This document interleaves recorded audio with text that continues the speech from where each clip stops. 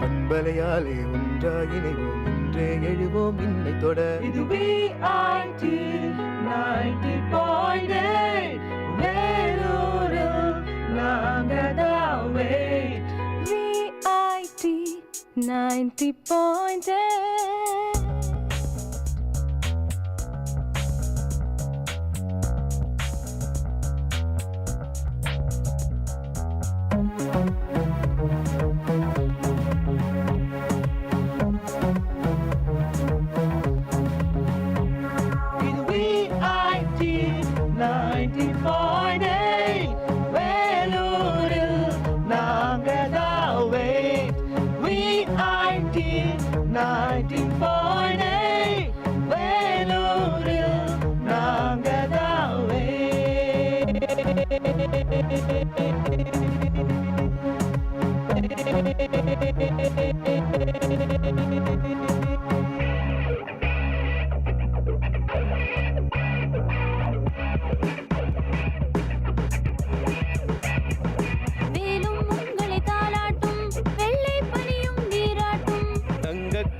சிங்கக்கோட்டை ஊரும் உலகும் பாராட்டும். கல்வி சாலைகள் ஏராளம், கனரகாலைகள் தாராளம்.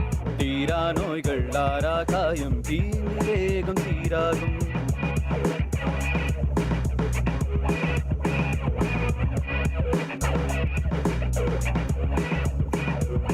வேலும் உங்களை தாளாட்டும், வெள்ளை பனியும் நீராட்டும். தங்க கோயில் சிங்கக்கோட்டை ஊரும் உலகும் பாராட்டும். கல்வி சாலைகள் ஏராளம், கனரகாலைகள் தாராளம். தீரா நோய்கள் ஆரா காயம், தீவேகம் தீராகும். VIT 90.8 வேலூரில் நாங்கதாவே. VIT 90.8 வேலூரில் நாங்கதாவே.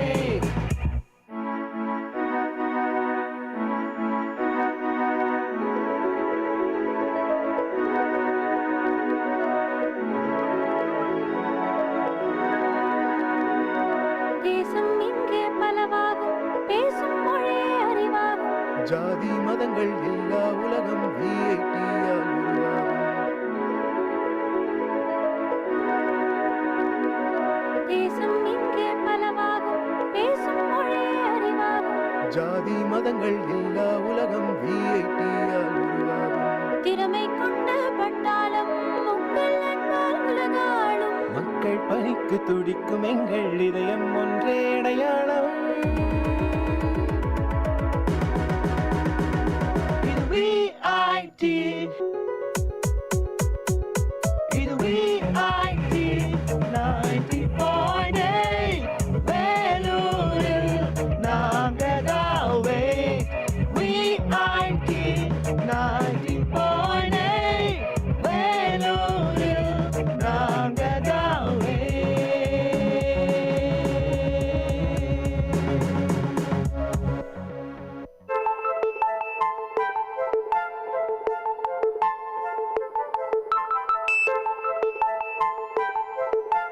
வணக்கம் நேயர்களே, இது VIT பண்பலை 90.8 VIT பல்கலைக்கழகத்தின் சமுதாய வானொலியின் மகிழ்ச்சி நிறைந்த அறிவு சார்ந்த நிகழ்ச்சிகளின் இன்றைய ஒளிபரப்பிற்கு உங்களை அன்புடன் வரவேற்கின்றோம்.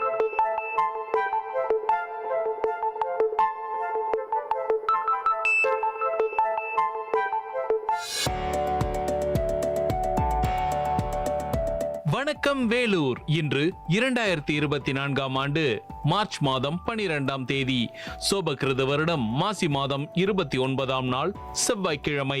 தோல்விகளை தந்தாலும் புதிய சவால்கள் உங்களுக்கு உற்சாகம் தருகிறது என்றால் நீங்களும் ஒரு வெற்றியாளரே. இந்த ஒரு சிறந்த கருத்தோடு இன்றைய தினத்தில் அடியெடுத்து வைப்போம். உங்கள் விஐடி பண்பலை 90.8 அன்று இன்று வரலாற்று பதிவுகளிலிருந்து சில துளிகள். மார்ச் 12, 1664 நியூ ஜெர்சி பிரித்தானியாவின் குடியேற்ற நாடானது. மார்ச் 12, 1930 மகாத்மா காந்தி பிரித்தானிய ஆட்சியாளரின் உப்பு ஆதிக்கத்திற்கு எதிராக தண்டி யாத்திரை ஆரம்பித்தார்.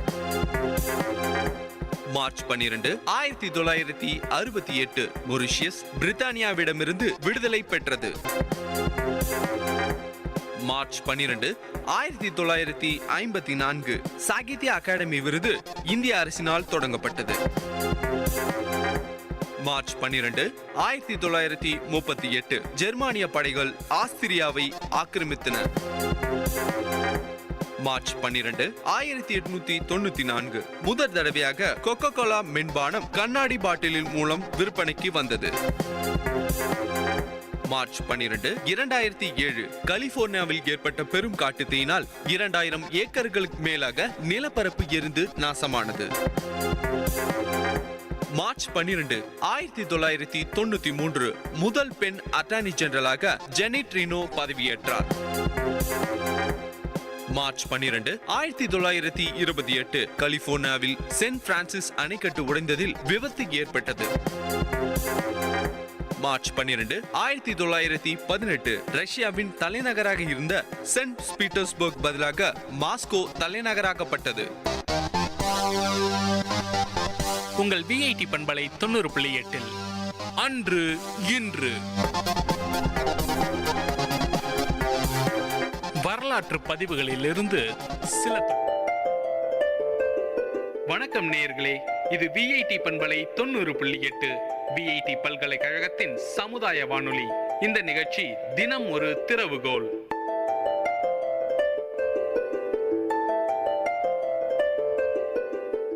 வணக்கம் நண்பர்களே, உங்கள் டிஜிஎம் கணேசன். நம்ம ஒருவேளை சென்னையில் வசிக்கிறதா இருந்தால் மாலை வேளைகளில் நம்முடைய பொழுதை போக்க ஒரு இடத்துக்கு போவோம். அந்த இடம் என்னன்னு உங்களுக்கு நிச்சயமாக தெரியும். மெரினா பீச் மாதிரி கடற்கரைக்கு போவோம். கடலுக்கு போய் வந்து நண்பர்கிட்ட ஒரு கேள்வி கேட்டேன். கடலுக்கு போனே என்ன வாங்கினேன்னு கேட்டேன். என்ன பதில் சொல்லியிருப்பான்? உங்களுக்கே தெரியும், கிண்டலான ஒரு பதில் வேணும்னா சுண்டல்னு பதில் வந்திருக்கும். ஆனால் கடலுக்கு போய் வந்தோம் அப்படின்னா கடலை எதுக்கு போகிறோம்? காற்று வாங்க போகிறோம். இப்போ ஒரு கேள்வி வரும், அந்த காற்றை நம்மளால் காசாக்க முடியுமா? சுவாசிக்கிற ஆக்சிஜனுக்கு விலை இல்லை என்பது நமக்கு நிச்சயமாக தெரியும். கடலுக்கு போய் வந்தீங்களா, அந்த காற்றை காசாக்க முடியுமான்ற கேள்வியை கேட்டால் பதில் வரும், இல்லை, அந்த கடல் காற்றை காசாக்க முடியாது, இல்லை காசை கொண்டு அளவிட முடியாது. ஆனால் அதே கடலுக்குள்ளே கொஞ்சம் உள்ளே போகிறோம், தண்ணியை கொண்டு வரும். கடல் தண்ணியை கொண்டு வந்த கடல் தண்ணியை கடற்கரை ஓரமாக ஒரு பாத்தி கட்டுறோம் கடல் மணலில். அந்த பாத்திக்குள்ளே தண்ணியை தேக்கி வைக்கிறோம். அந்த தண்ணீர் ஆவி ஆகுது. ஆவி ஆகி முடிச்சப்புறம் பார்த்தோம்னா அங்கே கொஞ்சம் உப்பு இருக்கும். அந்த உப்பை கொண்டு போய் விற்றோம்னா கொஞ்சம் நம்மளால் காசு பார்க்க முடியும். அந்த உப்புக்கு நம்மளால் ஒரு வேல்யூ போட முடியும், பண ரீதியான ஒரு மதிப்பை நம்மளால் கொடுக்க முடியும். ஆனால் அதே கடலுக்குள்ளே கட்டு மரத்தில் உள்ளே போகிறோம், வலையை வீசுகிறோம், கொஞ்சம் மீன் சிக்கும். அந்த மீனை கரைக்கு கொண்டு வந்தோம் அப்படின்னா அதை விற்று பணமாக்க முடியும். உப்பை விட கொஞ்சம் மேலான பணத்தை நம்மால் அதுக்கு பெற முடியும். அப்போது கடலுக்கு போகிறோம், காற்றை சுவாசிக்கிறோம், காற்றை பணமாக மாற்ற முடியுமானா இல்லை, கொஞ்சம் வேல்யூ தான் கிடைக்க முடியும். அதே கடலில் தண்ணியில் இருக்கக்கூடிய உப்பை பணமாக்க முடியுமானா பணமாக்க முடியும், கொஞ்சம் அதிகமான வேல்யூ நம்மளால் பார்க்க முடியும். அதே கடலில் வலையை விரிக்கிறோம், மீனை பிடிக்கிறோம், அந்த மீனுக்கு பணம் உண்டான்னு கேட்டால் நிச்சயமாக அதிகமான பணத்தை பார்க்க முடியும்.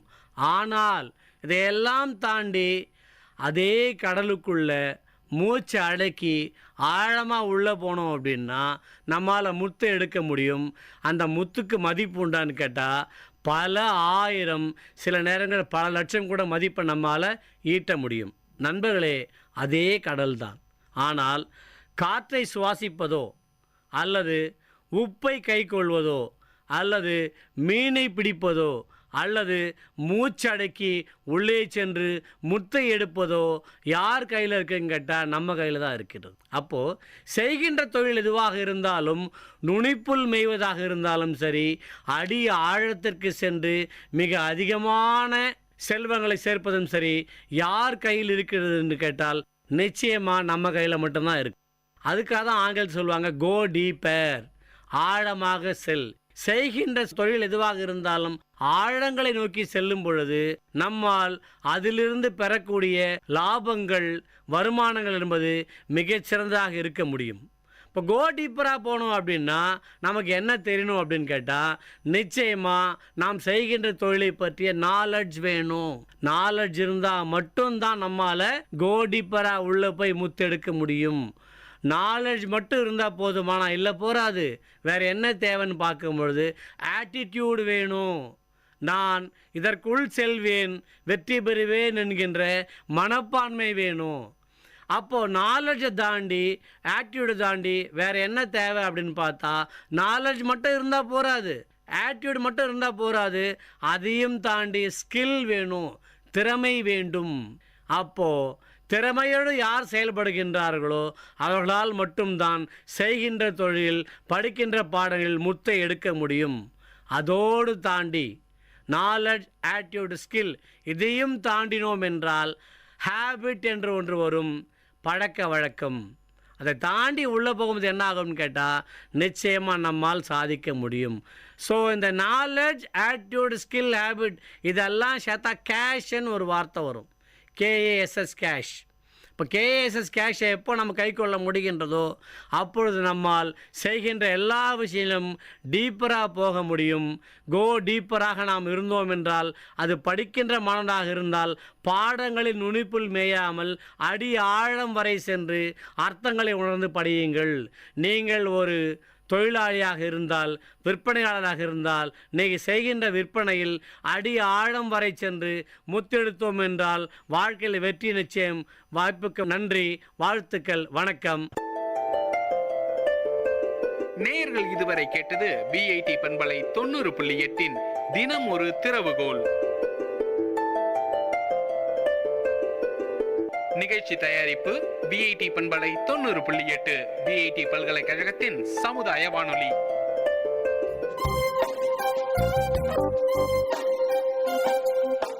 மண் வாசனை உங்கள் விஐடி பண்பலை 90.8. வேளாண்மை சார்ந்த தொழில்நுட்பம், பசுமை படரும் விவசாய தொழில்கள், பண்ணை முறைகள் என மானுடம் காக்கும் உழவு சார்ந்த நிகழ்ச்சி.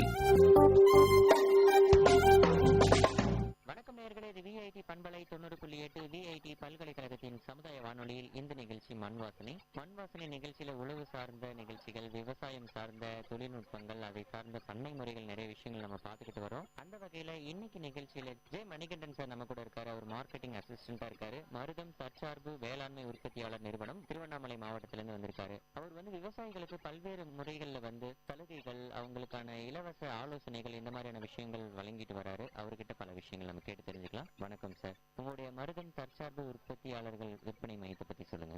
இப்போதைக்கு நம்ம மருதம் தற்சார்பு உற்பத்தியாளர் நிறுவனம் பார்த்தீங்கன்னா, நம்ம ஒரு விவசாயிகளுக்காக சர்வீஸ் மோட்டிவா துவங்கப்பட்ட நிறுவனம் சார். இது பார்த்தீங்கன்னா ஒரு 4000 சிறு குறு விவசாயிகளை வச்சு உருவாக்கின கம்பெனிங்க சார். இந்த 4000 விவசாயிகள் இதனால என்ன பலன் பெறாங்கன்னு பார்த்தீங்கன்னா, நம்ம அவங்களுக்கு அவங்க நிலத்துல உழவு செய்யறதுல இருந்து அவங்க அறுவடை செய்யறதுல நம்ம கூடவே இருக்குங்க சார். என்னென்ன சர்வீஸ் போகும்னா, நம்ம உழவு செய்யறாங்கன்னா உழவுக்கு வெளியில ஓட்டுறதுன்னு பார்த்தீங்கன்னா ஒரு 1000 ரூபாய்க்கு ஒரு ஏக்கர் உழவு ஓட்டினாங்கன்னா நம்ம 800 ரூபாய்க்கு 200 ரூபாய் கம்மியாக ஓட்டுங்க. அதே மாதிரி நம்ம விதைநெல் இப்போ பார்த்தீங்கன்னா தரமான விதைநெல் ஒரு சில ஏரியாவில் பார்த்தீங்கன்னா இந்த சர்டிஃபிகேட் சிடி, டிஎஃப்எல் அந்த மாதிரியான தரம் இல்லாமல் விதைகளை பெறுவாங்க. ஆனால் நம்ம என்ன பண்ணுறோம்னா, நம்ம விவசாயிகள் நல்ல பலன் பெறணும்னு சொல்லிட்டு ஃபவுண்டேஷன் ஸ்டேஜ் 2, ஃபவுண்டேஷன் 1ன்னு சொல்லிட்டு அவங்களே விதையும் கொடுப்போம். அடுத்து அவங்களே விதை உற்பத்தியாளராக மாற்றிடும். நம்ம அவங்க கிட்ட இருந்து மறுபடியும் விதையை வாங்கிக்கிற மாதிரியும் பண்ணோம். ப்ளஸ் நம்ம பார்த்தீங்கன்னா அவங்க சாதாரண மற்ற 745 அந்த மாதிரி பொன்னி அந்த மாதிரியான ரகங்கள் விளைவிச்சாங்கன்னா அதையும் நம்ம வாங்கிக்குவோங்க சார். விற்பனைக்கு வாங்கி மற்ற இடத்துல விற்போம். அதுவும் இல்லாமல் நம்ம இந்த உற்பத்தியாளர் நிறுவனம் துவங்கத்துக்கு என்ன முக்கிய காரணம்னா, இப்போ ஒரு சில ஷாப் கடையிலன்னு பார்த்தீங்கன்னா எந்த பொருள் வாங்கினாலும் அந்த பொருள் அவங்களுக்கு தான், அந்த கடைக்காருக்கு லாபம் போகும். ஆனால் இந்த உற்பத்தியாளர் நிறுவனத்தில் பார்த்தீங்கன்னா இதில் வர லாபம் இந்த 4000 விவசாயிகளுக்கும் 4000 பங்குதாரர்களுக்கும் கடைசியில் பிரிச்சு தருவாங்க சார். அதாவது இந்த தற்சார்பு வேளாண் உற்பத்தியாளர் நிறுவனத்துல வந்து பாத்தீங்கன்னா விவசாயிகள் எப்படி வந்து அணுகுறீங்க? விவசாயினுடைய உங்களுடைய உறுப்பினர் சேர்க்கை எப்படி நடைபெறுதுங்க? இப்போதைக்கு பார்த்தீங்கன்னா நாங்கள் ஒரு 36 பஞ்சாயத்தில் வேலை செய்கிறோங்க சார். இந்த 36 பஞ்சாயத்தில் என்னென்ன பண்ணியிருக்கோங்கன்னா, ஒவ்வொரு ஊருக்கும் ஒரு 7-8 நம்ம செல்ஃப் ஹெல்ப் குரூப், சுய உதவிக்குழு, பெண்கள் சுய உதவிக்குழு, ஆண்கள் சுய உதவிக்குழு, அதுக்கடுத்தது உழவர் மன்றம், அந்த மாதிரியான நிறைய குரூப்லாம் நம்மளே ஸ்டார்ட் பண்ணி செட்டப் பண்ணி வச்சுருக்கேங்க சார். இப்போ நம்ம என்னென்ன அவங்க விவசாயிகளுக்கு என்ன தேவைப்படுன்னு சொல்லிட்டு நம்ம போனால் அவங்க குரூப் மீட்டிங் நடக்குங்க சார். அந்த குரூப் மீட்டிங்கில் நம்ம போய் கலந்துக்கிட்டோம்னா அவங்களுக்கு என்னென்ன தேவைன்னு அவங்க சொல்லுவாங்க, நம்ம கிட்ட என்னென்ன பொருள் இருக்குன்னு நம்ம சொல்லுவோம் சார். அதோட இந்த தொழில்நுட்பத்தை பற்றி சொல்லிடலாங்க சார். இதுலேயே நம்ம ஒரு 3 செட்டப்பாக வச்சுருக்கோங்க சார். நம்ம திடீர்னு பார்த்தீங்கன்னா கிராம லெவலில் நடக்கிறது வந்து பார்த்தீங்கன்னா குழு மீட்டிங் ஒன்று, அதுக்கு மேலே வந்து அந்த 7 குழு வந்துச்சுன்னா 7 குழுலையும் தலைவர், செயலாளர், பொருளாளர் இருப்பாங்க. அவங்க 3 பேர் வந்து நம்ம பஞ்சாயத்து வேளாண்மை பஞ்சாயத்து முன்னேற்ற குழுன்னு சொல்லிட்டு அது ஒரு மீட்டிங். இந்த எஸ்ஹெச்ஜியில் பொறுப்பாளராக இருக்கிறவங்க மட்டும் ஒரு மீட்டிங் வருவாங்க. அதுக்கு மேலே வந்து சிஏடிசின்னு கிளஸ்டர் லெவலில் இந்த ஒன்றிய லெவலில் இருக்காங்க, அவங்க மட்டும் வருவாங்க. அதுக்கு மேலே நம்ம போர்ட் ப்ரொடியூசர் கம்பெனி கிட்ட வந்துடுங்க சார். எந்த தகவல் இருந்தாலும் இப்படி வரும், எந்த தகவல் போனாலும் அப்படிதான் போவாங்க சார். மிகப்பெரிய சங்கிலி தொடர்னு கூட சொல்லலாம். குறிப்பா இன்னைக்கு இருக்கிற சூழ்நிலையில விவசாயம் வந்து நாளுக்கு நாள் குறைஞ்சிக்கிட்டு வருது. அதுக்கான மூல காரணம் என்னன்னா, விவசாயிகள் உற்பத்தி செய்யறதுக்கு பல விதமான தடங்கள் இருந்தாலும் உற்பத்தி செஞ்ச பொருட்களை அவங்களால நேரடியா, அதாவது கொள்முதல் பண்ணி அவங்களுக்கு விற்பனை பண்ண முடியல அப்படின்னு கூட சொல்லலாம். நீங்க உற்பத்தி பண்ண பொருட்களுக்கு அவங்களுக்கு விற்பனைக்கு ஏதாச்சும் உதவி பண்றீங்களா? ஆமாங்க சார். இப்போ நம்ம இந்த ப்ரொடியூசர் கம்பெனி ஸ்டார்ட் பண்ணதுக்கு முக்கிய நோக்கமே அதுதாங்க சார். இப்போ நாங்க ஒர்க் பண்ற ஏரியாவில் பார்த்தீங்கன்னா எல்லாமே இந்த இடைத்தரகர்கள் வருவாங்க. விவசாயம் செஞ்சு கஷ்டப்பட்டு 6 மாசம் 4 மாசம் விவசாயம் செஞ்சவங்களுக்கு கூட அந்த லாபம் வராது. ஆனா அந்த இடைத்தரகர்கள் இருக்காங்க, அவங்களுக்கு நிறைய லாபம் போயிட்டு இருக்கு. ஆனா நம்ம இதுல என்ன பண்றோம்னா, விவசாயிக்கு நேரடியா அவங்க வயல்லே போயிட்டு கொள்முதல் பண்ணுவாங்க சார். அவங்களுடைய நிலத்திலேயே போயிட்டு அவங்க என்ன நெல்மணி போடுறாங்களோ கரெக்டான இடையில. ஆனா இடைத்தரகர்கள் என்ன பண்றாங்கன்னா, அவங்க 70 கிலோ 75 கிலோனா 80 கிலோ அடிச்சிருவாங்க. விவசாயிகளுக்கு தெரியாம ஒரு 2-3 கிலோ எக்ஸ்ட்ரா எடுத்துருவாங்க. ஆனா நம்ம அப்படி இல்லை, சரியான இடம் இருக்கும், நம்ம அங்கேயே பேமெண்ட். மற்ற வியாபாரிகள்லாம் பார்த்தீங்கன்னா பேமெண்ட் தரது பார்த்தீங்கன்னா 1 வாரம் ஆகும், 15 நாள் ஆகும். நம்ம அப்படி இல்லை, நம்ம அப்படியே பேமெண்ட் தரும். அதுவும் காசா தர மட்டும் நம்ம அவங்க அக்கௌண்ட் இருந்துச்சுன்னா அவங்க அக்கௌண்ட்ல போட்டுரும். ஒரு சில விவசாயிகளுக்கு அந்த மாதிரி பண்ணிட்டு இருக்காங்க எல்லாருக்குமே. அதாவது உங்களுடைய மருதம் தற்சார்பு வேளாண்மை நிறுவனத்தின் மூலமா இந்த விதைகள், இந்த விவசாய முறைகள் வந்து அதிகமா மக்களிடையே ஈர்க்கப்படுது அப்படின்னு சொன்னா ஏதாச்சும் குறிப்பான விவசாய முறைகள் இருக்குங்களா? ஆமாங்க சார். இப்போதைக்கு நம்ம சொல்ல போனோம்னு பார்த்தீங்கன்னா இயற்கை விவசாயம் நாங்கள் அதிக எல்லாருக்கும் சொல்றது பார்த்தீங்கன்னா இயற்கை முறையில் விவசாயம் செய்யுங்கன்னா சொல்லிட்டு இருக்குங்க சார். நம்ம எங்கே போனாலும் இயற்கை முறைன்னு சொல்லிட்டு இருக்குங்க. இதில் பார்த்தீங்கன்னா என்னன்னா, இயற்கை விவசாயம் பண்ணால் செலவு குறையுங்க சார், லாபம் கொஞ்சம் எவ்வளோ மகசூல் வந்தாலும் நமக்கு லாபம் இருக்குங்க சார். ஆனால் ரசாயன விவசாயம் பண்ணால் செலவு அதிகமாகும். நம்ம வர லாபத்தை எடுத்து போய் அந்த நம்ம ரசாயன பூச்சி மருந்து வாங்குறோம் பார்த்தீங்களா, அந்த கடையில் தான் கொடுத்துட்டு வந்துடும் முக்கால்வாசி. ஆனால் நம்ம இந்த இயற்கை விவசாயம் செய்யறதுனால நம்ம அதில் போடுற இடுபொருள் எல்லாமே நம்மளே தயார் பண்ணிக்கலாம். வேப்ப இலையிலேருந்து நம்ம எல்லாமே ஃப்ரீயாக மரத்துல இருந்து கிடைக்க போது, வேப்ப இலை எல்லாமே ஃப்ரீயாக கிடைக்கும் போது நம்ம அப்படி பண்ணிடலாங்க சார். அதாவது நீங்க விதை மட்டும் இல்லாம விவசாய முறைகள் மட்டும் இல்லாம அதுக்கான உர பயன்பாடுகளுக்கும் உதவுறீங்க விவசாயிகளுக்கு. கண்டிப்பா சார். இன்னைக்கு மண்வாசல் நிகழ்ச்சியில வந்து பாத்தீங்கன்னா விவசாயம் எத்தனையோ முறைகள் இருந்தாலும் அது பாதுகாப்பா எப்படி பண்றது, விளைஞ்ச பொருட்களை எப்படி விற்பனை பண்றதுன்றமான விஷயங்கள் நிறையவே சொன்னீங்க. இது மக்களுக்கு பயனுள்ள வகையில இருந்திருக்கு. ஸோ கண்டிப்பா மணிகண்டன் சார் மார்க்கெட்டிங் அசிஸ்டண்டா இருக்கீங்க மருதம் வேளாண் உற்பத்தியாளர் மையத்துல. உங்களுடைய சேவை வந்து மீண்டும் மீண்டும் மக்களுக்கு பயனுள்ள வகையில் அமையணும். விஐடி பண்பலை 90.8 சார்பாக உங்களுக்கு வாழ்த்துக்களை தெரிவிச்சுக்கிறோம் சார். நன்றி.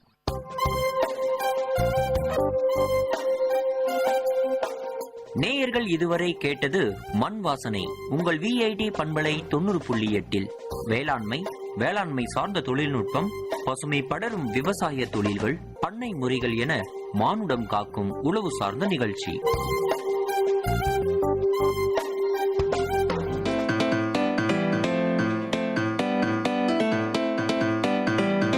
செவிச்செல்வம், விஐடி பண்பலையின் அறிவு களஞ்சியம்.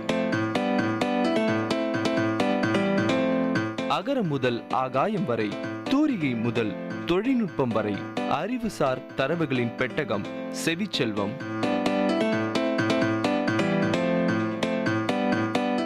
வணக்கம் நேயர்களே, இது விஐடி பண்பலை 90.8 செவிச்செல்வம் நிகழ்ச்சியில் ஆலிவ் பற்றிய அறிவுசார் தரவுகளோடு சந்திரலேகா.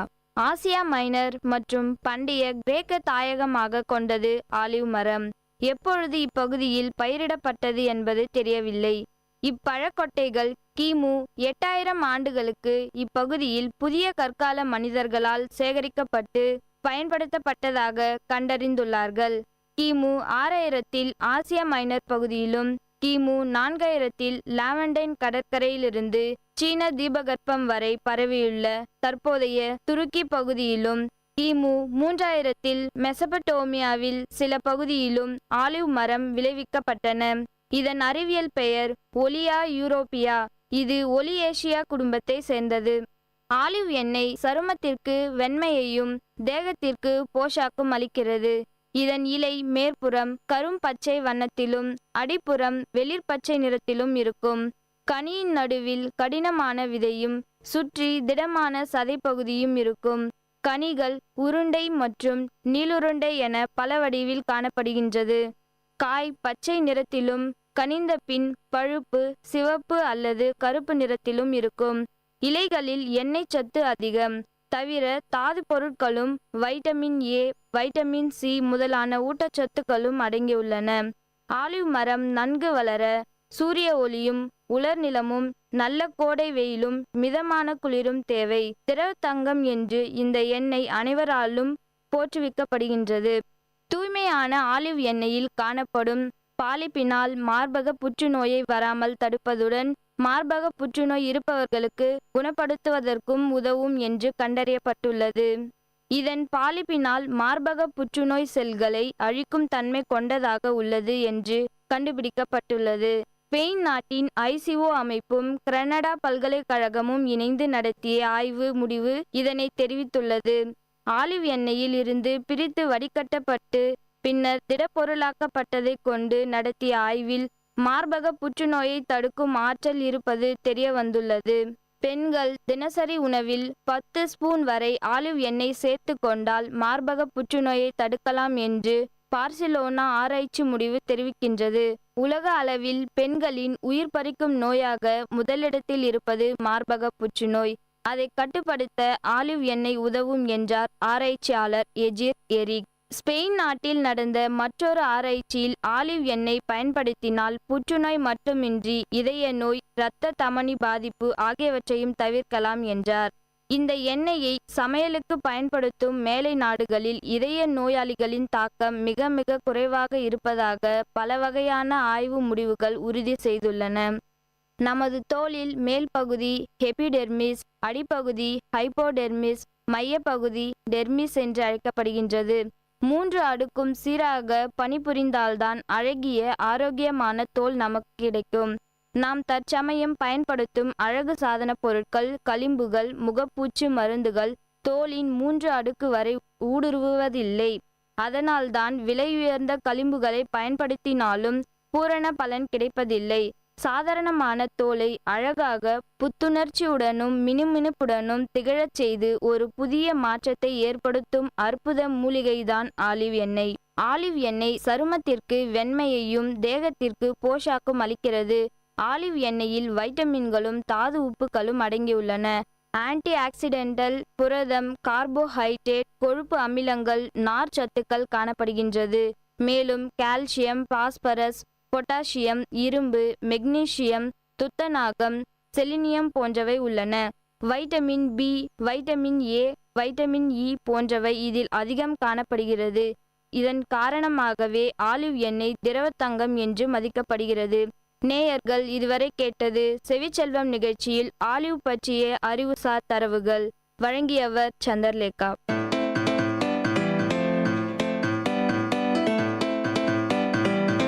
செவிச்செல்வம் விஐடி பண்பலையின் அறிவு களஞ்சியம். அகரம் முதல் ஆகாயம் வரை, தூரிகை முதல் தொழில்நுட்பம் வரை, அறிவுசார் தரவுகளின் பெட்டகம் செவிச்செல்வம்.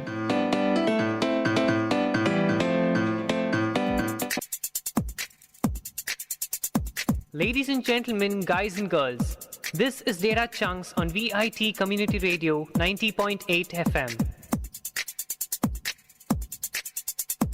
This program features chunks of informative data on various fields, be it computers, environment, technology, physics, or any field. Data Chunks has it all.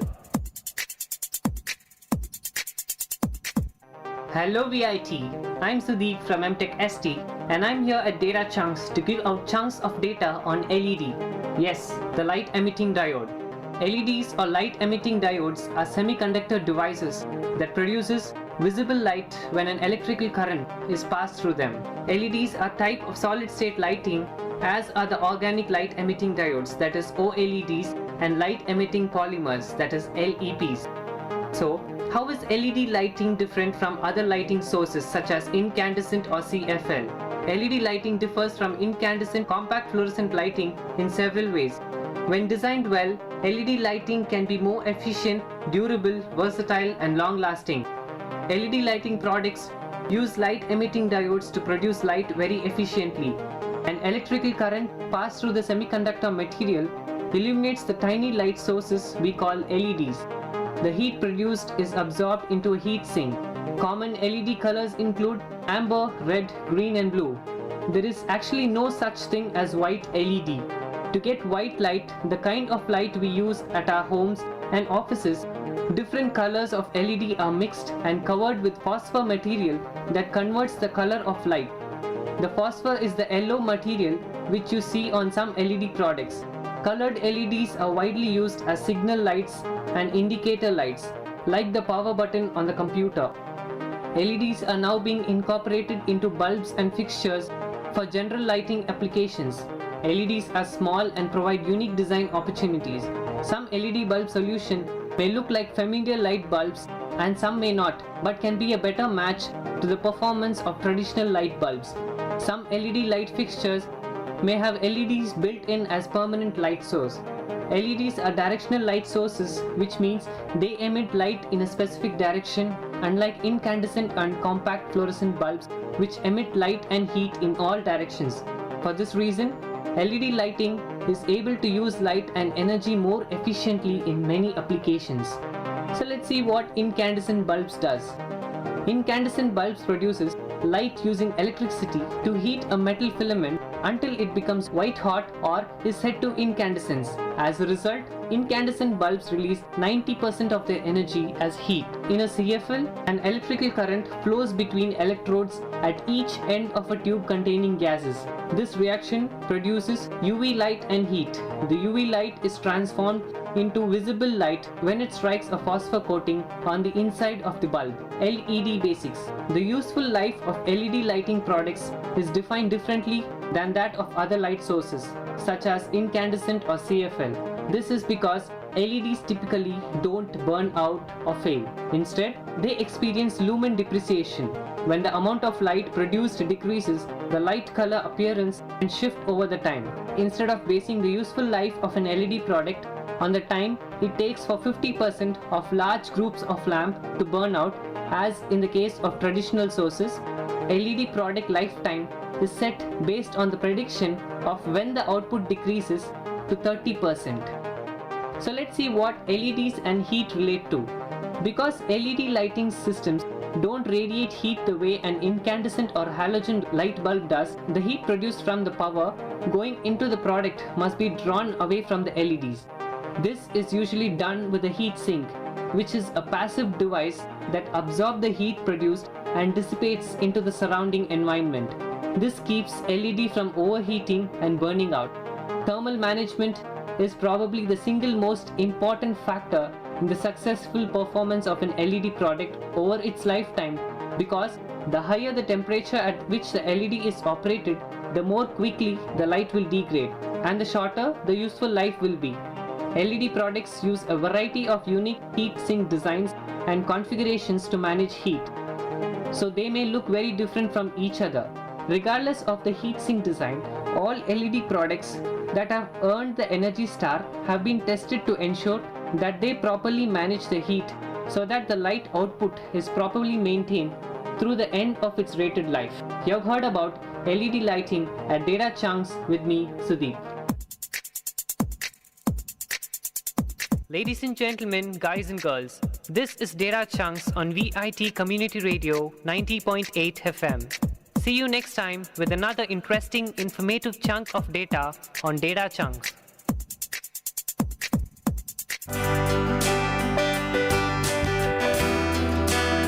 உங்கள் விஐடி பண்பலை 90.8 அனுபவ மேடை.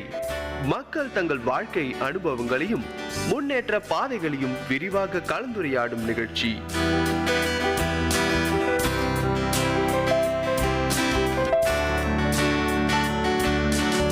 வணக்கம் நேயர்களே, நீங்கள் கேட்டுக்கொண்டிருப்பது விஐடி பண்பலை 90.8 விஐடி பல்கலைக்கழகத்தின் சமுதாய வானொலி. இந்த நிகழ்ச்சி அனுபவ மேடை. அனுபவ மேடை நிகழ்ச்சியில் வாரம் வாரம் சமுதாய மக்கள் அவங்களுடைய வாழ்க்கை அனுபவங்களை நம்ம கிட்ட பகிர்ந்துக்கிறாங்க. அந்த வகையில் இன்னைக்கு நம்ம கூட, வணக்கம் சார், உங்களை அறிமுகப்படுத்திக்கோங்க. வணக்கம் சார், என்னுடைய பேர் வெங்கடேசன் சார். நான் ஒரு டிவி எலக்ட்ரானிக் சர்வீஸ் சென்டர் வச்சு நடத்திட்டு இருக்கேன் சார். ஓடப்பிள்ளையர் கோயில் பக்கத்தில் விஜய் சேல்ஸ் கார்பரேஷன் பக்கத்தில் நமது எலக்ட்ரானிக் சர்வீஸ் சென்டர் ராதிக் எலக்ட்ரானிக்ஸ் நேமில் கடந்த 15 வருஷமாக பண்ணிகிட்ருக்கேன் சார். சார், உங்களுடைய கல்வி தகுதியை கொஞ்சம் பகிர்ந்துக்கோங்க. நான் டிப்ளமோ இன் எலக்ட்ரிக்கல் எலக்ட்ரானிக்ஸ் முடிச்சிருக்கேன் சார். 1996 முடிச்சிருக்கேன், குடியாத்தம் ராஜகோபால் பாலிடெக்னிக். உங்கள் ஃபேமிலியில் மொத்தம் எத்தனை பேர் சார்? எனக்கு ஒரு மனைவி, 2 அருமையான குழந்தைகள் இருக்காங்க சார். பையன் பேர் இமானுவேல், 5th படிக்கிறாங்க. 2வது ஏஞ்சல்ட்டு 2.5 இயர்ஸ் ஆகுது. ரொம்ப நல்லா சொன்னீங்க சார். எதனால் உங்களுக்கு டிவி மெக்கானிக் ஆகணும் அப்படின்ற மாதிரி உங்களுக்கு தோணுச்சு? நான் 1996 டிப்ளமோ முடிக்கும்போது என்னுடைய சப்ஜெக்டில் பார்த்திங்கன்னா அலைடு எலக்ட்ரானிக்ஸ் நான் முடிச்சிருந்ததுனால எலக்ட்ரானிக்ஸ் எனக்கு சின்ன வயசில் ரொம்ப பிடிக்கும். அதில் குறிப்பாக அந்த ரேடியோ, டிவி எல்லாம் ரொம்ப பிடிக்கும். 96 முடிக்கும்போது எங்கள் வீட்டில் டிவியெல்லாம் கிடையாது. அப்போது டிவி பார்க்கணுன்னா பக்கத்து வீட்டுக்கு போய் பார்ப்பேன். அப்போ அந்த சின்ன வயசுலேயே இந்த மாதிரி ஒரு டிவி நம்மள ரெடி பண்ணணும், அதுவும் சொந்தமாக ரெடி பண்ணணும்னு ஒரு ஆர்வம் எனக்கு அப்போத்துலேருந்தே இருந்துட்டு சார். 96 முடிச்சதுக்கப்புறம் ஒரு டிவி வாங்கணுன்றதுக்காக நானும் என்னுடைய அப்பாவும் காட்பாடியில் போயிட்டு நாங்கள் விசாரிக்கும் போது அப்போ அந்த பணத்தை எங்களால் அதை அரேஞ்ச் பண்ண முடியல. அப்போ இதை அசம்பிள் பண்ணால் ரேட்டு குறைவாக இருக்குன்றதுனால நானும் என்னுடைய அப்பாவும் போயிட்டு வெள்ளூர் சாரதி மென்ஷனில் எலக்ட்ரானிக் ஸ்பேர்ஸ் பார்ட்ஸ் சென்டர் இருக்குது. அது முதல் முறையாக நாங்கள் ஸ்பேர்ஸ் எல்லாம் வாங்கிட்டு முதல்ல ரெடி பண்ண டிவி எங்களுடைய பிளாக் அண்ட் ஒயிட் டிவி தான் சார் அசம்பிள் பண்ணோம். ஸோ அன்னைக்கு ஆரம்பித்த அந்த ஆர்வம் இன்னைக்கு வரைக்கும் அந்த ஆர்வத்தோடு நாங்கள் போயிட்டுருக்கோம் சார். டிவி நீங்களே முதல்ல ஸ்டார்டிங்கில் இதை பண்ணும் போதே நீங்களே அசம்பிள் பண்ணி இந்த தொழிலை நான் கற்றுக்கிட்டேன் அப்படின்ற மாதிரி. இதுக்காக நீங்கள் ஏதாவது வெளியில் போய் நம்ம ஏதாவது சர்வீஸ் கற்றுக்கணும், நீங்கள் முதல்ல பண்ணியிருப்பீங்க, நீங்களே அசம்பிள் பண்ணியிருப்பீங்க, உங்களுக்கு நிறைய ஆர்வங்கள் நிறையா இருந்திருக்கும், இதை பற்றி இன்னும் நம்மளுக்கு நிறைய தெரிஞ்சுக்கணும் அப்படின்ட்டு. வெளியில் எங்கேயாவது போய் சர்வீஸ் பண்ணுறதுக்கு கற்றுக்கிட்டீங்களா சார்? அந்த அனுபவத்தை பகிர்ந்துக்கோங்க.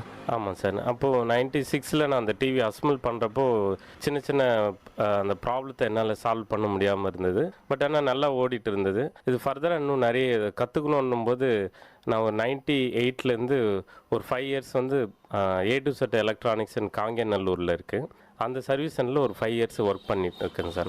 ஒர்க் பண்ணிவிட்டு 2002 நான் ஓனாக சர்வீஸ் சென்டர் ஸ்டார்ட் பண்ணேன் சார். ஆர்வமான ஒரு முயற்சினால தான் இந்த டிவி மெக்கானிக்கை நீங்கள் கற்றுக்கிட்டீங்க. இப்போ நீங்கள் முதல்ல நீங்கள் சொன்னீங்க A to Z TV mechanic centre, அந்த இடத்துல தான் நான் கற்றுக்கிட்டேன் அப்படின்ட்டு.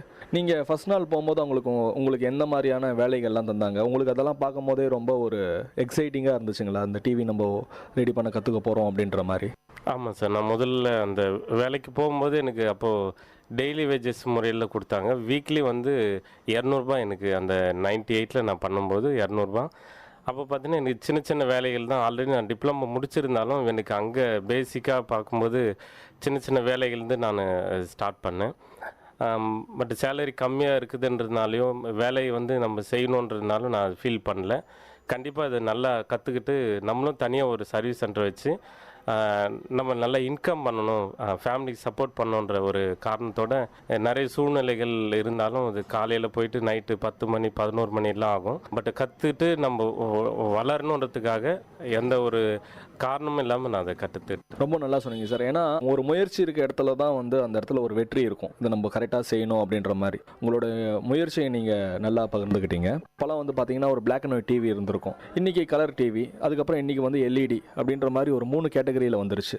இப்போ நீங்கள் ஃபஸ்ட்டு கற்றுக்கிட்ட பிளாக் அண்ட் ஒயிட்டுக்கும் அதுக்கப்புறம் 2வது ஜென்ரேஷன் ஒரு நார்மலான ஒரு CRT மானிட்டருக்கும் இன்றைக்கி LED அந்த லெவலுக்கு வந்துருச்சு. இதுக்கு எல்லாம் எப்படி சார் நீங்கள் ஒரு வித்தியாசப்படுத்தி பார்க்குறீங்க?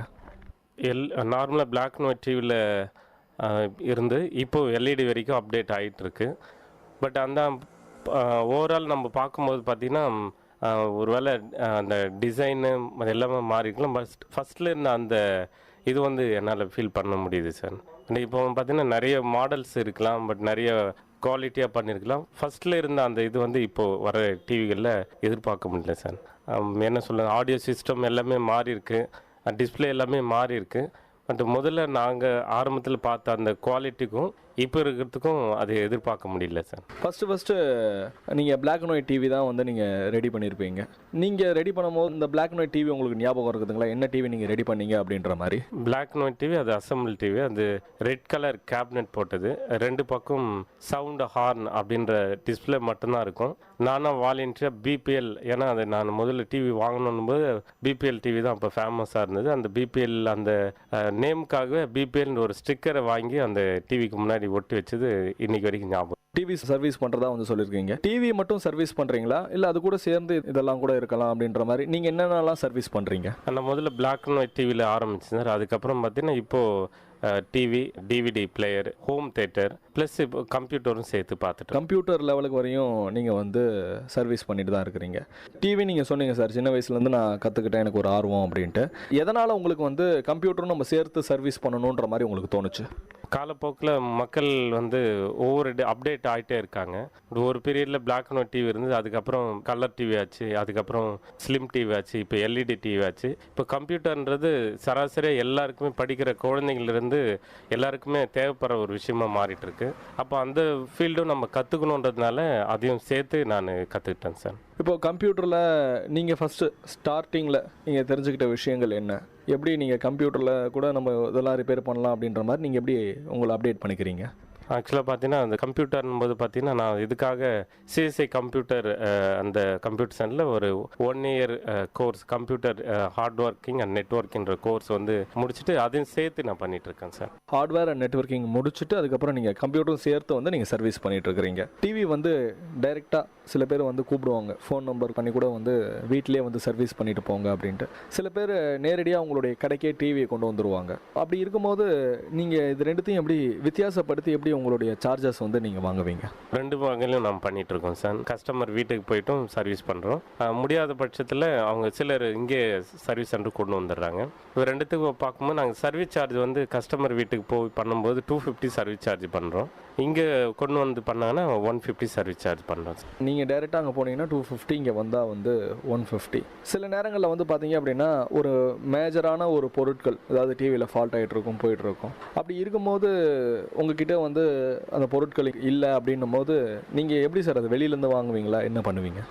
2 வகையில் நாங்கள் பண்ணுவோம் சார். ஒன்று வந்து பார்த்திங்கன்னா ஒரு முக்கியமான ஸ்பேர்ஸ் அது மாற்றினா வந்து அந்த டிவிக்கு வந்து சூட்டபிள் ஆகும் அப்படின்ற பட்சத்தில் நாங்கள் கம்பெனிலேருந்து நாங்கள் டெக்னீஷியன்கிட்ட வாங்கி நாங்கள் பண்ணுறோம். இல்லாத வகையில் பார்த்தீங்கன்னா இது ரெடி பண்ணால் ஒர்த் இல்லைன்னும் போது கஸ்டமர்கிட்ட சொல்லிவிடுவோம், இது ரீப்ளேஸ்மெண்ட் பண்ணி நீங்கள் எக்ஸ்சேஞ்ச் ஆஃபரில் போட்டு வாங்கிக்கிங்க அப்படின்ற சஜஷன் கொடுப்போம் சார். சார், இப்போ நார்மலாக வந்து எல்லா ஒரு எலக்ட்ரிக் பொருட்களுக்கும் வந்து ஒரு வேலிடிட்டி இருக்குது. இப்போ ஒரு டிவி அப்படின்னா அது எத்தனை வருஷத்துக்கு நம்ம யூஸ் பண்ணலாம்? நார்மலாக பார்க்கும்போது பார்த்தீங்கன்னா இயர்ஸ் அப்படி இல்லை, 10,000 ஹவர்ஸ் தான் அந்த டிவியினுடைய ஒர்த். நீங்கள் டெய்லி நீங்கள் எவ்வளோ நாள் பயன்படுத்துறீங்க, எவ்வளோ மணி நேரம் பயன்படுத்துறீங்க, அதை பொறுத்து தான் அந்த டிவியினுடைய ஒர்த் இருக்கும். டோட்டலாக நம்ம பார்க்கும்போது கேரண்டி ஹவர்ஸ் அப்படின்னு பார்க்கும்போது 10,000 ஹவர்ஸ். 10,000 ஹவர்ஸ் வந்து தாண்டிடுச்சு அப்படின்னா அந்த டிவி நம்ம கண்டிப்பாக வந்து ரீப்ளேஸ் பண்ணி ஆகணும். அதுக்குள்ளே பார்த்தீங்கன்னா நீங்கள் ஒவ்வொரு ஸ்பேர்ஸாக அதனுடைய வீக்னஸ் ஆகிட்டே இருக்கும். பட் 10,000 ஹவர்ஸுக்கும் மேலேயும் சில டிவி ரன் ஆகும். பட் ஆனால் அப்பப்போ அது கம்ப்ளைண்ட் வந்துட்டே இருக்கும். நிறைய பேர் வந்து பார்த்தீங்க அப்படின்னா வோல்டேஜ் ஃப்ளக்சுவேஷன் இருக்கிறதுனால வந்து பார்த்தீங்கன்னா ஒரு பூஸ்டர் வைக்கிறாங்க. இப்போ ஒரு யூசர்ஸ் கூட உபயோகப்படுத்துகிறவங்க கூட வந்து அந்த டிவியை ஒரு மெயின்டெனன்ஸ் பண்ணி வைக்கணும். தொடச்சி வைக்கிறதா இருக்கட்டும், இல்லை மந்த்லி ஒன்ஸ் இதெல்லாம் கரெக்டாக இருக்குதான்ற மாதிரி செக் பண்ணுற மாதிரி இருக்கட்டும். எதெல்லாம் அவங்க வந்து செக் பண்ணலாம்? வீட்லேயே கூட ஒரு டிவி இருக்குது, இதை நம்ம ஒரு கரெக்டாக நம்மளே வந்து ஒரு மெயின்டெனன்ஸ் பண்ணி வைக்கணும் அப்படின்ற மாதிரி. நீங்கள் 2 வகையில் மெயின்டெனன்ஸ் இருக்குது சார். ஒன்று வந்து அவுட்டரில் மெயின்டெனன்ஸ் ஒன்று இருக்குது, இன்னொன்று இன்டீரியரில் இருக்குது. பட் அவுட்டரில் பார்க்கும்போது நம்ம மெயினாக பண்ண வேண்டியது பார்த்திங்கன்னா ஸ்டெபிலைசர் வந்து ரொம்ப ரொம்ப இம்பார்ட்டன்ட் எலக்ட்ரானிக்ஸ் குட்ஸ் பொறுத்த வரைக்கும். ஏன்னா இன்றைக்கி வோல்டேஜ் ஃப்ளக்சுவேஷன் வரும்போது உள்ளே இருக்கிற அந்த ஸ்பேர்ஸ் எல்லாம் சீக்கிரமாக அடி வாங்கும். இப்போ கான்ஸ்டண்ட்டாக ஒரு வோல்டேஜ் இருக்கும்போது அந்த டிவி அவ்வளோ சீக்கிரம் அடி வாங்காது. அதுக்கு எக்ஸ்டர்னலாக நம்ம ஒரு ஸ்டெபிலைசர் கனெக்ட் பண்ணி அது மூலிமா யூஸ் பண்ணும்போது கண்டிப்பாக இன்னும் நிறைய நாட்கள் அந்த டிவியும் மற்ற எலக்ட்ரானிக்ஸ் கூட்ஸும் ஒர்க் பண்ணிகிட்ருக்கோம். அதர்வைஸ் பார்க்கும்போது நம்ம அப்பப்போ நம்ம டிவியை தொடச்சி வைக்கலாம். சம்மர் டேஸில் வந்து மேக்ஸிமம் பார்த்தீங்கன்னா கூல் பிளேஸாக இருந்துச்சுன்னா பெட்டராக இருக்கும். ஏன்னா இப்போ இருக்கிற சம்மரில் டிவி ஓடும்போது ஆல்ரெடி ஹீட்டாக இருக்கும். பட் வெளியில் இன்னும் எக்ஸ்டர்னலாக ஹாட்டாக அதிகமாகும்போது சீக்கிரமாக அந்த ஐசியோ அதுக்கு உண்டான கன்னர்ஸரும் சீக்கிரமாக டேமேஜ் ஆகும். அப்போ அந்த நேரத்தில் வந்து மேலே இருக்கிற அந்த கவர் வந்து மேலே அந்த டிவிக்கு மேலே எந்த துணியோ இல்லை கிளாத் எதுவும் போடாமல் வச்சுருந்தீங்கன்னா ஏர் சர்க்குலேஷன் நல்லாயிருக்கும். மேபி ஏசி வீட்டில் இருக்கிற மாதிரி இருந்துச்சுன்னா பெஸ்ட்டு, நல்லா அது வந்து அந்த கூல் வந்து நல்லா ஆகும். அதனால் சீக்கிரமாக டிவி அடி வாங்காமல் பார்த்துக்கலாம். டிவியோட ஹீட்டை வந்து ஏசி ரெடியூஸ் பண்ணிடுது. அதனால் நம்ம ஏசி போட்டோம் அப்படின்னா சூடு ஏறாமல் இருக்கும். நல்லா சொன்னீங்க சார். ஏன்னா இந்த விஷயங்கள் கண்டிப்பாக தெரியாது. நிறைய பேர் வந்து டிவி தானே இதில் என்ன இருக்குது அப்படின்ற மாதிரி நினைப்பாங்க. சார் இப்போ என்னதான் இருந்தாலும் வந்து நீங்கள் சொன்ன மாதிரி தான், இப்போ டிவி ஏதாவது ஒரு ஃபால்ட் வந்துருச்சு அப்படின்னா அது திருப்பியும் ஃபால்ட் கண்டிப்பாக இருந்துகிட்டே இருக்கும். இப்போ கம்பெனியில் ப்ரொடக்ஷன் ஆகிட்டு வரும்போது அவங்க ஒரு ஸ்பேர்ஸ் ஒன்று அவங்களே கம்பெனியில் ரொம்ப ஒரிஜினலாக போட்டு தந்திருப்பாங்க. அந்த லெவலுக்கு வந்து நம்ம சர்வீஸ் பண்ணும்போதும் வந்து ஒரு குவாலிட்டி தர முடியுங்களா? 100% வந்து இது கம்பெனியில் பண்ணுற மாதிரி இருக்கும் அப்படின்ற மாதிரி. நீங்கள் கேட்டது சரியான கேள்வி சார். இன்றைக்கி ஏற்கனவே இருந்ததுக்கும் இப்போ நம்மக்கிட்ட கிடைக்கக்கூடிய ஸ்பேர்ஸுக்கும் முன்ன இருந்த குவாலிட்டி இன்றைக்கி கண்டிப்பாக இல்லைங்க சார். பட் கம்பெனியில் போட்டுட்டு வரக்கூடிய அந்த ப்ராடக்ட் 100%னா இன்றைக்கி மார்க்கெட்டில் வெளியில் ஈவன் வந்து மார்க்கெட்டில் லோக்கல் பிராண்ட் வந்து அதே மாதிரி எக்ஸ்பிராண்ட் ஐட்டம் வந்து இன்றைக்கி நிறைய சைனா ஐட்டம் நிறைய வந்துட்டதுனால நம்ம அந்த ஸ்பேர்ஸ் ரெடி பண்ணும்போது இல்லை ரிப்பேர் பார்க்கும்போதும் சரியான டெக்னீஷியன் மூலிமா பண்ணும்போது உங்களுக்கு அந்த டிவியினுடைய ஒர்த் வந்து நல்லாயிருக்கும். டெக்னிக்கல் இல்லாமல் எலக்ட்ரீஷியன் அந்த மாதிரி ஆளுங்கிட்ட நீங்கள் பண்ணும்போது சைனா ப்ராடக்ட்லாம் கூட போட்டு ரெடி பண்ணுறது வாய்ப்பு இருக்கும். பட் ஒரிஜினலாக போடும்போது லைஃப் நல்லாயிருக்கும். ஒரிஜினலாக போடும்போது வந்து லைஃப் நல்லாயிருக்கும் அப்படின்ட்டு இப்போ நான் ஒரு விஷயங்கள் வந்து நான் கேள்விப்பட்டிருக்கிறேன். என்ன அப்படின்னு சொல்லி பார்த்தீங்க அப்படின்னா, டிவியை ரிமோட்லேயே ஆன் பண்ணி, அப்போல்லாம் வந்து பார்த்திங்கன்னா சுவிச்சஸ் இருக்காது, ரிமோட்லேயே ஆஃப் பண்ணுவாங்க. அது மாதிரி ரிமோட்லேயே நம்ம எல்லா சிஸ்டம்ஸும் கரெக்டாக பண்ணிட்டு இருந்தோம் அப்படின்னா அந்த டிவியோட லைஃப் வரும் அப்படின்ற மாதிரி சொல்லியிருக்கிறாங்க. இது எந்த அளவுக்கு உண்மைங்க? நீங்கள் கேட்குறது சரியான கொஷின் சார். ஆனால் இன்றைக்கி பொறுத்த வரைக்கும் பார்த்தீங்கன்னா நீங்கள் மேபி ரிமோட்டில் மேக்ஸிமம் இன்றைக்கி 90% மக்கள் வந்து ரிமோட் இருந்துச்சுன்னா அது ஸ்டாண்ட் பை மோடில் போட்டுடுறாங்க. பட் அது வந்து எனி எலக்ட்ரானிக் கூட்ஸுக்கு நல்லது இல்லை. ஏன் அப்படின்னு பார்க்கும்போது உங்களுக்கு வந்து நீங்கள் ஸ்டாண்ட் பை மோடுன்றது பார்த்தீங்கன்னா உங்களுக்கு ஒன்லி வந்து பிக்சரையோ மேபி அந்த ஆடியோவோ நீங்கள் மியூட் பண்ணுமே தவிர கண்டிப்பாக அதுக்குள்ளே பவர் இன்பில்டு போயிட்டே இருக்கும். பவர் அதிகமாக உள்ளே போக போக என்னென்னா பவர் சர்க்யூட் சீக்கிரமாக டேமேஜ் ஆகும். பட் பெஸ்ட் ஆப்ஷன் நீங்கள் ஸ்டாண்ட் பை பண்ணிவிட்டு ஷட் டவுன் பண்ணுறது, மேபி சுவிட்ச் ஆஃப் பண்ணும்போது அது அந்த பவர் சப்ளை டேமேஜ் ஆகாமல் நம்ம பார்த்துக்கலாம். அதாவது நீங்கள் சொல்கிறது வந்து நம்ம ரிமோட்டில் சுவிட்ச் ஆஃப் பண்ணிவிட்டு எலக்ட்ரிக்கல் சுவிட்ச்லேயும் வந்து சுவிட்ச் ஆஃப் பண்ணி விடணும். எனக்கு ஒரு டவுட் இருக்குது. என்ன அப்படின்னு சொல்லி பார்த்தீங்கன்னா, இப்போ மழை வரும்போது சில நேரங்களில் இடி இடிக்கும் போதெல்லாம் கூட டிவி சுவிட்ச் போய் ஆஃப் பண்ணுவாங்க. எப்படி வந்து அந்த இடி வந்து அந்த டிவியை தாக்குது? நல்ல கொஷின் கேட்டிங்க சார். ஆக்சுவலாக பார்த்தீங்கன்னா இன்றைக்கி 2 வகையான விஷயங்கள் நம்ம கவனிக்க வேண்டியது இருக்குது. ஒன்று பார்த்தீங்கன்னா உங்களுக்கு வந்து பவர் அதிகமாகும்போது இபி பவர் அதிகமாகும்போது அந்த சைட்லேயும் நமக்கு ப்ராப்ளம் வரதுக்கு வாய்ப்புகள் இருக்குது. இன்னொரு சைடு பார்க்கும்போது மேபி லைட்னிங் அந்த மாதிரி நேரத்தில் அந்த கேபிள் வழியாக வந்து லைட்னிங் வரத்துக்கும் வாய்ப்பு இருக்குது. இப்போ 2 சைடும் நம்ம ப்ரொடெக்ட் பண்ணணும் அப்படின்னு பார்க்கும்போது நீங்கள் வந்து மேபி வோல்டேஜ் ஃப்ளக்சுவேஷன் வரும்போது மெயின் சுவிட்ச் ஆஃப் பண்ணிடணும். மழை காலங்களில் மேபி லைட்னிங் இடி மின்னல் அந்த மாதிரி இருக்கும்போது கம்பல்சரி அந்த கேபிள் ஒயர் வந்து டிஸ்கனெக்ட் பண்ணும்போது டிவிக்கு வந்து வேண்டிய பாதுகாப்பு கொடுக்கும் சார். சார் இன்றைக்கி நிறையா பேர் வீட்டில் வந்து யூபிஎஸ் இருக்குது. யூபிஎஸ்சில் கூட வந்து டிவி ரன் பண்ணிகிட்ருக்குறாங்க. நார்மல் கரண்ட்லேயும் இந்த யூபிஎஸ் கரண்ட்லேயும் டிவி ரன் பண்ணுறதுனால அதில் ஏதாவது பிரச்சனைகள் ஏதாவது வருங்களா? இல்லை சார், ரெண்டுத்துக்கும் நீங்கள் அந்த யூஸ் பண்ணுற அந்த யூபிஎஸ் பொறுத்து பிராண்டு பொறுத்து நல்ல பிராண்டடாக இருந்துச்சுன்னா அந்த வோல்டேஜ் வந்து கான்ஸ்டண்ட்டாக யூபிஎஸ்ல நமக்கு கிடைக்கும். பட் லோக்கல் பிராண்டில் வந்து அந்த கான்ஸ்டன்ட் வோல்டேஜ் நமக்கு கிடைக்குமான்றது நம்மளால் சொல்ல முடியாது. பட் ஜென்ரலாக பார்க்கும்போது யூபிஎஸ் வந்து நல்ல பிராண்டடாக யூஸ் பண்ணலாம். அதுக்கும் நம்ம இதுக்கும் ஒன்றும் பிரச்சனை இல்லை சார், யூஸ் பண்ணலாம். இன்றைக்கி அட்வான்ஸ் மாடல் நிறையா வந்துடுது சார். டிவியில் நிறைய பேர் வந்து பார்த்தீங்க அப்படின்னா ஃபோனில் நம்ம யூஸ் பண்ணிகிட்டே கூட வந்து டைரெக்டாக நம்ம டிவி பார்க்கலாம், அப்படியே அதுலேயே கூட ரன் ஆகும் அப்படின்ற மாதிரி. ஸ்பேர் பார்ட்ஸ் அது மாதிரி சைட்டில் மட்டும் வந்து நீங்கள் சர்வீஸ் பண்ணுவீங்களா, இல்லை வந்து இது மாதிரி டிவி செட்டிங்ஸ் அதெல்லாம் கூட நீங்கள் போயிட்டு வெளியில் சர்வீஸ் பண்ணி தந்திருக்கீங்களா சார்? ஏன்னா ஒரு நார்மலாக வந்து ஏதோ ஸ்பேர்ஸ் தான் ப்ராப்ளம் அப்படின்ற மாதிரி கூட்டிருப்பாங்க. கடைசியில் செட்டிங்ஸில் போய் நம்ம மாற்றினா கூட சரி ஆகிற மாதிரி ஏதாவது ஒரு சர்வீஸ் நீங்கள் பண்ணியிருப்பீங்க. அது மாதிரி விஷயங்கள் ஏதாவது இருந்தால் பகிர்ந்துக்கோங்க. இருக்குது சார். இப்போது ஏற்கனவே பார்த்தீங்கன்னா ஒன்லி மேனுவலாக ஆப்ரேட் பண்ணுற மாதிரி தான் இருந்தது. பட் இன்றைக்கி அட்வான்ஸ் டெக்னாலஜி வளர பார்த்தீங்கன்னா நீங்கள் ஒரு சில பிரச்சனைகளை நீங்கள் டிவியை ஓப்பன் பண்ணாமே அது சர்வீஸ் பண்ணாமே உங்களை ஆக்சுவலாக வந்து ரிமோட் செட்டிங்கில் வந்து சாஃப்ட்வேர் லைனில் நிறைய விஷயங்கள் இன்றைக்கி அப்டேட் ஆகிருக்கு. ஸோ அது மூலிமா இப்போ இன்றைக்கி நிறைய கம்ப்ளைண்ட்டை ஈஸியாக நாங்கள் பண்ணிகிட்ருக்கோம். ரிமோட் மூலிமா நம்ம டியூனிங் பண்ணிக்கலாம், இது மாதிரி பேசிக்கான சின்ன சின்ன விஷயங்கள் பண்ணிக்கலாம். இதை தவிர்த்துட்டு ரிமோட்டில் ஏதாவது ஒரு அட்வான்ஸ் ஆப்ஷன்ஸ் மாதிரி நீங்கள் இது போயிட்டு இந்த சவுண்டில் இது பண்ணால் சரியாயிடும் அப்படின்ற மாதிரி ஏதாவது ஒரு செட்டிங்ஸ் ஏதாவது நீங்கள் சொல்ல முடியுங்களா? ஆக்சுவலாக பார்த்தீங்கன்னா ஏற்கனவே இருந்த பழைய மாடல்லாம் பார்த்தீங்கன்னா இந்த பிக்சர் வந்து ஜூம் பண்ணலாம், சின்னது பண்ணலாம், பெருசு பண்ணலாம். அந்த மாதிரி பார்த்தீங்கன்னா உள்ளே அதுக்குண்டான சர்க்யூட் இருக்கும். பட் இப்போ லேட்டஸ்ட்டாக வர எல்லா டிவிகளுமே ஈவன் எல்இடி எல்சிடி எல்லாமே பார்த்தீங்கன்னா ரிமோட்லேயே பார்த்தீங்கன்னா உங்களுக்கு எந்த மாதிரி சைஸில் பிக்சர் வந்து ஸ்மால் சைஸ் பண்ணிக்கலாம், பிக் பண்ணிக்கலாம். அது நீங்கள் டிவியை ஓப்பன் பண்ணாமே அதை பண்ணிக்கலாம் சார். அந்த மாதிரி அட்வான்ஸ் சிஸ்டம் வந்திருக்கு. காலையிலேருந்து இந்த இடத்துல கடை திறந்துட்டு சர்வீஸ் பண்ணணும் அப்படின்ற மாதிரி வெயிட் பண்ணுறீங்க. ஒரு நாளைக்கு இந்த டிவி சர்வீஸ் சென்டரில் உங்களுக்கு எவ்வளோ சார் வருமானம் வருது? இது ஃபிக்ஸட் அப்படின்னு கிடையாது. ஆவரேஜாக பார்த்தீங்கன்னா ஒரு நாளைக்கு ஒரு 200லேருந்து ஒரு 1000 ருபீஸ் வரைக்கும் கூட இன்கம் பண்ணலாம் சார். ஸ்டார்டிங்கில் முதல்ல வந்து ஒரு இடத்துல போய் கற்றுட்டு அதுக்கப்புறம் வெளில வந்திருப்பீங்க. நீங்கள் வந்தோடனே உங்களுக்கு எப்படி சார் இருந்துச்சு இந்த இடத்துல வந்து வரவேற்பு? நான் ஏற்கனவே இந்த துறையில் நான் 5 வருஷம் எக்ஸ்பீரியன்ஸை நான் வெளியில் அங்கே ஒர்க் பண்ணிட்டு இருந்தாலும் என்னுடைய பார்ட் டைமில் மேபி சண்டே அந்த மாதிரி லீவ் டைமில் நான் கஸ்டமர்கிட்ட ஆல்ரெடி வந்து நாங்கள் தனிப்பட்ட முறையில் நான் இருக்கிற இந்த ஏரியாவில் நான் ஒர்க் பண்ணிகிட்ருக்கேன்னு. அதுக்கப்புறம் தனியாக நான் ஸ்டார்ட் பண்ணதுக்கப்புறம் கஸ்டமருக்கு நான் இந்த மாதிரி தனியாக பண்ணிகிட்ருக்கேன் அப்படின்னு தெரிஞ்சோடனே இப்போ எனக்கு கஸ்டமருடைய ஆதரவும் புது மக்களுடைய ஆதரவும் எனக்கு பெருகிட்டே இருக்குது சார். ஒரு விஷயங்கள் வந்து இப்போ நீங்கள் உங்கள் சன் கூட இருப்பார், இந்த நிறைய நேரத்தில் வந்து கடையில் வந்து உட்காரலாம்.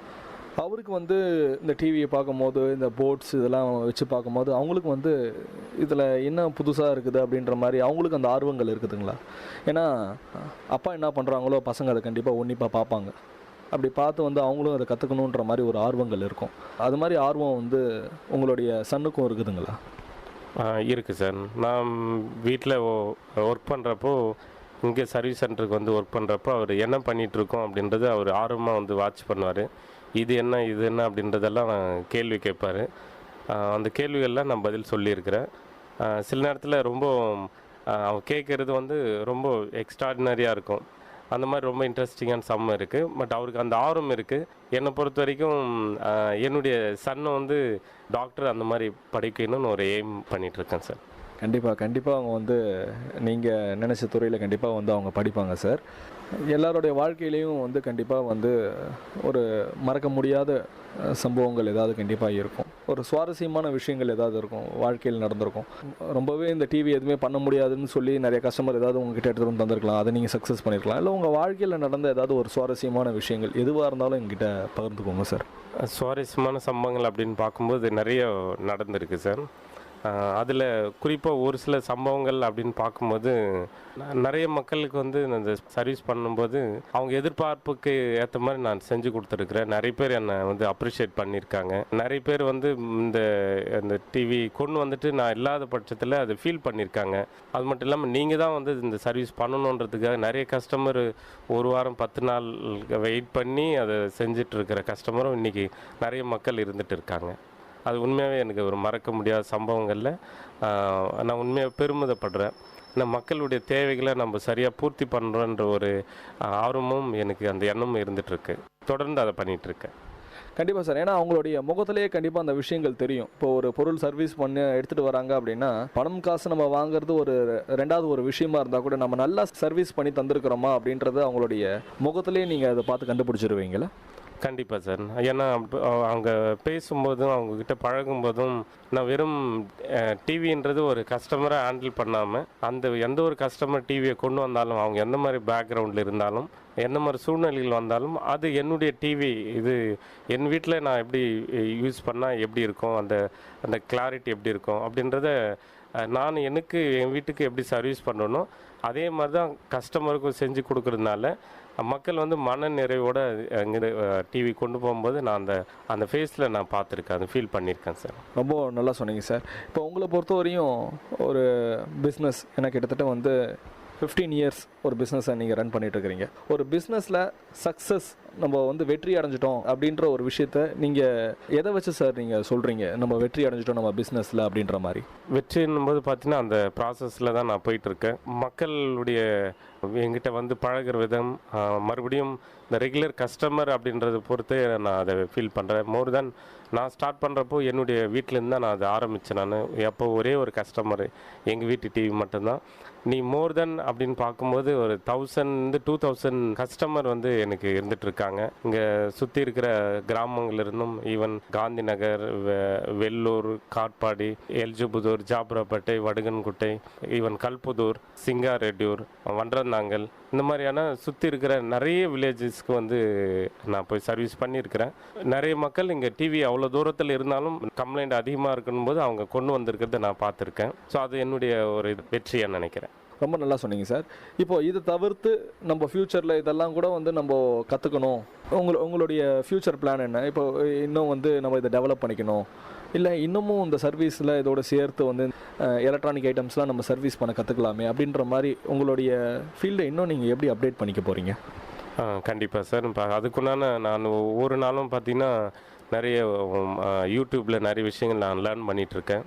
அது தவிர ஆல்ரெடி வந்து சீனியராக இருக்கக்கூடிய நிறைய டெக்னீஷியன்கிட்ட நான் அதை சில சந்தேகங்கள் வரும்போது அப்டேட் அது மூலிமா தெரிஞ்சிட்ருக்கேன். என்னுடைய இப்போது இருக்கிற சர்வீஸ் சென்டர் வந்து இன் ஃப்யூச்சரில் வந்து அது சேல்ஸ் அண்ட் சர்வீஸ் சென்டராகவும் மாற்றுறதுக்கு உண்டான ஒர்க்கு நான் பண்ணிகிட்ருக்கேன். இப்போது ஏசி இல்லாமல் இருக்குது நம்ம சர்வீஸ் சென்டரில். அது இன்னும் சில நாட்களில் ஏசியை கொண்டு வரணும். இன்னும் மக்கள் வந்து இன்னும் நிறைய வந்தவங்க இன்னும் சந்தோஷத்தோடு போகணும். அதுக்குண்டான ப்ராசஸை நான் பண்ணிகிட்ருக்கேன் சார்.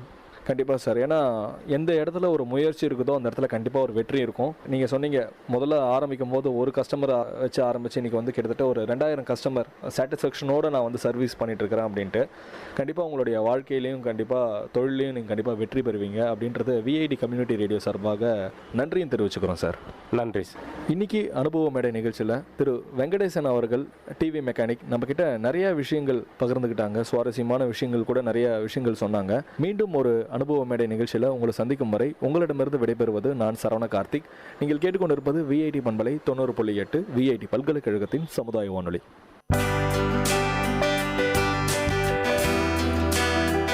நேர்கள் இதுவரை கேட்டது அனுபவ மேடை. மக்கள் தங்கள் வாழ்க்கை அனுபவங்களையும் முன்னேற்ற பாதைகளையும் விரிவாக கலந்துரையாடும் நிகழ்ச்சி. உங்கள் விஐடி பண்பலை 90.8 விஐடி பல்கலைக்கழகத்தின் சமுதாய வானொலி.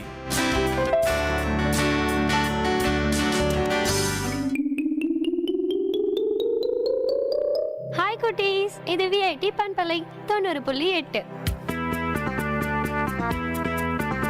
விஐடி பல்கலைக்கழகத்தின் சமுதாய வானொலியில் கதை கேளு கதை கேளு. சின்ன கதை சொல்லி பெரிய கருத்தை சொல்ல வந்திருக்கோம். நான் உங்கள் லீஷு.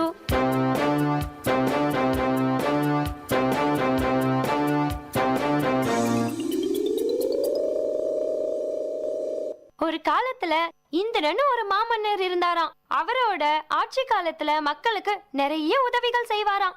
எல்லாருக்கும் தான தர்மங்களும் செய்வாராம். அவர் இறந்தப்ப நேரா சொர்க்கத்துக்கு போனாரு. சொர்க்கத்துக்கு போனதும் அங்க ரொம்ப சந்தோஷமா இருந்தாரு. அந்த நேரம் பார்த்து திடீர்னு சொர்க்கத்தோட தலைவர் உங்களை கூப்பிடுறாருன்னு ஒரு தேவதூதன் வந்து இந்திர மன்னன் கிட்ட சொன்னாரு. மன்னன் தலைவர் கிட்ட போய் நின்னு என்னன்னு கேட்டப்ப தலைவர், உனக்கு சொர்க்கவாசம் முடிஞ்சிடுச்சு, நாளைக்கு பூலோகத்துக்கு கிளம்ப ரெடி ஆயிருன்னு கட்டளை போட்டாரு. ஏன் நான் ஏன் போகணும்னு கேட்ட மன்னன் கிட்ட, நீ செஞ்ச நல்ல விஷயங்கள் ஞாபகத்துல வச்சிருக்கிறவங்க யாருமே இனிமே பூலோகத்துல உயிரோட இல்ல, இன்னையோட அந்த கணக்கு தீர்ந்து போச்சு, நீ நாளைக்கு கிளம்புற வழிய பாருன்னு கண்டிப்போட சொல்லிட்டாரு. மன்னன் என்னடா இது, இதற்கு தீர்வே இல்லையான்னு கேட்டாரு. அதுக்கு தலைவரும் ரொம்ப நேரம் யோசிச்சு, சரி மன்னா, நீ கீழே போய் நீ செஞ்ச நல்ல காரியத்தால இன்னும் யாராவது பயன் பெறுறாங்களா, அப்படி ஒரு ஜீவனை கண்டுபிடிச்சா உனக்கு சொர்க்கவாசம் நீடிக்கும்னு சொன்னாரு. மன்னனும் கிளம்பி மேகத்தை தாண்டி பறந்து கீழே வந்தாரு. நிறைய வருஷம் ஆனதுனால அவர் வாழ்ந்த இடமே தலைகீழா மாறி இருந்துச்சு. அங்க இருக்கிற மக்களை யாரையுமே அவரால் அடையாளம் கண்டுபிடிக்க முடியல. மனசை தேர்த்திக்கிட்டு நம்பிக்கைய வளர்த்துக்கிட்டு விடாமுயற்சியா தேடி இருக்கிறதுலயே ரொம்ப வயசான ஒரு தாத்தாவை கண்டுபிடிச்சாரு. அந்த தாத்தா கிட்ட, ஐயா, உங்களுக்கு இந்திரன்னு இந்த பகுதியை ஆட்சி செஞ்ச மன்னனை பத்தி தெரியுமான்னு மிகுந்த ஆர்வத்தோட எதிர்பார்ப்போடையும் கேட்டாரு. அந்த தாத்தா மன்னனை மேலையும் கீழையும் பார்த்து உதட்ட பிதுக்கி தெரியாதுன்னு சொல்லிட்டாரு. வேணும்னா என்னை விட வயசான ஒரு ஆந்த பக்கத்துல இருக்கிற மரபொந்துல தூங்கிட்டு இருக்கும், நைட்டு அது முழிச்சதுக்கு அப்புறம் போய் கேளுன்னு சொல்லிட்டாரு. வேற வழி இல்லாம நைட் வரைக்கும் கோயில் நிழல்ல இருந்துட்டு நைட் ஆனதும் அந்த ஆந்த கிட்ட போய் கேட்டாரு. ஆந்த எரிச்சலோட எனக்கு தெரியாதுன்னு சொல்லிடுச்சு. இங்க ஒரு கிழட்டு நார தினமும் காலையில திரியும், அத கண்டுபிடிச்சு கேட்டுக்கோன்னு அதனோட வேலைய பார்க்க ஆரம்பிச்சது. காலையில அலைஞ்சு திரிஞ்சு நாரைய கண்டுபிடிச்சு கேட்டப்ப எனக்கு ஞாபகம் இல்ல, ஆனா பக்கத்து ஏரியில ஒரு ஆமை இருக்கு, அதுக்கு ஞாபகம் இருக்க வாய்ப்பு இருக்குன்னு சொல்லுச்சு. மன்ன ஏரிய தேடி ஓடி போனான். அங்க வயசான ஆமைய பார்த்து உனக்கு இந்திரன்னு ஒரு மன்னனை தெரியுமான்னு கேட்டான். ஆமா உடனே ஆமா எனக்கு தெரியும் அப்படின்னு சொல்லுச்சு. அவனாலதான் இந்த ஏரி இருக்கு, இதுல இருக்கிற உயிரினங்கள் நன்றியோட உயிர் வாழுதுன்னு சொல்லுச்சு. அதுக்கு மன்ன நான் தான் இந்திர மன்னன் அப்படின்னு சொல்லிட்டு எனக்கு ஏரிய ஏற்படுத்தியதா ஞாபகமே இல்ல, நீ ஏதோ தப்பா சொல்றன்னு சொன்னாரு. ஆமையும் கதை அப்படி இல்லப்பா, நீ அரசாளும் போது மக்களுக்கு தினமும் நிறைய பசுக்களை தானமா கொடுத்த, மக்கள் அதெல்லாம் இங்க இருக்கிற புல்தரையில மேய விட்டாங்க. மாடுகள் அலைஞ்சி திரிஞ்சி கொம்புகளால மண்ணை கிளப்பி விட்டு இந்த இடத்த பள்ளமா மாத்திடுச்சு. மழை பெஞ்சதுனால காலப்போக்குல இது ஏரியா மாறிடுச்சு. இந்த ஏரியில தான் இந்த பகுதி செழிப்பா இருக்குன்னு சொல்லுச்சு. நிறைய உயிரினங்களும் வாழுது, வாழ போகுதுன்னு சொல்லுச்சு. அப்படி சொன்ன உடனே தூரத்துல சொர்க்கத்துல இருந்து மன்னனை கூட்டிட்டு போக விமானம் வந்துச்சு. இதுல இருந்து என்ன தெரியுது குட்டீஸ்? நாம செய்யும் நல்ல காரியங்களுக்கு பலன் பல நாட்களுக்கும் பல தலைமுறைகளுக்கும் நீடித்திருக்கும்படியாக யோசிச்சு செய்வது நல்லது. என்ன குட்டீஸ், கதை எப்படி இருந்துச்சு?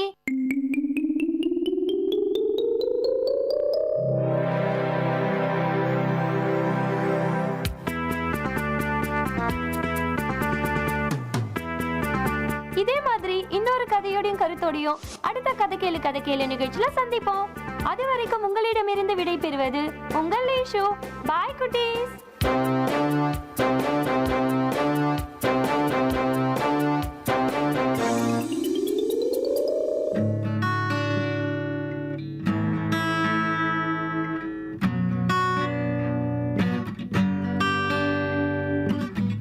Little eyes and little feet, little eyes and little teeth, don't make you smile, don't they make you laugh?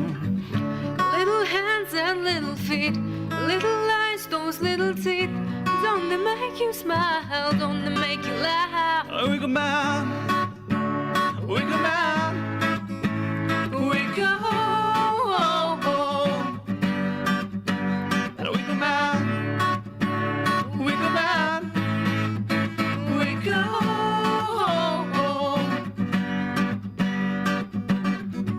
Every weekend that goes by, run to you, they climb on you. You know you love them so, and they can feel it too. Every weekend that goes, they run to you, and they climb on you. Can't get enough of you. Wiggle man, wiggle man, wiggle. Wiggle man, wiggle man, wiggle.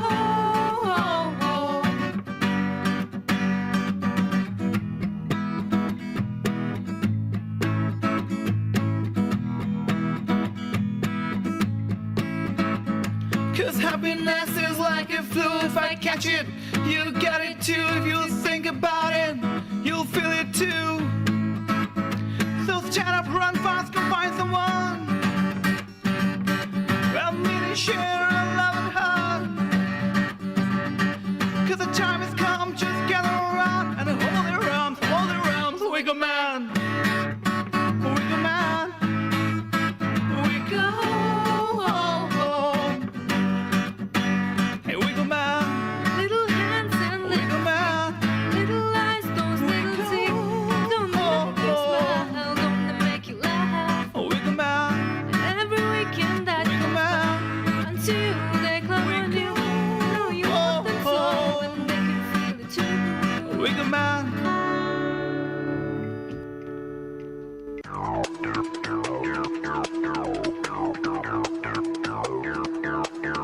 நேயர்களே, இது VIT பண்பலை 90.8. இந்த நிகழ்ச்சி திரைக்கடலோடி கண்டங்களை இணைக்கும் ஒரு புரிதல் தொடர்.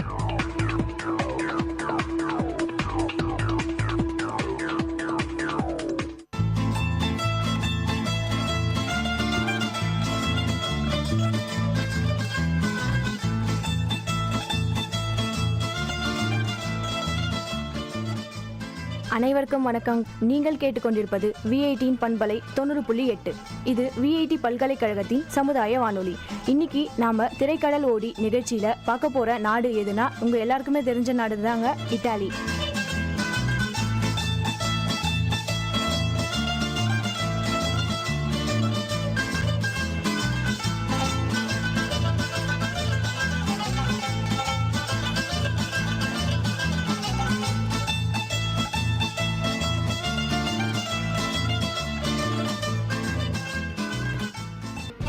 இத்தாலின்ற நாடு இப்போ இன்னைக்கு வளர்ந்து வர சூழ்நிலையில இது ரொம்ப பெரிய நாடாகவே கருதப்படுது, பெரிய வளர்ச்சி நாடாகவே இருக்குது. இது பத்தி நம்ம சில பண்புகள்லாம் பார்க்கலாம். இத்தாலி அல்லது இத்தாலியா இது தெற்கு ஐரோப்பாவில் உள்ள ஒரு நாடு அப்படின்னு சொல்கிறாங்க. இதனுடைய நிலப்பகுதி அப்படின்னு நம்ம பார்த்தோம்னா இதனுடைய அமைப்பு இது ஒரு கால்பாதம் போன்ற தீபகற்ப பகுதியை கொண்டது. அதாவது தீபகற்ப பகுதினா ஒன்றும் இல்லைங்க, 3 பக்கம் நீராலையும் ஒரு பகுதி நிலத்தாலையும் சூழப்பட்டு அமைஞ்சிருக்க பகுதிக்கு பேர் தான் தீபகற்பம். இது இத்தாலி ஒரு தீபகற்ப பகுதி அப்படின்னு சொல்கிறாங்க. இது மத்திய தரைக்கடல் பகுதிகளான சிசிலி, சார்தீனியா என்ற தீவு பகுதிகளை எல்லாம் கொண்டது. அதனை சுற்றி தான் இத்தாலி இருக்கு. இத்தாலி வடக்குல, அதாவது ஆல்ப்ஸ் மலைப்பகுதியில் அமைஞ்சிருக்கு.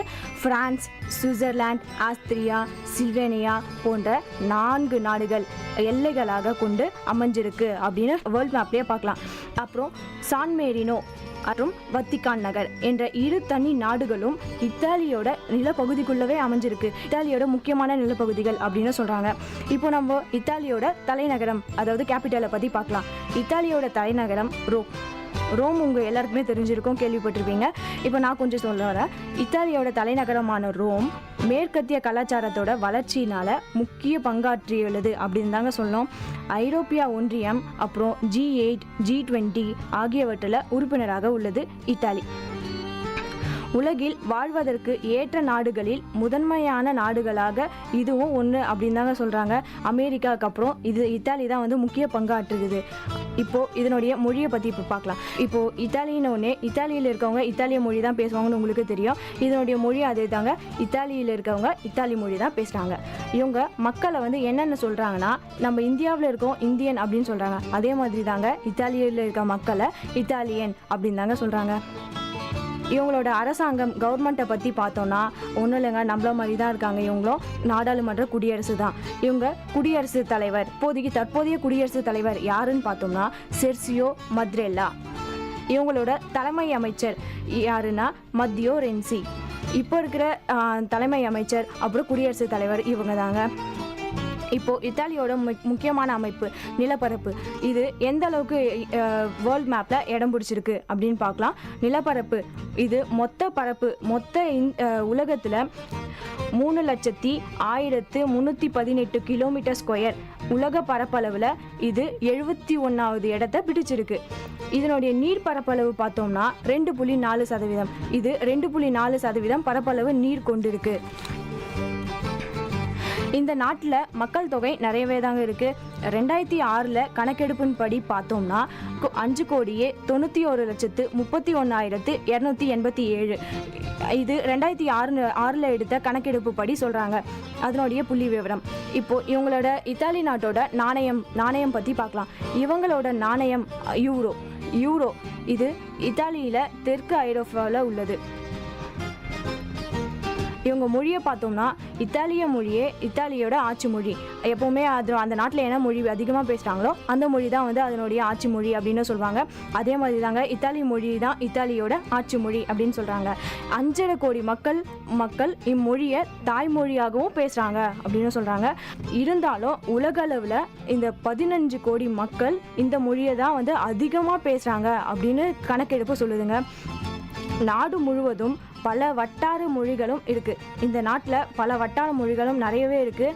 சிறுபான்மையினர் பேசுகிற மொழிகள் எல்லாம் அவங்க வசிக்கிற இடத்துக்கு ஏற்ற மாதிரி அவங்க அந்த வேறு மொழிகள் எல்லாம் பேசுகிறாங்க. அதே மாதிரி அந்த மொழிகள் எல்லாம் இவங்க ஆட்சி மொழிகளாகவும் அங்கீகரிச்சிருக்காங்க. இது மட்டும் இல்லைங்க, ஃப்ரெஞ்ச், செருமன் போன்ற மொழிகளில் சில வட்டாரத்துலேயும் பேசிட்டு வராங்க. இத்தாலிய மொழியோட சிறுபான்மையினரின் மொழிகளும் கல்வி பயில வாய்ப்பு உள்ளது.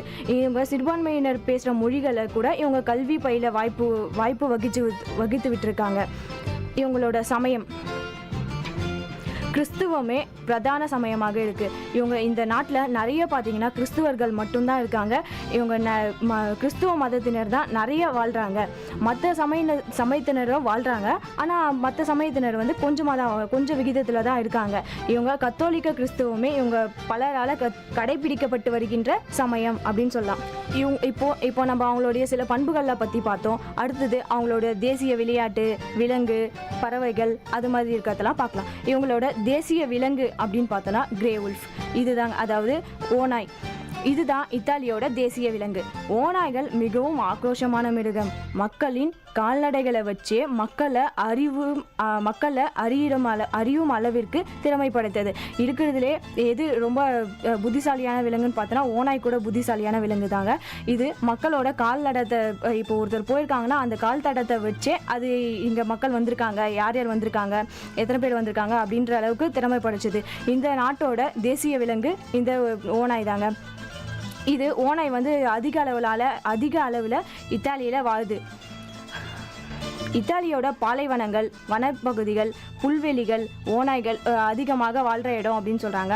அப்புறம் இந்த ஓநாய்களுக்கு போதுமான சாப்பாடும் தண்ணியும் வந்து இத்தாலியில் அந்த பாலைவன பகுதிகளிலே நிறைய கிடைக்குது அப்படின்னு சொல்கிறாங்க. இந்த ஓநாயோட அறிவியல் பெயர் அப்படின்னு பார்த்தோன்னா கேனிஸ் லியூஃபர்ஸ்.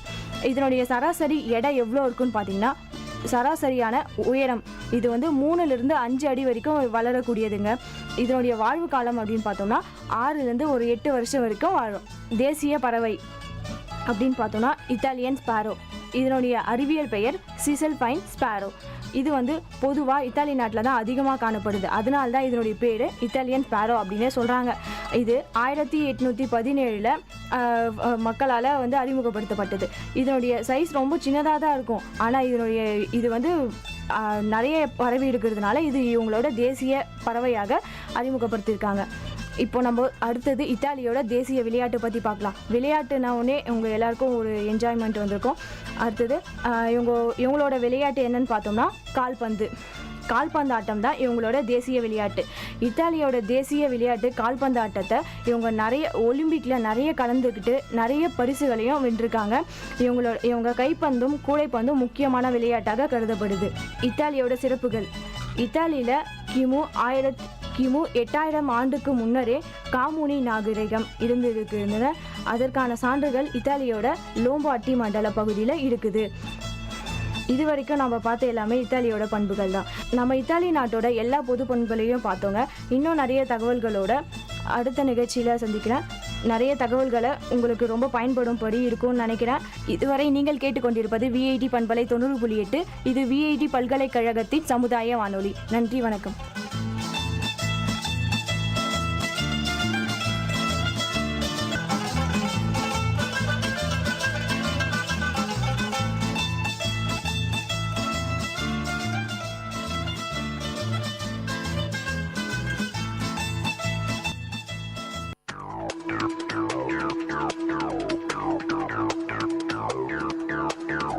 நேயர்கள் இதுவரை கேட்டது திரைக்கடலோடி, கண்டங்களை இணைக்கும் ஒரு புரிதல் தொடர்.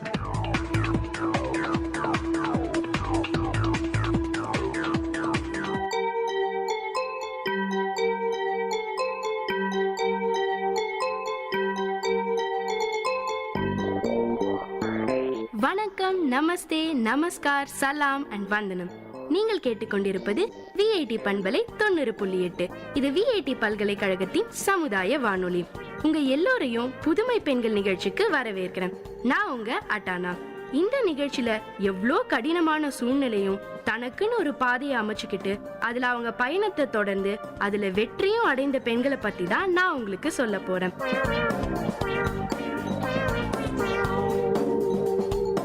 தேடி சோறு நிதம் தின்று பல சின்னஞ்சிறு கதைகள் பேசி மனம் வாடி துன்பமிக உழன்று பிறர் வாடா பல செயல்கள் செய்து நரை கூடி கிழப்பருவ மெய்தி கொடுங்கூறு கிரையான பின் மாயும் பல வேடிக்கை மனிதரைப் போலே நானும் வீழ்வேன் என்று நினைத்தாயோ என்ற பாரதியாரோட வரிகளை செயல் மூலமா இந்த உலகையே கேள்வி கேட்டவங்க தாங்க நம்ம மலாலா. இன்னைக்கு உங்களுக்கு நான் மலாலா பத்தி தான் சொல்ல போறேன். 1997 ஜூலை மாசம் 7ஆம் தேதி நம்ம மலாலா இந்த பூமியில கால் பதிச்ச முதல் நாள். மலாலா பிறந்த போது அந்த ஊர்ல இருந்த மக்கள் அவ அம்மாவை பார்த்து பாவப்பட்டாங்களாம். ஏன்னா அவங்க ஊர்ல ஆண் குழந்தை பிறந்தா கொண்டாடுவாங்களாம். இதே பெண் குழந்தை பிறந்தா யார்கிட்டையும் தனக்கு குழந்தை பிறந்திருக்குன்னு கூட சொல்லாம மூடி மறைப்பாங்களாம். இவங்க பஷ்டூன்ஸ் பழங்குடியினரை சேர்ந்தவங்க. நம்ம மலாலாவோட அப்பா ஜியாவுதீன் நம்ம மலாலா பிறந்ததை இனிப்புகள் வழங்கி கொண்டாடினாராம். அவரை பெண் குழந்தை பிறந்ததுக்கு போய் ஏன் இப்படி கொண்டாடுறேன்னு கேட்டப்போ அவ கண்ணை பார்த்த அந்த நொடி அவளை நான் நேசிக்க ஆரம்பிச்சிட்டேன், அவ இந்த உலகத்துல ஏதோ புதுசா பண்ணுவான்னு நம்பிக்கை இருக்குன்னு சொன்னாராம். மலாலாக்கு என்ன பேரு வைக்கலாம்னு யோசிச்சுட்டு இருந்தாங்களாம். அப்போதான் அவங்க அப்பாக்கு மலாலாங்கிறவங்க ஆப்கானிஸ்தான் போர்ல அவங்க நாட்டு வீரர்கள் போர்ல வீழ்ந்ததை பார்த்து தன் முகத்தை மூடி இருந்த முகத்திரையை விலக்கி போர்க்களத்துக்குள்ள போனாங்களாம். என்னதான் அந்த போர்ல அவங்க குண்டடி பட்டு இறந்து போயிருந்தாலும் அவங்களோட தைரியமும் வார்த்தைகளும் வரலாற்றுல பதம் பதிச்சுது. இதனாலதான் மலாலான்னு பேரு வச்சிருக்காங்க. மிங்கோரா கிராமம் ஒரு அழகான இடமாம். அந்த ஊரை சுத்தி மலைகள் ராஜ்யமும் பெருக்கெடுத்து ஓடும் நீர்வீழ்ச்சி முகக்கண்ணாடி போல மின்னுகிற ஏரிகளும் இருந்துதாம். இந்த ஊரே விழாக்கோலம் போல எப்பவுமே இருக்குமாம். வெளிநாடுகள்ல இருந்து பல டூரிஸ்ட் வந்து இந்த ஊரை சுத்தி பார்ப்பாங்களாம். மலாலா பிறந்தப்போ அவங்க குடும்பம் ரொம்ப ஏழ்மையாத்தான் இருந்துதாம். அவங்க அப்பாவும் அவரோட தோழரும் சேர்ந்து ஒரு சின்ன பள்ளிக்கூடம் ஒண்ணு தொடங்கினாங்களாம். மலாலாக்கு அப்புறம் வீட்ல குஷலும் அட்டலும் பிறந்தாங்க. மலாலாவோட அப்பா ஜியாவுதீன் அவர் மனைவிய ரொம்ப மதிப்பாராம். அவங்க சொல்ற பல அறிவுரைகளையும் கேட்டுப்பாராம். பெண்கள்னாலே ஒதுக்கி வைக்கிற இந்த ஒரு கூட்டத்துக்குள்ள இப்படி ஒரு மனுஷரை பாக்குறது எவ்வளவு ஆச்சரியமா இருக்குங்க. இத பார்த்த மலாலாவுக்கு அவங்க அப்பா ஒரு ஹீரோ மாதிரி தெரிஞ்சாரு. மலாலாவோட அப்பா அவளுக்கு மலாலாயோட கதைய சொல்லி சொல்லி வளர்த்ததுனால அவளுக்கு பெண்கள் வீட்டுக்குள்ளேயே முடங்கி கிடக்கிறது பிடிக்கல. மலாலாவோட அப்பாவும் மலாலாவை எப்பவுமே ஒரு பறவை மாதிரி ஃப்ரீயா பறக்க முடியும்னு சொல்வாராம். மலாலாவோட அம்மா டோர் பெகாய் தான் முதல்ல அவங்க ஸ்கூலுக்கு போனாங்க. அந்த ஊரே அவங்கள வித்தியாசமா பார்த்துதான். ஆனா கொஞ்ச நாள் கழிச்சு அவங்க ஸ்கூலுக்கு போறதை விட்டுட்டாங்களாம். எப்படி படிச்சாலும் கடைசியில சமையல் செய்யறதும் வீட்டை சுத்தம் செய்யறதுதான் நிச்சயம், இதுக்கு எதுக்கு படிக்கணும்னு நின்னுட்டாங்களாம். ஆனா நம்ம மலாலாவோட அப்பா ஜியாவுதீனை பார்த்து அவரோட காதல் வயப்பட்டு அவர் கூட வாழ ஆரம்பிச்சதுக்கு அப்புறம் தான் ச்சே நம்மளும் படிச்சிருக்கலாம்னு தோணுச்சாம். அவங்க ஊர்ல இருக்கிற எல்லா பெண்களும் புர்கா போட்டுட்டு இருப்பாங்க. ஆனா நம்ம மலாலாக்கு புர்கா போட்டுக்கிறது பிடிக்கலையாம். அவங்க உறவுக்கார பையன் ஒருத்த மலாலா புர்கா போடாததை பார்த்து செமையா கோவப்பட்டு மலாலாவோட அப்பா கிட்ட அவ ஏன் புர்கா போடாம இருக்கான்னு கேட்டானாம். அதுக்கு அவரு அவ என்னோட பொண்ணு, நீ உன் வேலையை மட்டும் பாருன்னு சொல்லிட்டாராம். அவங்க ஊர்ல பெண்களுக்கு நடந்த அநியாயங்களை பத்தி மத்தவங்க சொன்னதை கேட்ட மலாலாக்கு அதெல்லாம் சுத்தமா பிடிக்கல. அவ ஜேன் ஆஸ்டன் புக்ஸ படிச்சதுக்கு அப்புறம் தான் பெண்கள் உயர்வானவங்கன்னு பெண் கல்வி தேவைன்னு புரிஞ்சுது. பெண்களுக்கு நடந்த அநியாயங்களை அவ அப்பா கிட்ட பேசிட்டு இருந்தப்போ அவங்க அப்பா ஜியாவுதீன் நீ இதெல்லாம் நினைச்சு கவலைப்படாத, நான் உன் ஃப்ரீடமை என்னைக்கும் பாதுகாப்பேன், நீ உனக்கு என்ன தோணுதோ அதை செய்யின்னு சொன்னாராம். இதை கேட்ட நம்ம மலாலாக்கு வாழ்க்கையில புது நம்பிக்கையே வந்துருச்சாம். மலாலா கிட்ட ஒரு அழகான பொம்மை போன் இருந்தது. இந்த போன் அவ ஃப்ரெண்டு சஃபீனா திருடிட்டா. 2-3 நாள் கழிச்சு சஃபீனா அந்த போனை வச்சு விளையாடிக்கிட்டு இருந்த போது மலாலாக்கு செமையா கோவம் வந்துருச்சு. ஆனா அத பத்தி கேட்டப்போ அவ என் அப்பா பஜார்ல இருந்து எனக்கு வாங்கிட்டு வந்தாருன்னு சொல்லிட்டா. மலாலாக்கு அத நம்ப முடியல. அதனால சஃபீனா வீட்டுக்கு படிக்க போகும்போதெல்லாம் அவளோட பொம்மை நெக்லஸ் கம்பல்னு எல்லாத்தையும் திருடிட்டு வந்து வீட்டுல வச்சுட்டா. ஒரு நாள் அவங்க அம்மா அவ ரூம கிளீன் பண்ணிட்டு இருக்கும் போது இத கண்டுபிடிச்சிட்டாங்க. மலாலா கிட்ட நீ பண்ணினது தப்பு, சஃபீனா உன்னை விட சின்ன பொண்ணு, அவளுக்கு நீதான் முன்னுதாரணமா இருக்கணும்னு சொல்லி மலாலாவை சஃபீனா கிட்ட மன்னிப்பு கேட்க வச்சாங்க. மலாலாக்கு அப்போதான் பஷ்டூன்ஸ் பின் தொடர்ந்த பழிவாங்கும் எண்ணம் எவ்வளோ தப்புன்னு புரிஞ்சுது. அதுல இருந்து திருடுற பழக்கத்தை அடியோட விட்டுட்டா. அதுக்கப்புறம் அவ நகை போடுறதையும் விட்டுட்டா. நகையால தனக்கு அழகு சேரல, நகையை விட மேலான தன் குணத்தை போய் எதுக்கு நகைக்காக விடணும்னு நகை போடுற பழக்கத்தையே விட்டுட்டாங்களாம். நம்ம மலாலாவோட அப்பா ஜியாவுதீனுக்கு சின்ன வயசுல இருந்தே ஒரு ஸ்கூல் கட்டி அதுல நிறைய பேருக்கு பாடம் சொல்லி தரணும்னு ஆசை. அதுலயும் முக்கியமா பெண் குழந்தைகள் கல்வி ரொம்ப முக்கியம்னு அவருக்கு தெரிஞ்சது. ஏன்னா சின்ன வயசுல இருந்தே ஜியாவுதீன் தன் கூட பிறந்த சகோதரிகளை வீட்டுல நடத்தின விதம் அவருக்கு சுத்தமா பிடிக்கல. ஆனா அவரால் அந்த வயசுல எதுவும் செய்ய முடியல. அதனால அவர் ஒரு லெவலுக்கு வந்ததுக்கு அப்புறம் ஒரு பள்ளி ஆரம்பிச்சு அதுல அவரால் எவ்வளவு மாணவர்களை சேர்த்துக்க முடியுமோ அவ்வளோ பேரை சேர்த்துக்கிட்டாரு. மலாலாவோட அம்மாவும் பெண் கல்வி முக்கியத்தை உணர்ந்தவங்க. அதனால படிக்க முடியாத பல பெண் குழந்தைங்களுக்கு ஃப்ரீயா தன் கணவரோட பள்ளியில சேர்த்துக்கிட்டாங்க. நம்ம மலாலாவோட அப்பா நடத்திட்டு வந்த ஸ்கூலுக்கு எதிர ஒரு முல்லா இருந்தாரு. அவருக்கு ஜியாவுதீன் ஸ்கூல் நடத்துறது கொஞ்சம் கூட பிடிக்கலையாம். அதனால அந்த ஸ்கூலை எப்படியாவது நிறுத்தணும்னு நினைச்சாரு. அதனால அந்த ஸ்கூலுக்கு இடம் தந்தவங்களை பார்த்து அவங்கள ஜியாவுதீன் கிட்ட இருந்து அந்த நிலத்தை திருப்பி வாங்குங்கன்னு சொன்னாரு. ஆனா அவங்க திரும்பி கேட்க மாட்டோம்னு சொல்லிட்டாங்க. அதனால ஊர்ல இருக்கிற பெரியவங்களைய கூட்டிட்டு ஜியாவுதீன் வீட்டுக்கே போயிட்டாராம். உங்க பள்ளிக்கு முன்னாடி நிறைய ஆண்கள் இருக்காங்க, அவங்க ஸ்கூலுக்கு வர பெண் குழந்தைங்களை பாக்குற மாதிரி சூழ்நிலை அமையுது, இது ரொம்ப தப்புன்னு சொன்னாராம் அந்த முல்லா. அதுக்கு ஜியாவுதீன் இன்னொரு கேட் இருக்கு, அந்த பக்கம் வேணா பெண் குழந்தைங்களை வர வச்சுக்கலாம்னு சொல்லிட்டாரு. இத கேட்ட ஊர் பெரியவங்க சரி இனிமே பிரச்சனை இல்லைன்னு சொல்லி கிளம்பிட்டாங்க. ஆனா முல்லா மட்டும் வெறுப்புல தான் போனாராம். ஏன்னா அந்த ஸ்கூலை மூட வைக்கணும்னு அவர் எடுத்த நடவடிக்கை அழிஞ்சிருச்சு. ஒவ்வொரு இடமா தாலிபான் நாட்டுக்குள்ள கைப்பற்ற ஆரம்பிச்சாங்க. தீவிரவாதிகளோட கோட்டை பெருசாக ஆரம்பிச்சுது. நம்ம மலாலாக்கு 10 வயசாம். அப்போ திடீர்னு ஒரு நாள் தாலிபான் தீவிரவாதிங்க ஸ்வாட் வாலிக்குள்ள நுழைஞ்சாங்க. ஆனா அவங்க யாருமே தாலிபான் மாதிரியே இல்லையா. மௌலானா ஃபசூல்லா டேரின்னு ஒரு சின்ன கிராமத்துல ஒரு ரேடியோ ஸ்டேஷன் ஆரம்பிச்சாராம். அது சட்டத்துக்கு விரோதமா இருந்தாலும் அவர் பேசின தேன் வார்த்தைகளை கண்டு பல பேர் அதை கேட்க ஆரம்பிச்சாங்க. இதுக்குள்ள நம்ம ஜியாவுதீன் நடத்தி வந்த ஸ்கூல் கொஞ்சம் கொஞ்சமா பெருசாச்சு. நிறைய பேர் ஃபசூல்லாக்கு சப்போர்ட் பண்ணிட்டு இருந்தாங்க. அந்த ஃபசூல்லா டிவி பாக்குறது, டான்ஸ் ஆடுறது, பாட்டு கேக்குறது எல்லா தெய்வத்துக்கு பிடிக்கல, அதனாலதான் பூகம்பம் வந்துச்சுன்னு சொல்லி மக்களோட மனச மாத்த ஆரம்பிச்சாரு. கொஞ்ச நாள்லயே ஃபசூல்லாவோட ஆட்கள் டிவி, சிடி, டிவிடி எல்லாம் வீடு வீடா போய் எடுத்துட்டு வந்து எரிக்க ஆரம்பிச்சாங்க. இதனால நம்ம மலாலா அலமாரைக்குள்ள கொஞ்சமா சவுண்ட் வச்சு பாப்பாங்களாம். இப்படியே கொஞ்ச காலத்துல ஃபசூல்லா பெண் குழந்தைங்க ஸ்கூலுக்கு போறது தப்புன்னு சொல்ல ஆரம்பிச்சாரு. எந்த பெண் குழந்தை எல்லாம் ஸ்கூலுக்கு போகுதோ அது நரகத்துக்கு தான் போகும்னு சொன்னாரு. பெண்களை மார்க்கெட்ல பார்த்தா வீட்டுக்கு போக சொல்லியும் மிரட்டுவாங்களாம் தாலிபான்க.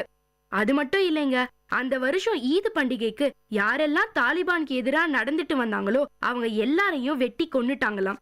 ஈத் பண்டிகை அப்போ மலாலாவை குடும்பத்தோட கார்ல போனப்போ தாலிபான் செக் பாயிண்ட்ல மலாலாவை பார்த்து ஒரு தாலிபான், நீ நம்ம எல்லாரையும் அசிங்கப்படுத்துற புர்கா போடாம இனிமே புர்கா போடுன்னு சொன்னானாம். இத கேட்ட மலாலாக்கு செம்மையா கோவம் வந்துருச்சாம். ஈத் முடிஞ்சு பள்ளிக்கு போனப்ப ஒரு பெரிய அதிர்ச்சி. தாலிபான் ஸ்கூல் கேட்ல உன் பள்ளி இஸ்லாமுக்கு எதிரா நடக்குது, இத நிறுத்தலனா உனக்கு பெரிய துன்பம் மட்டும் இல்லாம உன் குழந்தைங்க உனக்காக அழ வேண்டிய சூழ்நிலையும் ஏற்படும்னு எழுதியிருந்துதாம். உடனே ஜியாவுதீன் பள்ளி சீருடைகளை மாத்திட்டாராம். இப்படியே பல காலம் போயிருச்சு. பெனாசிருக்கும் தாலிபானுக்கும் பல சண்டைகள் நடந்தது. நாடே போர்க்களமா மாறிச்சு. பெனாசிரோட இறந்த செய்தி கேட்டப்போதான் மலாலாக்குள்ள ஒரு கேள்வி எழுந்தது. நான் ஏன் பெண்களோட உரிமைகளுக்காக போராடக்கூடாதுன்னு.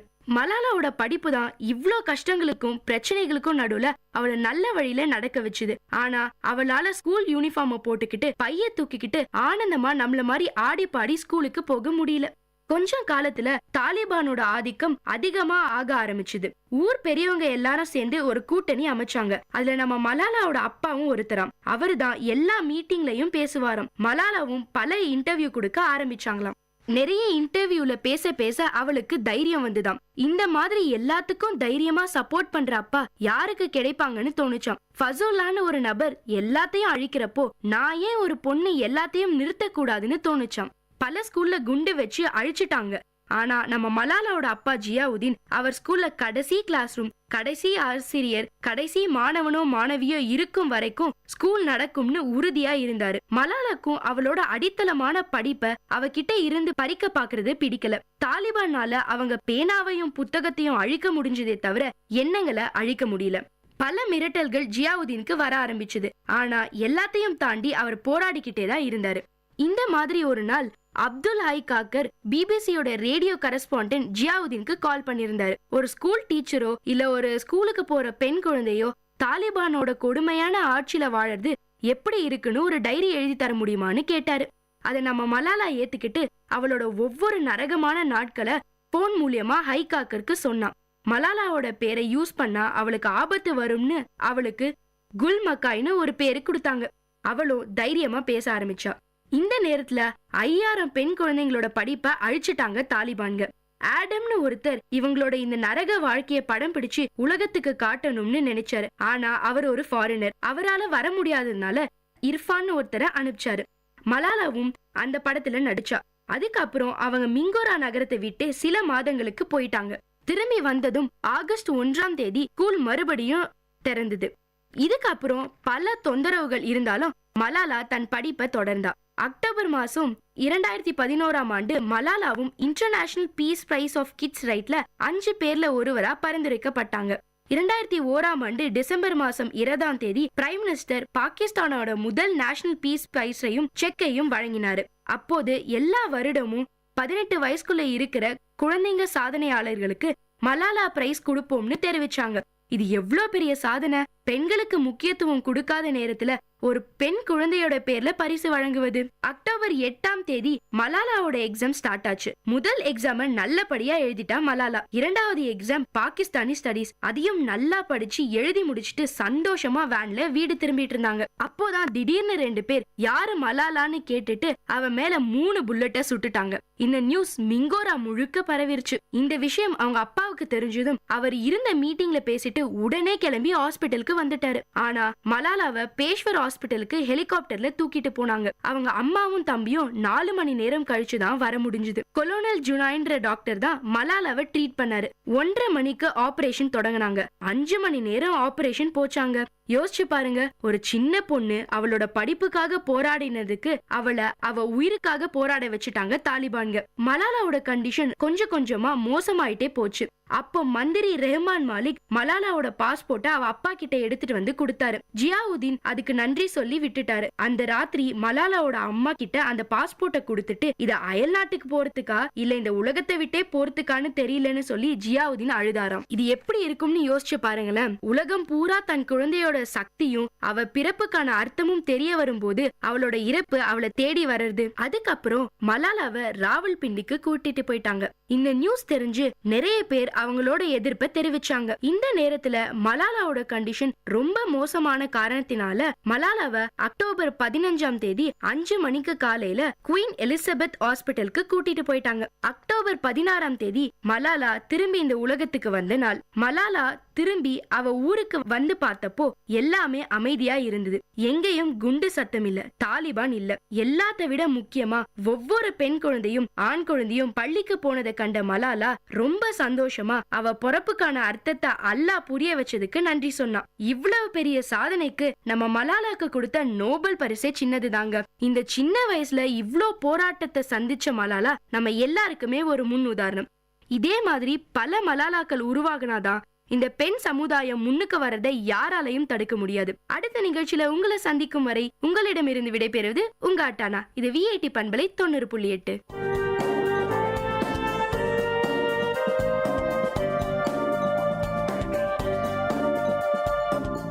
இந்த நிகழ்ச்சி உங்க எல்லாருக்கும் ஒரு பெரிய உற்சாகத்தை தந்திருக்கும்னு நம்புறேன். இதே மாதிரி பல விஷயங்களை தெரிஞ்சுக்கணுமா? அப்போ விஐடி பண்பலை 90.8 கேட்டுக்கிட்டே இருங்க. என்னாச்சு பிரியா, சோகமா இருக்க? ஏன்டி ஸ்கூலுக்கு வரல? இனிமே நான் ஸ்கூலுக்கு வர மாட்டேன்டி. எனக்கு கல்யாணம் பண்ணி வைக்க போறாங்க. என்னடி சொல்ற? உனக்கு இன்னும் 18 வயசு கூட ஆகலையேடி. உங்க அப்பா அம்மாக்கு தெரியுமா? எங்க மாமா பையன் கூட தாண்டி கல்யாணமே. எனக்கு பிடிக்கல, நான் படிக்கணும்டி. முதல்ல இந்த காலை கட் பண்ணிட்டு 1098 நம்பருக்கு கால் பண்ணி சொல்லுடி, அவங்க ஹெல்ப் பண்ணுவாங்க. எனக்கு பயமா இருக்குடி, அவங்க எப்படி எனக்கு ஹெல்ப் பண்ண முடியும்? சொல்றது செய் பிரியா. 1098க்கு உடனே கால் பண்ணு. ஹலோ, சைல்ட் லைன், சொல்லுங்க. சார் எங்க அம்மா அப்பா எனக்கு கல்யாணம் பண்ணி வைக்க பாக்குறாங்க சார். நான் படிக்கணும் சார். நீங்க எந்த ஊருமா? அட்ரஸ் சொல்லுங்க. நாங்க சைல்ட் லைன்ல இருந்து வரோம். எங்க உங்க பொண்ணு? குழந்தை திருமண தடை சட்டத்தின்படி 18 வயது பூர்த்தியாகாத பெண் குழந்தைகளுக்கு திருமணம் செய்தல் தண்டனைக்குரிய குற்றமாகும். சமூக பாதுகாப்பு துறை, சைல்ட் லைன் 1098, காவல்துறை என பல்வேறு வழியாக புகார் அளிக்கலாம். குழந்தை திருமணங்களை தடுப்போம், பாதுகாப்பான தமிழகத்தை உருவாக்குவோம். குழந்தைகள் நலன் கருதி வெளியிடுவோர் மாநில குழந்தை பாதுகாப்பு சங்கம், சமூக பாதுகாப்பு துறை, தமிழ்நாடு.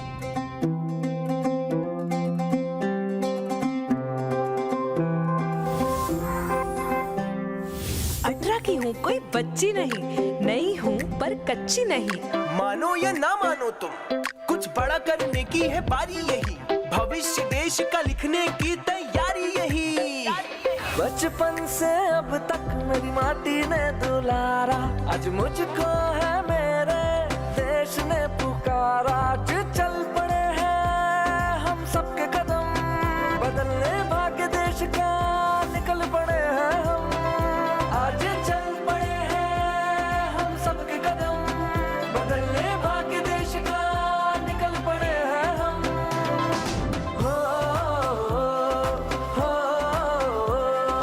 बनेगा देश महान जब वोट करेंगे हम।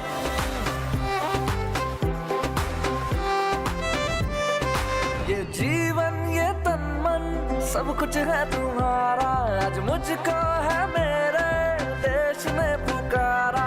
जो सोचे और ठाने तो करके दिखा दे, ऐसे है मेरे देश के फौलादी इरादे। आज चल पड़े हैं हम सबके कदम, बदलने भाग्य देश का निकल पड़े हैं हम।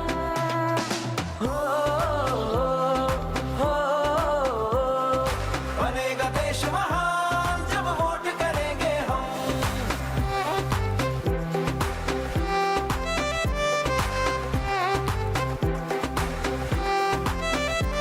क्या तेरा क्या मेरा सब तुझ पे ही बारा, आज मुझको है मेरे देश ने पुकारा। अपनी यारों की खाओ कसम, बदलने भाग्य देश का निकल पड़े हैं हम।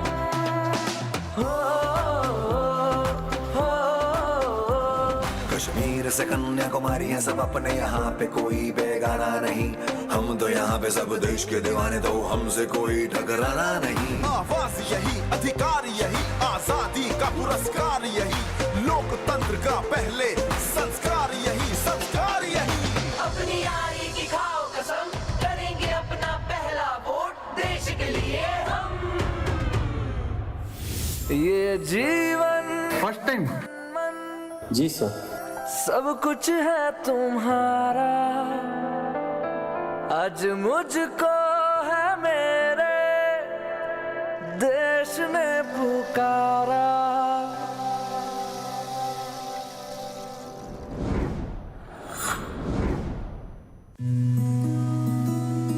பாட்டி நேற்று பார்க் போகலான்னு சொன்னீங்க, ஆனா கூட்டிட்டு போகாம ஏமாத்திட்டீங்க. போங்க பாட்டி, நான் உங்க மேல கோவமா இருக்கேன். கோச்சிக்காதடா, வா நம்ம இப்பவே போலாம். அப்படியே செல்வனையும் பாட்டி கூப்பிட்டேன்னு கூப்பிடு. நீதான் பாட்டி பெஸ்ட், இதோ இப்பவே போறேன். இன்னைக்கு ஷட் டவுன்னு நியூஸ்ல சொன்னாங்கப்பா, அதனால வரப்போ மறக்காம யூபிஎஸ்ல ஓடுற ஃபேன் லைட் எல்லாம் ஆஃப் பண்ணிட்டு வந்துரு, இல்லனா நமக்கு தான் கஷ்டம். சரி பாட்டி, அதெல்லாம் நான் பாத்துக்கிறேன், வாங்க போவோம். அண்ணா, பாட்டி சொன்ன மாதிரி ஃபேன் லைட் எல்லாம் ஆஃப் பண்ணிட்டு தானே வந்த. ஆஃப் பண்ணிட்டேன்னு தான் நினைக்கிறேன், அதெல்லாம் விட்டு தள்ளி, வா நம்ம போய் ஊஞ்சல் விளையாடலாம்.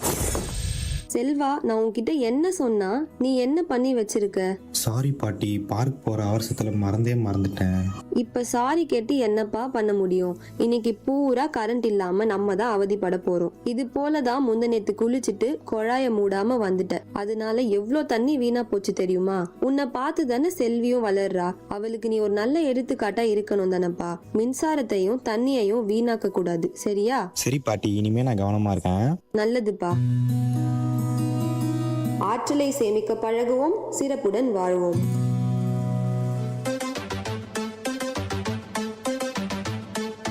It's time to pick some words in glossary box with Miss Sahitya and Vit Community Radio 90.8. Pathos. P-A-T-H-O-S. The quality that touches your feelings and emotions. The synonym of the word pathos is pity, sorrow. Antonym of the word pathos is happy, enjoying. And to use it in a sentence format, the film was full of pathos and most of the people were crying at the end. To pick more words from glossary box, stay tuned to Vit Community Radio 90.8.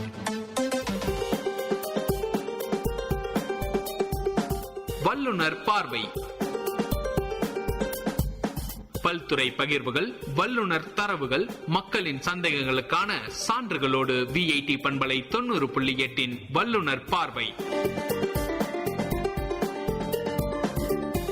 வணக்கம் நேயர்களே, VIT பண்பலை 90.8 இது வல்லுனர் பார்வை. பல்வேறு துறைகளில் தேர்ச்சி பெற்ற வல்லுநர்களின் கலந்துரையாடல்கள், அவர்களின் கருத்துக்கள், எண்ணங்கள் பதில்களுக்கான கேள்விகளோடு முனைவர் கா. தமிழ்ச்செல்வன். இன்றைய வல்லுநர் பார்வையில் 50க்கும் மேற்பட்ட நூல்களின் ஆசிரியரும், கவிமாமணி விருது பெற்றவரும், அரவாணர் சாதனை விருது பெற்றவரும், சொற்பொழிவாளருமான மதிப்பிற்குரிய வேலூர் மா. நாராயணன் ஐயா அவர்கள் மரபு கவிதை சார்ந்த கருத்துக்களை நம்மிடம் பகிர்ந்து கொள்ள இருக்கிறார். ஐயா வணக்கம். ஐயா வணக்கம். தங்கள் குடும்ப பின்னணி பற்றி கூறுங்கள் ஐயா. மிகவும் மகிழ்ச்சி. நான் 1/1/1950 வேலைமா நகரில் MK மதுரை வள்ளியம்மாள் இணையருக்கு 2வது மகனாக பிறந்தேன். எங்கள் தந்தையார் ஒரு சாதாரண பெட்டிக்கடை அதிபர். அந்த நிலையிலும் அவர் குழந்தைகளை படிக்க வைக்க வேண்டும் என்ற ஆர்வத்தின் காரணமாக எங்கள் மீது கவனம் செலுத்தினார்கள். நான் ஆரம்பத்தில் வேலூரில் இருக்கின்ற சர்க்கார் மண்டி பள்ளிகளை படித்தேன். பிறகு புகழ்பெற்ற கோடையிலேயே குப்புசாமி முதலியார், புகழ்பெற்ற சுதந்திர போராட்ட வீரர், அவருடைய பெயரால் இன்றைக்கும் செய்தாப்பேட்டையில் இயங்கிக் கொண்டிருக்கின்ற அந்த பள்ளியிலே பள்ளி படிப்பை முடித்தேன். பிறகு புகழ்பெற்ற ஊரிசு கல்லூரியிலே BSc இயல்பியல் படித்தேன். அங்கே படிக்கின்ற போதுதான் என் வாழ்க்கையில மிகப்பெரிய ஒரு திருப்புமுனை நேர்ந்தது. அந்த திருப்புமுனையினுடைய விளைவுதான் உங்கள் முன்பாக நான் கவிஞராக அமர்ந்திருக்கின்றேன். ஆய்வு நூல்கள் எழுதியிருக்கின்றேன். MA சென்னை பச்சையப்பள்ளியில் முடித்த பிறகு வேலூர் ஸ்டேட் வங்கியிலே ஒரு சாதாரண எழுத்தராக சேர்ந்து அந்த தொடர்பு விட்டு போகக்கூடாது, நம்முடைய இலக்கிய தொடர்பு விடக்கூடாது என்கின்ற காரணத்தினால் தொடர்ந்து ஆய்வுகள் செய்து இன்று வரை 50 நூல்கள் எழுதியிருக்கின்றேன். இடையிலே கல்வித்துறையில் அல்லாதவர்களும் கூட PhD செய்யலாம், முனைவர் பட்டம் ஆய்வு செய்யலாம் என்கின்ற ஒரு நிலை வந்த பொழுது நான் அதில் நுழைந்து பெரியாரும் மனிதநேயம் என்கின்ற ஒரு சீரிய தலைப்பிலே ஆய்வு செய்து முறைப்படி முனைவர் பட்டம் பெற்றிருக்கின்றேன். இப்போது ஓய்வு பெற்று இலக்கிய பணிகளை மும்முரமாக இருந்து கொண்டிருக்கின்றேன். நன்றிங்கய்யா. என்னுடைய அடுத்த கேள்வி, தங்களுக்கு தமிழ் இலக்கியங்கள் பால் பற்று வர காரணம் என்ன? அதை வளர்த்த சூழல் பற்றி கொஞ்சம் சொல்லுங்க ஐயா. மகிழ்ச்சிங்க. இப்போ நான் சொன்னேன் 1950 நான் பிறந்தேன். கல்லூரி பருவம் வருகின்ற பொழுது 1965, 66 என்று பார்க்கின்ற போது இந்த தமிழக வரலாறு தெரிந்தவர்களுக்கு தெரியும். அப்பொழுதுதான் தமிழ்நாட்டிலே ஒரு ஆட்சி மாற்றம் நேர்ந்தது. தேசிய இயக்கங்கள் எல்லாம் பின்னடைவு அடைந்து திராவிட இயக்கங்கள் முன்னால் வந்த ஒரு சூழ்நிலை. திராவிட இயக்கங்கள் உங்களுக்கு தெரியும், அதற்கு முழு மூச்சே அதற்கு வேறும் விழுதுமே மொழி உணர்வு தான். அந்த மொழி உணர்வு எங்கு பார்த்தாலும் மிக அற்புதமான முறையிலே பரவலாக அது செல்வாக்கு பெற்றிருந்தது. என்னுடைய கவனத்தை மிக வெகுவாக ஈர்த்தது. அந்த நேரத்தில் நான் ஊரிஸ் கல்லூரியில் படித்துக் கொண்டிருந்த பொழுது அங்கே இருந்த பேராசிரியர்கள் மிக அற்புதமான பேராசிரியர்கள். பேராசிரியர் யோகசுந்தரம், பேராசிரியர் டேவிட் அதிசயநாதன், பேராசிரியர் மாவி சுதாகர், அவரால் தான் நான் PhD பெற்றேன். அவர்தான் எனக்கு நெறியாளராக இருந்து எனக்கு வழிகாட்டினார்கள். மற்ற பேராசிரியர்கள் அற்புதமாக பாடம் நடத்தினார்கள். அவர்கள் பாடம் நடத்திய விதம் என்னை தமிழன்பால் ஈர்க்க வைத்து படித்தால் தமிழ் தான் எதிர்காலத்தில் படிக்க வேண்டும் என்ற முடிவுக்கு வந்தது. அப்படி வளர்ந்த தமிழ் சூழல் தான் என்னை இன்றைக்கு ஒரு கவிஞனாக உருவாக்கி இருக்கிறது என்று நான் கருதுகின்றேன். சிறப்பா சொன்னீங்க. என்னுடைய அடுத்த கேள்வி, தமிழ் இலக்கியத்தில் பல கூறுகள் உள்ளன என்றாலும் கவிதைகள் மீது பற்று வர காரணம் என்ன? குறிப்பாக மரபு கவிதைகள் தங்களை எவ்வாறு கவர்ந்தன என்று சொல்லுங்க ஐயா. கவிதைகள் இப்போது புது கவிதை, மரபு கவிதை என்றால் வேறுபாடு காட்டுகின்றார்கள். நாங்களெல்லாம் வளர்ந்த நேரத்திலே புது கவிதை அவ்வளவு செல்வாக்கு பெறவில்லை, மரபு கவிதைகள் தான். அதற்கு கூட காரணம் பேரரசர் சுதாகர் போன்றவர்கள் தான். வகுப்பறையில் பாடம் நடத்துகின்ற போது பாடத்தோடு மட்டுமல்லாமல் மிக சுவையான காட்சிகளை எல்லாம் அவர்கள் எடுத்து காட்டுவார்கள். ஒரு முறை விவேக சிந்தாமணியில் வருகின்ற ஒரு பாடல், 4 வரி பாடல், அற்புதமான சிறுகதையை உள்ளடக்கியிருந்தது. மரபு பாடல், அது கல்வியல்வாவில் ஏற்றப்பட்ட ஒரு பாடல், மிக அற்புதமான ஒரு பாடல். பாடல் இதுதான்: ஒரு தலைவி ஒரு பூங்காவிலே விளையாடி கொண்டிருக்கின்றார். மாலை நேரத்திலே தண்ணீர் தாகம் எடுக்க வருகின்ற காரணத்தினால் அங்கு இருந்த பொய்கிற நீரை முண்டு தன்னுடைய முகத்தருகே எடுத்துச் செல்கின்றார். அதிலே 2 மீன்களை அவள் பார்க்கின்றார். பார்க்கின்ற பொழுது அவளுக்கு சின்ன வயதிலிருந்து மீன்கள் என்றால் ஒரு ஒவ்வாமை, அலர்ஜி என்று சொல்வார்கள். ஐயோ மீன்கள் என்று அந்த தண்ணீரை போட்டுவிட்டு கரையேறி வந்து விடுகின்றார். ஆனால் அருகே இருக்கின்ற தோழிமார்கள் பார்க்கின்றார்கள், அந்த குளத்தில மீனே இல்லை, இவளுக்கு எப்படி தென்பட்டது என்று பார்க்கின்ற பொழுது ஒரு புத்திசாலி, ஒரு அறிவார்ந்த ஒரு தோழி சொல்கின்றார், அவர் பார்த்தது மீன்கள் அல்ல, அவருடைய 2 விழிகள் அந்த நீரிலே பிரதிபலித்தது, மீன் போன்ற அழகான விழிகளையே அவள் மீன்கள் கருதி கொண்டார் என்று சொல்லி சிரிக்கின்றார். எள்ளி நகையாடுகின்றார்கள். இந்த நிகழ்ச்சியை அற்புதமாக வைத்து மையமாக வைத்து ஒரு 4 வரி பாடல்: தண்டுலாவிய தாமரை பொய்கையில் மொண்டு நீரை முகத்தருகு ஏந்தினால், கெண்டை கெண்டை என கரையேறினால், கெண்டை காண்களல் நின்று தயங்கினாள் என்று அந்த பாடல் முடியும். அற்புதமாக இருந்தால் மரபு கவிதையில் இவ்வளவு சொல்ல முடிகிறது என்று, புது கவிதையை இப்படியெல்லாம் சொல்ல முடியுமா என்பது எனக்கு தெரியவில்லை. 4 வரியிலே ஒரு அற்புதமான சிறுகதை உருவாக்கி காட்ட முடியும் என்பது ஒன்று. இன்னொன்று, உங்களுக்கு தெரியும், இந்திய வரலாற்றிலேயே கவிதைக்காக நோபல் பரிசு பெற்றவர் நம்முடைய ரவீந்திரநாத் தாகூர் அவர்கள். அவர் ஒரு முறை கவிதை பற்றி சொல்கின்ற போது சொல்வார், உரைநடை என்பது பொருந்தாத பொருள்களை எல்லாம் ஒரு கோழி பையிலே போட்டு திரிப்பது போன்றது. ஆனால் கவிதை என்பது அப்படி அல்ல, சுருங்கக்கூடிய விளங்க வைப்பது. ஒரே சொல்லிலே பல அர்த்தங்களை நாம் கொண்டு வந்து விடலாம் என்று அற்புதமாக சொல்லியிருக்கின்றார். அது வங்க மொழிக்கும் மட்டுமல்ல, தமிழ் மொழிக்கும் பொருந்தும், எல்லா மொழிக்கும் பொருந்தும். கவிதையுடைய ஆற்றலே அதுதான். ஒரு சொல்லிலேயே மிக அற்புதமாக சொல்லிவிடுவார். பெருமைக்குரிய நம்முடைய திருக்குறள் முன்சாமி பேசுகின்ற பொழுது கூட்டங்களில் சொல்லுவார், மாதரை நம்பாதே மனமே என்று நம்முடைய ராதாநாயகம் பிள்ளை ஒரு பாடல் எழுதியிருக்கின்றார். அவர் வேடிக்கையாக சொல்வார், அந்த மாதரை நம்பாதே மனமே என்கின்ற பொழுது அதை எழுதுகின்ற பொழுது அவன் மனைவியார் பக்கத்துல இருந்து இப்படி சொல்லிட்டீங்களே எங்க அது என்ன வருது என்று அந்த அம்மா வருத்தப்பட்டார்களாம். உடனே ஒரு கோடு போட்டு அவர் மறு மாதரை நம்பாதே மனமே என்று எழுதினாராம். அந்த மறு என்ற சொல்லிலேயே பொருள் எல்லாம் மாறிவிடுகின்றது. வேறொரு பெண்ணை நினைக்காது என்று அந்த ஒரு ஆற்றல் மரபு கவிதைக்கு உண்டு, மிக அற்புதமான ஒரு ஆற்றல். அதனால்தான் மரபு கவிதையை அன்று முதல் இன்று வரை நாங்கள் பின்பற்றி வருகிறோம். இன்னொன்று கியாபி விஸ்வநாதன் ஏறத்தாழ் 100 ஆண்டுகள் நம்மிடையே வாழ்ந்து மறைந்த அந்த பேரறிஞர் ஒரு இடத்துல எழுதியிருக்கின்றார். மரபு கவிதைகள் என்று எப்படி என்று அதோட சிறப்பு என்னவென்று சொன்னால், உதிரி பூக்களாக இருப்பது புது கவிதைகள், பூச்சரமாக தொடுக்கப்பட்டிருப்பது மரபு கவிதைகள். உதிரி பூ ஒரு பூவை எடுத்தால் ஒரு பூ தான் வரும். ஆனால் மரபு கவிதைகள் என்ற ஒரு சரத்தை தொட்டால் அந்த சரமே நம்ம கைக்கு வந்துவிடும். எதிரி முனை நமக்கு உதவி செய்யும், நினைவாற்றலே வளர்க்கும் என்று அற்புதமாக சொல்லியிருக்கின்றார். அது எங்களுக்கு மிகவும் பிடித்தமான ஒரு கருத்தாக இருக்கின்ற காரணத்தினால் நாங்கள் மரபு கவிதை விரும்புகின்றோம். அற்புதமான பாடல் விளக்கத்தோட ஊமையோட மரபு கவிதை உங்களை கவர்ந்ததை பத்தி சொன்னீங்க. என்னுடைய அடுத்த கேள்வி, தங்களை கவர்ந்த கவிஞர்கள் யார் யாருங்கய்யா? நான் முறையாக தமிழ் பயின்றவன் என்கின்ற காரணத்தினால் சங்க காலத்திலிருந்து எனக்கு தெரியும், கவிஞர்களை பற்றி எல்லாம் தெரியும். என்னை மிகவும் கவர்ந்தவர்கள் என்று சொன்னால் சங்க காலத்திலிருந்து வர வேண்டும். அப்படி வருகின்ற பொழுது கணியன் பூங்குன்றன் மிக அற்புதமான ஒரு கவிஞர். அவர் ஒரு பாடல் தான் எழுதியிருக்கிறார் என்பார்கள் ஒரு சாரார், இல்லை 2 பாடல் என்று சொல்கிறார்கள். ஆனால் இன்னொரு பாடல் மருது நலத்தை பற்றி அவர் எழுதியிருக்கின்றார்கள். அது அவ்வளவு புகழ் பெறவில்லை. ஆனால் புறநானூற்றில் வருகின்ற ஒரு பாடல் அற்புதமான பாடல், உங்களுக்கு தெரிந்த பாடல் தான். ஒரே வரியிலே உலக புகழ் பெற்ற கவிஞர் அவர். யாதும் ஊரே யாவரும் கேளீர். அந்த பாடல் ரொம்ப அற்புதமான பாடல். அதாவது தமிழ் மொழி எந்த அளவுக்கு பண்பாட்டு மொழியாக, நாகரிகம் வளர்ந்த மொழியாக 2000 ஆண்டுகளுக்கு முன்பாக இருந்திருக்கிறது என்று இலங்கையைச் சேர்ந்த நம்முடைய தனிநாயக அடிகளார் அண்ணாமலை பல்கலைக்கழகத்தில் படித்து முனைவர் பட்டம் பெற்று அமெரிக்காவிலே ஒரு பேராசிரியராக போகின்றார். அங்கே அவருக்கு 5-6 மொழிகள் தெரியும், ஆங்கிலம் சிறப்பாக தெரியும். அவர் ஆங்கிலத்தை சொற்பொழி ஆற்றுகின்ற பொழுது தமிழ் மொழியினுடைய சிறப்பெல்லாம் சொல்கின்ற பொழுது 2000 ஆண்டுகளுக்கு முற்பட்ட மொழி என்று சொல்லும் பொழுது அங்கே இருந்த மாணவர்கள் எல்லாம் வியப்படைந்தார்களாம். 2000 ஆண்டுகளுக்கு முன்பாக ஒரு மொழியா? ஆங்கிலம் இப்போது வந்தது, ஆனால் தமிழ் 2000 ஆண்டுகளுக்கு முன்பு. சொல்லிவிட்டு இந்த பாடல் தான் அவர் சொல்லியிருக்கின்றார், every man is my kinsman, every country is my own country என்று அதை மொழிபெயர்த்து அப்படி யாதும் ஊரே யாவரும் கேளீர் என்று சொல்லியிருக்கின்றார். இன்னொரு சிறப்பு அண்மையிலே நான் கேள்விப்பட்டேன், ரஷ்யாவில் ஒரு பல்கலைக்கழகத்திலே முகப்பிலே, அதாவது மோட்டோ என்று சொல்வார்கள் ஆங்கிலத்திலே, அந்த குறிக்கோள் பாடலாகவே இந்த பாடலை தான் பொறித்து வைத்திருக்கிறார்கள். யாதும் ஊரே யாவரும் கேளீர் என்பதை ரஷ்ய மொழியில பொறித்து வைத்திருக்கிறார் என்று பார்க்கின்ற பொழுது எவ்வளவு சிறந்த பாடலாக இருக்கிறது என்று பார்க்கலாம். அந்த பாடலை முழுமையாக சொல்ல வேண்டும் என்று சொன்னால், யாதும் ஊரே யாவரும் கேளீர், தீதும் நன்றும் பிறர்தல வாரா, நோதலும் தனிதலும் அவற்றோர் என்ன, சாவதும் புதுவதென்றே, வாழ்தல் இனிதென்று மகிழ்ந்தென்றும் இளமே, முனிவின் இன்னாது என்றலும் இளமே, மின்னொடு வானம் தன் துளி தலையை யானாது, கல்பொருது இறங்கும் மல்லல் வேறாற்று நீர் வழிப்படும் புனை போல், மாட்சியில் பெரியோரை வியத்திலும் இளமே, சிறியோரை இகழ்தல் அதனினும் இளமே. அந்த கடைசி 2 வரிகள் தான் அற்புதமான வரிகள். ஒருவன் பதவியில் இருக்கின்றான், பணக்காரனாக இருக்கின்றான், பட்டம் பெற்றிருக்கின்றான் என்று அவனை அதிகமாக புகழாதே. ஒருவனுக்கு எதுவுமே தெரியவில்லை, ஏழையாக இருக்கின்றான் என்று அவனை இகழாதே. மாட்சியில் பெரியோரை புகழ்தலிடமே, சிறியோரை இகழ்தலிடமே என்ற கருத்தை 2000 ஆண்டுகளுக்கு முன்பாகவே ஒரு சமநிலைப்படுத்தி சொல்லியிருக்கின்றார் சொன்னார். எவ்வளவு பெரிய பேரறிஞனாக இருக்க வேண்டும் ஒன்று. அதே போன்று நம்ம திருவள்ளுவர் தான் முதலில் சொல்லியிருக்க வேண்டும். திருவள்ளுவர் மிக அற்புதமான ஒரு கவிஞர். உங்களுக்கு தெரியும், நான் பாரத ஸ்டேட் வங்கியில் 34 ஆண்டுகள் பணியாற்றி ஓய்வு பெற்றிருக்கின்றேன். நான் அனுபவபூர்வமாக பார்த்திருக்கின்றேன். நம்முடைய சுதந்திரம் வாங்கிய நம் நாடு 60 ஆண்டுகள் ஆகியும் கூட கையெழுத்து போட தெரியாதவர்கள் இப்பொழுது இருக்கிறார்கள். இப்பொழுதும் கையெழுத்து போட தெரியாதவர்கள் இருக்கிறார் என்று சொன்னால் 100 ஆண்டுகளுக்கு முன்பாக, 200 ஆண்டுகளுக்கு முன்பாக, அப்படியே 2000 ஆண்டுகளுக்கு முன்பாக பின்னோக்கி சென்றால் எவ்வளவு மோசமான கைநாட்டு பேரவர்கள் இருந்திருப்பார்கள். அந்த ஒரு சமுதாயத்தில் ஒரு பேரறிஞர் தோன்றி எல்லா நாட்டுக்கும், எல்லா காலத்துக்கும், எல்லா மொழிக்கும் பொருந்தக்கூடிய வகையிலே ஒரு இலக்கியத்தை தந்து சென்றிருக்கின்றார் என்று சொன்னால் அவர் எவ்வளவு பெரிய பேரறிஞராக இருக்க வேண்டும்.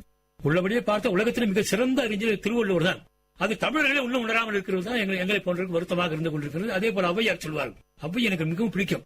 அவர் அவர்தான் சொல்வார், நல்லது செய்தல் ஆற்றினாயினும் அல்லது செய்தல் ஓம்பிமின் எல்லோரும் உவப்பதும் அதுவே, அன்றியும் நல்லாற்றுப்படுத்தும் நெறியுமாறு அதுவே என்று சொல்வார்கள். அது உள்ளூர் சொல்வார், நாடாகொன்றோ காடாகொன்றோ அவளாகொன்றோ விசையாகொன்றோ எவ்வழி நல்லவர் ஆடவர் அவ்வழி நல்ல வாழிய நிலனே. ஒரு நாடு நாடாக இருக்கிறது, காடாக இருக்கிறது வருத்தப்படாது. அது மேடாக இருக்கிறது, பள்ளமாக இருக்கிறது வருத்தப்படாது. அந்த நாட்டில் வாழ்கின்ற ஆடவர் ஒழுக்கம் உள்ளவராக வாழ்ந்தால் அதுவே போதும். ஒரு ஆடவர் ஒழுக்கம் உள்ளவனாக இருந்தார், பெண்களும் இயல்பாக ஒழுக்கம் உள்ளவராக ஆகி விடுவார்கள். பிறகு எல்லோருமே ஒழுக்கம் உள்ளவராக வாழ்ந்து விடுவார்கள். ஆகவே ஆடவர்கள் ஒழுக்கமாக இருக்க வேண்டும் அந்த அம்மையார் வற்புறுத்தி இருக்கிறார்கள் சொன்னால் மிக அற்புதமான கருத்துக்கள். அதுதான் சங்க இலக்கியத்தில் எனக்கு இன்னும் பல பேர் இருக்கின்றார்கள். நன்றிங்கய்யா. அண்மை கால கவிஞர்களுள் உங்களை கவர்ந்தவர்கள் யார் அப்படின்னு சொல்லுங்கய்யா. அண்மை காலத்தில் என்ற எல்லோருக்கும் தெரிந்து போல பாரதியார், மகாகவி பாரதியார் மிக அற்புதமான ஒரு கவிஞர். அதே போல நாங்கள் அடிக்கடி சொல்வது போல எங்களை போன்ற கவிஞர்களுக்கு பாட்டனாராக திறந்து கொண்டிருக்கின்ற புதுவை பாவேந்தர் பாரதிதாசன் அவர்கள். அடுத்தது என்னுடைய கவிதை குருநாதர் சுரதா அவர்கள். மூவரை எனக்கு மிகவும் அதிகமாக அவருடைய கவிதைகளை நான் நிறைய படிச்சிருக்கேன். சரிங்க ஐயா. அடுத்தது மகாகவி பாரதியாரை பத்தி சொன்னீங்க. மகாகவி பாரதியிடம் நீங்கள் வியக்கக்கூடிய சிறப்பு அம்சங்கள் என்னென்னு சொல்லுங்க ஐயா. அதாவது மகாகவி பாரதியிடம் நான் மிகவும் வியப்படையக்கூடிய ஒரு செய்தி என்னவென்றால், 1982 பிறந்து 1921 அவர் மறைந்திருக்கிறார். அவர் வாழ்ந்த காலங்கள் 39 ஆண்டுகள் தான். 20 ஆண்டுகள் விட்டு விடுவோம். எப்படி 20 ஆண்டுகள் என்றால் அது ஒரு பள்ளி பருவம், வாலிப பருவம், விளையாட்டு பருவம் என்று விட்டு விடலாம். எஞ்சிய 19 ஆண்டுகள் அவர் பொறுப்பாக செயல்பட்டு எப்படி செய்திருக்கிறார், என்னென்ன இலக்கியங்களை அவர் சுட்டிருக்கின்றார் பாருங்கள். கதைகள், கவிதைகள், கட்டுரைகள் என அனைத்து துறைகளிலும் ஆழங்கால் பெற்றிருக்கின்றார். ஒரு மணித்துறை கூட அவர் வீணாக்கவில்லை என்று தெரிகிறது. சுதேசமித்திர பத்திரிகையில் அவர் இருந்திருக்கின்றார். அது ஒரு வாய்ப்பு அவருக்கு. அன்றாடம் அவர் எழுதியே தீர வேண்டும் அந்த தலையங்கங்கள் எல்லாம். அதை வாய்ப்பாக பயன்படுத்திக் கொண்டு அற்புதமாக உள்ளபடியே இந்த நேரத்தில் ஒன்று நான் சொல்ல வேண்டும் என்று சொன்னால், அவருடைய கவிதைகளை விட அவருடைய கட்டுரைகள் தான் வரலாற்று சிறப்பு மிக்கவை. ஒவ்வொரு கட்டுரையிலும் அன்றைய தமிழகம் எப்படி இருந்தது, அன்றைய பெண்கள் நிலை எப்படி இருந்தது, அன்றைய இந்தியா எப்படி இருந்தது என்று அப்படியே படம் பிடித்து காட்டுகின்றார். எனக்கு மிகவும் பிடிக்கும், கட்டுரைகள் தான் பிடிக்கும். அந்த வகையில் அவர் இடத்துல சொல்லுகின்றார் ஒரு பெரிய உண்மை. தாகூருக்கு அந்த நேரத்தில் தான் நோபல் பரிசு கொடுத்திருக்கின்றார்கள். இவர் வாழ்ந்த சமகாலத்தில் அதை பற்றி கருத்து கேட்கின்றார்கள். அப்போது அவர் சொல்கின்றார், என்னை விட ஒரு சிறந்த கவிஞராக தாகூரை நான் ஏற்றுக்கொள்ள முடியாது.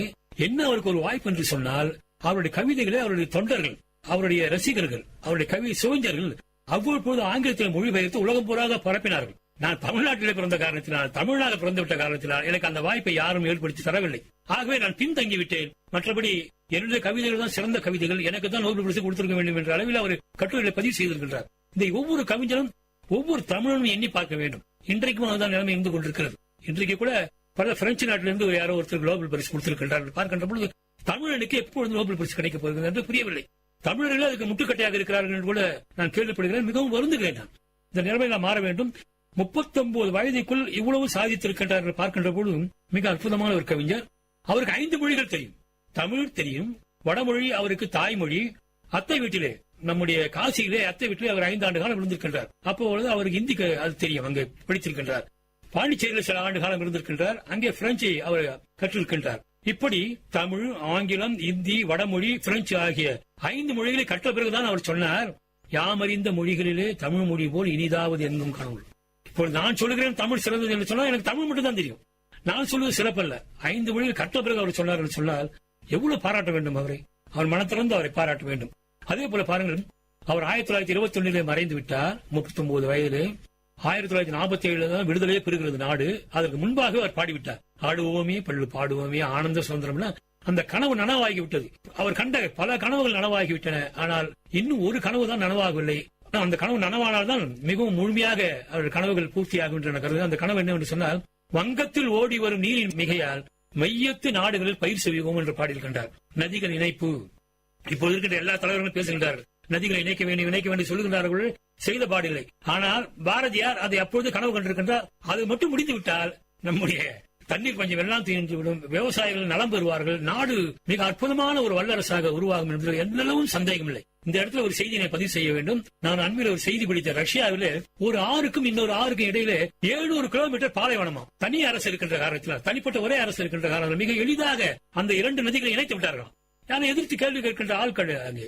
ஆக அதை இணைத்து விட்ட பிறகு அந்த பாலைவனம் முழுவதும் இப்போது சோலைவனமாக இருக்கிறது, பயிர் செய்கின்ற நிலமாக மாறிவிட்டது என்று ரஷ்யாவிலே கண்கூடாக பார்க்கின்ற பொழுது அந்த நிலைமை இந்தியாவுக்கு வர வேண்டும், குறிப்பாக தமிழ்நாட்டிற்கு வர வேண்டும் என்கின்ற பொழுது பாரதியாருடைய கனவை நாம் நனவாக்க வேண்டும் என்று இந்த நேரத்தில் நான் கேட்டுக் கொள்கின்றேன். அதே போல இந்தியாவின் விடுதலைக்காகவே தமது கவிதை திறனை அர்ப்பணித்தவர் பாரதியாருக்கு ஒரு குறிக்கோள், பாரதிதாசனுக்கு ஒரு குறிக்கோள், சுரதாவுக்கு ஒரு குறிக்கோள் இருந்தது கவிதையிலே. இப்போது இருக்கின்ற கவிஞர்கள் பொதுவாக பாடுகிறார்கள் ஒழிய எந்த ஒரு என்ன சொல்றது ஒரு கன்விக்ஷன் என்று இல்லாமல் பாடிக்கொண்டிருக்கிறார்கள். அது கொஞ்சம் மாற்ற வேண்டும். இந்தியாவின் விடுதலைக்காகவே தமது கவிதை திறனை அர்ப்பணித்தவர் பாரதியார். பாவேந்தர் திராவிட இயக்க மக்களுடைய வாழ்வுக்காகவும் வளர்ச்சிக்காகவும் பெண்ணடிமை தீர்வதற்காகவும் தமிழுடைய முன்னேற்றத்திற்காகவும் தான் அவர் பாடினார். சுரதா அவர்கள் மனிதநேயம் வளர வேண்டும் என்பதற்காக அதை முன்னிலைப்படுத்தி பாடினார்.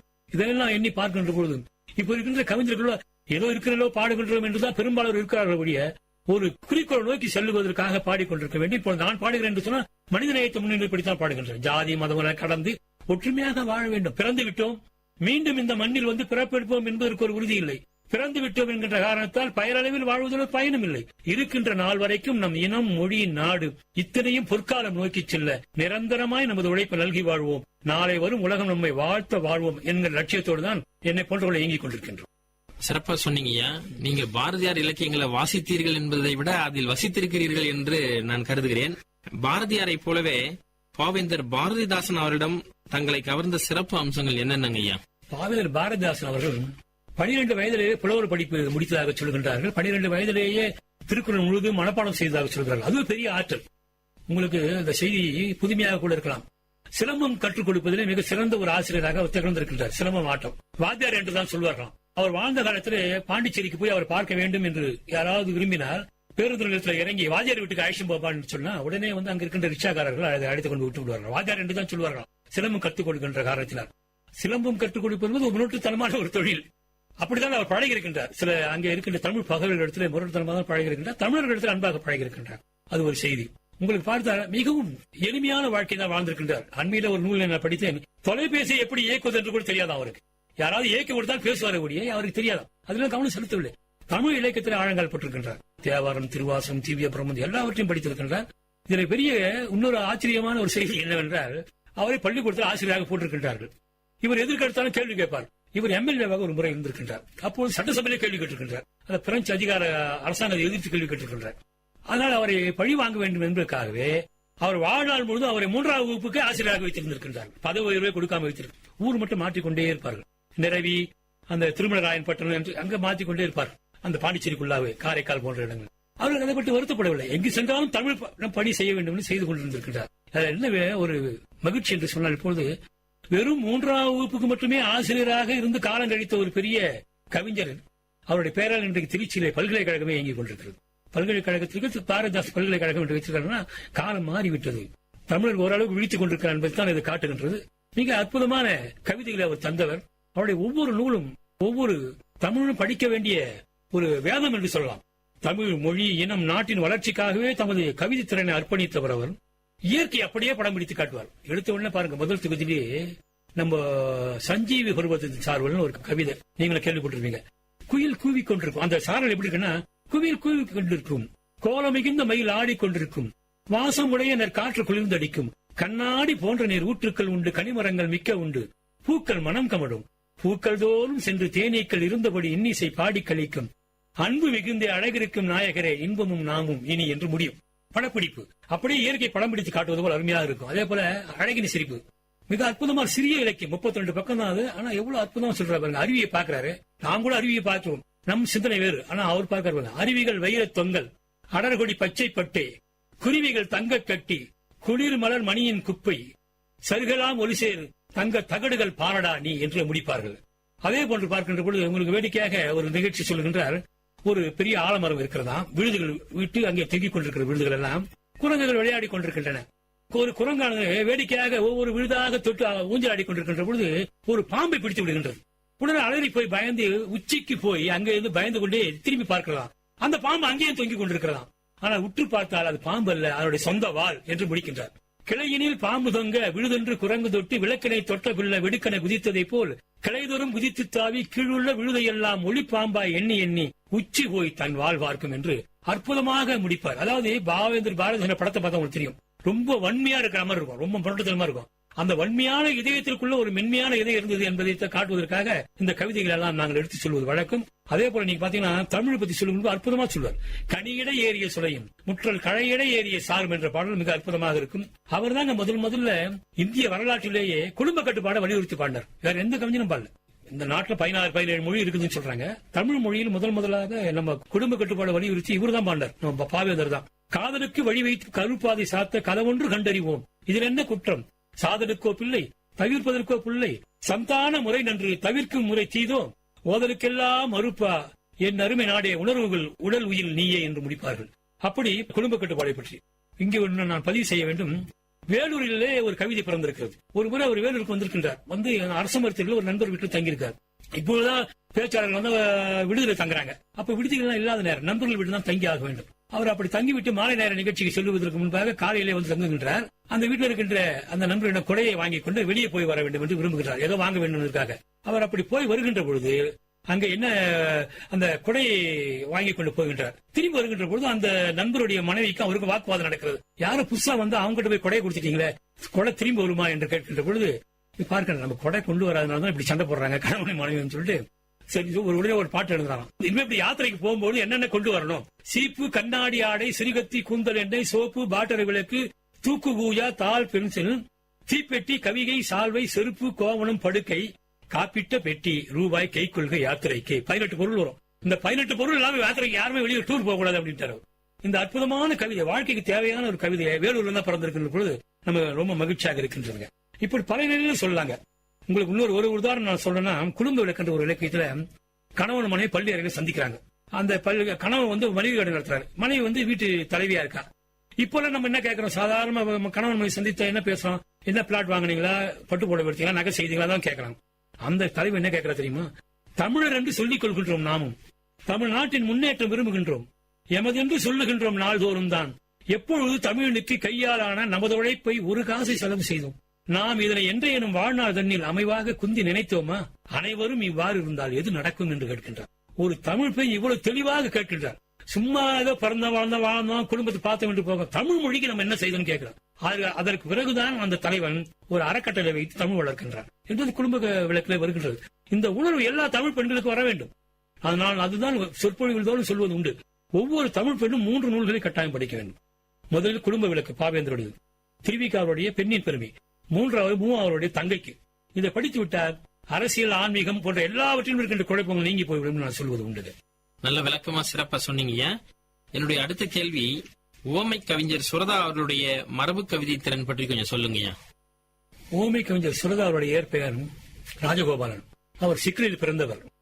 மிகவும் நல்ல மனிதர், பழகுவதற்கு இனிமையானவர், எளிமையானவர்.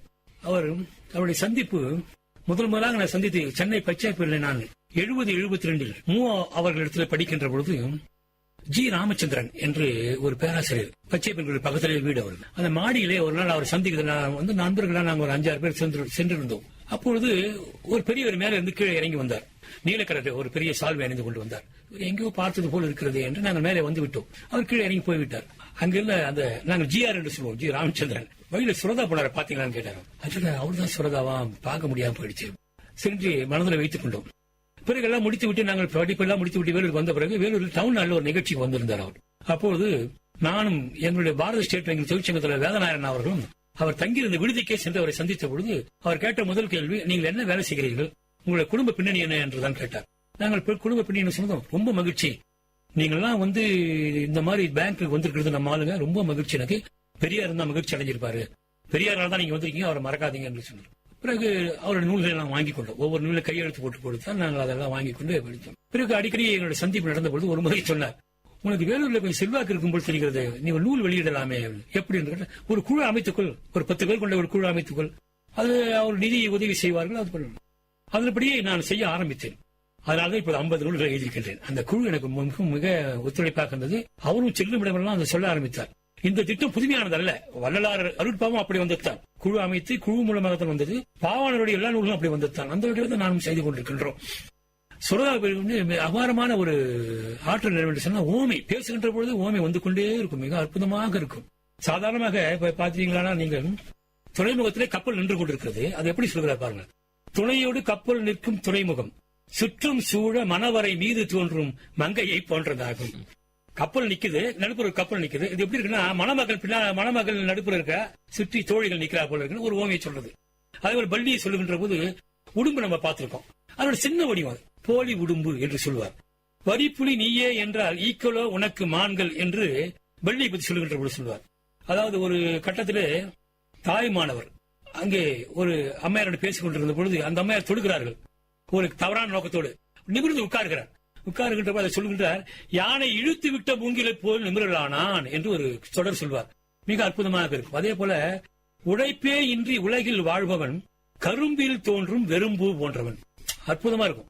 கரும்புல பூ இருக்கும், அது எதுக்குமே பயன்படாது, பூஜைக்கும் பயன்படாது, தனியார் கூந்தலுக்கும் பயன்படாது. அதுபோல உழைப்பே இன்றி உலகில் வாழ்பவன், முன்னோர்கள் சம்பாதித்து சொத்து சாப்பிட்டுக் கொண்டிருப்பவன் கரும்பில் தோன்றும் வெறும்பு போன்றவன் என்று சொல்கின்றான். அதே போல பாருங்க, பாண்டியரை பத்தி உழைக்க வருகின்ற பொழுது பாண்டியர் மீசை வச்சிருப்பாங்களாம். அதை சொல்லுகின்ற பொழுது படுக்க வைத்த வினாக்குறி போல் மீசை வைத்த பாண்டியர்கள் என்பார். ஒவ்வொரு கட்டத்திலையுமே மிக அற்புதமாக அவர் சொல்லுவார். நிலாவை பற்றி சங்க காலத்திலிருந்து நம்ம அற்றை திங்கள் அவ்வெண்ணில் எல்லாம் பாடியிருக்காங்க. அன்று வந்ததும் அதே நிலா இன்று வந்தது. இவருடைய பார்வை பாருங்க, மிக அற்புதமாக இருக்கும். அந்த பாடலை அப்படி பாடி காட்டுகிறேன். ஆசை கொண்டு விண்வெளியின் மீது மதி ஆடையின்றியே உலவுமாது.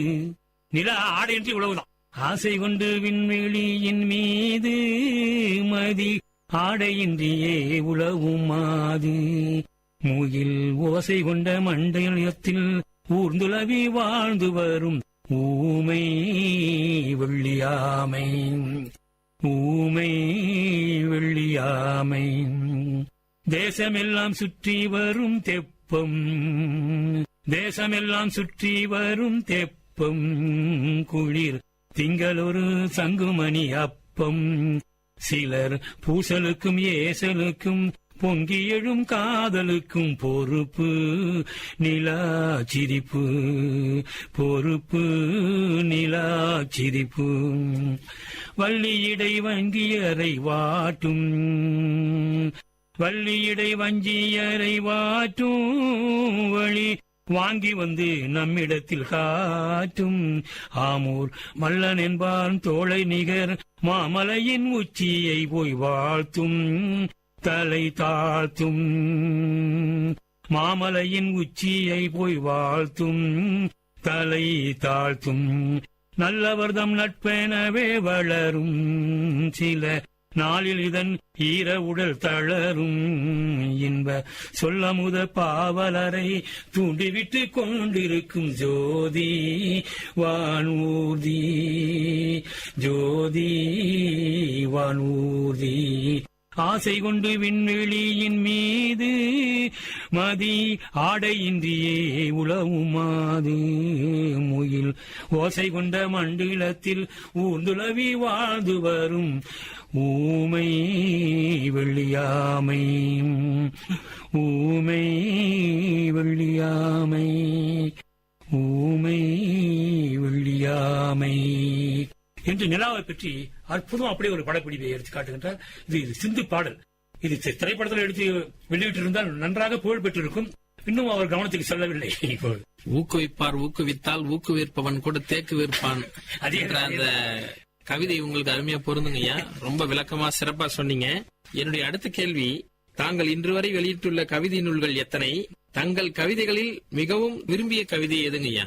நான் இதுவரையில 50 மொத்தம் என்று சொன்னாலும் கவிதை, சொற்பொழிவு, கட்டுரை என்று சொன்னால் கவிதைகள் என்று 12 நூல்கள் நான் வெளியிட்டிருக்கின்றேன். நிலாமுற்றம், செவ்வானம், பல நூல்கள் நான் வெளியிட்டிருக்கின்றேன். அதில் குறிப்பாக நான் இதுவரையில் ஒரு 600 கவிதைகள் எழுதியிருக்கின்றேன். ஆயிரக்கணக்கில் என்றால் சொல்ல முடியாது, ஒரு 600 கவிதைகளை நான் எழுதியிருக்கின்றேன். அதில் எனக்கு பிடித்தமான கவிதைகள் என்று ஒரு 2-3 சொல்ல நான் விரும்புகின்றேன். குடியரசு என்று என்னை சொல்லிக்கொள்ள குடிக்கின்ற பழக்கம் எனக்கு என்றுமில்லை. குடியரசு என்று என்னை சொல்லிக்கொள்ள குடிக்கின்ற பழக்கம் எனக்கு என்றுமில்லை. முடியரசு என்றும் நான் சொல்ல மாட்டேன், முழு நிலவு என் தலையில் முகம் பார்ப்பதாலே. தடியரசு என்று என்னை சொல்லுவதற்கோ தடித்தனத்தில் நம்பிக்கை என்றும் இல்லை.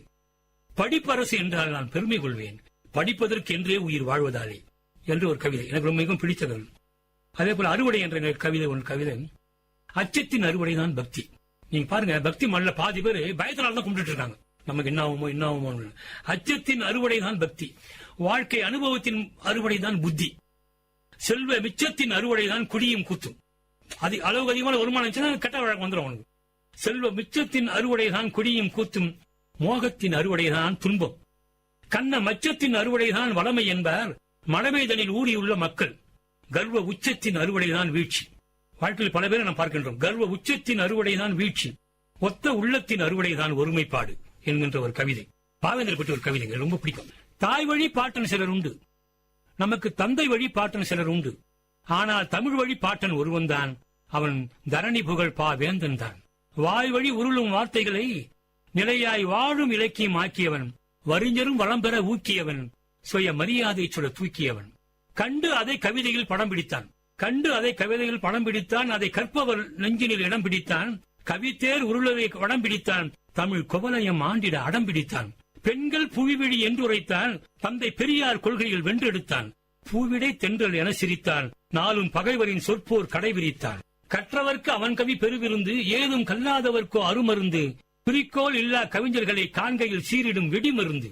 உற்று பார்ப்போம் அவன் படைப்பை, நன்றாய் ஊன்றி கற்போம் அவன் எழுத்தை. உரியன பொழுது என்று உணர்வோம், நம் உரிமைகள் மீட்கவே ஒன்று இணைவோம் என்கின்ற ஒரு கவிதை.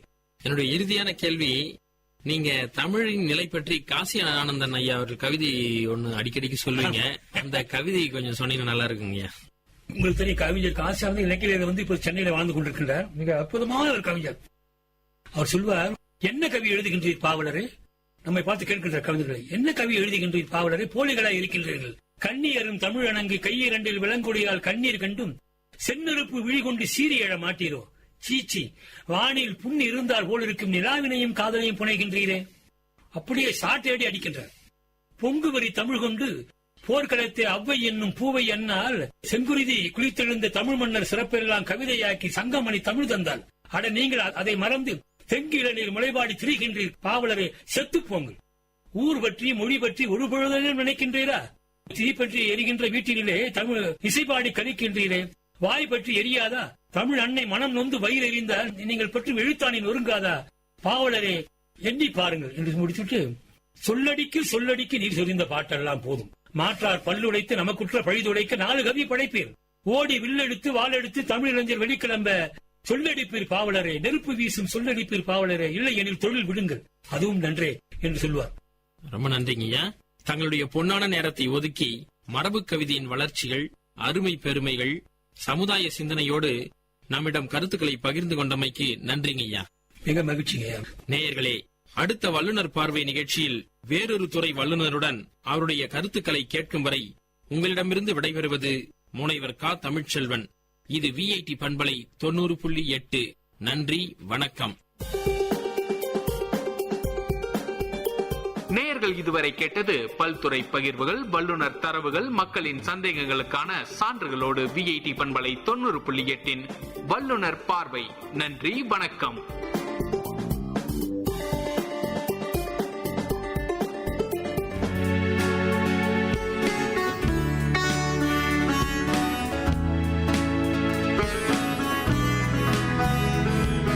VIT பண்பலை 90.8 VIT பல்கலைக்கழகத்தின் சமுதாய வானொலியில் இது மருத்துவ நேரம். பல்வேறு மருத்துவ துறைகளிலிருந்து தேர்ச்சி பெற்ற மருத்துவர்களுடன் கலந்துரையாடும் நேரம் இது.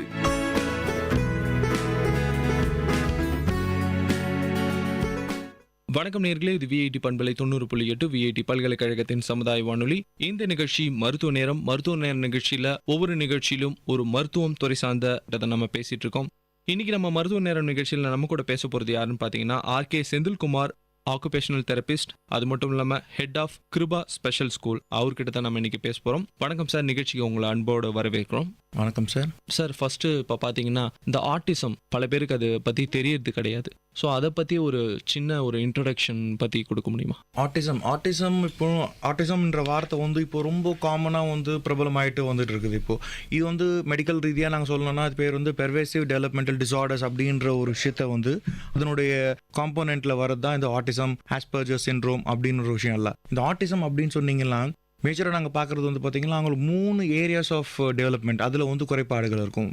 எந்தெந்த ஏரியாஸ் ஆஃப் குறைபாடுகள் அப்படின்னு பார்த்தீங்கன்னா அவங்களுடைய கம்யூனிகேஷன், லாங்குவேஜ் அண்ட் கம்யூனிகேஷன் சொல்லுவோம். லாங்குவேஜ் அண்ட் கம்யூனிகேஷன்னா மற்றவங்களோட பேசுறது பழகிறது. அதில் அப்புறம் சோஷியல் ஸ்கில்ஸ் அப்படின்னு ஒரு டொமைனில், சோஷியல் ஸ்கில்ஸ்ன்னு பார்த்தீங்கன்னா அவங்களோட மற்றவங்களை ஐ கான்டாக்ட் கொடுத்து பேசுறது, ஹலோ சொன்னால் ஹலோ சொல்லாமல் போகிறது, அவாய்ட் பண்ணுறது ஐ கான்டாக்டை, இந்த மாதிரி விஷயங்கள்லாம். அப்புறம் பார்த்தீங்கன்னா அவங்களோட பிஹேவியர் ரொம்ப ஒரு மாதிரி வித்தியாசமான பிஹேவியர்ஸ் எல்லாம் நீங்கள் அவங்கள அப்சர்வ் பண்ணுங்க. எப்படின்னா தனிமையை விரும்புறது, ஏதோ ஒரு இடத்துல தன்னுடைய விளையாட்டு பசங்களோட, ஏஜ் குரூப் பசங்களோட மிங்கிள் ஆகாம ஐசோலேட்டாக இருக்கிறது, யார் கூட பேசாமல் ஒதுங்கி இருத்தல், அப்புறம் எதுக்கு எடுத்தாலும் அடம் பிடிக்கிறது. ஸோ இந்த மாதிரி ஃபேக்டர்ஸ் எல்லாம் பிஹேவியர் கீழே வரும். ஸோ இந்த மாதிரி ஒரு சிம்டம்ஸ், சைன்ஸ் எல்லாம் இருக்கும்போது இந்த ஆட்டிசம்ன்றது புரிஞ்சிக்க வேண்டியது ஒரு டிசீஸ்ன்னு இல்லது, அது ஒரு டிஃபிகல்ட்டி. அந்த குழந்தைங்க ஏதோ ஒரு கஷ்டப்படுறாங்க. ஸோ இதுதான் ஆட்டிசம் என்ற ஒரு விஷயம் இப்போ ரொம்ப பிரபலம் ஆகிட்டு வருது. இந்த ஆட்டிசம் பார்த்தீங்கன்னா மன இறுக்கம், அப்புறம் மதி இறக்க குறைபாடுகள்னு சொல்கிறாங்க. ஸோ இப்போ பார்த்தீங்கன்னா சார், அதாவது ஒரு தாய் கர்ப்பமாக இருக்காங்கன்னா அவங்க கருவிலே இப்போ ஸ்கேன் பண்ணி பார்த்துட்டு உடலில் ஏதாவது குறைபாடுகள் இருக்கான்னு நிறைய டெக்னாலஜி வந்துருச்சு. இப்போ ஏதாவது உடலில் ஏதாவது வளர்ச்சி குறைபாடு இருந்தாக்கா அதுக்கு ட்ரீட்மெண்ட் அப்பயே எடுக்க ஆரம்பிச்சிடலாம். இல்லை குழந்தை பிறந்த உடனே அடுத்து ரெடியாகி அதுக்கான ட்ரீட்மெண்ட்லாம் எடுக்க ஆரம்பிச்சிடறாங்க. அதே மாதிரி இந்த ஆட்டிசம் எந்த வயசில் கண்டுபிடிக்க முடியும்? இல்லை கருவிலே கண்டுபிடிக்கிறதுக்கான வாய்ப்புகள் ஏதாவது இருக்கா சார் இதில்? முதல் கேள்வி வந்து பார்த்தீங்கன்னா, கருவிலேயே ஒரு குழந்தை வளரும் போது ஆட்டிசமா அப்படின்னு கண்டுபிடிக்கிறது வந்து பார்த்தீங்கன்னா இம்பாசிபிள். ஏன் இம்பாசிபிள் அப்படின்னு சொல்லும்போது சொல்கிறோன்னா, ஆட்டிசம் அப்படின்னு சொல்லும்போது நான் சொன்ன மாதிரி ஒரு 3 ஏரியாஸ் ஆஃப் டெவலப்மெண்ட் தான் வந்துட்டு ரொம்ப ரிமார்க்கபிள் டிஃப்ரென்ஸ் தெரியும். எப்படி சொன்னும்போது சோஷியல் ஸ்கில்ஸ், மற்றவங்களோட பழகிறது, அவங்களுடைய லாங்குவேஜ், அவங்களுடைய பேச்சு திறந்த லாங்குவேஜ், ப்ளஸ் வந்து அவங்களுடைய பிஹேவியர், இதெல்லாம் கருவில் தெரியாது. அந்த குழந்தை வளர்ந்து மற்றவங்களோட இன்ட்ராக்ட் பண்ணும்போது தெரிய வேண்டிய விஷயம். இப்போ கிராஜுவலாக பார்த்தீங்கன்னா நிறைய ரிசர்ச் பண்ணிட்டு இருக்காங்க. மூளையுடைய ஸ்ட்ரக்சரில் ஏதாவது சேஞ்சஸ் இருந்தால் அதெல்லாம் வச்சு இதெல்லாம் ஒரு பாசிபிள் ரீசன் ஆட்டிசம்க்கு வரலாம் அப்படின்னு சொல்லிட்டு ஒரு ரிசர்ச் போயிட்டு இருக்குது. பட் எதுவும் வந்து ப்ரூவன் ஆகலை இது வரைக்கும். பட் முன்னாடி ஒரு 10 வருஷம் 20 வருஷம் முன்னாடிக்கும் இப்பயும் பார்த்தீங்கன்னா நிறைய சேஞ்சஸ் இருக்குது. 20 வருஷம் முன்னாடி பார்த்தீங்கன்னா ஆட்டிசம் கண்டுபிடிக்கிறதே பார்த்தீங்கன்னா 4 வயசுல 5 வயசுல தெரிய வரும். அப்போதான் வந்துட்டு ப்ராப்பர் டயக்னோசிஸே பண்ண முடியும். ஆனால் இப்போ இருக்கிற காலகட்டத்தில் ஜனங்கிட்ட கொஞ்சம் அவேர்னஸ் வந்துருக்கு. பெங்களூரு, மெட்ராஸ் மாதிரி சிட்டிஸில் பார்த்தீங்கன்னா எல்லா பேரண்ட்ஸ் எல்லாம் வந்துட்டு ஈஸியாக வந்துட்டு இந்த குழந்தை பேசல, ஏன் 1 வயசு ஆச்சு ஒன்றும் பேசல, ஏன் 2 வயசு ஆச்சு ஒன்றும் பேசல, ஏன் மற்றவங்களோட பழகல அப்படின்னு ஒரு அந்த ஆட்டிசம் தெரியாது. பட் இருந்தாலும் ஏன் பேசலன்னு ஒரு மனசுக்குள்ள ஒரு சின்ன ஒரு கொஸ்டின் மார்க் வந்தாலே இப்போல்லாம் டாக்டர் கிட்ட போகிறாங்க. டாக்டர்கிட்ட வந்து நல்ல அவேர்னஸ் இருந்ததுன்னா ப்ராப்பர் டயக்னோசிஸ் பண்ணும்போது இப்போ குறைஞ்சது 1.5 years 2 yearsலேயே வந்துட்டு இதை ஐடென்டிஃபை பண்ணலாம். ஐடென்டிஃபை பண்ண அட்வான்டேஜ் என்னன்னா ஏர்லியாக வந்து தெரப்பிங்களை ஸ்டார்ட் பண்ணிடலாம். சரி சார், இப்போ நீங்கள் சொன்னீங்க அவேர்னஸ் பற்றி, அதை பற்றியான ஒரு கேள்வி தான். நீங்கள் வந்து ஒரு கிட்டத்தட்ட ஒரு 15 yearsக்கு மேலே ஒர்க் பண்ணிட்டு இருக்கீங்க இந்த ஃபீல்டில். ஸோ அப்போ வந்து 15 yearsக்கு பேக்குக்கும் இப்போக்கும் ஏதாவது வித்தியாசம் இருக்கா? பேரண்ட்ஸ் எப்படி இது பண்ணுறாங்க? ஏன்னா கிராமப்புறங்களில் இதை பற்றி தெரிவதற்கான வாய்ப்பு இல்லை. ஆட்டிசம்னா என்னன்னு பல பேருக்கு தெரியாது. ஸோ மூளை வளர்ச்சி இல்லை, ஏதோ பிரச்சனை.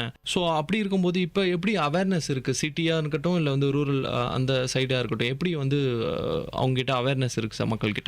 இப்போ இதில் 2 விஷயம். ஒன்று வந்து ரூரல், இன்னொன்று வந்து அர்பன் பாப்புலேஷன். இப்போ அர்பன் பாப்புலேஷன் சொன்னீங்கன்னா இந்த மெட்ராஸ், பெங்களூர் மாதிரி இடத்துல எல்லாருமே வந்து பார்த்தீங்கன்னா most of the parents are well educated. அவங்களுக்கு வந்துட்டு இந்த ஆட்டிசம் அவேர்னஸ் பார்த்தீங்கன்னா ரொம்ப அதிகமாக இருக்குது. சம்டைம்ஸ் இது ஆட்டிசம் இல்லாமல் கூட இருக்கலாம். பட் இருந்தாலும் அவங்களுடைய அந்த அவேர்னஸ்னால நான் சொன்ன மாதிரி ஏன் அந்த குழந்தை வந்துட்டு பேசலை, 1 வயசு ஆச்சு ஏன் பேசலை, 1.5 வயசு ஆயிடுச்சு ஏன் மற்ற பசங்களோட மிங்கிள் ஆகல அப்படின்னு ஒரு கொஸ்டின் மார்க் அவங்களுக்குள்ள ரைஸ் ஆகும்போது டாக்டர்கிட்ட அப்ரோச் பண்ணுறாங்க, ஏன் எதாவது நடக்குது. அப்போ அந்த டாக்டர் வந்து ரொம்ப வெல் வர்ஸ்டாக இருந்தாங்களாம், அந்த டெவலப்மெண்டல் ஏரியாஸை பிக்கப் பண்ணுறவங்களா இருந்தாங்கலாம், இது ஆட்டிசம் சொல்லிட்டு ஈஸியாக டயக்னோசிஸ் பண்ணிடலாம். அதே ரூரல் சைடில் பார்த்தீங்கன்னா அந்த ஜனங்களுக்கு அவேர்னஸ் வந்து பார்த்தீங்கன்னா கம்பேரிட்டிவ்லி அர்பன் பாப்புலேஷன் கம்மியாக இருக்குது. ஆனால் முன்னாடிக்கன்னா இப்போ வந்து அதே ரூரல் பாப்புலேஷனில் அதுவும் அவேர்னஸ் ஆயிருக்குது. இப்போ வெள்ளூர் மாதிரி ஏரியா எடுத்து வச்சு செமி அர்பன் ஏரியா அப்படின்னு பார்த்தீங்கன்னா அவேர்னஸ் வந்து ரொம்ப அதிகமாக இருக்குது. எல்லாருக்குமே ஆல்மோஸ்ட் தெரிஞ்சிருக்கு இந்த விஷயத்தை பற்றி. ஸோ அதனால அந்த ரூரல் பாப்புலேஷன் அப்படின்னு இருக்கவங்களுக்கு வந்து நீங்கள் சொன்ன மாதிரி இப்போ அந்த மாதிரி விஷயங்கள்லாம் யாரும் யோசிக்கிறது இல்லை. அந்த குழந்தைக்கு ஏதோ ஒரு குறைபாடு இருக்குது, அந்த குறைபாடு எதனால வருது, ப்ராப்ளி வந்துட்டு ஆர்பனுக்கும் இதுக்கும் கம்பேர் பண்ணும்போது 1 வயசுக்கு அப்புறமா வரலாம். சாரி, ஒரு 3 வயசுல 4 வயசுல கொண்டு வராங்க. முன்னாடி இது பற்றி நான் அவேர்னஸ் இல்லாமல் அப்படியே விட்டுடுவாங்க, ஐசோலேட் ஆகிட்டு லெஃப்ட் ஆகிடுவாங்க அந்த பசங்கள்ல. இப்போ அவேர்னஸ் வந்துருக்குது, அந்த குழந்தைங்களை தெரப்பிக்கும் கூப்பிட்டு வராங்க. அதுவே வந்து ஒரு பெரிய சேஞ்ச் நம்ம வெள்ளூர் மாதிரி ஒரு செமி அர்பன்ல நடக்கிற சேஞ்சஸ்.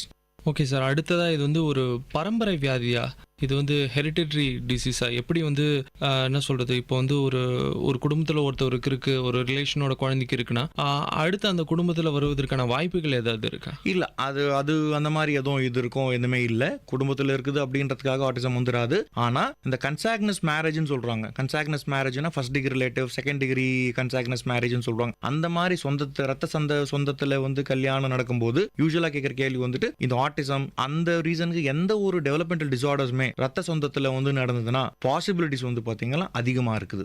அதுல அதிகமா இருக்குது வாய்ப்புகள் ஜாஸ்தி இருக்கு. அதுல மத்ததுல வந்து வாய்ப்புகள் குறைவா இருக்குது. அதுக்காக வந்து இதுதான் காரணம் அப்படின்னு சொல்லிட முடியாது. பல காரணங்கள்னால இதுவும் ஒரு ஒன் ஆஃப் த ரீசன். இது இப்போ நார்மலாகவே வந்து கர்ப்பமாக இருக்கிற தாய்மார்கள் பார்த்தீங்கன்னா உணவு வகைக்கு வந்து நார்மலாக எடுத்துப்பாங்க, குழந்தை வந்து நல்லா வளரணும்னு சொல்லிட்டு அந்த சப்ளிமெண்ட்லாம் எடுத்துருப்பாங்க ஃபுட்டோட. சரி.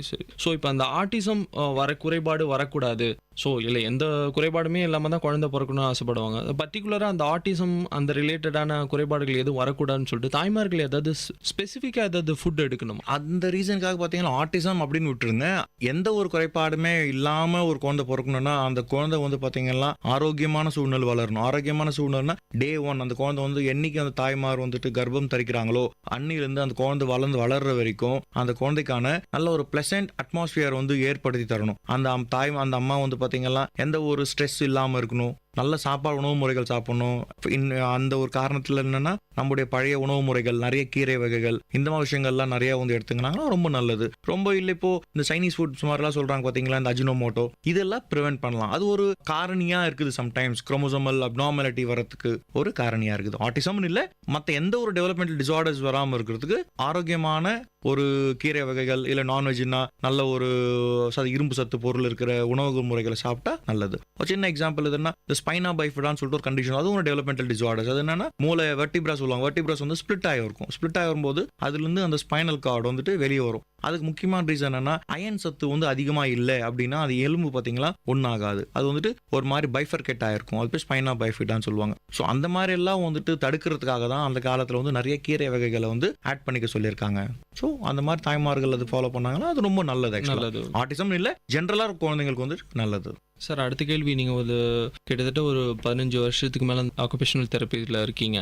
ஸோ எந்த மாதிரியான சர்வீஸ், எந்த மாதிரியான வந்து ட்ரைனிங்ஸ் இந்த பசங்களுக்கு தந்துட்டு இருக்கீங்க சார்? இந்த ஆட்டிசம் முடிந்த குழந்தைகளுக்கு பார்த்தீங்கன்னு வச்சுங்களேன், இப்போது நம்ம வந்து ஏர்லி இன்டர்வென்ஷன் கேர் சொல்லுவோம். அதாவது நான் ஃபஸ்ட்டு சொன்ன பார்த்தீங்களா, எவ்வளோ சீக்கிரம் வந்து நீங்கள் ஐடென்டிஃபை பண்ணுறீங்களோ அவ்வளோ இன்டென்சிவாக வந்துட்டு தெரப்பி வந்து ஸ்டார்ட் பண்ணும். ஏன்னா நம்மளுடைய மூளை வளர்ச்சி பார்த்தீங்கன்னா அந்த பிரெயின் நியூரல் டிஷ்யூஸ், அது பேர் வந்து நியூரோ பிளாஸ்டிசிட்டின்னு சொல்லுவாங்க. அது multiplication of the neural tissues ரொம்ப அதிகமாக இருக்கும் ஃபர்ஸ்ட் 3 இயர்ஸில். ஸோ அந்த முதல் 3 வருஷத்தில் நீங்கள் வந்துட்டு ஆக்குபேஷனல் தெரப்பி அந்த குழந்தைங்களுக்கு கொடுத்தீங்கன்னா அந்த குழந்தைங்க வந்து பார்த்தீங்கன்னா ரொம்ப வேகமாக, ரொம்ப நியர் நார்மல் அந்த ரேஞ்ச் வந்து கொண்டு வந்துடலாம். எப்படி நான் சொன்ன மாதிரி ஃபர்ஸ்ட் வந்து சோஷியல் ஸ்கில்ஸ் எல்லாம் அந்த குழந்தைங்களுக்கு குரூப் தெரப்பியில் போடணும். அந்த குழந்தைங்களுக்கு வந்துட்டு எப்படி ஐ கான்டாக்ட் சொல்லி தரணும். அவங்க பார்த்தீங்கன்னா சிட்டிங் டாலரன்ஸ் இருக்காது, ஓடினே இருப்பாங்க. சிட்டிங் டாலரன்ஸ் வந்து கொண்டு வரணும். ஸோ இதெல்லாம் கொண்டு வர என்ன ஆகும்னா அந்த குழந்தைங்களுக்கு வந்து class room behaviour, play behaviour எல்லாம் ரொம்ப அப்ராப்ரியேட்டாக வந்து டெவலப் ஆகும். அந்த குழந்தை இல்லைன்னு சொல்ல முடியாது, ஆனால் அந்த பிஹேவியர்ஸ் எல்லாம் இன்அப்ராப்ரியேட்டாக வளருது. எப்படி இன்அப்ராப்ரியேட்னா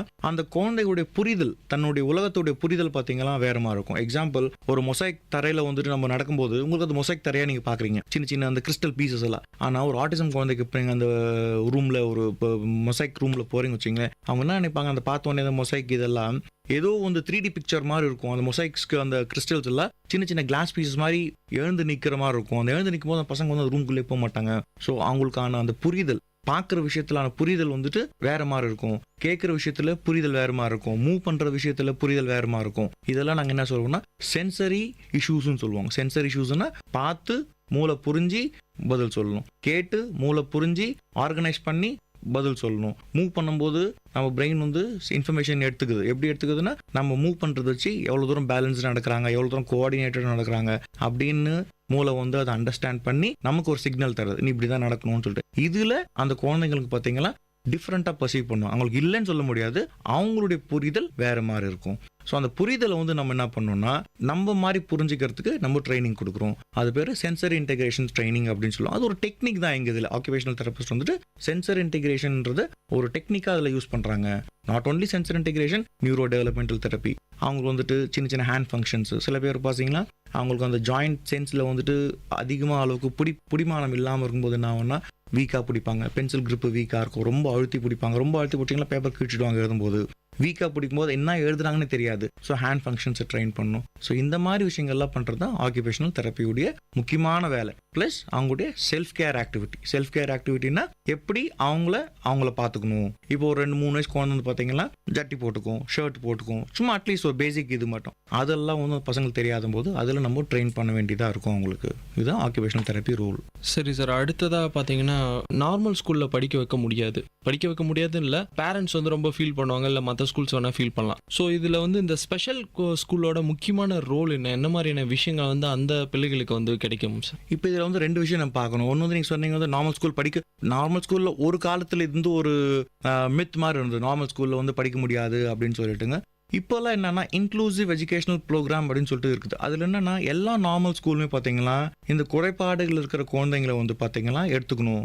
ஏன்னா இந்த குறைபாடு உள்ள குழந்தைகள் வந்துட்டு மற்ற நார்மல் பசங்களை பார்க்கும்போது அவங்க பண்ற பிஹேவியர் வந்து இவங்க வந்து கத்துக்கிறதுக்கான சான்சஸ் அதிகமாக இருக்குது. ஸோ ஃபர்ஸ்ட் சாய்ஸ் வந்து பார்த்தீங்கன்னா ஒரு ஹை ஃபங்க்ஷனிங்கோ இல்லை மாடரேட் ஃபங்க்ஷனிங்காக இருக்கிற ஆட்டிஸ்டிக் வந்து நார்மல் ஸ்கூலில் போடும்போது அவங்கள பார்த்து பிஹேவியர் கற்றுன்னு ப்ராப்ளி நியர் நார்மல் 95% நார்மலாக வந்து பிஹேவ் பண்ணலாம். நீங்கள் சொன்ன மாதிரி ஸ்பெஷல் ஸ்கூல் அது ஒரு ஆப்ஷன். ஏன்னா வந்து இப்போ வந்துட்டு ரொம்ப மோசமாக இருக்கிற குழந்தை, ரொம்ப ஒன்றுமே முடியாத குழந்தை, எல்லாமே இண்டிபெண்டாக இருக்க குழந்தைங்க வந்து பார்த்தீங்கன்னா நீங்கள் நார்மல் ஸ்கூல் போக முடியாது. அப்போ அந்த ஸ்பெஷல் ஸ்கூல்ன்றது அவங்களுக்கு உதவி பண்ணும். இப்போ எங்கள் வெள்ளூரில் வந்து பார்த்தீங்கன்னா நாங்கள் கிருப்பா ஸ்பெஷல் ஸ்கூல் வந்து வச்சிருக்கோம். அதனுடைய ரோல் பார்த்தீங்கன்னா அந்த பசங்களுக்கு வந்துட்டு நாங்கள் வந்துட்டு 3 ஏஜ் குரூப்பாக பிரிச்சிருக்கிறோம். ப்ரீ பிரைமரி பிரிச்சிருக்கிறோம், பிரைமரி ஸ்கூல் பிரிச்சிருக்கிறோம், கொஞ்சம் ஹையர் ஃபங்க்ஷனிங் பசங்களுக்கு பார்த்தீங்கன்னா செகண்டரி கிளாஸ்ன்னு பிரிச்சிருக்கோம். இந்த ப்ரீ பிரைமரி வந்து தான் நான் ரொம்ப இம்பார்ட்டண்டாக ஃபோக்கஸ் பண்ணுறேன். அந்த 3 to 7 years அப்படின்னு ஒரு விஷயம் தான் வந்து ப்ரீ பிரைமரி. அந்த பசங்க வந்து ஸ்கூல் போகிறதுக்கு முன்னாடி ஸ்கூலுக்கு தேவையான அத்தனை ஸ்கில்ஸுமே நாங்கள் வந்து ப்ரீ பிரைமரி ப்ரோக்ராமில் வந்துட்டு ஒர்க் பண்ணுறோம். என்னென்ன தேவைப்படுது ஸ்கூல் போகிற பசங்களுக்கு வந்துட்டு எது தேவைப்படும், நல்லா உட்காரணும், டீச்சர் சொல்கிறத நல்லா கவனிக்கணும்,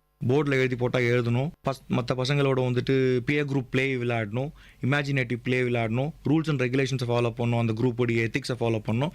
இந்த மாதிரி விஷயங்களில் வந்து நாங்கள் ஃபோக்கஸ் பண்ணுறோம். ஆக்குபேஷனல் தெரப்பி மூலிமா எங்கள் சென்டரில் ஆக்குபேஷனல் தெரப்பி இருக்குது, ஸ்பெஷல் எஜுகேஷன் இருக்குது, ஸ்பீச் தெரப்பி இருக்குது. ஸோ இந்த 3 சர்வீசஸுமே பார்த்தீங்கன்னா நாங்கள் ப்ரொவைட் பண்ணும்போது அந்த பசங்க ப்ரிப்பேர் ஆகிடுறாங்க. இது பிரிட்ஜிங் கோர்ஸ் மாதிரி. அந்த ஸ்கூல் போகிறதுக்கு, நார்மல் ஸ்கூல் போகிறதுக்கு என்னென்ன ஸ்கில்ஸ் வேணுமோ அத்தனை ஸ்கில்ஸுமே செல்ஃப் கேர் ஆக்டிவிட்டீஸ்லேருந்து, சோஷியல் ஸ்கில்ஸ்லேருந்து, கம்யூனிகேஷன்லேருந்து அவங்களோட பிஹேவியரை வந்து நாங்கள் வந்து ப்ராப்பராக செட் பண்ணி நார்மல் ஸ்கூலுக்கு அனுப்புகிறோம். சில நார்மல் ஸ்கூல் போயிட்ட பிறகு கூட சின்ன சின்ன குறைபாடுகளை வந்து எங்களுடைய கிருப்பா சென்டர்லேயே தெரப்பி சர்வீசஸ் இருக்குது, ஆக்குபேஷனல் தெரப்பி ப்ரொவைட் பண்ணுறோம். அந்த குழந்தைங்களுக்கு அந்த டெஃபிசிட் ஏரியாவை திரும்ப அட்ரஸ் பண்ணி திரும்ப நம்ம வந்து நியர் நார்மலுக்கு ட்ரை பண்ணுறோம். கம்ப்ளீட்டாக நார்மல் ஆகாது, அதான் ரியாலிட்டி. அது பேர் வந்துட்டு ரிவர்ஸ் பண்ண முடியாது. ஆனால் அவங்க அந்த சொசைட்டியில் மிங்கிள் ஆகிற அளவுக்கு நாங்கள் ட்ரெயின் பண்ண முடியும். அதில் சரி சரி, இந்த கேள்வி தான். இப்போ இந்த ஆக்குபேஷனல் தெரப்பியோ இல்லை ஸ்பெஷல் ஸ்கூல்லையோ படித்த ஒரு ஆட்டிசம் குழந்தை வந்து கொஞ்சம் பெரிய ஆளானோடனே அவருடைய நார்மல் லைஃப்பை ரன் பண்ணுறாரா, எப்படி இருக்காங்க, ஃபியூச்சர் அவங்களோட ஃபியூச்சர் எப்படி இருக்கும்? ஸோ இது வந்து பார்த்தீங்கன்னா நம்ம வந்து அந்த ப்ரொக்னோசிஸ் அப்படின்னு நீங்கள் கேட்குறது ப்ரொக்னோசிஸில் வரும். எப்படின்னா ஒரு 5 வயசு குழந்தை வந்துட்டு என்ன ஆக போகுது, 10 வயசுக்கு அப்புறமா இல்லை 15 வயசுக்கு அப்புறமா என்ன ஆக போகுது. ஸோ நம்ம என்ன பண்ணுவோம்னா high functioning, low functioning, moderate functioning சொல்லிட்டு நம்ம பிரிக்கிறோம். ஹை ஃபங்க்ஷனிங்காக இருக்கிற ஆட்டிஸ்டிக் குழந்தைங்க, ப்ராப்ளி ஐக்யூ வந்து 70 மேலே இருக்கிற குழந்தைங்களுக்கு ஹை ஃபங்க்ஷனிங் சைல்டு. அப்போ என்ன பண்ண போகிறோம் அவங்களுக்குன்னா நார்மல் ஸ்கூல் வந்துட்டு அங்கே படிச்சுட்டு இந்த ஓப்பன் சிஸ்டமில் வந்து பார்த்தீங்கன்னா 10th பாஸ் பண்ணலாம். அவங்களுக்குன்னு ஒரு தொழில் வந்து நம்ம வந்து கற்றுக் கொடுக்க போகிறோம். எந்த மாதிரி தொழில்னா சும்மா ஒரு ஆஃபீஸ் இது. அவங்க வந்து பார்த்தீங்கன்னா அந்த எப்படி வந்து புரிதல் தான் ப்ராப்ளம் இருக்குது. அப்போ அதெல்லாம் டெவலப் ஆகிட்டு ஹை ஃபங்க்ஷனிங்காக வரும்போது அவங்களுக்கு என்னன்னா ஈஸியாக மற்றவங்களோட மிங்கில் ஆகும். சின்ன சின்ன குறைபாடுகள் தெரியும், ஆனால் சின்ன வேலை, ரொம்ப பேசிக், ரொம்ப ப்ரெஷர் இல்லாமல் வேலை, ஈஸியான முடிக்கிற வேலை, அந்த மாதிரி வேலைகளை வந்துட்டு போகிறதுக்கு அவங்க இண்டிபெண்டன்ட் லைஃப்பை லீட் பண்ணுற அளவுக்கு டெஃபினட்டாக வந்து அவங்களால முடியும். இந்த மாடரேட் ஃபங்க்ஷனிங்காக இருக்கும்போது என்ன பண்ணுவாங்க, என்ன ப்ராப்ளம்னா ஐக்யூ வந்துட்டு மோர் ஆர் லெஸ் வந்துட்டு பார்த்தீங்கன்னா 60, 70 அந்த ரேஞ்சுக்குள்ளே இருக்கிறவங்க குழந்தைங்க பார்த்தீங்கன்னா தொழில் மேஜராக பார்த்தீங்கன்னா 15 வயசுக்கு அப்புறம் பார்த்தீங்கன்னா அந்த குழந்தை வந்து எப்படி ஃபோக்கஸ் பார்க்கணும்னா எந்த மாதிரி தொழில் வந்து அவங்களால வந்து கேப்பபிளாக இருக்கும், எந்த மாதிரி தொழில் பண்ணால் இண்டிபெண்டன்ட்டாக லைஃப்பை லீட் பண்ண முடியும், ஃபைனான்ஷியல் எப்படி இண்டிபெண்டண்டாக இருக்க முடியும் அப்படின்றது தான் நம்ம வந்து ஃபோக்கஸாக இருக்கும். இதுதான் வந்து அவங்களுடைய ஃபியூச்சர் அவுட்கம், அவங்களுடைய எதிர்காலத்துக்கு வந்து இந்த ஒகேஷனல் ரீஹாபிலிட்டேஷன் தான் ரொம்ப முக்கியமான ஒரு விஷயமா வந்துட்டு கருதப்படுது. லாஸ்ட் ஒரு 20 years பேக் வந்து இதை பற்றி அவேர்னஸும் இல்லை பேரண்ட்ஸுக்கு. அதுக்கப்புறமா வந்து கொஞ்சம் ஸ்பெஷல் ஸ்கூல், இந்த ஆக்குபேஷனல் தெரப்பி, மற்ற ஸ்பெஷல் விஷயங்கள், ஸ்பீச் தெரப்பி, அந்த மாதிரியான விஷயங்கள் வளர ஆரம்பிச்சுது. ஸோ இப்போ இருக்கிற கரண்ட் ஸ்டேட்டஸில் வந்து நிறைய டெக்னாலஜி வளர்ந்துட்டு போச்சு, நிறைய விஷயங்கள் நமக்கு இன்ஸ்டண்ட்டாக கிடைக்க ஆரம்பிச்சிச்சு. ஸோ இந்த ஃபீல்டில் எப்படி டெக்னாலஜி எந்த அளவில் உங்களுக்கு யூஸ்ஃபுல்லாக இருக்குது, எந்த மாதிரியான விஷயங்கள்லாம் வளர்ந்துருக்கு சார்? இப்போது நான்லாம் ஃபஸ்ட்டு நாங்கள் வந்து இந்த தொழிலில் நாங்கள் வந்துட்டு ஸ்டூடெண்ட் பீரியட்லேருந்து ஃபஸ்ட் நாங்கள் வந்து இண்டிபெண்டாக ப்ராக்டிஸ் பண்ணும்போது ஆரம்பிக்கும்போது டெக்னாலஜின்னு பார்த்தீங்கன்னா ஒன்றுமே ஆக்சுவலாக பெருசாக இல்லை. கன்வென்ஷனலாக வந்துட்டு சில விஷயங்கள் பண்ணிகிட்ருப்போம்.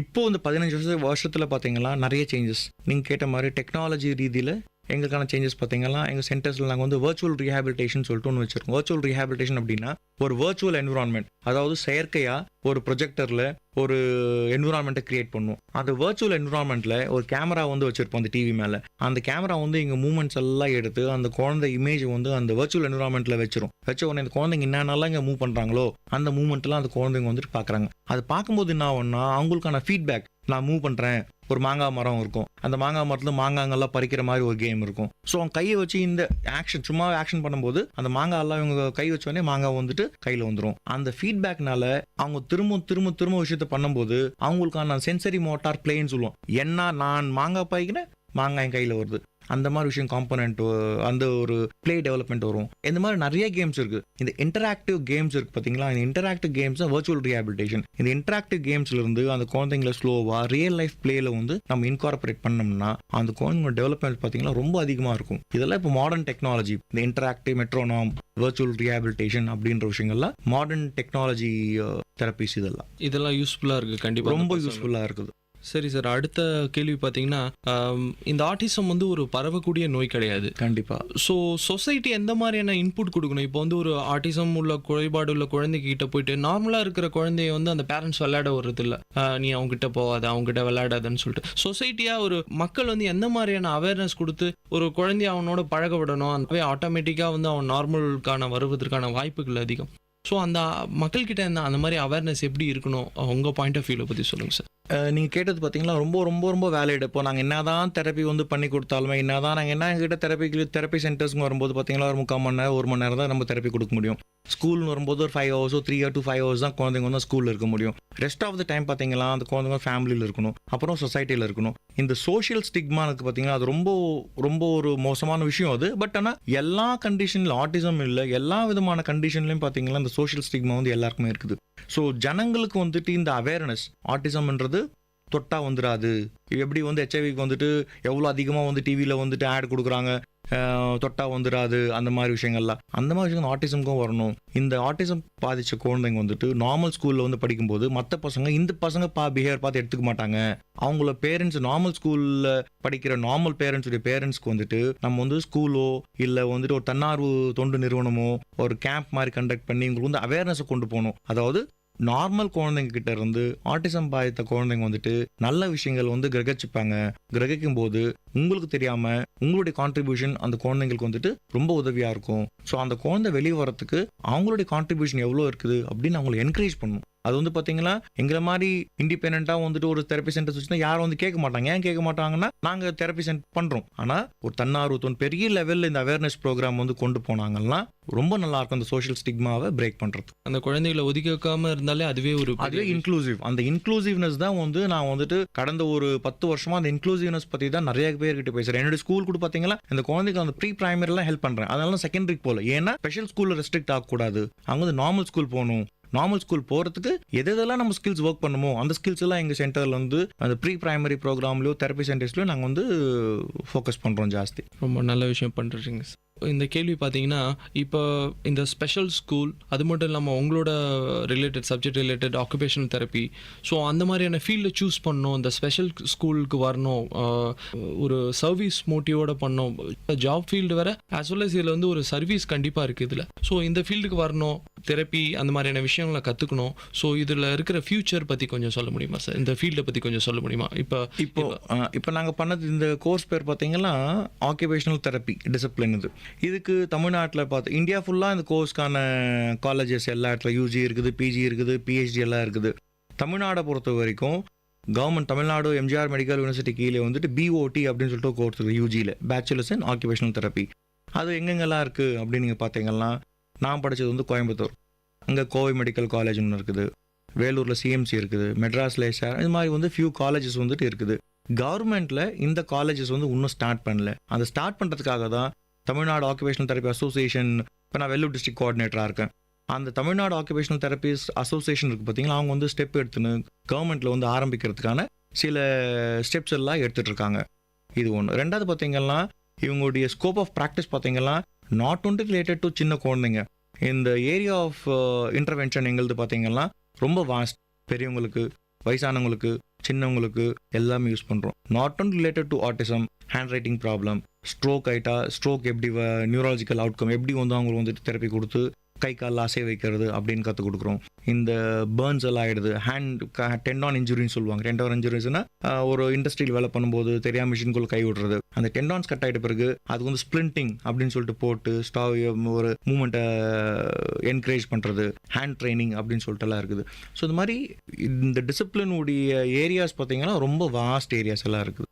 அடுத்த ஜென்ரேஷன் வந்து +2 முடிச்சுட்டு இந்த பசங்க வந்துட்டு யூஜி எடுக்கிறதுனா தமிழ்நாடு கவர்மெண்ட் கீழே காலேஜஸ் இருக்கு. மாஸ்டர்ஸ் டிகிரியும் ஸ்பெஷலைசேஷன்ஸ் வந்து நிறைய கொடுக்குறாங்க. ஆக்குபேஷனல் தெரப்பியில் பீடியாட்ரிக்ஸ் கொடுக்குறாங்க, ஆர்த்தோபெடிக்ஸ் இருக்குது, நியூரோலஜி இருக்குது, ஹேண்ட் ரீஹாபிலிட்டேஷன் இருக்குது, சைக்காட்ரி ரீஹாபிலிட்டேஷன் இருக்குது. ஸோ இந்த மாதிரி ஏரியாஸ் அவங்க சூஸ் பண்ணி அவங்க இதில் ஸ்பெஷலிஸ்ட் ஆகலாம். ஓகே சார், இன்னைக்கு மருத்துவ நேரம் நிகழ்ச்சியில் நிறைய விஷயம் ஷேர் பண்ணிக்கிட்டீங்க. ஆட்டிசம்னா என்ன, ஆட்டிசம் எப்படி குணப்படுத்துது, எந்த மாதிரியான அறிகுறிகளை வச்சு கண்டுபிடிச்சி வந்து சீக்கிரமாக ட்ரீட்மெண்ட் எடுக்கிறது. ஸோ உங்கள் ஆக்குபேஷனல் தெரப்பி பற்றி நிறைய விஷயங்கள் டிஸ்கஸ் பண்ணீங்க.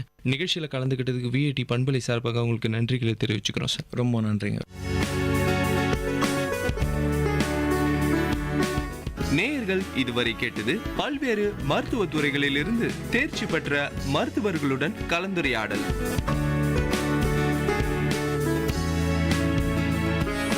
மருத்துவ நேரம் விஐடி பண்பலை 90.8. நன்றி, வணக்கம்.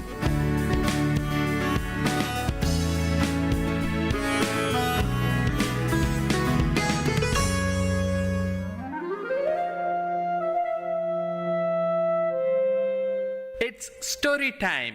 In Vit Community Radio 90.8, you're going to listen to a short story written and narrated by Professor Pranesh Kumar, Vit University.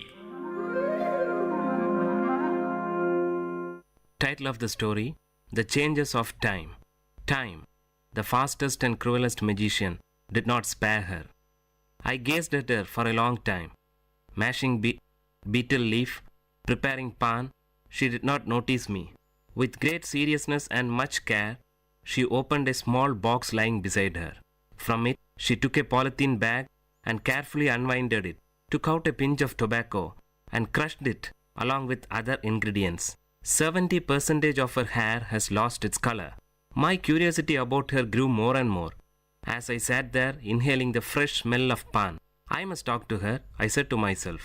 I got up and found a suitable place beside her. She smiled at me with her toothless gums, while her hands were busy rearranging the contents in the pan box. The skin of her arm seemed coarse like the epidermis of an old tamarind tree. She herself was like an old tree that had witnessed many springs and summers. Dressed in a white saree and without a blouse, she looked like a typical old woman from South Tamil Nadu. Each time she moved her head, her heavy pompadums, these are nothing but ornaments meant for the ear, moved to and fro rhythmically. She must not have felt the unease, used as she was to those two pompadums from her early teens. They were huge pieces of gold ornament, different shapes, cubes, circles, triangles, and horseshoes closely packed with the usual wax stuffing. She could often be seen seated on the veranda of that old house with tiled roof. Nobody knew her name. People called her member's wife, since her husband became a panchayat member. Being the senior most person in the area, people from the surrounding area called her great grandma in respect. She lived with her younger son's family. We both gazed at each other until I broke the ice by asking her about the tattoo on her arms. She had tattooed the picture of a peacock across her biceps. The peacock had lost its vigor as the skin that supported it has withered. For a fraction of a second flashed across my mind the modern tattoos that movie artists and DJs have on them. I asked her the intention behind her tattooing and why a peacock. She opened her mouth carefully, holding her head upwards so that the pan from her mouth did not spill. Son, while we live, we earn many things and lose many things. But we can never take anything to the grave except this tattoo. She stressed that none could snatch it away from her. Saying this, she carefully spat out the pan juice. I was taken aback by the philosophical attitude she had for a simple tattoo. Her immediate and sharp answer was impressive, but her reply to my next question was only a stale smile. It was about her age. Might be she did not know her exact age, or she did not wish to reveal it. I don't know for sure. I did not question her anymore, but she started talking. She murmured the names of Tamil months: Thai, Margari, Pankini, Chittirai. It will rain today, she said to herself. She must have observed the casual smile and expression on my face. She continued, I am sure it usually rains on the final day of Mandakiyat festival. It's a local temple festival of South Kanyakumari. But only if the deity is pleased. She seemed to have memorized the dates of local festivals and the names of local deities. Soon she was interrupted by her daughter-in-law approaching her with a tumbler of tea. Placing the tea beside her mother-in-law, she disappeared into the house. Spitting out the remaining pan from her mouth, the great-grandma stared into the tea for a while. With a deep sigh, she lowered her voice to speak again. Today's women are indolent. They don't know the pleasure of working. They enjoy only staring at the television for hours together. When we were young, we never had the time to stare at anything. We took great pleasure in working for the family. During harvest season, my husband and I used to join the workers to make things easy. He worked hard till his end. There was a great pause. We used to work in full swing throughout the season. During the tamarind season, I buried myself in hectic work. Shelling the tamarind was my prime job then. My daughter and younger brother shared the work with me. We used to divide the heap of tamarind among ourselves and were confined to labor even till after midnight until our share of work was totally completed. Pressing out the seed from the ripe tamarind was the next task. Our happiness knew no bounds since the work was completed in the midst of the heaps of mangoes and jackfruit and other festive eatings. Hearing this from her, I said to myself that she is not aware of the multi-dimensional task that today's women handle. So much for the joys of an uncluttered childhood, she continued. Apart from all this, I had the regular task of preparing palm jaggery from palm juice.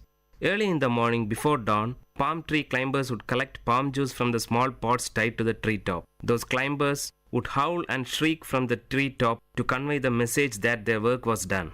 As soon as he received the signal, my younger brother would run to collect the juice and bring it home. It would be brought ice cold. I boiled it using dried leaves and finally prepared palm jaggery. During the peak season, we might even get 30 cakes a day. That was our prime source of income. Now all those things have become a matter of past. She sighed nostalgically. When great-grandma narrated these mundane events, I could visualize them in my mind. I said to myself, she's grieving over a lost culture. This culture must have been prevailed some 75 to 80 years back, roughly in the 1930s. Today, her granddaughter is working for a leading multinational IT company in Chennai. The sharp contrast from palm jaggery to an IT company shouts out loud that change is inevitable. Before she could continue, someone called out to me from behind. It was my friend for whom I had been waiting. We usually played cricket with a few others in a large ground behind the great-grandma's house. The match must have begun and I had to join them. I shook my head to her, telling that I had to leave. Her eyes wore a pathetic expression to convey, "Wait, I have more to say." But her lips remained silent. I left her to join my friends, and from a far distance, I turned back to get a glimpse of her. I could hardly see her. She sat there sipping her tea. By that time, it must have gone cold. Currents of thought about the giant running wheel called time and the disability and helplessness of man or any other mighty power to stop or alter it flashed over my inner mind.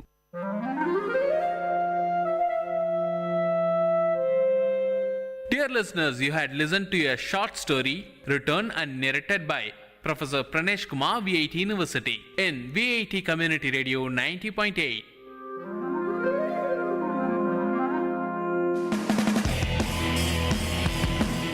உங்கள் VIT பண்பலை 90.8 வழங்கும் கருத்துக்களம். மக்கள் கருத்துக்கள் அரங்கேறும் ஒளித்தளம். உங்கள் குரல்களில் ஒருங்கிணையும் கருத்துக்களம். VIT பல்கலைக்கழகத்தின் சமுதாய வானொலியில். வணக்கம் நேயர்களே, இது விஐடி பண்பலை 90.8 விஐடி பல்கலைக்கழகத்தின் சமுதாய வானொலியில் இந்த நிகழ்ச்சி உங்கள் அபிமான கருத்துக்களம். நம்ம இந்த கருத்துக்களம் நிகழ்ச்சியின் மூலமா பல்வேறு விஷயங்களை நம்முடைய நேயர்கள் கிட்ட நேரடியாகவே சென்று அவங்களுடைய கருத்துக்களை பதிவு செஞ்சு நேயர்கள் கிட்டேயே மறுபடியும் போட்டு காட்டியிருக்கோம். அந்த வகையில இன்றைய நிகழ்ச்சியில எந்த விஷயங்களை பத்தி மக்களிடையே கருத்துக்கள் கேட்க போறோம் அப்படின்ற விஷயங்கள் தான் ஆவலா கேட்டுக்கிட்டு இருக்கீங்க. இன்னைக்கு நிகழ்ச்சியில நம்ம மக்களிடையே பேச போறது ரொம்பவும் முக்கியமான ஒரு தலைப்புன்னு சொன்னா அது மிகையாகாது. நம்முடைய வாழ்க்கையில ரொம்பவும் முக்கியமான அத்தியாவசிய பொருள்னு எடுத்துக்கிட்டா அது உணவு, உடை, இருப்பிடம்னு சொல்லுவோம். அந்த அளவுக்கு உணவுக்கு தான் நம்பர் 1 எடுத்து நம்ம கொடுத்து வச்சிருக்கோம். இந்தியாவினுடைய முதுகெலும்பு எதுன்னு கேட்டா எல்லாருமே கண்ணை மூடிக்கிட்டு ஒரு விவசாயம் அப்படின்னு சொல்லுவாங்க. அந்த அளவுக்கு நம்ம விவசாய நாடா இருக்கிறதுல பெருமை அடைஞ்சிட்டு வரோம் அப்படின்றதுல எந்த ஒரு சந்தேகமும் இல்லை. அந்த விவசாயம் இன்னைக்கு இருக்கிற சூழ்நிலையில எப்படி இருக்கு, மக்கள் விவசாயத்தை எந்த அளவுக்கு ஈடுபாடுடன் செஞ்சுட்டு வராங்க, எந்தெந்த மாதிரியான விவசாயம் செய்யறாங்க, இயற்கை விவசாயம் எப்படி இருக்கு, செயற்கை விவசாயத்துல என்னென்ன விதமான பிரச்சனைகள் இருக்கு அப்படின்றத விவசாயிகள் கிட்டே கேட்டு தெரிஞ்சுக்க போறோம். அதுக்காக வேலூர் மாவட்டம் திருவள்ளுவர் பல்கலைக்கழகத்தின் அருகில் இருக்கிற கோவிந்தராஜகோட்டை என்ற கிராமத்துல தான் நாம இன்னைக்கு நம்முடைய நிகழ்ச்சியை தொடங்க இருக்கிறோம். வாருங்கள் நிகழ்ச்சிக்கு போகலாம். நேர்களே, இன்றைய கருத்துக்கள் நிகழ்ச்சியில விவசாயம் சார்ந்த பல்வேறு தரவுகளை தான் நம்ம விவசாயிகள்கிட்டையும் விவசாயம் சார்ந்த பயிற்சிகள் அளிப்பவர்கள்கிட்டையும் நம்ம கேட்டுட்டு இருக்கோம். இன்னைக்கு வந்து நம்ம கோவிந்தராஜ கோட்டை, வேலூர் திருவள்ளுவர் பல்கலைக்கழகத்தின் அருகில் இருக்கிற கோவிந்தராஜ கோட்டை கிராமத்துல தான் இருக்கும். அங்கதான் விவசாயிகளை சந்திச்சுட்டு பல்வேறு தரவுகளை நம்ம வந்து கொடுத்துட்டு இருக்கோம் நேயர்களுக்காக. இங்க நம்ம கிட்ட ஒரு விவசாயி இருக்காரு, அவர்கிட்ட பேசலாம். வணக்கம் ஐயா, உங்க பேர் சொல்லுங்க. ரங்கநாதன் ஐயா, எத்தனை வருடமா விவசாயம் செஞ்சுட்டு இருக்கீங்க நீங்க? கண்டிப்பா 30 வருடம் என்றது வந்து ஒரு மிகப்பெரிய ஒரு நம்பர் தான் சொல்லணும். ஏன்னா 30 வருடமா நம்ம திருநாட்டுல இருக்கிற மக்களுக்கு உங்களுடைய விவசாயம் சார்ந்த பொருட்களை அளித்து உணவு அளித்துட்டு இருக்கீங்க அப்படின்னு தான் சொல்லணும். இன்னைக்கு விவசாயத்தினுடைய நிலைமை எப்படி இருக்கு ஐயா? 30 வருட விவசாயமும் இன்னைக்கு இருக்கிற விவசாயமும் எப்படி இருக்கு, அதை பத்தி சொல்லுங்க. விவசாயம் இப்ப நல்லா என்னென்ன மாதிரியான பிரச்சனைகள் இருக்குங்க ஐயா இப்ப இருக்கிற விவசாயம் பண்றதுக்கு? பிரச்சனைனா லேபர் ஜாஸ்தி, விலைவாசி மருந்தெல்லாம் விலைவாசி ஜாஸ்தி, நம்ம விற்கிறது கம்மி. 10 ரூபாய் செலவாயினோம், நம்ம விற்கிறது 5 ரூபாய் விற்கிறோம். அது என்ன லாபம் கிடைக்கும்? உற்பத்தி செய்யறதுக்கான பொருட்களுடைய விலை அதிகமா இருக்கு, ஆனா விற்பனை செய்யும் போது எங்களுக்கு வந்து விலை வந்து ரொம்ப குறைவா கிடைக்குது, அதுதான் பிரச்சனை அப்படின்னு சொல்றீங்க. இதை மாற்றத்துக்கு ஏதாச்சும் வழிமுறைகள் இருக்குங்களா 30 வருட அனுபவத்துல? கவர்மெண்ட் தான் செய்யணும், குறைக்கணும், நாம தான் குறைக்கணும். மொத்தமே விவசாய பொருள் ஏற்றணும், அப்படி ஏற்றணும் விவசாயத்துக்கு லாபம். விவசாயிகள் வாங்கும் அந்த இடுபொருட்களுடைய விலையை குறைத்து விட்டு அவங்களுடைய விற்பனை பொருட்களை பெற்றுக்கொள்ளும் போது கொள்முதல் செய்யும் போது மதிப்பு வந்து அதிகப்படுத்தி கொடுக்கணும் அப்படின்னு சொல்றீங்க ஐயா. இன்னைக்கு இருக்கிற சூழ்நிலை விவசாய நிலங்கள் ஒரு பக்கம் குறைஞ்சிட்டு இருக்குங்க இல்லையா, அதை பத்தி என்ன நினைக்கிறீங்க? நிலம் குறைஞ்சுதாங்க, இது நிலம் தான் குறையுது. இது என்ன பண்றது? யார் விற்கிறாங்க விவசாயம்? வித்துட்டு போறது என்ன நினைச்சிட்டு இருப்போம். பயிரை செய்வதில் ஒண்ணு ஒன்னும் வேஸ்ட். பயிர் செய்யறதுக்கு ஆளுங்க பற்றாக்குறை போச்சு. எல்லாம் விவசாயிகளுக்கு கொஞ்சம் ஃப்ரீயாக அரிசி கிடைக்குது, 100 நாள் வேலை கிடைக்குது. அதனால வந்து விவசாயிகளுக்கு வந்து வேலை செய்யறதுக்கு ஆளுங்களும் வரல. அதனால் நம்மளே கஷ்டப்பட்டு எவ்வளோதான் வந்து அதனால ரொம்ப அடிப்பட்டு வேலை செய்து நம்மளால கூலி ஆளுங்களை வச்சு வேலை செய்ய முடியல. மருந்துங்க வந்து ஒரு பக்கம் வந்து நல்ல ஒரு மருந்தும் கிடைக்க மாட்டேங்குது. அதுக்கு தகுந்த மாதிரி வந்து உரம் லேபர் ப்ராப்ளம், லேபர் வந்து ரொம்ப ரொம்ப பிரச்சனையா இருக்குது. வந்து வேலை செய்யறது நம்ம அவங்கள வச்சு வந்து 4 ஹவர் வேலை செய்ய மாட்டேங்கிறாங்க. அதுக்கு நாங்கள் 2 வேலை சாப்பாடு போட்டு அவங்களுக்கு அந்த 100 நாள் வேலைக்கு எடுத்துட்டு வந்து விவசாயிகளுக்கு கொஞ்சம் இருந்தோம்னா இன்னும் கொஞ்சம் நம்மளால இருக்கும். ரொம்ப நம்மளால ஒன்றும் பண்ண முடியாதனால காரணனால விவசாயம் அதான் ஊர்ல இருக்கிறவங்க நகரத்துக்கு போற காரணமே இதனாலதான். இங்க வந்து எதுவும் பண்ண முடியல, ஏதோ ஒரு வியாபாரம் செஞ்சு போய்க்கலாம்னு சொல்லிட்டு இப்போ நம்ம ஊர்லயே கிட்டத்தட்ட 70-80 வீடுக்கு மேல இருந்தது.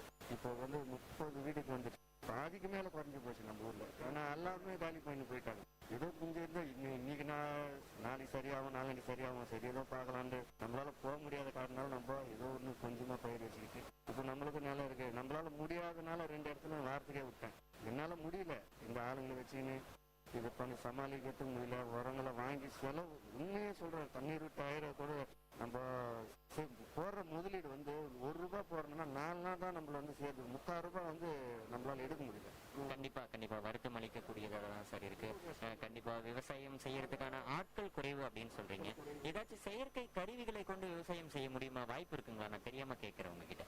கருவிகளை கொண்டு செய்யணும்னா அது நம்ம எல்லாருமா சேர்ந்து இது பண்ண முடியாது. அதுக்கான கவர்மெண்ட் ஏதாவது நம்மளுக்கு இது பண்ணலாம்.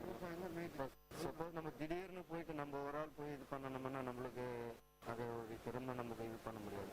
எல்லாரும் மூலியமா வந்து எல்லாரும் ஒற்றுமை செஞ்சு அதை பற்றி இது பண்ணணும்னா தான் செய்ய முடியும். இப்போ நம்ம ஒருத்தரா போயிட்டு இது பண்ண அது இது பண்ண முடியாது. ஏதாவது கவர்மெண்ட் ஏதாவது மூலியமா கொஞ்சம் நம்மளே கொஞ்சம் இன்ட்ரெஸ்ட் பண்ணால் நம்ம இன்னும் உற்பத்தி பண்ணுறதுக்கு நமக்கு ஒரு இது சான்ஸ் கிடைக்கும்.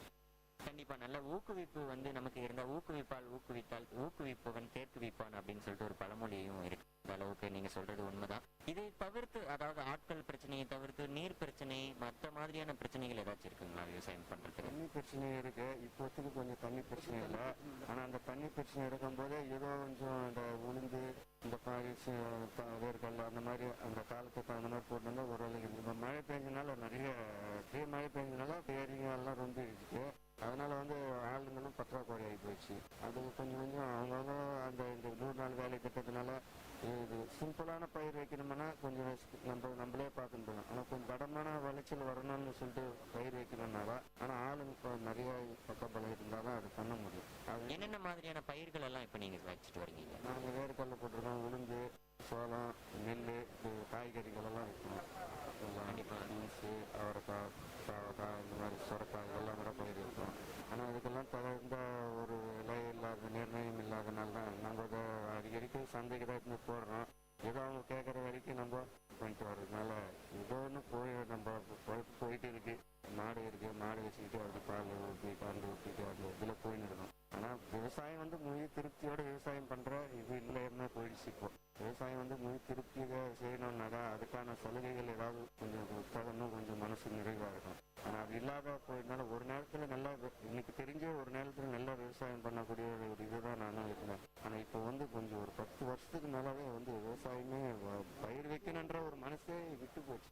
என்னக்கா எல்லாம் சொன்னா ஃப்ரீயா அரிசி கிடைக்குது, 100 நாள் வேலைக்கு போனால் எல்லாமே வாங்கிக்கலாம், என்ன இருக்குது எங்கே போய் கஷ்டப்படணும், வெயிலில் கஷ்டப்படணுன்ற ஒரு சோம்பேறித்தனமான ஒரு இது உருவாயிடுச்சு. கடி உழைச்சி சாப்பிடணுன்ற ஒரு இது இன்னைக்கு மக்களுக்கு இல்லை.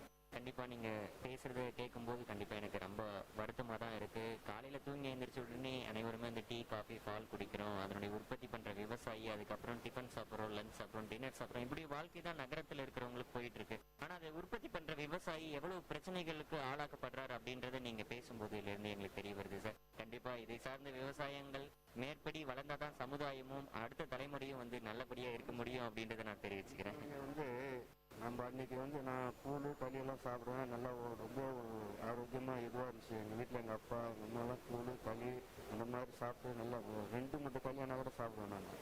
இப்போ வந்து சோறு சாப்பாடு இதெல்லாம் வந்துடுறதுனால இவ்வளோ தான் சாப்பிட்றோம். அந்த சாப்பாடு வந்து எடுத்துக்கல மனுஷனுக்கு. இன்னைக்கு அந்த சாப்பாடு சாப்பிட முடியாத டேஸ்ட் இல்லை. ரொம்ப ஏதோ ஒரு கடமைக்கு சாப்பிட்றோம் நம்ம, அதோட வயிற்று பசிக்காக சாப்பிட்றோம்ன்றத ஒரு இது டேஸ்ட்டுக்காக இன்னைக்கு இல்லை.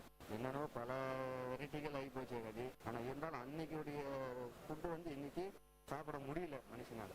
எதிர்கால சந்ததிகள் வந்து கண்டிப்பா இயற்கை வழி விவசாயத்துக்கு மாறினா மட்டுமே இதை வந்து பூர்த்தி செய்ய முடியும் அப்படின்றத விஐடி பண்பலை 90.8 சார்பாக கேட்டுக்கிறோம். ரொம்ப நன்றி ஐயா, பல்வேறு கருத்துக்களை தெரிவிச்சமைக்கு. நேர்களே, இன்றைய கருத்துக்கள் நிகழ்ச்சியில விவசாயம் சார்ந்த பல்வேறு தரவுகளை தான் வந்து விவசாயிகள் கிட்டையும் நிறைய படிப்புகள் படித்திருந்தாலும் வெளிநாடுகளை பல்வேறு விதமான அனுபவங்களை பெற்று மறுபடியும் இந்தியாவுக்கு வந்து விவசாயத்துல பல்வேறு விதமான முன்னேற்றங்களை செய்யணும்னு சொல்லிட்டு காத்துக்கிட்டு இருக்கிற வாலண்டியர், அதாவது விருப்பம் உள்ளவர்கள் அப்படின்னு கூட சொல்லலாம். அது மாதிரியான நபர்கள் இன்னைக்கு நம்ம கூட நிறைய பேர் பேசியிருக்காங்க. நம்ம கூட ஒரு நேயர் இருக்கிறார், அவ கூட பேசலாம். வணக்கம் சார், உங்களுடைய பெயர் மற்றும் உங்களை சார்ந்த முகவரிகளை சொல்லுங்க. வணக்கம், விஐடி சமுதாய வளர்ச்சிகளுக்கு வணக்கம். நான் செந்தில் பேசுறேன். நான் இப்போ உழவு சார்ந்த, குறிப்பாக மரபு சார்ந்த உழவு முறைகளை மீட்டெடுக்கிற முயற்சியில் வந்து எங்களுடைய கவனங்களும் எங்களுடைய உழைப்புகளும் செலுத்திட்டு இருக்கோம். இப்போ இது தமிழ் என்ற ஒரு அமைப்பு மூலமாக, தமிழர் மரபியல் நிறுவனம் என்ற அமைப்பு மூலமாக நம்முடைய மரபு தொழில்நுட்பங்கள் ஆய்வு, மீட்டெடுப்பு, பரவலாக்கல், ஆவணப்படுத்தல் இதன் அடிப்படையில் நம்முடைய அழிந்த, மறந்து போன, மறக்கடிக்கப்பட்ட நம்முடைய பெரியோர்களுடைய குறிப்பாக உழவு சார்ந்த தொழில்நுட்பங்களை மீட்டெடுத்து அதை இப்ப இருக்கிற விவசாய நண்பர்களுக்கும் அடுத்த தலைமுறைகளுக்கும் கொண்டு போற முயற்சியில வந்து செஞ்சுட்டு இருக்கோம். கண்டிப்பா மீட்டெடுப்பு அப்படின்னு உடனே தான் எனக்கு வந்து இந்த கேள்வி உங்ககிட்ட கேட்கணும்னு இருக்கு. ஏன்னா இன்னைக்கு நம்ம வந்து அத்தியாவசிய தேவைகள்ல உணவு, உடை, இருப்பிடம் சொல்ல வந்தாலும் உணவு தான் நம்ம வந்து ஃபர்ஸ்ட் வார்த்தைகளா சொல்லக்கூடியதா இருக்கு. அந்த அளவுக்கு உணவை பேஸ் பண்ணி தான் நம்முடைய அன்றாட வாழ்க்கை போயிட்டு இருக்கு. ஆனா இன்னைக்கு இருக்கிற சூழ்நிலையில் நம்ம வந்து உணவை சாப்பிட்றோமா இல்ல ஸ்லோ பாய்சனை சாப்பிட்றோமா அப்படின்ற ஒரு டவுட் நிறைய பேருக்கு இருக்கு. அதை பத்தி நீங்க என்ன நினைக்கிறீங்க? இதுல சந்தேகமே வேண்டாம். மிக நம்ம தினந்தரம் நம்ம கொள்ளக்கூடிய விஷயங்களை தான் உணவுன்ற பெயர்ல அன்றாட நம்ம எடுத்துட்டு இருக்கோம். அதுல நம்ம வந்து மாற்று கருத்தை கொள்ள வேண்டாம். ஆய்வு செய்த முடிவுகள் வந்தாலும் அதை தான் தெரிவிக்கும் நம்புறேன். பல ஆய்வுகள் அதை தான் தெரிவிச்சிட்டு இருக்கு. இன்னைக்கு இப்ப நீங்க பேசும்போது சொன்னீங்க மீட்டெடுக்கக்கூடிய ஆய்வுகள் வந்து நாங்க செஞ்சுட்டு இருக்கோம் அப்படின்னு சொல்லிட்டு, என்னென்ன மாதிரியான ஆய்வுகள் செஞ்சுட்டு இருக்கீங்க? அதை பரவலா மக்களுக்கு புரியுற அளவுக்கு சொல்லுங்க. குறிப்பா நம்முடைய வாழ்வியல் முறைகள் பாத்தீங்கன்னா ஆண்டாண்டு காலமா, பல ஆயிரம் காலங்களா சமுதாயத்தால நம்முடைய தலைமுறைகளால உணவுகள் சாப்பிட்டு அடுத்த தலைமுறையை உருவாக்கி டைம்லி டெஸ்டட் டெக்னாலஜின்னு சொல்லுவோம். தலைமுறைகளாக பாதுகாக்கப்பட்ட, பயிற்றுவிக்கப்பட்ட, நிர்வகிக்கப்பட்ட உணவு உற்பத்தி பண்ற முறைகள் நம்முடைய மரபு உணவு முறைகள். அதுல குறிப்பா வந்து இந்த விதைகளை வந்து சொல்லும் போது நம்மளுடைய விதைகள் சொல்லிட்டு இங்க நம்ம பகுதி சார்ந்த விதைகள், வேலூர் அப்படின்னா வேலூர் சார்ந்த பகுதி, காஞ்சிபுரத்துக்கான பகுதி சார்ந்த பயிர்கள் நமக்கு இருக்கு. அந்த பகுதியில உற்பத்தி செஞ்சு அந்த பகுதியில் வர நாம் அந்த உணவை சாப்பிடும் போது இயற்கைக்கு நெருக்கமான உணவு முறைகளை பயன்படுத்தும். அது நமக்கு மிக மிக பாதுகாப்பாக அமையும். அது அதை வந்து நமக்கு அடிப்படையான நம்முடைய உணவு பாதுகாப்புக்கான முக்கிய அவசியமா கருதுறோம். விவசாயம், அதாவது இயற்கை விவசாயத்தை பத்தி பேசிக்கிட்டு இருக்கிற இந்த சூழ்நிலையில குறிப்பா விவசாயமே வந்து அழிஞ்சுக்கிட்டு இருந்தான்னு சொல்லணும். செயற்கை சார்ந்த விவசாயம் செஞ்சுட்டு இருக்காங்க, இயற்கை சார்ந்த மரபு வழி விவசாயம் செஞ்சுட்டு இருக்காங்க சில பேர் தான் சொல்லணும். ஆனா ஒவ்வொரு நாளும் விவசாய நிலங்கள் வந்து அழிக்கப்பட்டு வருது இல்லையா? அதை பத்தி நீங்க என்ன நினைக்கிறீங்க? அதை மீட்டெடுக்கிறதுக்கு என்ன மாதிரியான செயல்முறைகள் நம்ம செய்யணும் இந்த கால தலைமுறையினர்? கண்டிப்பா நம்ம உணவு ஆரோக்கியத்தை தாண்டி எதுவும் முக்கியமான ஒரு விடயமா வந்து எடுத்துக்க முடியாது. அப்படி பார்க்கும்போது எதுக்கு முக்கியத்துவம் கொடுக்கறது நம்ம தான் முடிவு செய்யணும். நம்ம குழந்தைக்கு நம்ம கையால வந்து விஷத்தை கொடுக்க போறோமா, உணவு கொடுக்க போறோமா, வெறும் பணத்தை கொடுக்க போறோமா, அந்த பணம் அந்த குழந்தைகளுக்கு அடுத்த தலைமுறைக்கு என்ன கொடுக்க போதுன்னு நம்ம தான் முடிவு செய்யணும். நம்ம குழந்தைகளை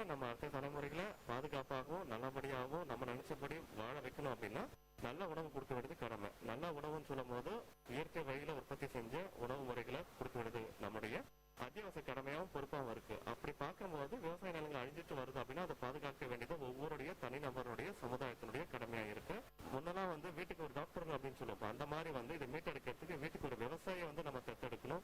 இல்லை நேரடியாக இயற்கை வழி விவசாயம் செய்யறவங்கிட்ட உணவுப் பொருட்களை நம்ம வாங்கி நம்ம பயன்படுத்தும் போது நம்மளுடைய ஆரோக்கியம், நம்ம குடும்பத்தினுடைய ஆரோக்கியம் பாதுகாக்கப்படுது. குறைஞ்சபட்சம் நம்முடைய சுயநலத்திற்காக வந்து விவசாயத்தை பாதுகாக்க வேண்டிய கட்டாய சூழல நம்ம இருக்கோம்.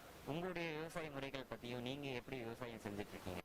கணித்துறையில வந்து ஒரு 14 ஆண்டுகள் பணி செய்யற வாய்ப்புகள் பல மேலை நாடுகளில் செல்லும் போது அங்க உணவுக்கு வந்து ஆரோக்கியத்துக்கு எவ்வளவு முக்கியத்துவம் கொடுக்குறாங்க. அவங்க குறிப்பா பார்க்கும்போது ஆர்கானிக்ன்ற பொருட்கள், அதாவது நச்சு பொருட்கள் கலக்காத உற்பத்தி செய்த உணவுப் பொருட்கள். நம்ம வந்து இங்க சாதாரணமா இயற்கை விவசாயம் அப்படின்னு சொல்லுவோம். நம்ம பரம்பரை செஞ்சுட்டு இருந்த உணவு முறைகளை அது ஒரு கலத்தோட கொண்டு செஞ்சு ஆரோக்கியத்தை பாதுகாக்கிறாங்க. அந்த மாதிரி செய்யும் போது வந்து இங்க நம்ம எல்லா வளமும் இருந்து நம்ம எதுக்காக எதை தேடி அங்க போறன்ற கேள்வி வந்து அங்க எழுந்தது. அதனால இந்த நீண்ட நாள் திட்டங்களை எதுவும் வந்து கைவிட்டுட்டு வந்து நான் திரும்பவும் இந்தியாவுக்கு, குறிப்பா என்னுடைய மண்ணுக்கு சென்னைக்கு நான் திரும்பி வந்து இங்க வேலூர் மாவட்டத்துல உழலென்ற கிராமத்துல வந்து நான் இயற்கை வழி விவசாயம், ஒருங்கிணைந்த இயற்கை வழி விவசாய பண்ணையை வந்து ஆரம்பிச்சு இப்ப வெற்றிகரமா செயல்படுத்திட்டு இருக்கேன்.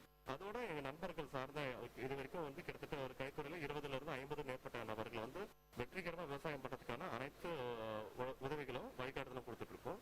இப்ப இருக்க நண்பர்கள், விவசாய நண்பர்களுக்கு நச்சு கலக்காத உணவு உற்பத்தி எப்படி செய்யணும், இயற்கை வழி விவசாயம் செய்து என்பதற்கான ஒரு கட்டமைப்போட ஒரு செயல் திட்டங்களை கொண்டு போயிட்டு இருக்கோம். கண்டிப்பா, அதாவது கம்ப்யூட்டர் படிச்சவங்களுக்கு விவசாயத்தை பத்தியும் உணவு பத்தியும் என்ன தெரியும் அப்படின்னு சொல்லிட்டு நம்ம நிறைய பேர்கிட்ட கேட்போம். இனிமே அதை பத்தி நம்ம கேட்க முடியாதுன்னு நினைக்கிறேன். ஏன்னா செந்தில் சார் வந்து கம்ப்யூட்டர் படிச்சிருந்தாலும் வந்து வெளிநாடுகளில் போயிட்டு பல 15 ஆண்டுகளுக்கும் மேல பணிபுரிந்தாலும் விவசாயத்தின் மீது இருந்த ஈடுபாட்டின் காரணமாக மறுபடியும் நம்மளுடைய சொந்த திருநாடு, இந்திய திருநாட்டுக்கு வந்து சொந்த மண்ணில் அதுவும் நிலம் வாங்கி விவசாயம் செஞ்சு நம்முடைய நாட்டை முன்னேற்றத்துக்காக செயல்படுறாருன்னு தான் சொல்லணும். மிக்க நன்றி செந்தில் சார், உங்களுடைய சேவை நம்ம நாட்டிற்கு தேவை அப்படின்னு தான் சொல்லணும். மிக்க நன்றி சார். வேலூர் விஐடி சமுதாய வானொலி நண்பர்கள் நேயர்களுக்கு அனைவருக்கும் நன்றி. உங்களுடைய அடுத்த இன்வெஸ்ட்மெண்ட் ஒரு இயற்கை வழி விவசாயம் செய்யற பண்ணையா இருக்கட்டும், உங்களுடைய அடுத்த உணவு வாங்கும் போது இயற்கை வழி பண்ணையிலிருந்து இல்ல குறைஞ்சபட்சம் ஆர்கானிக் உணவுகளை வாங்குறதா இருக்கட்டும் அப்படின்ற வேண்டுகோளோட உங்களிடம் விடைபெறுகிறேன். நன்றி. கண்டிப்பா செந்தில் சார் சொன்ன மாதிரி அவருடைய வேண்டுகோளுக்கு நீங்க யாராவது ஒரு நேராவது நிலம் வாங்கி இயற்கை விவசாயம் செய்வீங்க அப்படின்னு சொல்லிட்டு விஐடி பண்பலை 90.8 சார்பாக கேட்டுக்கிறோம். நன்றி. இந்த கட்டுரை நிகழ்ச்சியில விவசாயம் சார்ந்த பல்வேறு தரவுகளை தான் நம்ம கேட்டுக்கிட்டு இருக்கோம். விவசாயிகள், விவசாயம் சார்ந்த பண்ணை அதனுடைய செயல்பாடுகளை செஞ்சுட்டு இருக்கிற நபர்கள் கிட்ட தான் நம்ம பேசிட்டு இருக்கோம். இங்க நம்ம கூட ஒரு நேயர் இருக்காரு.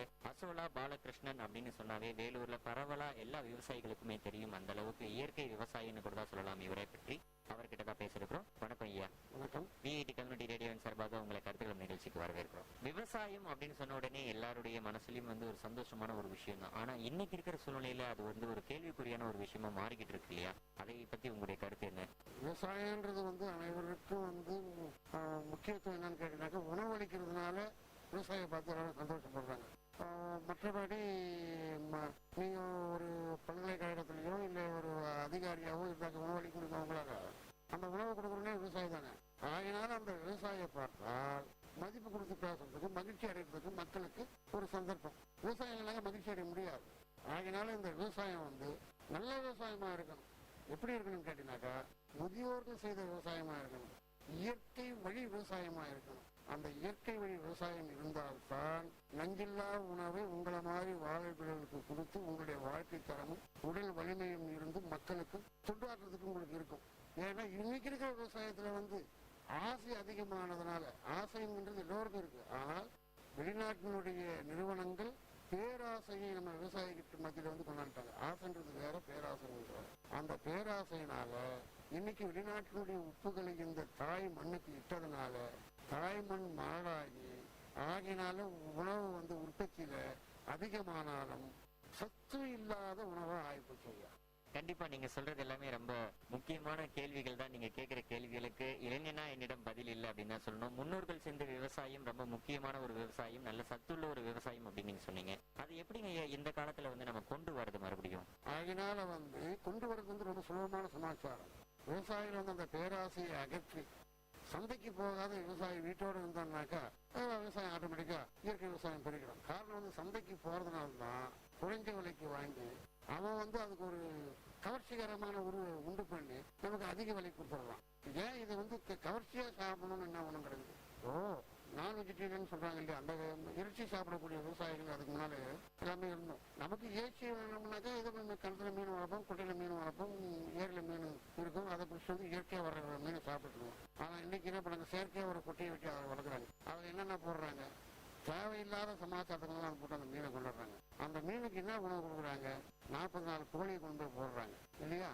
அந்த கோழி எங்க வளருது, நம்ம புழக்கடையில் வளர்கிற கோழியினுடைய திறன் என்ன, கோழி பண்ண வச்சுட்டு இருக்கிற அந்த 40 நாள் கோழியுடைய திறன் என்ன. இன்னைக்கு மக்களுக்கு நாங்களாம் இப்போ நிமிந்து நடக்கிறோம்னாக்கா அந்த கோழி சாப்பிட்டதுனால நாங்கள் நிமிந்து நடக்கிறோம். நீங்களாம் என் 40 வயசு 25 வயசுலேயும் முட்டி வரல, முழங்கால் வரலன்றதுக்கு காரணம் 40 நாளில் வளர்கிற கோழி இறைச்சி நீங்கள் சாப்பிட்றீங்க. காரணம் என்னையா, அந்த 40 நாள் கோழி பேராசையாக வளர்ந்து உங்களுக்கு கண்ணுக்கு பழக்கமாக்குதே தவிர பலன் ஏதாச்சும் இருக்கா? அதுக்கு சக்தி இருக்கான்னு பார்த்தீங்களா? நீங்கள் பார்த்தது கிடையாது. எப்படி பார்த்தது கிடையாது? என்ன பண்ணி பார்க்க போறீங்க? உங்களுக்கு தேவை கறி, அந்த கறியோட வந்துடுறீங்க. ஆனா அந்த கோழியுடைய திறன் என்னன்றத ஓட விட்டு பாருங்க. ஓடுதா பாருங்க, ஓடுதா இல்லையே? நியாயமான கேள்விதாங்க. ஆனா என்னுடைய கோழி சாப்பிடணும் நீ ஆசைப்பட்டினா அதை நீ ஓடி போய் முடுக்கணும். அது எங்க வேணா ஓடும், எங்க வேணா எதிரும், எங்க வேணா பறக்கும். ஆனா அந்த அளவுக்கு அதுக்கு பறக்கக்கூடிய சக்தியும் ஓடக்கூடிய சக்தியும் இறைவன் இயற்கையாக கொடுத்ததுனால, இயற்கையான உணவை உண்றதுனால அதுக்கு அந்த திறன் இருந்தது. அப்படிப்பட்ட தரமான சக்தி உள்ள எந்த ஒரு உணவா இருந்தாலும் நீ சாப்பிட்டீங்கன்னாக்கா உனக்கு சக்தி இருக்கும். அதாவது செயற்கை விவசாயத்துக்கு மாறிட்டாங்க இல்லையா, அவங்களை மறுபடியும் இயற்கை விவசாயத்துக்கு கொண்டு வரதுக்கு என்னென்னலாம் பண்றீங்க? அசோல பாலகிருஷ்ணன் ஆகிய நீங்கள் என்ன செய்றீங்க? ஆகினால இதுதான் நாங்க எங்களுக்குன்னு ஒரு ஆசான், இயற்கை வழி வேளாண் விஞ்ஞானி, அவரும் பணத்துக்காக ஆசைப்பட்டு பட்டம் பதவிகள்லாம் பெற்று அரசு துறையில பணி செஞ்சுட்டு நம்ம நாட்டுக்கு வெளிநாட்டிலிருந்து உப்புகளை கொண்டு இட்டு அந்த உப்பினால் விளையக்கூடிய தானியங்களை மக்களுக்கு கொடுக்கணும்னு அரசாங்கம் உத்தரவிட்டதுனால அந்த விவசாய பல்கலைக்கழகத்தில் இருந்து அவர் வெளியே வந்துட்டார். இந்த மாதிரி என்னுடைய மூதாதையார்கள் விளைவித்த இயற்கை வழி விவசாயத்துல செயற்கை உரங்கள் எல்லாம், செயற்கை உப்புகள் எல்லாம், உரம் கிடையாது, செயற்கை உப்புகளை கொண்டு நம்ம நாட்டில் இடக்கூடாது, மண்ணை தாயாக மதிக்கணும்.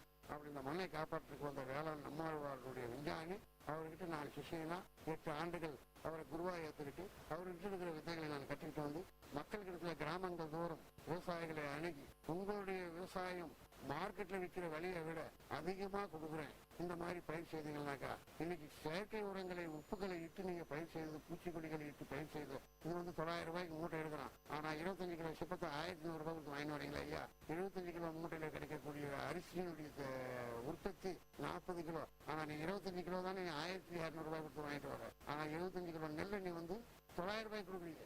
எங்க அப்ப கட்டணம் பண்ணணும், கோழி தோல் மேல போட்டுட்டு வரணும். அதனால இந்த மாதிரி விவசாயம் நான் சொல்ற மாதிரி அந்த 75 கிலோ மூட்டை நெல்லை நீ இயற்கையா பயிர் செய்தினால் 1500 ரூபாய்க்கு நான் மூட்டை எடுத்துக்கிறேன். நீ 40 மூட்டை நெல்லை நீ விளைய வச்சு 40,000 ரூபாய்க்கு விற்றாலும் என்கிட்ட நீ என்னுடைய விவசாயத்துல 20 மூட்டையை விளைச்சாலும் அந்த 40 மூட்டையினுடைய நெல் 20 மூட்டையை உனக்கு கொடுத்துடுறேன். அதே நேரத்துல அந்த வைக்கோலை சாப்பிட்ற கால்நடைகள் திடகாத்திரமா இருக்கும். அந்த சுருக்கமான எங்களுடைய இயற்கை வழி விவசாயத்துடைய தாரக மந்திரம் அடி காட்டுல நடு மாட்டுல நுழைவு. எந்த உரத்தையும் வெளிநாட்டு உப்புகளையும் கொண்டு இங்க போடாது அப்படின்றது முழுக்க முழுக்க மக்களிடத்துல செய்முறை பயிற்சியாவே நான் கொடுத்துட்டு இன்னும் வரைக்கும் நான் வந்துட்டு இருக்கேன். கண்டிப்பா உங்களுடைய செயல்பாடுகள் எல்லாமே போற்றி பாதுகாக்கப்படக்கூடியதுதான். ஏன்னா இயற்கை வேளாண் விஞ்ஞானி நம்மாழ்வார் அவர்களுடைய சிசியர் அப்படின்னு சொல்லக்கூடியதே மிகவும் மகிழ்ச்சி அளிக்கக்கூடியதாக ஒன்று இருக்குங்க ஐயா. கண்டிப்பா இன்னைக்கு இருக்கிற இளைஞர்களுக்கு நீங்க என்ன சொல்ல விரும்புறீங்க? அதே மாதிரிதான் நாங்க இப்போ சொல்றோம். அதே மாதிரி இளைஞர் படலங்கள் எங்களுடைய ஒவ்வொரு பணியிலும் கலந்துக்கிட்டு ஆலோசனை கேட்கிறாங்க. உங்களை மாதிரி அந்த விவசாய கல்லூரியில் படித்த மாணவர்கள் வருஷத்துக்கு ஒரு முறை என்கிட்ட பயிற்சி எடுத்துட்டு போறாங்க. பிஎஸ்சி அக்ரி 4வது முடிச்சுட்டு அவங்க கிராம வாரியா அவங்களுடைய படித்த படிப்புகளையும் எங்களுடைய அனுபவசாலியா அந்த விவசாயிகளை அணுகி அவங்க கிட்ட இருக்கிறது எங்களுக்கு கொடுக்குறாங்க, எங்ககிட்ட கொடுக்குறாங்க, அவங்க கொடுக்குறாங்க. அந்த விவசாயிகளையும் நான் சில பண்ணைகளுக்கு அழைச்சிட்டு போயிட்டு நேராகவே அவங்கள செய்முறை விளக்கங்கள் கொடுத்து அவங்ககிட்டயே நான் வேலை வாங்கி இந்த மாதிரி தான் செய்யணும், அந்த மாதிரி தான் செய்யணும்னு சொல்லிட்டு ஒற்றை நாட்டு நடவு முறையில பத்தாங்குளத்துல இருக்கிற பண்ணையிலையும் சரி, ஆலப்பாக்கம் ஓச்சரிப்பாக்கத்தில் இருக்கிற பண்ணையிலையும் சரி, வெள்ளமுடுகின்ற இடத்துல அவருடைய பண்ணையிலேயே நாட்டை விட்டு நாட்டை பிடிங்கி நாட்டை நட்டு இருக்கிறோம். ஆகினால செய்யக்கூடிய நண்பர்களையும் ஊக்குவிக்கிறதுக்கு இன்னும் ஒருங்கிணைச்சு செயல்பட்டு இருக்கிறோம். ஆனா இயற்கை வழி வேளாண்மை உங்களுடைய இளைஞர்கள்கிட்ட போய் சேர்ந்துருக்கிறதா இளைஞர்களா பார்த்து நாங்கள் உங்களை இருக்கிறோம். ஏன்னா எங்களுக்கெல்லாம் வயசாகி போச்சு. இளைஞர்கள் தான் இந்த நாட்டையே காப்பாற்றணும், இந்த நாட்டுக்கு உணவை கொடுக்கணும், அதுவும் நல்ல உணவாக கொடுக்கணும், திடமான உணவாக கொடுக்கணும், சத்துள்ள உணவாக கொடுக்கணுன்றதுக்காக தான் வழியை காட்டணும். சத்து உணவை கொடுக்கணும்னா தாய் என்று மதிக்கக்கூடிய இந்த மண்ணை சத்தா ஆகிட்டோம்னா அந்த தாய் நமக்கு சத்துள்ள உணவாக கொடுத்துட்டு போகிறோம். அசோலா பாலகிருஷ்ணன் ஐயா சொன்ன மாதிரி இளைஞர்கள் எல்லாருமே இயற்கை விவசாயத்துக்கு மாறணும். இயற்கை சார்ந்த விவசாயம் செய்வதன் மூலமா நோய் நொடியற்ற உணவுகளை நம்ம உண்ண முடியும். நம்முடைய சந்ததிகள், நம்முடைய சமூகம் எல்லாமே சிறப்பா வாழ முடியும் அப்படின்றத நம்ம இளைஞர்களாகி அனைவரும் ஏற்றுக்கொள்ளதான் ஆக வேண்டும். நன்றி ஐயா. நன்றி. இளைஞர்களாகிய நீங்கள் கையை டையை கழுத்தில் கட்டினா போவார், இந்த டையை வந்து இடுப்பில் துண்டா கட்டி சேத்துல இறங்கி கால வைக்காதான் சோத்துல கால வைக்க முடியுன்றதை கூறி மகிழ்ச்சியுடன் தெரிவித்துக் கொண்டு என் உரையை முடித்துக் கொள்வேன். நன்றி. நேயர்களே, இன்றைய கருத்துக்களம் நிகழ்ச்சியில விவசாயம் சார்ந்த பல்வேறு விஷயங்களை நம்ம விவசாயிகள் கிட்டயே கேட்டோம். அவங்களுடைய பிரச்சனைகள்ல சொன்னாங்க அப்படின்றத விட அவங்களுடைய குமுறல்களை சொன்னாங்க அப்படின்னு சொன்னா அது மிகையாகாதுன்னு தான் சொல்லணும். ஏன்னா விவசாயத்துல ஒவ்வொரு பொருளையும் நம்ம வந்து உற்பத்தி செஞ்சு நம்ம மார்க்கெட்ல வந்து வர்றதுக்கு எவ்வளவு பிரச்சனைகள் இருக்கு.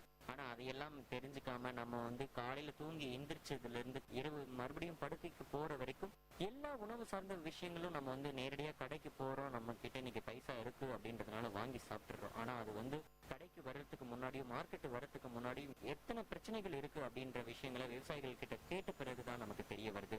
அந்த அளவுக்கு விவசாயத்துல பல்வேறு பிரச்சனைகள் இருக்கு. அதை தாண்டிதான் நமக்கு உணவுப் பொருட்கள் வந்து சேருது அப்படின்ற விஷயங்கள் கண்டிப்பா மனசுக்கு நெருடலா தான் இருக்கு.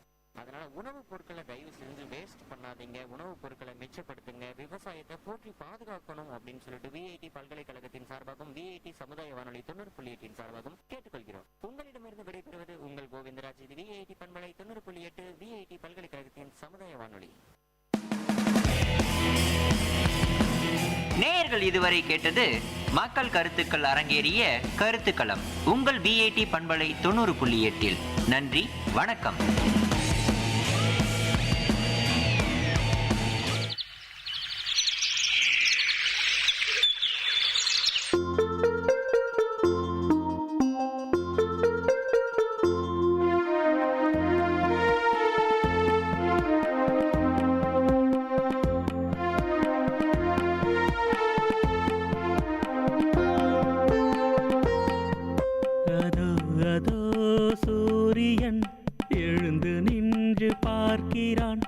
இளஞ்சிவப்பு நிறத்திலே இளமையாக சிரிக்கிறான். அதோ அதோ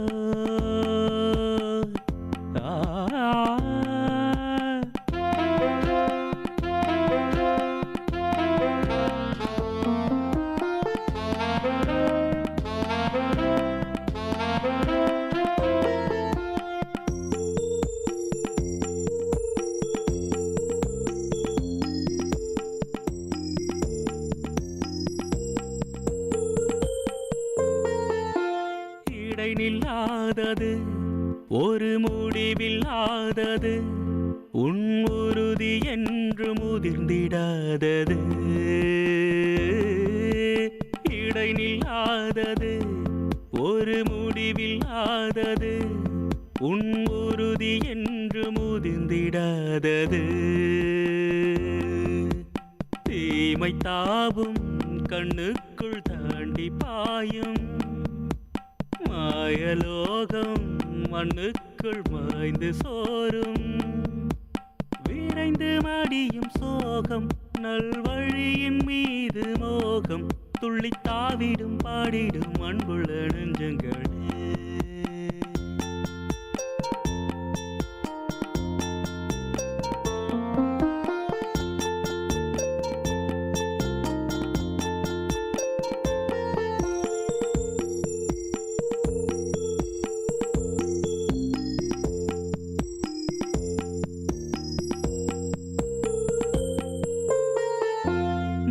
கொள்ளாதது பாசம் கரை நில்லாதது உன் மறதிக்குள்ளும் நின்று நிலைப்பது. மடை கொள்ளாதது பாசம் கரை நில்லாதது உன் மறதிக்குள்ளும் நின்று நிலைப்பது.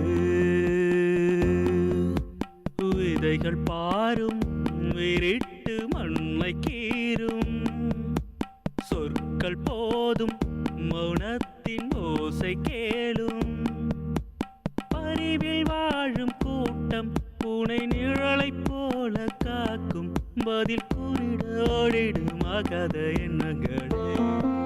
அதோ அதோ சூரியன் எழுந்து நின்று பார்க்கிறான் இளஞ்சிவப்பு நிறத்திலே இளமையாக சிரிக்கிறான். அதோ அதோ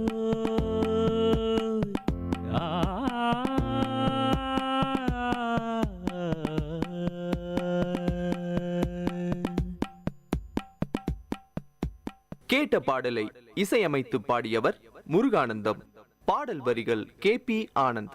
என்னாச்சு பிரியா, சோகமா இருக்க? ஏன்டி ஸ்கூலுக்கு வரல? இனிமே நான் ஸ்கூலுக்கு வர மாட்டேன்டி. எனக்கு கல்யாணம் பண்ணி வைக்க போறாங்க. என்னடி சொல்ற? உனக்கு இன்னும் 18 வயசு கூட ஆகலையேடி. உங்க அப்பா அம்மாக்கு தெரியுமா? எங்க மாமா பையன் கூட தாண்டி கல்யாணமே. எனக்கு பிடிக்கல. நான் படிக்கணும்டி. முதல்ல இந்த காலை கட் பண்ணிட்டு 1098 நம்பருக்கு கால் பண்ணி சொல்லடி. அவங்க ஹெல்ப் பண்ணுவாங்க. எனக்கு பயமா இருக்குடி. அவங்க எப்படி எனக்கு ஹெல்ப் பண்ண முடியும்? சொல்றது செய் பிரியா. 1098க்கு உடனே கால் பண்ணு. ஹலோ, சைல்ட் லைன் சொல்லுங்க. சார் எங்க அம்மா அப்பா எனக்கு கல்யாணம் பண்ணி வைக்க பாக்குறாங்க சார். நான் படிக்கணும் சார். நீங்க எந்த ஊருமா? அட்ரஸ் சொல்லுங்க.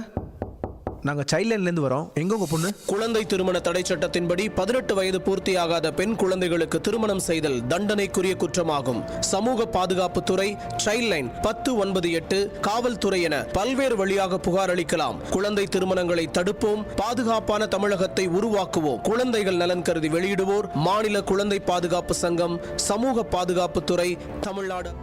Exchange of ideas. Normal laymen, they do not understand the title in depth. What are short-lived climate forces? These are, of course, particles in the atmosphere that are short-lived. They have an atmospheric residence time. If you look carefully, you will see tiny particles floating about in the air. Exchange of ideas. Hi, my name is Akash Goenka. I'm from the School of Mechanical and Building Sciences, and I would like to welcome you to our program called Exchange of Ideas. And to exchange his ideas, we have with us today Professor Satyajit Ghosh, also from the School of Mechanical and Building Sciences, and he will now speak with you. Thanks to Vit Community Radio, the team working to support this massive university. So I'm very pleased to be here.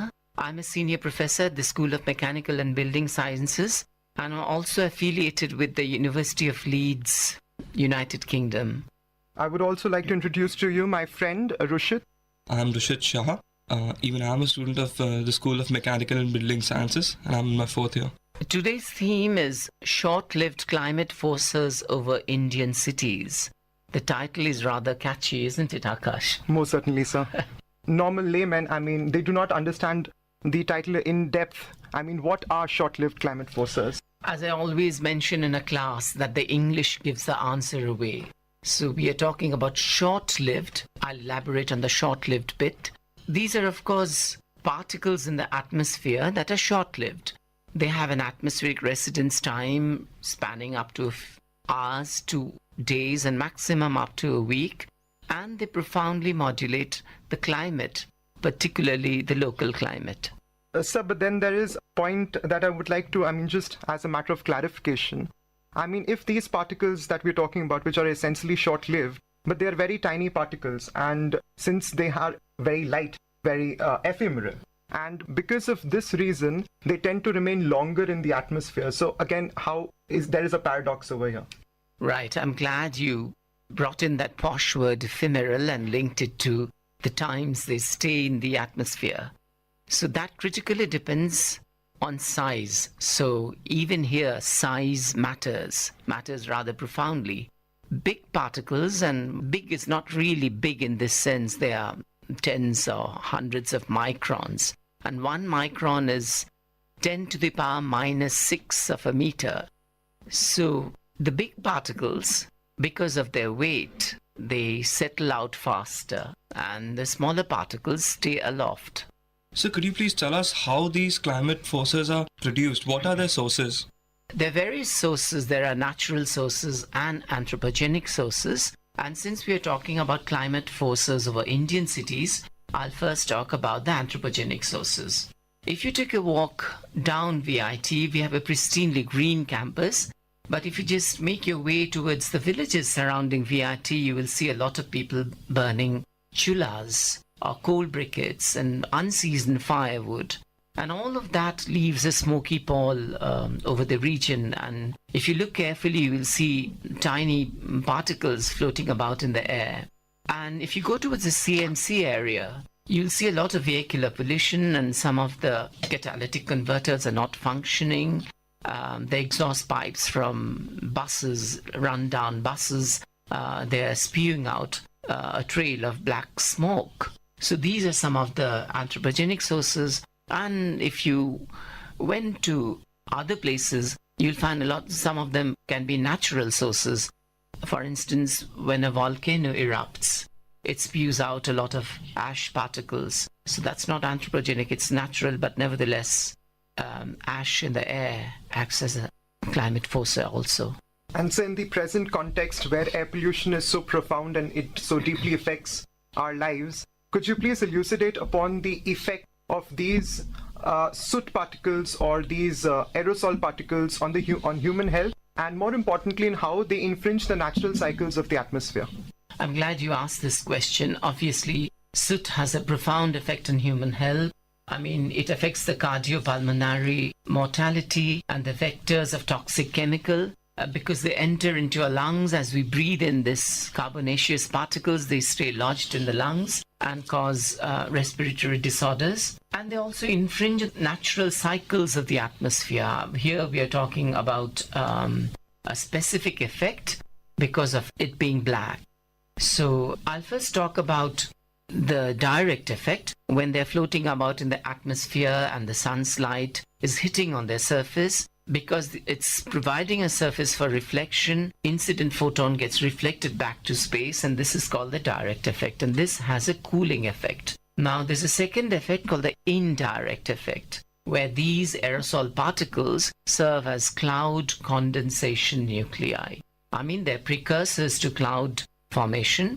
And so what we're suggesting is these airborne soot and black carbon particles, when they mature in the atmosphere containing sulfates and nitrates, then they become cloud condensation nuclei in the sense that cloud droplets start forming.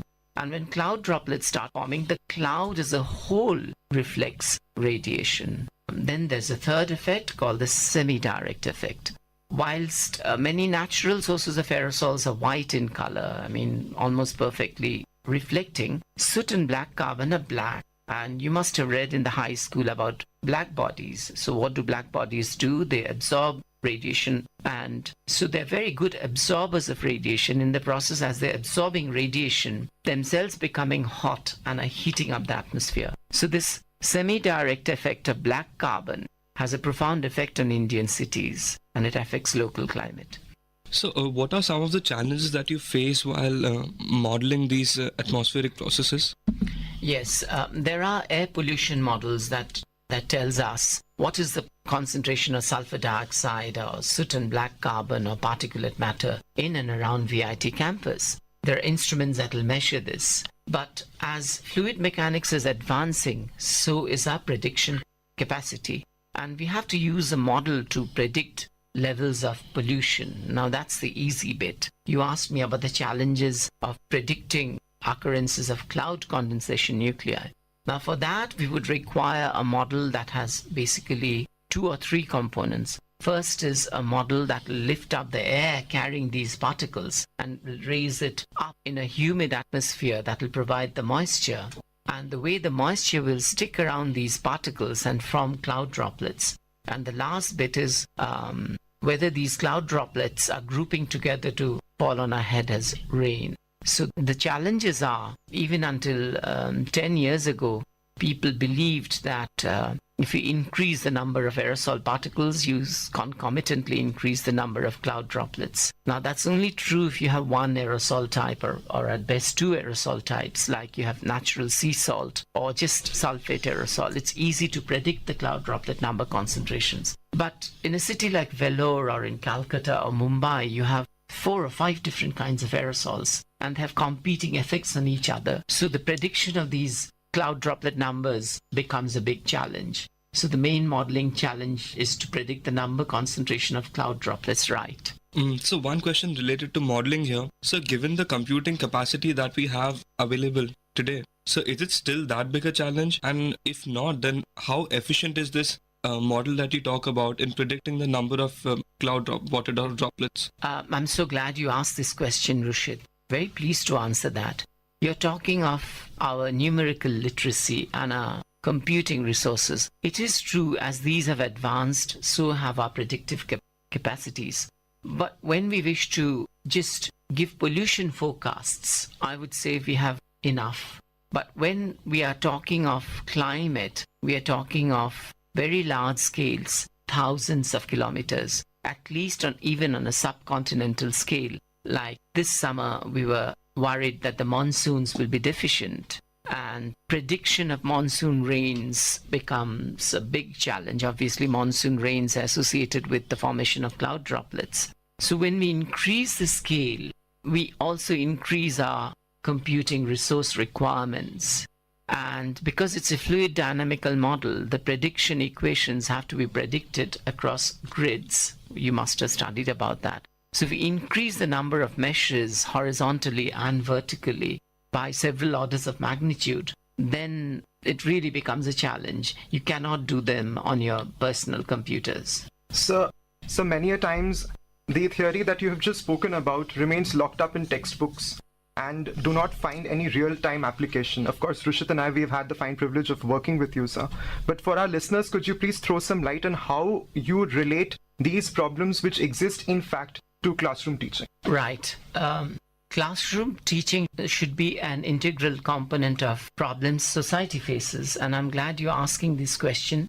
And remember, VIT is primarily an engineering institution. So we have very clever engineers right on our doorstep with very clever ideas. So what is locked up in textbooks can be manufactured in the laboratories and articulated in the laboratories with very fine solutions. One example is, we talked about smoking chullas. So can we improve the design of a chulla? Because poverty is not going to go away straight away. So can we design sustainable kitchens to contain soot and black carbon? The answer is yes. So engineering students of mine who are abroad now, your seniors, Anuj and Rutika and Abhinav from mechanical engineering, they designed a sustainable kitchen stove. The basic components are, it had a desiccation chamber. Sunlight is plentifully available in Vellore and whole of Tamil Nadu. So the first component was using a solar-assisted desiccation chamber. You put the firewood or the cow dung cakes or the coal briquettes, leave them in the desiccation chamber for several hours. It removes all the moisture, and the chamber itself gets heated, and that heat is conducted to the kitchen wall of your village kitchen. And then wood that is completely free of moisture, that is burned. And even in that, if you have a little bit of smoke coming out, it is shunted upward through a chimney and is vented out to the atmosphere. In this way, the cleansing is so efficient, smoke concentrations gets drastically reduced even up to 80% just by adding a simple feature like a sun-dried desiccation chamber. And this can be used throughout rural India. So that's one domestic solution to contain these short-lived climate forces. Another solution, engineering solution that I can think of is the novel filter design for exhaust that Akash and myself have designed over the period of the last 1 year. I think that was a very clever idea. Why don't you elaborate on the brilliant idea and how it can be mass-produced and talk about it, Rushit? The thing is that while we are taking care of the environment, we also need to take care of our automobiles to a certain extent. Now the thing is that today diesel particulate filters that are available for auto rickshaws and for all automobiles are quite efficient. They're located, a cylindrical component that is located inside the exhaust pipe of any automobile. But even though they're highly efficient, sometimes over 90%, the problem is that once they get clogged with the soot and the other particulate matter, they might build up a back pressure towards the engine side, and that might damage the car and even the filter for that matter. It might even blow your car's engine, which is a huge loss. We came up with this novel design wherein fluid flow within the exhaust pipe was altered in such a way that it enabled us to design a smaller filter, which even if clogged, allowed the exhaust gas to flow very smoothly around the filter without damaging the vehicles. So can you elaborate on the mechanical engineering design aspect of your filter, the new filter? Basically, where the solution to this problem originated was the sheer stress that was exerted by the inner lining of the wall, of the exhaust wall on the fluid, was altered, and simulations were conducted using high-end CFD softwares. So what is the contraption that you're suggesting, and where would you place that? All right. So what basically happens when you increase the shear stress on the inner lining of the exhaust is that the particles, the small particles that you just spoke about, so the short-lived climatic forces that are there, the soot and the black carbon, their flow gets constricted to a smaller diameter within the exhaust pipe. Hence, this enables us to design a smaller filter. We need a smaller cylindrical filter through which the particles will flow and get trapped. It does not the filter no more occupies the entire diameter of the exhaust pipe. So what material would that be made of? So the material that the filter is made of is usually ceramics. Yeah, where various types of ceramics are used. And of course, the inner lining, the shear stress can be increased by introducing, say, for instance, sand particles. Okay, so can you run through the simulations, and where are they contained, and how easy would it be for the car owner to clean it up? The cleaning of the filters is actually very easy. The filter can be removed at any time from the exhaust for cleaning. Once the owner knows that the filter is clogged, it can be routinely cleaned. With a screwdriver, you can simply just unscrew the filter, take it out, have it cleaned with a brush, and have it attached back. So Nakash, is it going to be expensive if we go to our TIFAC or our business incubator facilities that we have, and they will ask us about a price of manufacturing? Can you give us an idea of how much will it cost? Of course. So basically, the thing is that the material using which these filters are made, they are available in per meter length, right? So it's rupees per meter, so per unit length. So of course, the material that we're using, since we're now suggesting a smaller filter, of course, the material that we would require would be lesser. And Rishit and I, we have reached a conclusion, and I think it is a very logical conclusion, that the percentage reduction in the cost would be of around about 75%, which is huge. And of course, with government subsidies, this component can be mass manufactured for use in India and other South Asian countries. Say, for instance, Bangladesh and Sri Lanka and Pakistan, where the auto rickshaws, such a cardinal means of transportation for the local citizens. So it can be widely used in these auto rickshaws and even other components. But you haven't told us what is the price tag. Give us an idea of the price tag. So I think it would be around about, say, 2,000 rupees per unit. Okay, that's affordable. So I have a question to ask you, and sir, of course, Rishit and I, we both are from the School of Mechanical and Building Sciences, and we've been talking about core mechanical engineering throughout the course of this program. But to listeners who belong to other schools of engineering, how can they contribute towards solving the problem of air pollution? I think by now it must have been increasingly clear that disciplines are not tightly compartmentalized. For instance, under the overarching concern of climate, the whole world is talking about global warming and climate change, and engineering solutions have to provide for a more habitable planet. And many aspects of sciences and engineering come together to solve these problems. I'll give some examples. The ozone hole has largely got healed. There are newer technology that does not release the CFCs that go up and destroy the ozone layer, and there was a government treaty called the Montreal Protocol where people got together, and now we know that the ozone hole is going to be healed. That was possible because of engineering solutions, interfacing chemical and physical sciences, mechanical, and to do better products. And similarly, air pollution, there have been engineering solutions. There are particle filters available, and the smokeless chiller is another engineering solution. But when we are talking of climate, the engineering solutions have to be extremely far-reaching. It is very difficult to avert the onslaught of a cyclone with current-day technology. But people are already thinking about that. Is it possible to do something so that a Phelan or a Thane doesn't hit the coast of Tamil Nadu?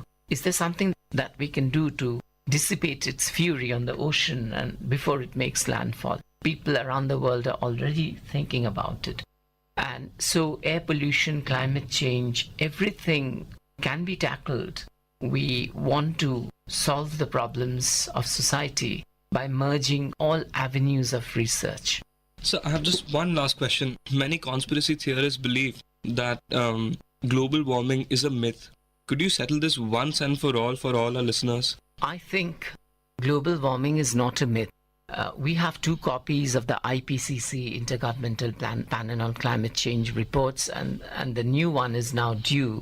If you turn the pages, you will see a sheet that talks about the radiative forcing vis-a-vis the levels of scientific understanding. And the last IPCC conclusively proved that global warming is not a myth through careful measurements within ice cores and through sensors sensitively placed all around the world, and looking at patterns of natural occurrences. A trace of the perturbing influence, anthropogenic perturbations, is quite clear. The planet is warming up. And scientifically, it's very easy to understand. And if you're releasing more black-bodied particles, which are hovering about in the atmosphere for longer and longer times, they will absorb radiation. And also the greenhouse effect will increase. So I was talking about the level of uncertainty. Now, so far as aerosols are concerned, the levels of uncertainty are among the highest. We do not even know the sign of its response. Sometimes they can cause a cooling and sometimes they can cause a warming, suggesting much more research. But there's absolutely no room for doubt in the latest version of the IPCC report. So, bringing in the context of relating to absolutely diametrically opposite disciplines of study, that is art and history and literature, and everyday engineering that we are studying, which is so desiccated of, as Shakespeare would have put it, the milk of human kindness. But you again are very popular for bridging this wide gap, and that is with the Ratnagiri project and the ongoing project, which is of course the Saraswati project, the river Saraswati. Sir, could you make any citations in popular literature where they speak about the onslaught of air pollution on the human mind and body? I mean, I would think of Rabindranath Tagore's quotations called The Question. So a child is questioning that people who have poisoned your air and destroyed the planet, have you really forgiven that person? So lots of poets have talked about cruelty to the planet. I mean, we've had very eloquent poetry addressing this issue. Modern Indian poets are talking about this. Then you're talking of bridging aesthetics. I would consider film as a very potent aesthetic medium. If you look at Al Gore's An Inconvenient Truth, all of you must see this. It brings out in very telling details the consequences of global warming.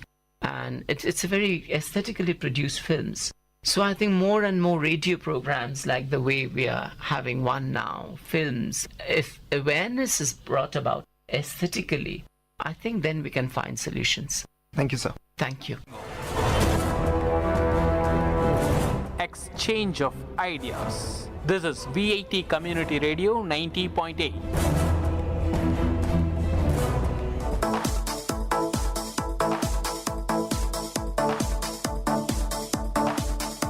Welcome to the Noble Lectures, an audio lecture series of VIT Community Radio 90.8 FM. Interesting innovations, technological inventions, technical presentations, inspiring impressions, philosophical thoughts, lingual leaps, artistic amusements, and lecture formats delivered by eminent professors, researchers, and innovators from various fields. Let the talks touch your thoughts with our noble notions.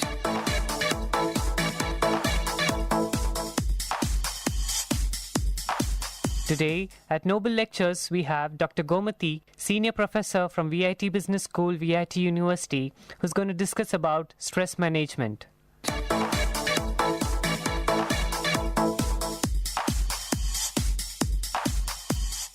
Hello everybody, I'm Dr. Gomati, Senior Professor in VIT Business School. I'm specialized in stress management, emotional intelligence skills, other psychological topics. Today I have got an interest to share with you on stress management. What is stress? Whether it is an internal pressure or external pressure. It is generally we can classify stress as a pressure exerted by an individual in the environment or situations. Is it an internal pressure or an external pressure? When it is discussed, most of the people are suffering due to their internal pressure. And this internal pressure is always created by the external forces. Do everybody will be facing stress, but everybody may react differently to the same situation and may give different response. Therefore, they are affected differently to stress. Do we need stress in our life? Of course, we need stress, but as we add salt and masala to our food, we need stress also to bring productive outcome.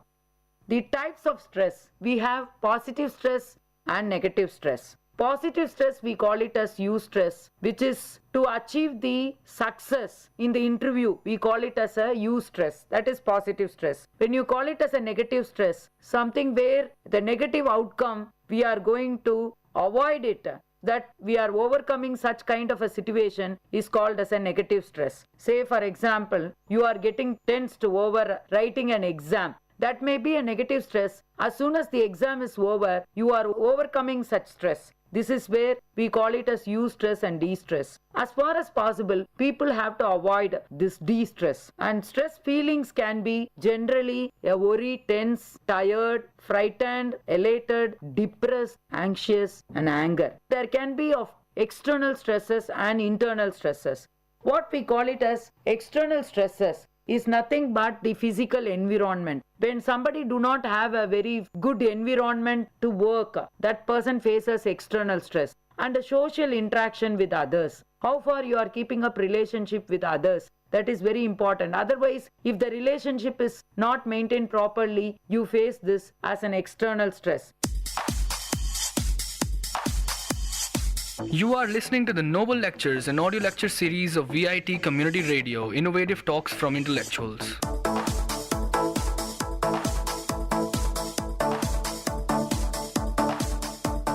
Organizational stress. Sometimes say you have to be in office at 8 o'clock. You are not in time to office. Then in such a case, every day you are coming late. Then it is called as an organizational stress, which is created by the external stresses and major life events. Say death of a family member may cause you stress. And daily hassles. Say daily, every day you are coming to work and every day you are returning home very late. This may cause stress to you, and these are all some of the external stresses. Coming to the internal stresses can be anything which is present with the feelings of the individual. As I have already pointed out, the worry, tensed, tired, and getting some kind of a shock over certain situations. In the interactions, you may be having fear, and sometimes you may have anxiety to see what happens next, and sometimes you may be getting angry towards unwanted situation with unwanted people. All these are causing stress. As I said rightly, stress is always a positive thinking. And if stress is not there, people cannot produce to a greater extent. So a big answer to stress is we need stress in everyday life. We add flavor to our food, that is salt, and also some of the masalas we add to create spicy food. Likewise, stress is needed in our day-to-day life in order to get the things done very productively and efficiently. I can say that people who are not doing the work very efficiently, they are not undergoing stress at all, because they have that attitude, what happens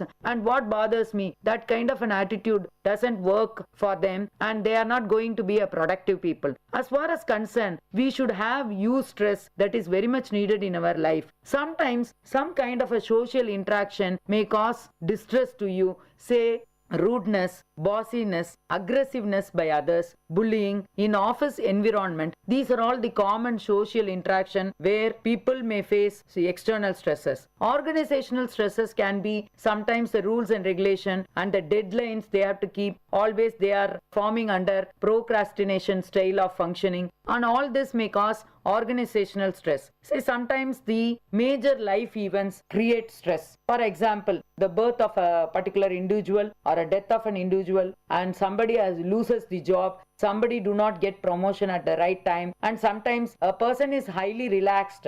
And I was wondering why Mr. X was very relaxed, and I asked him what is the matter. He told, now I am a bachelor, so I am relaxed. After 6 months, I met the same X and I found that Mr. X was not all right. Then I asked what happened. He told, I got married, so I am not relaxed as I was before. This was the message where a person undergoes when he is stressed with so many situations, surrounded by so many events, he is undergoing this type of stress wherein his internal pressure is not able to adjust to the external events that happens. Say daily hassles may be, sometimes somebody may be starting to the work spot wherein he replaces the car key somewhere and he searches the key and he takes much more time. As a result, he goes late for the meeting, and as a result of his late going, he may be stressful when he is making a presentation. This is where we call it as daily hassles, and this kind of stress is also spreading to another individual wherein that person meets another individual, he passes on his anger of late coming to another individual. So slowly this also spreads.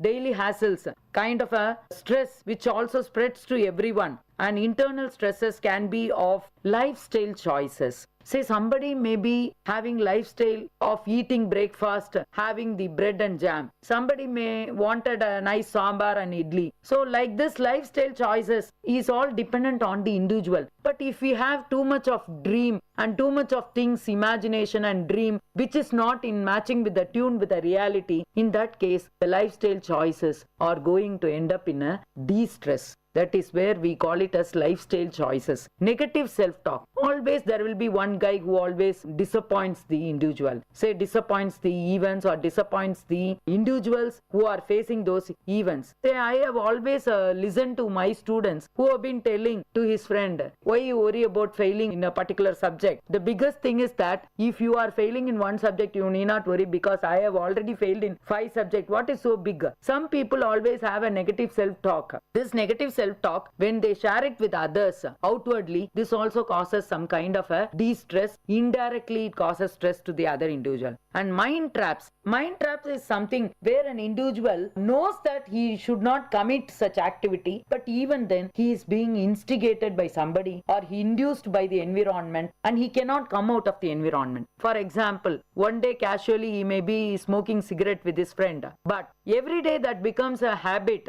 then we call it as a mind trap. Something he becomes a slave to that, and that is not a good habit. As a result, this person cannot leave that habit. That becomes a mind trap, and this is a negative stress. And personality traits. See, personality means we have got different types of individual emerging from different background. As you take personality traits, we can say a person may be reserved, a person may be socially movable, a person may be internally he might be having lot of secrets, and somebody may be always outspoken. We have got different types of personality traits, and with this a person always who demonstrates his skills outside, he is a person who is open-minded and frank, and he is always shares his opinions with others. So he is a person who comes out with his outspoken personality. As such, this person always releases his emotions to the outside members. So there is absolutely no problem with a person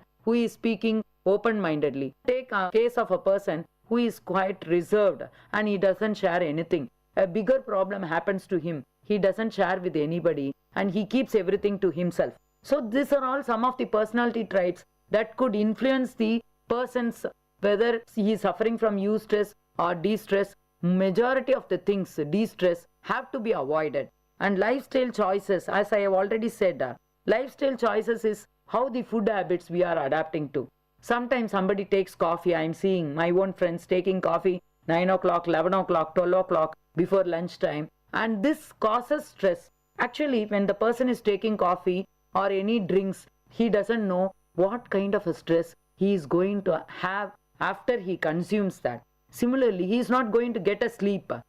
Some people are suffering from insomnia, lack of sleep, because of the worry or because of the feeling that has created because of the incident that has happened that day. So he is not able to get rid of such feeling. That is creating insomnia and overloaded schedule. Mr. A is always working to a greater extent than that of B and C, because A can work very nicely. All the work is dumped up in A's head. As a result, A can be blamed for adding to more stress because he is taking all the jobs. Somebody is going to work not in a proper schedule, coming at 8 o'clock and going at 5:30 in the evening.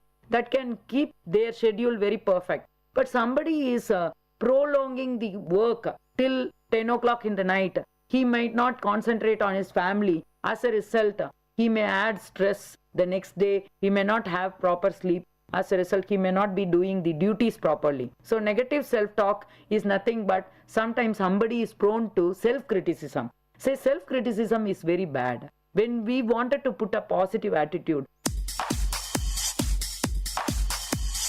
You are listening to the Noble Lectures, an audio lecture series of VIT Community Radio, innovative talks from intellectuals.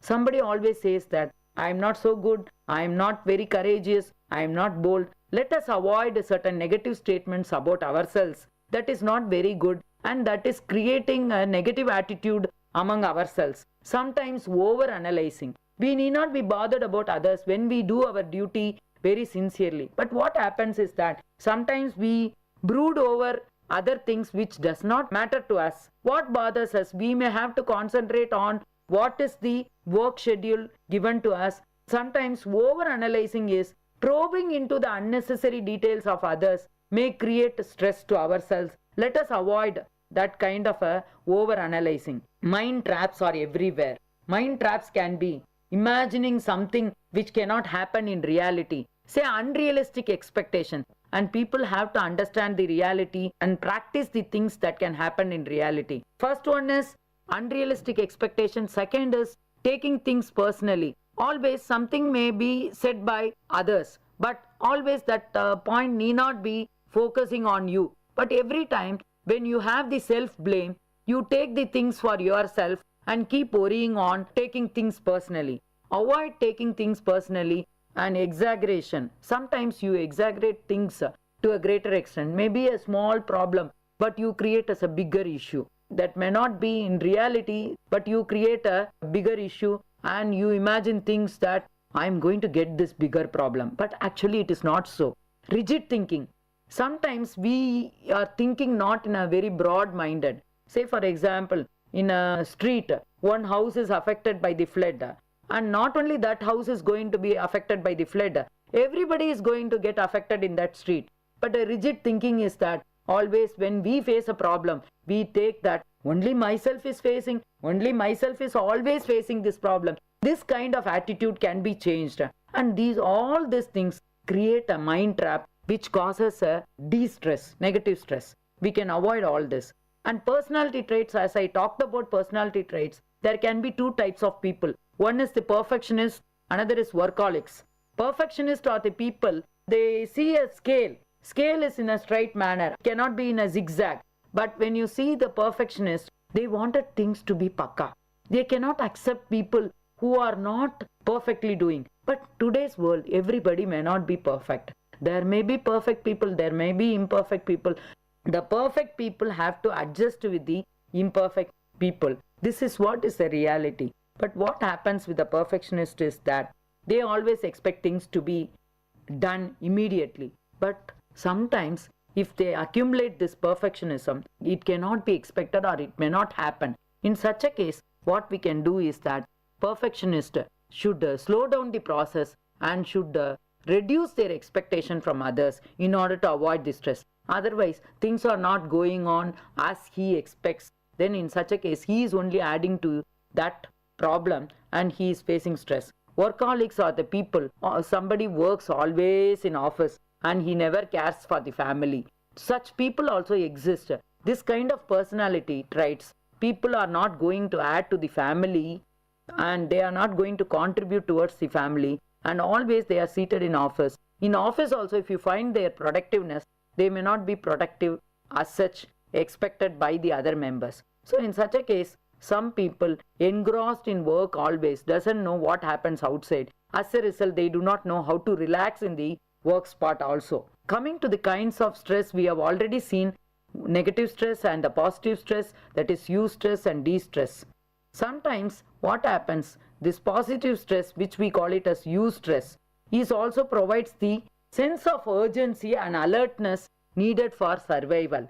Confronting threatening situations. Somebody may be puzzled with a mathematics paper for attending the mathematics exam, and his friend is narrating, you know, when you get some questions in linear programming, you may be facing a problem you do not know and we have not been taught about it. Some kind of a conversation and threatening situation may be created by the friend.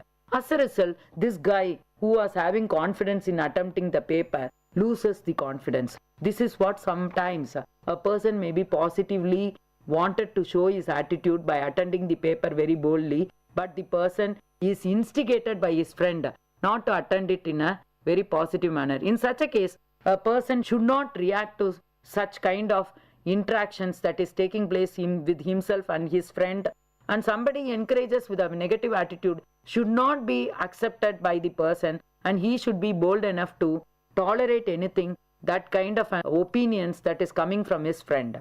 Individual, how do people respond to stress? This is a very important question, and I talked about why everyone have to face stress, and everyone cannot avoid stress. Everyone has to face stress, but they face stress differently.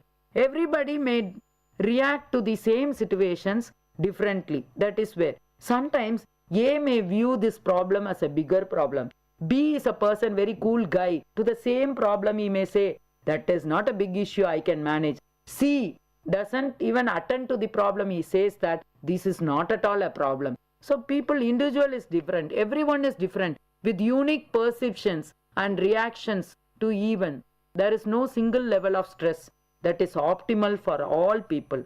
Some are more sensitive owing to experiences in childhood, the influence of teachers, parents and religion, etc. And sometimes the individual himself may develop certain kind of a fear, anger, some kind of emotions which is built up by the family background.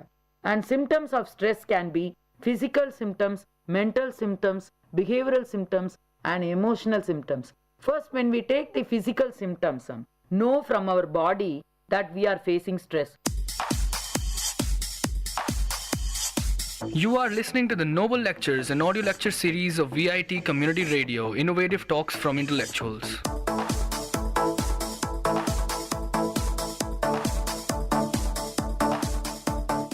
Always there is a mind and body connection. When we talk about stress, we realize that some kind of signal is given by our body, and that is where we can conclude that we are suffering from stress.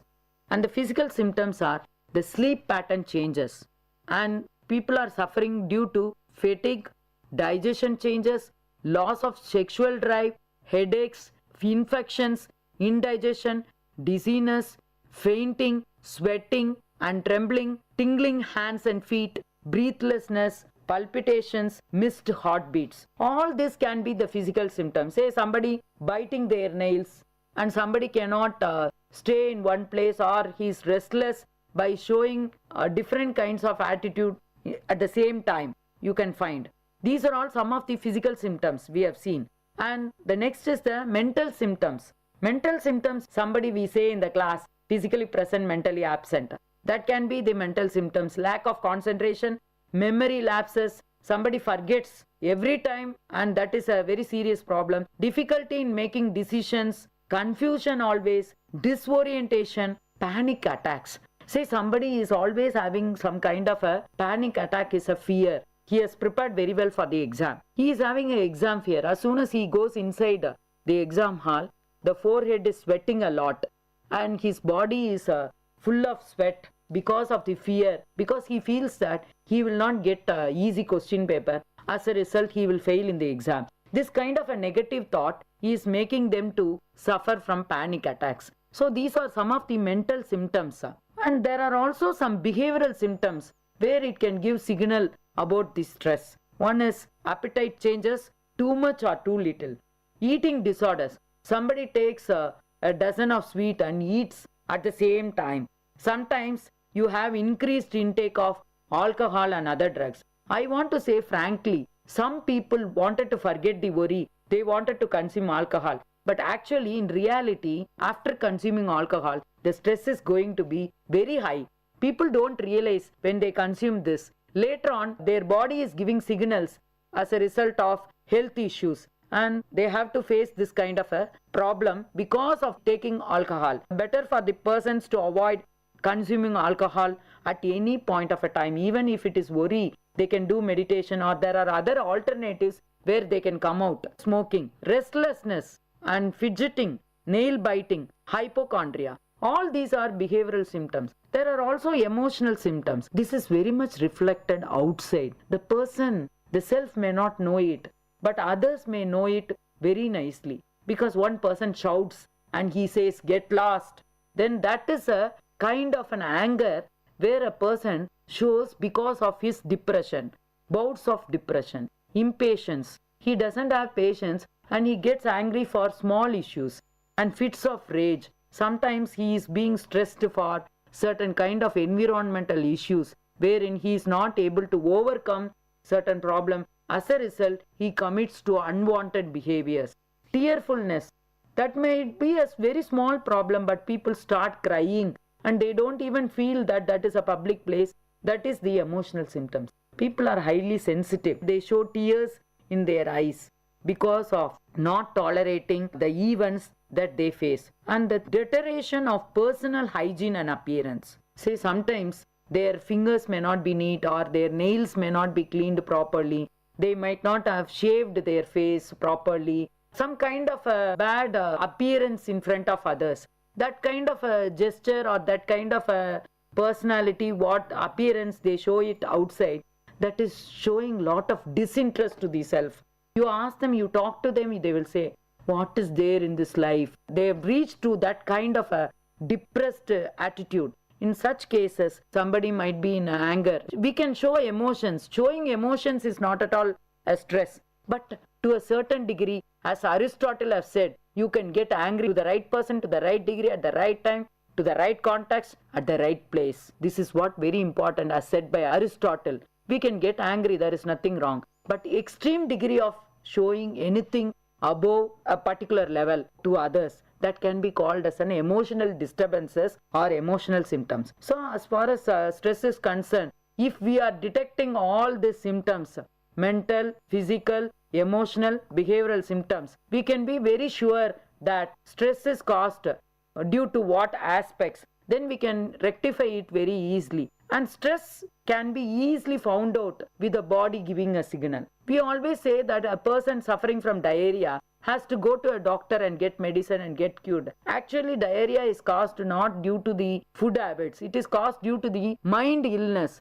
And mind is not able to digest the food because of the worry you have in your mind. As a result, even a person suffering from fever, diarrhea, headache, all these are caused due to stress. Stress is not the same as ill health, but has been related to such illness as cardiovascular disease, immune system, asthma, diabetes. And somebody we find that a young chap has got heart attack. Can you really go through the history of the patient, and that person has not gone to a doctor even at a single point of a time in his life, but suddenly one day you come to see that that person has been attacked with a heart attack? That is not a case. That person has been suffering from stress. Stress is recognized by everybody in a correct manner, in the correct time. They themselves can understand and rectify the issues. That is where so many saints and so many people who are preaching about this meditation and all this, and so many genius people are telling that actually if people are identifying the stress, people need not undergo any kind of punishment. Prison can be closed and nobody will commit any crime if they understand the stress. You know why people commit crime is because they are not able to identify what kind of a stress, what kind of an imbalanced mind they have and they are put into. Say in this kind of imbalance in their mind, they attack somebody. As a result, a murder is being caused. People do not know when something is happening. After it has happened only we analyze. What is the reason for such happening? Before the event happens, somebody analyzes. Then it would be wonderful that people will not commit any crime. People will not get any illness. Always we say that prevention is better than cure. In fact, diabetes patients are even very often said by the doctors that they have to go for walking. If at all the medicine is reacting, why at all the extra pain that patients have to take? That means the doctor cannot do anything. It has to do with the mind. Any disease can be cured with the medicine only with a mindset. That is where even the patient, when they are going for any operation, the doctor checks up and gets the sign from the patient whether the patient is physically and mentally all right to undergo that kind of operation. So mindset is very important for any kind of a person who undergoes any kind of illness to get rectified. Even the doctors are applying this. They are not 100% relying on medicine alone. This itself say that there is psychological, physiological and social as well as mental, physical and emotional symptoms wherein the person has to get rectified that he is not suffering from stress, that is extreme degree of stress, especially the de-stress. Stress is something to work out, and I wanted to conclude stress by saying applying our smartness instead of complicating the problems in day-to-day life. With these words, I wanted to say it is all in our hands whether we are facing stress or whether we are not facing stress.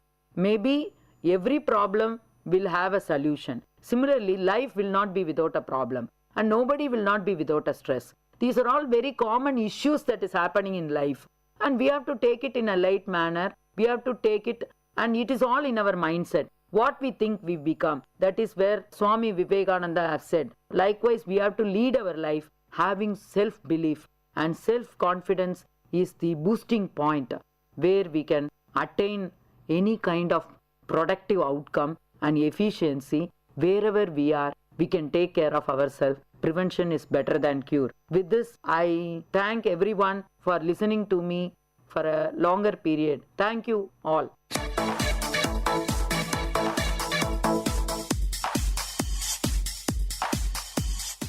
Dear listeners, you've heard a noble lecture on stress management by Dr. Gomati, Senior Professor from VIT Business School, VIT University. I hope this lecture touched your thoughts with a noble notion. Tune into the Noble Lecture series of VIT Community Radio for another noble talk from eminent professors, researchers, and innovators from different fields. You are listening to VIT Community Radio 90.8 FM. Let the talks touch your thoughts with our noble notions.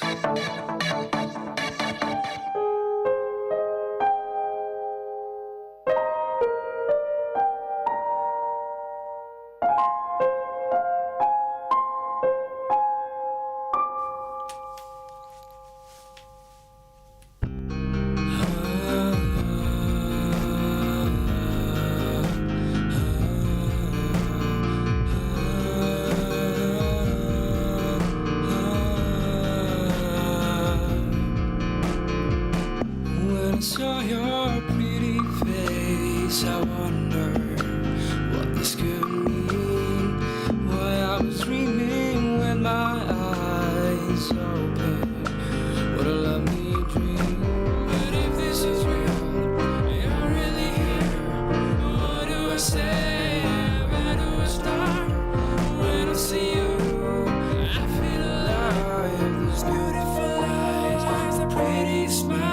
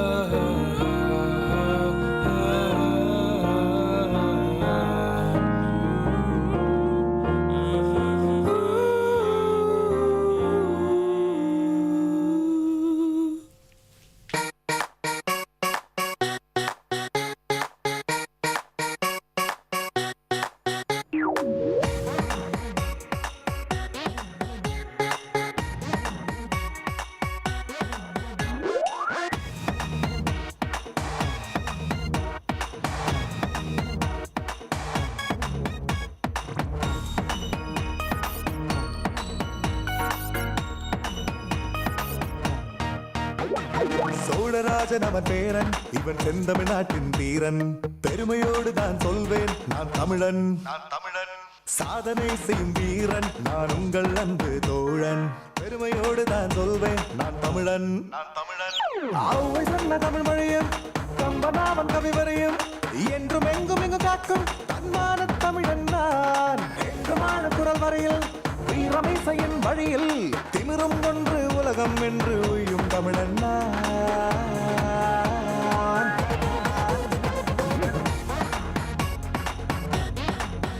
தமிழா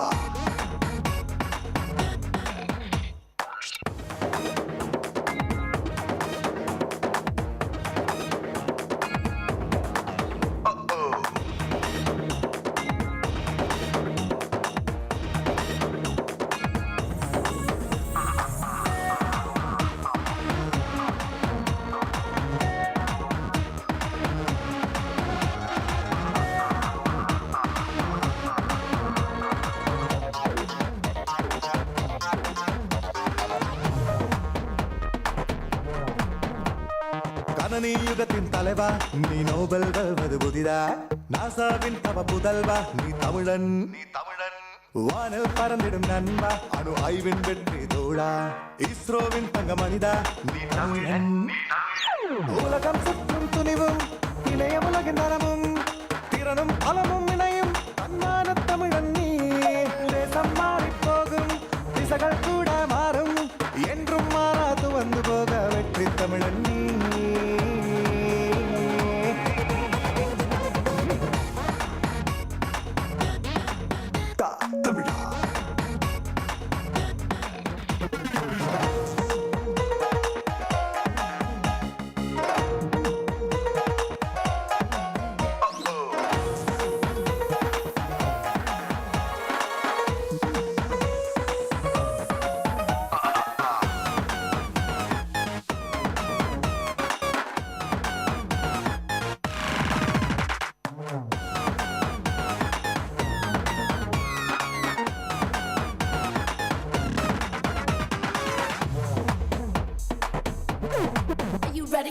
உலக நாயகன் தமிழன், நாம் இசையின் புயலும் தமிழன்.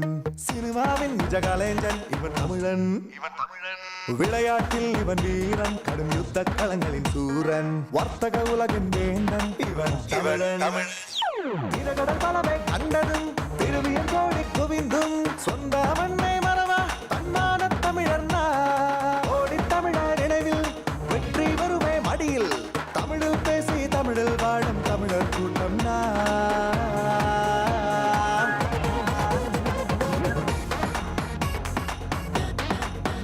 தமிழா தமிழா தமிழா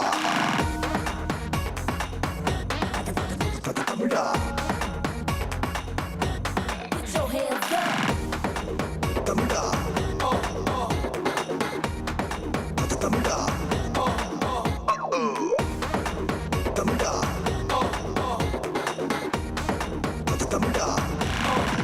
தமிழா தமிழா கேட்ட பாடலை இசையமைத்து பாடியவர் நீரஜ் கோபால். பாடல் வரிகள் கணதீபன் ஞானகுமரன். ஹாய் குட்டீஸ், இது விஐடி பண்பலை 90.8. விஐடி பல்கலைக்கழகத்தின் சமுதாய வானொலியில் கதை கேளு கதை கேளு. சின்ன கதை சொல்லி பெரிய கருத்தை சொல்ல வந்திருக்கோம் நான் உங்கள் லீஷு.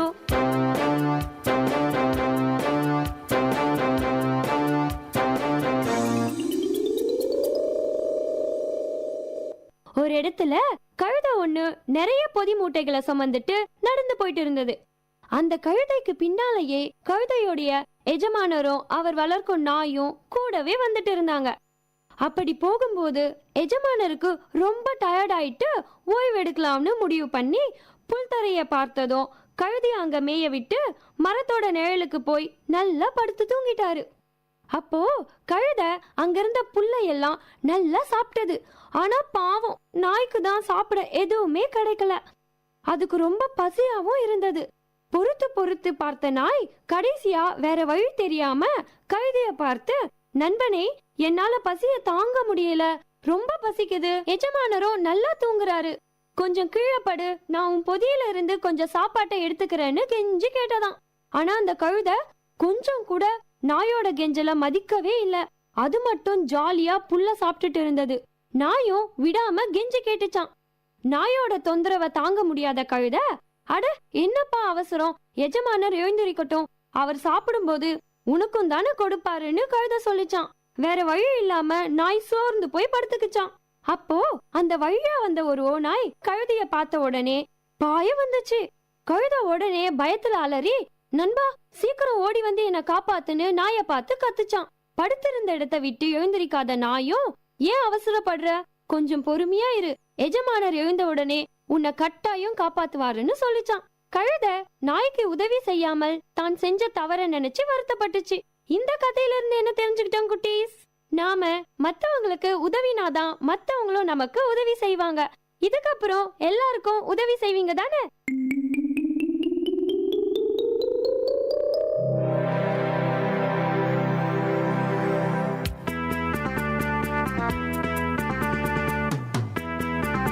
இதே மாதிரி இன்னொரு கதையோடையும் கருத்தோடையும் அடுத்த கதை கேளு நிகழ்ச்சியில சந்திப்போம்.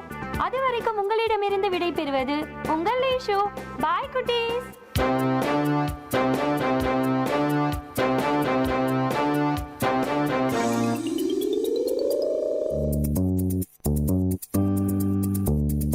மழலைகளின் மொழிகளோடும் மாணவர்களின் திறன்களோடும் வாராவாரம் ஆர்ப்பாட்டம், பள்ளி பிள்ளைகளின் கொண்டாட்டம். உங்கள் விஐடி பண்பலை 90.8 பள்ளிக்கூடம், வேலூர் நகரின் பள்ளிகளில் இருந்து மாணவர்களின் பல்சுவை நிகழ்ச்சி. இன்றைய பள்ளிக்கூடம் நிகழ்ச்சியில் ஸ்ரீ சாரதா வித்யாலயா மழலையர் மற்றும் துவக்கப்பள்ளி மாணவர்கள் வழங்கும் பல்சுவை நிகழ்ச்சிகளை கேட்கலாம்.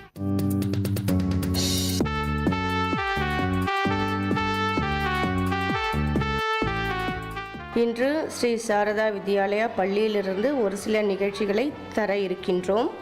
முதலில் அன்னை சாரதா தேவியின் பொன்மொழிகளை சொல்ல 5ஆம் வகுப்பு மாணவி நிவேதா அவர்கள் வந்திருக்கிறார்கள். சாரதா தேவியின் பொன்மொழிகள். நேரம் கிடைக்கும் போதெல்லாம் தூயவர்களின் துணையை நாடு, அது இல்லை என்றால் நல்ல நூல்களை படி. போதுமென்ற மன நிறைவுக்கு நிகரான செல்வம் எதுவுமில்லை. பொறுமைக்கு சமமான பண்பு வேறில்லை. கவலையை விடு, நினை என்னை. பொறுமை என்பது உயர்ந்ததோர் ஆன்மீக சாதனை. பொறுமையை விட சிறந்த பண்பு கிடையாது. எல்லாவற்றையும் இறைவனே செய்கிறான் என்பதுதான் உண்மை. நாம் வெறும் கருவியே. நன்றி.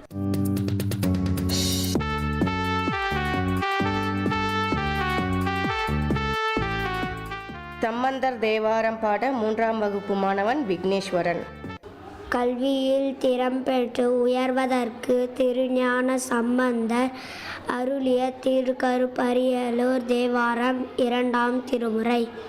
சுற்றமுடு பற்றவை துயக்கர அறுத்து குற்றமில் குணங்களோடு கூடுமடியார்கள் மற்றவரை வானவதம் வானுலகம் ஏற்ற கற்றவன் இருப்பது கருப்பரியலூரே. வண்டனசை கொன்றையது வாசடைகள் மேலே கொண்டனசை கோலமது கோலரவினோடும் விண்டனசை நும்மதிலும் வேத்தரவோர் அம்பாள் கண்டவன் இருப்பது கருப்பரியலூரே. வேதமுடு வேதியர்கள் வேள்வி முதலாக போதினோடு போது மலர் கொண்டு குணைகின்ற நாதனென நல்லெருண்முன் நாடு துறைகாலும் காதவன் இருப்பது கருப்பரியலூரே.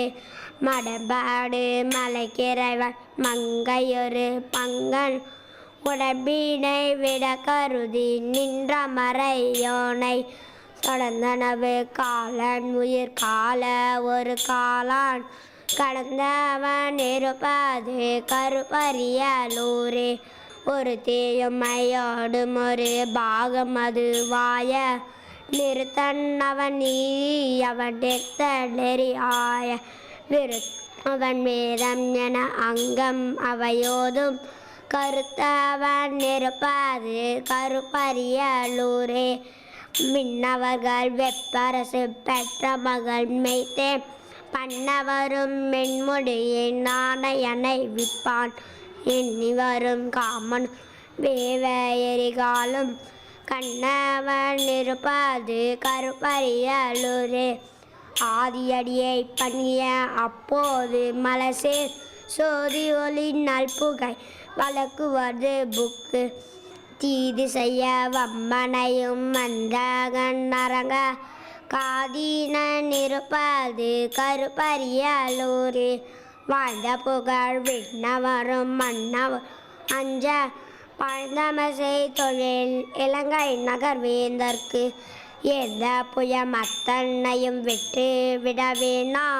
காய்ந்தவன் இருப்பது கருப்பரியலூரே. பறந்தது நிறந்துவ பாய்த்திரைய கங்கை கறந்தவர் கருப்பரிய மேய கடவுளை. பலம் தாரும் தவுள் கிழவி நிரந்தர நிறந்திருவர் தேடியடியாமல் கறந்தவர் இருப்பது கருப்பரியலூரே.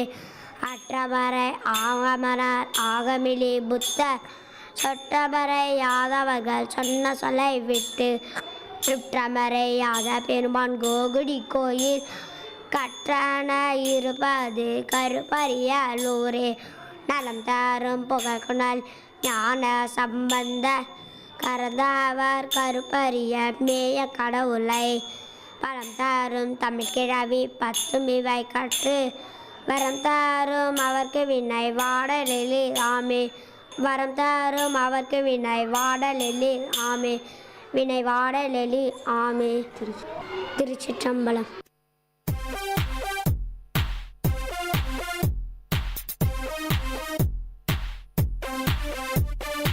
Macha Mintu, you're going on cycle to college? Hey, girls will laugh at you, dude.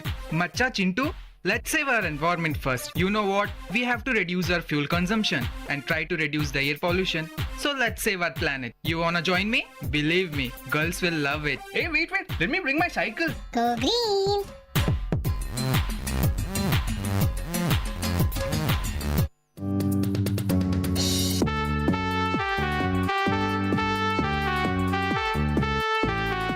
அடுத்ததாக பொதுமறையாம் திருக்குறளின் தலைப்புகளை சொல்ல வருபவர் 4ஆம் வகுப்பு மாணவி பூஜா. என் பெயர் பூஜா. நான் 4ஆம் வகுப்பில் படிக்கிறேன். நான் திருக்குறளின் அதிகாரத்தின் தலைப்பு சொல்ல போகிறேன்.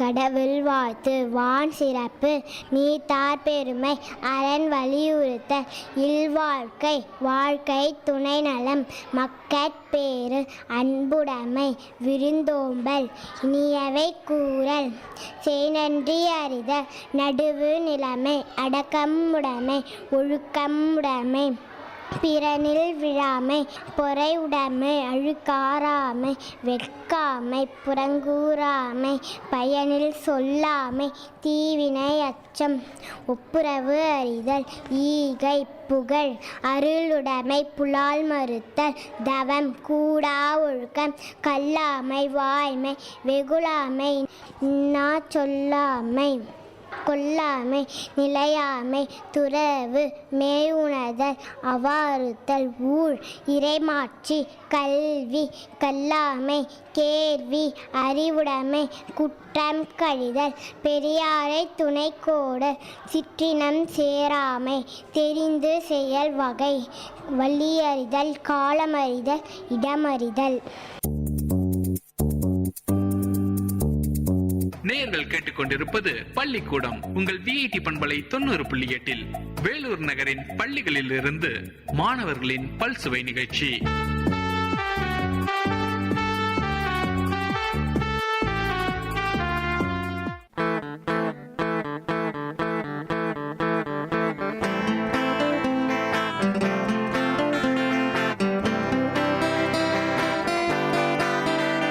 உங்கள் இல்லம் நுழைந்திடும், உங்கள் செவிகளை தீண்டிடும், உங்கள் மனதினை வருடவே பண்பலையாய் மலருதே. உங்கள் இல்லம் நுழைந்திடும், உங்கள் செவிகளை தீண்டிடும், உங்கள் மனதினை வருடவே பண்பலையாய் மலருதே. VIT 90.8 வேலூர்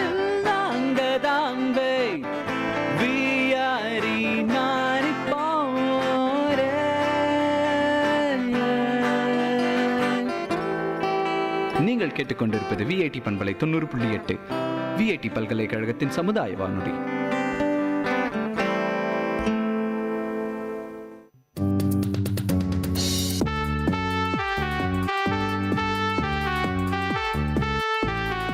அறுபத்தி நாயன்மார்களில் மெய்ப்பொருள் நாயனாரின் கதையை சொல்ல வருபவர் 4ஆம் வகுப்பு மாணவன் சரத். என் பெயர் ஷரத். நான் 4ஆம் வகுப்பு படிக்கிறேன். மெய்ப்பொருள் நாயனார்.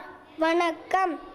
சிவபெருமானை வணங்கும் 63 நாயன்மார்களில் ஒருவர் மெய்ப்பொருள் நாயனார். திருக்கடவூரில் மெய்ப்பொருள் நாயனார் வாழ்ந்து வந்தார். சிவனடியாரின் திருவேடத்தையே மெய் என்று கருதியதால் அவர் மெய்ப்பொருள் நாயனார் என்றே பெயர் பெற்றார். அவருக்கு முத்தநாதன் என்னும் பகைவன் ஒருவன் இருந்தான். மெய்ப்பொருள் நாயனாருடன் பலமுறை போரிட்டு தோல்வியடைந்தான். ஒரு நாள் அவர் சிவனடியார் போல் வேடமிட்டு மெய்ப்பொருள் நாயனாரை காண அவரது அரண்மனைக்கு சென்றார். சிவனடியார் வேடமிட்டு உள்ள அனைவரும் எளிதாக மெய்ப்பொருள் நாயனாரை சந்திக்கலாம் எனும் வாய்ப்பினை பயன்படுத்தி கொண்டு மன்னரின் அரண்மனைக்கு சென்று உங்களுக்கு கற்றுக் கொடுப்பதற்கு சிவபெருமான் ஓதிய ஆகம நூல் ஒன்றை கொண்டு வந்துள்ளேன். அதை உங்களுக்கு படித்து காட்ட விரும்புகிறேன். மெய்ப்பொருளாரும் பணிவுடன் படியுங்கள் என்றார். அச்சமயத்தை பயன்படுத்தி கொண்டு தன் புத்தகப் பையில் மறைத்து வைத்திருந்த உடைவாளை எடுத்து மெய்ப்பொருள் நாயனார் முதுகில் குத்தினான். அங்கிருந்த காவலாளி தத்தன் முத்தநாதனை குத்த வாளை ஓங்கினான். அப்போது நில் தத்தா, அவரை ஒன்றும் செய்யாதே, அவர் சிவனடியார் வேடத்தில் இருக்கிறான். அவரை பத்திரமாக நம் நாட்டின் எல்லை வரை சென்று விட்டு வா என்று கூறினான். அதுவரை தங்கியிருந்த மெய்ப்பொருள் நாயனாரின் உயிர் சிவபெருமான் திருவடியை அடைந்தது. அதனால் நாமும் சிவவேடத்தையே மெய்ப்பொருள் என நினைத்து இனிமே வாழ்வோமாக. திருச்சிற்றம்பலம். சிவசிற்றம்பலம்.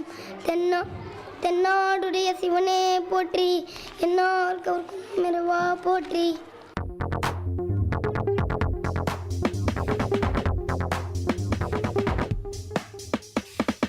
விஐடி வானொலி உங்களின் செவிகளில் தேனை பாய்ச்சிடுதே. மனதின் கவலைகள் மறந்து போயிடும், மாயம் செய்திடுவே. இது காட்சி நலை பொங்கும் பாட்டி நலை, நம் வீட்டோடும் நாட்டோடும் நடமாடி சுவை சேர்க்கும். விஐடி வானொலி உங்களின் செவிகளில் தேனை பாய்ச்சிடுதே.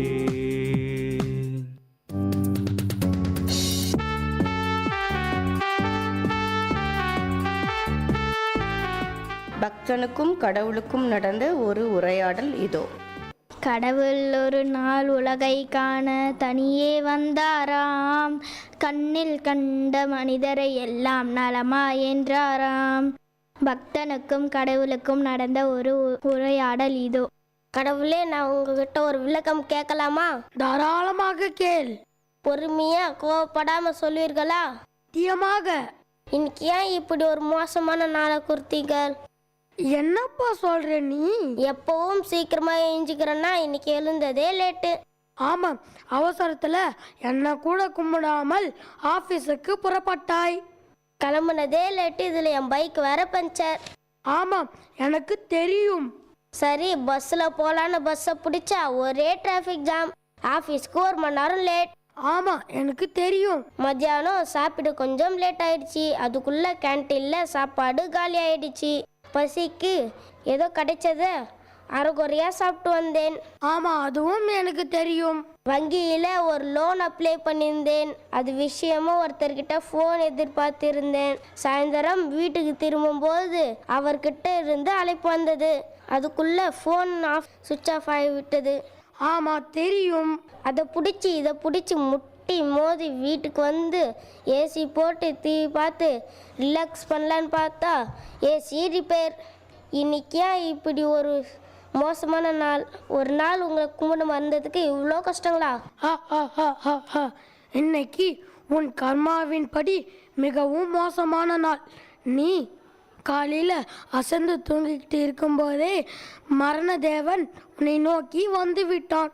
அவன் கூட வாக்குவாதம் பண்ணி உன்னை காப்பாற்ற வேண்டி உன்னை கொஞ்சம் அதிக நேரம் தூங்க வைத்தேன். உன் பைக்கை பஞ்சர் ஆக்கினேன்.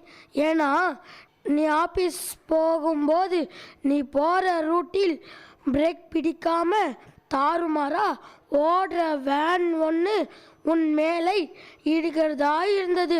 அந்த வேன் ஆக்சிடெண்ட் ஆகிதான் டிராஃபிக் ஆச்சு.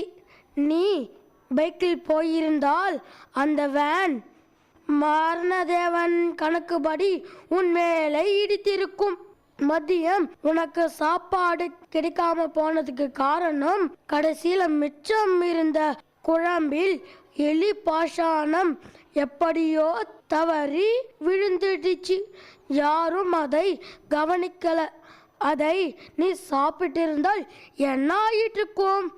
சாயந்தரம் உன் அலைபேசி சுவிட்ச் ஆஃப் ஆனதுக்கு காரணம் அந்த நபர் உனக்கு தவறான வாக்குறுதிகள் கொடுத்து இக்கட்டில் மாட்டிவிட இருந்தார். எனவே அதிலிருந்து காப்பாற்ற வேண்டி உன் ஃபோனை செல்லிழக்க செஞ்சேன். அப்புறம் அந்த ஏசி மிஷின் கோளாறு ஏற்பட்டு அதில் முறையற்ற முறையில் கரண்ட் வந்து கொண்டிருந்தது.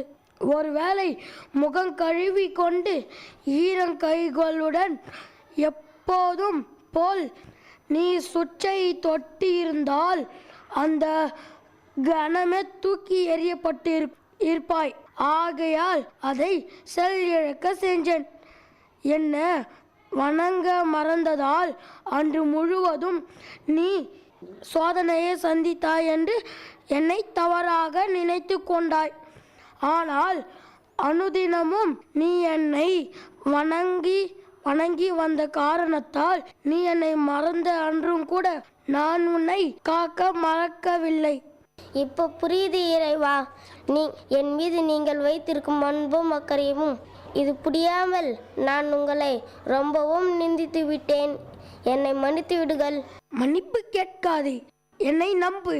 எப்போதும் எந்த சூழ்நிலையிலும் அது போதும். நீ திட்டமிடுவதை விட உனக்காக நான் திட்டமிடுவது எப்பொழுதும் சரியாக இருக்கும்.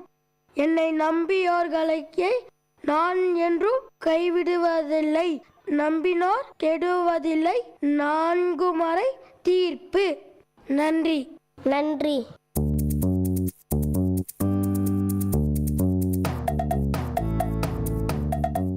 பள்ளிக்கூடம் நிகழ்ச்சியில் நேயர்கள் இதுவரை கேட்டது ஸ்ரீ சாரதா வித்யாலயா மழலையர் மற்றும் துவக்கப்பள்ளி மாணவர்கள் வழங்கிய பல்சுவை நிகழ்ச்சி. இது உங்கள் விஐடி பண்பலை 90.8.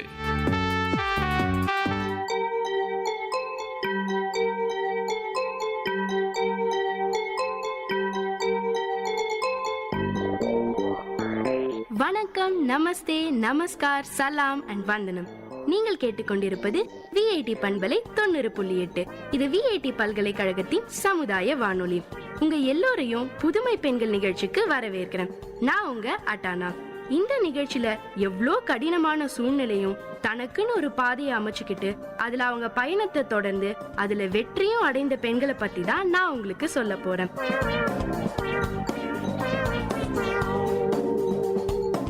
பொதுவா நம்ம எல்லாருக்குமே திருமணம் முடிஞ்சுட்டா ஒரு குடும்பம், குழந்தைங்கன்னு ஓடிக்கிட்டே இருக்க வேண்டி வரும். தனக்குன்னு நேரம் ஒதுக்குறதே கடினமாயிடும்னு நினைச்சுக்கிட்டு இருக்கோம்.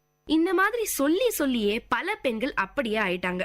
இது ஒரு மூட நம்பிக்கைங்க. உண்மையில பார்த்தோம்னா கல்யாணத்துக்கு அப்புறம் தான் பெண்கள் இன்னும் வீரியத்தோடையும் பொறுப்புணர்வோடும் செயல்பட முடியும். திருமணம்ங்கிறது பலம், பலவீனம் இல்லைன்னு சொல்றாங்க நம்ம ஸ்ரீதேவி கண்ணன். ஸ்ரீதேவி கண்ணனை பத்தி தான் உங்களுக்கு சொல்ல போறேன். நம்ம ஸ்ரீதேவி கண்ணனை பொறுத்த வரைக்கும் பெண்களோட சமூக வாழ்க்கைய திருமணத்துக்கு முன் திருமணத்துக்கு பின்னன்னு பிரிக்கிறது கொஞ்சம் கூட பிடிக்கலங்க. ஏன்னா இவங்க வாழ்க்கையில திருமணம் கூட ஒரு திருப்பு முனைன்னு சொல்லலாம். மதுரையை சேர்ந்த ஸ்ரீதேவி கண்ணன் MBA படிச்சிருக்காங்க. இல்லத்தரசியா தன் வாழ்க்கையை தொடங்கினவங்களுக்கு இன்னைக்கு பல முகங்கள்.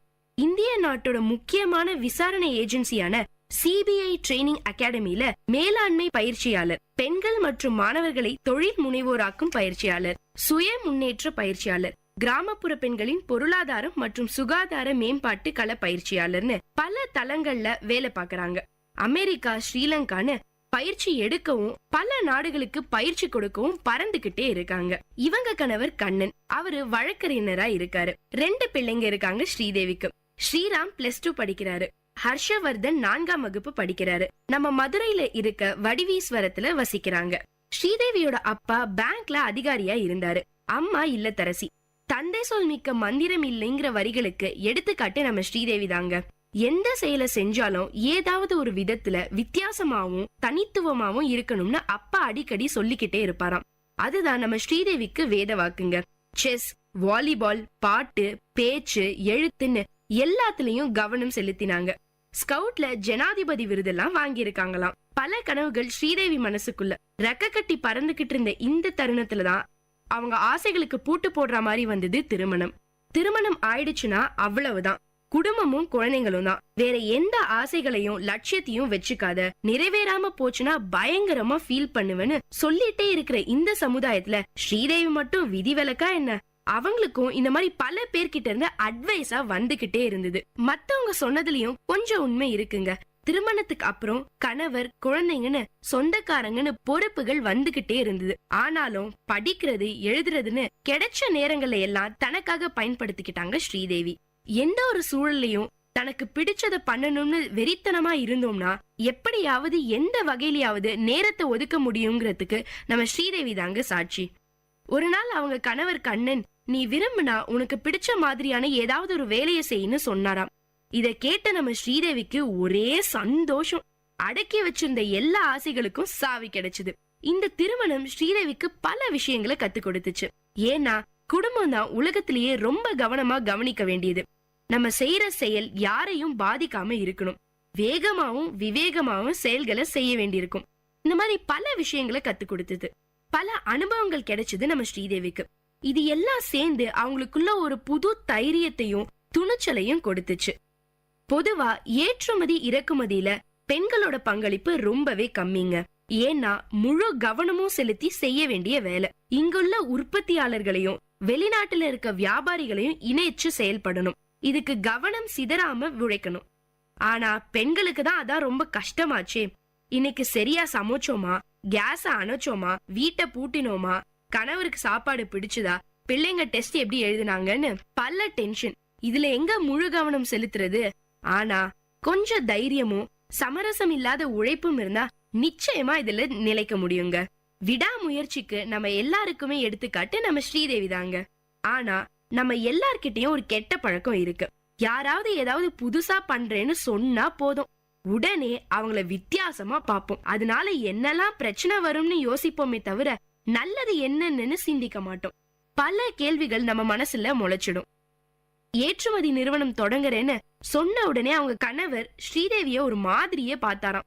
ஆனா ஸ்ரீதேவியோட தீவிரம் புரிஞ்சுக்கிட்டு அனுமதிச்சாரு. முதல்ல ரொம்பவே எளிமையா தொடங்கினாங்க. லெதர், சில்க் ரெண்டையும் ஆஸ்திரேலியா, கத்தார், டென்மார்க் மாதிரியான நாடுகளுக்கு அனுப்பினாங்க. பிசினஸ் ரொம்பவே நல்லா போச்சு.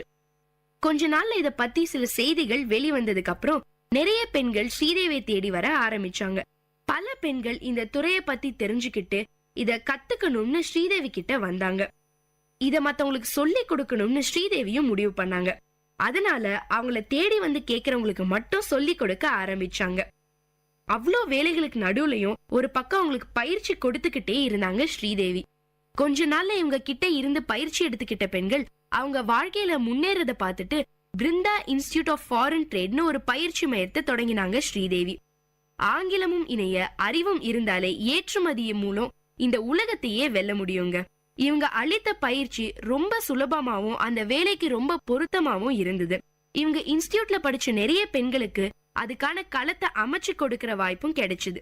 பல பெண்களுக்கு நல்ல வேலை, கை நிறைய சம்பாத்தியம்னு வாழ்க்கையில தான் சொந்த கால நிக்க இந்த பயிற்சி ரொம்பவே உதவியா இருந்தது. நம்ம நாட்டை பொறுத்த வரைக்கும் பெண்களுக்கு தைரியமூட்டவும் வழிகாட்டவும் ஏற்பாடுகள் குறைவாதாங்க இருக்கு. அரசு தரப்புல அதுக்கான வாய்ப்புகளும் திட்டங்களும் இருந்தாலும் அது முழுமையா எல்லாரையும் போய் சேரதில்ல. பெண்களும் இந்த சூழ்நிலையில பொருளாதார சக்தியா மாற வேண்டிய தேவை இருக்கு. ஒரு நடுத்தர குடும்பத்தை எடுத்துக்கிட்டோம்னா கணவன் வேலைக்கு போவாரு, மனைவி வீட்டை கவனிச்சுக்குவாங்க, ஒரு குழந்தையோ இல்ல 2 குழந்தையோ படிச்சுக்கிட்டு இருப்பாங்க. மாசமானா வீட்டு வாடகை, மளிகை செலவு, கரண்ட் பில்லுன்னு மாசம் முழுக்க செலவு வந்துகிட்டே இருக்கும். இந்த நிலைமையில ஒருத்தருடைய வருமானம் பத்துறதில்ல. அதனால பெண்களும் வேலைக்கு போக ஆரம்பிச்சிருக்காங்க. ஆனா இங்க ஆண்களுடைய உழைப்புக்கு கிடைக்கிற மரியாதை பெண்களுடைய உழைப்புக்கு கிடைக்கிறது இல்ல. அமைப்பு சாரா தொழில்கள்ல 2 பேரும் ஒரே மாதிரியான உடல் உழைப்பு கொடுத்தாலும் ஆண்களுக்கு அதிக சம்பளமும் பெண்களுக்கு குறைவான சம்பளமும் கொடுக்கிற நிலைமைதான் இருக்கு. தகவல் தொழில்நுட்பம், அதாங்க இந்த சாஃப்ட்வேர் ஜாப்னு சொல்றமே, அதுல மட்டும் நிலைமை கொஞ்சம் மாறி இருக்கு. இந்த மாதிரியான பெண்கள் உழைப்ப கம்மியா எடை போடுறத மாத்தணும்னா பெண்கள் சுய தொழில் முனைவோரா மாறணுங்கிறாங்க நம்ம ஸ்ரீதேவி. ஒருத்தர் கிட்ட போய் வேலை செஞ்சாதானே இப்படி 10 பேருக்கு வேலை கொடுக்கிற முதலாளியானா இப்ப இருக்க நிலைமை மாறிடும்ல. அது மட்டும்தான் மாற்றத்துக்கும் ஏற்றத்துக்கும் இருக்க ஒரே வழின்னு சொல்றாங்க ஸ்ரீதேவி. இந்த எண்ணத்தை வளரும் இளம் பருவத்துல இருந்தே பெண்களுக்கு சொல்லணும்னு கல்லூரிகள்ல இலக்கா வச்சு போய் பேச தொடங்கினாங்க ஸ்ரீதேவி. பெண்கள் தொழில் முனைவோரா ஆகணும்னா அதுக்கு என்னென்ன தகுதிகளை வளர்த்துக்கணும், இந்த பரந்த உலகத்துல என்னென்ன மாதிரியான வாய்ப்புகள்லாம் இருக்கு, எது மாதிரியான தடைகள் எல்லாம் கடக்க வேண்டி இருக்குன்னு அவங்களோட சொந்த அனுபவங்களை முன் வச்சு மாணவிகளுக்கு தன்னம்பிக்கையை ஊட்டுறாங்க. ஸ்ரீதேவி இந்த மாதிரி பல விதங்கள்ல தனக்கு தெரிஞ்சதை எல்லாம் மத்த பெண்களுக்கு சொல்லி தராங்க. இவங்க மூலியமா பல பெண்கள் இந்த உலகத்துல சாதிச்சுக்கிட்டே இருக்காங்க. இந்த மாதிரி தனக்கு தெரிஞ்சதை மத்தவங்களுக்கு சொல்லி தரது மூலமா நம்மளும் வளர முடியுது, மத்தவங்களும் வளர முடியுது. அமெரிக்க உள்துறை சார்பா வருஷத்துக்கு ஒரு முறை தெற்காசிய பகுதிகளுக்காக கல்வி பரிமாற்ற திட்டம் ஒண்ணு செயல்படுத்தப்படுதுங்க. அதுல என்ன பண்றாங்கன்னா, இந்த பகுதிகளில் இருந்து 40 வயசுக்கு கீழே இருக்கிற இளம் தொழில் முனைவோர், பாராளுமன்ற உறுப்பினர்கள், அதிகாரிகளை தேர்வு செஞ்சு அங்குள்ள பல்கலைக்கழகங்கள் மூலமா உலகளாவிய நடைமுறை கல்வியை பயிற்றுவிக்கிறதா இந்த திட்டம். தென்னிந்தியாவில இருந்து அந்த பயிற்சிக்கு ஸ்ரீதேவியை தேர்வு செஞ்சாங்க. அது வேறு விதமான உலகத்தையும் வாழ்க்கை முறையும் ஸ்ரீதேவிக்கு அறிமுகப்படுத்துச்சு. இந்த பயிற்சி மொத்தம் 35 நாள் நடந்துதான். பாதி நாட்கள் வகுப்பறை பயிற்சியாவும் அதுக்கு பிறகு கள பயிற்சியாவும் கொடுக்கறாங்க. அமெரிக்காவோட மேற்கு பகுதியில இருக்கிற நெவோடா மாகாணத்துல ரீனோ பூர்வ குடிமக்கள்னு மத்தியில வேலை செஞ்சாங்க ஸ்ரீதேவி. அமெரிக்க அரசாங்கம் அந்த பூர்வ குடிகளோட மேம்பாட்டுக்கு நிறைய தொழில் பயிற்சிகளை வழங்குது. அத ஆய்வு செய்யற பணிதான் ஸ்ரீதேவிக்கு கொடுத்தாங்க. உண்மையாவே வியப்பும் வித்தியாசமான அனுபவத்தை கொடுத்துச்சு ஸ்ரீதேவிக்கு. நம்ம நாட்டுல பார்த்தோம்னா பூர்வக்குடி மேம்பாட்டுங்கிற பேர்ல நாம அவங்க மரபையும் பாரம்பரியத்தையும் சிதைக்கிற வேலையத்தான் செய்யறோம். அவங்க முன்னேறணும்னு நினைக்கிற நம்மளுடைய எண்ணம் ரொம்பவே நல்லதுங்க. ஆனா அவங்க பாரம்பரியத்தை கண்டுக்காம நம்ம அவங்கள முன்னேற்ற பாக்குறோம், அதுதான் தப்பு. ஆனா அமெரிக்கால அந்த மக்களோட பண்பாட்டையும் கலாச்சாரத்தையும் சிதைக்காம அவங்க வாழற பகுதியில கிடைக்கிற பொருட்களை வச்சு தொழில்களை செய்ய பயிற்சி கொடுக்கறாங்களாம். பயிற்சி கொடுக்கறதோட அவங்க விலகிறது இல்ல, அவங்க உற்பத்தி செஞ்ச பொருட்களை நாடு முழுக்க சந்தைப்படுத்துறாங்களாம். அதனால அந்த பூர்வக்குடி மக்களுக்கு கௌரவமான வாழ்க்கை கிடைக்குது. இந்த மாதிரி மிகச்சிறந்த அனுபவங்களோட அமெரிக்காவில இருந்து வந்தாங்க நம்ம ஸ்ரீதேவி. நம்ம தமிழ்நாட்டுல கூட எவ்வளவோ கிராமிய தொழில்கள் இருக்குங்க.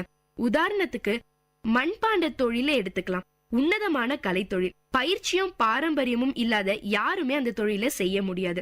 ஆனா அவ்வளவு திறமை வாய்ந்த அந்த கலைஞர்கள் இன்னைக்கு அடையாளம் இல்லாம இருக்காங்க. ஏன், இன்னும் சிலர் அந்த தொழிலையே விட்டுட்டாங்க.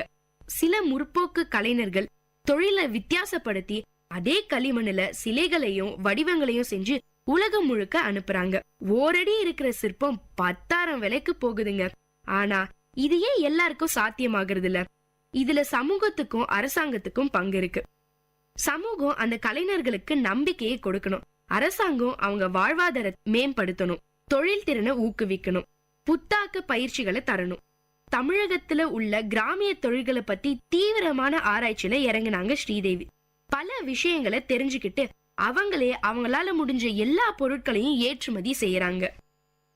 இதுக்கப்புறம் அமெரிக்கா எக்ஸ்சேஞ்ச் ப்ரோக்ராம்ல கலந்துகிட்டதால அமெரிக்காவோட கல்வி மற்றும் கலாச்சாரத்துறை நடத்துற ஒரு ஆன்லைன் கோர்ஸ்ல சேரக்கூடிய வாய்ப்பு ஸ்ரீதேவிக்கு கிடைச்சது.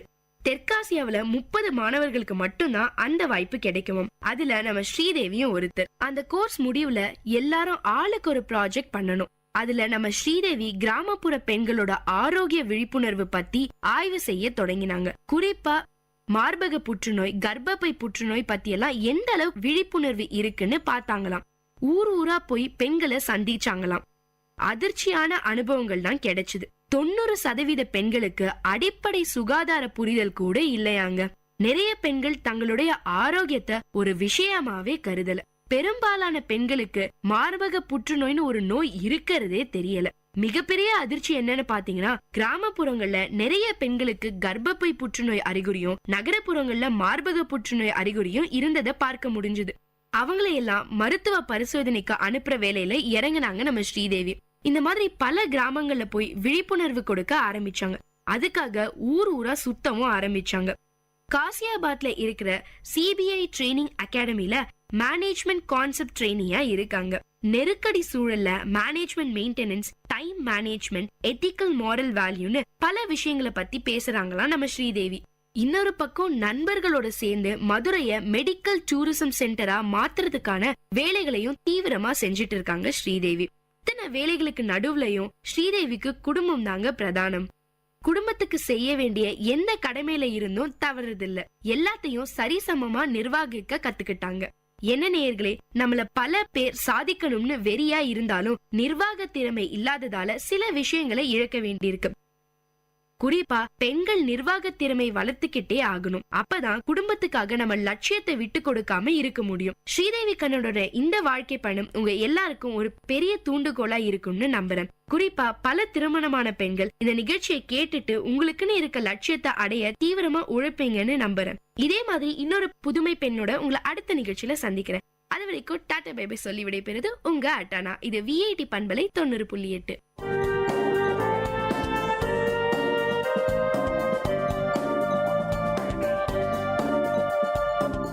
இந்த நிகழ்ச்சி உங்க எல்லாருக்கும் ஒரு பெரிய உற்சாகத்தை தந்திருக்கும்னு நம்புறேன். இதே மாதிரி பல விஷயங்களை தெரிஞ்சுக்கணுமா? அப்போ விஐடி பண்பலை 90.8 கேட்டுக்கிட்டே இருங்க.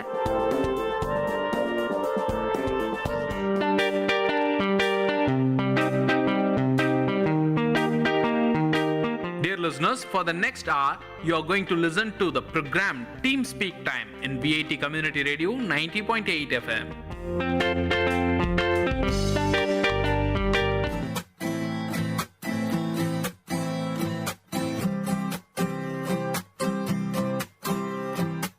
Hello Freunde. Hallo Freunde.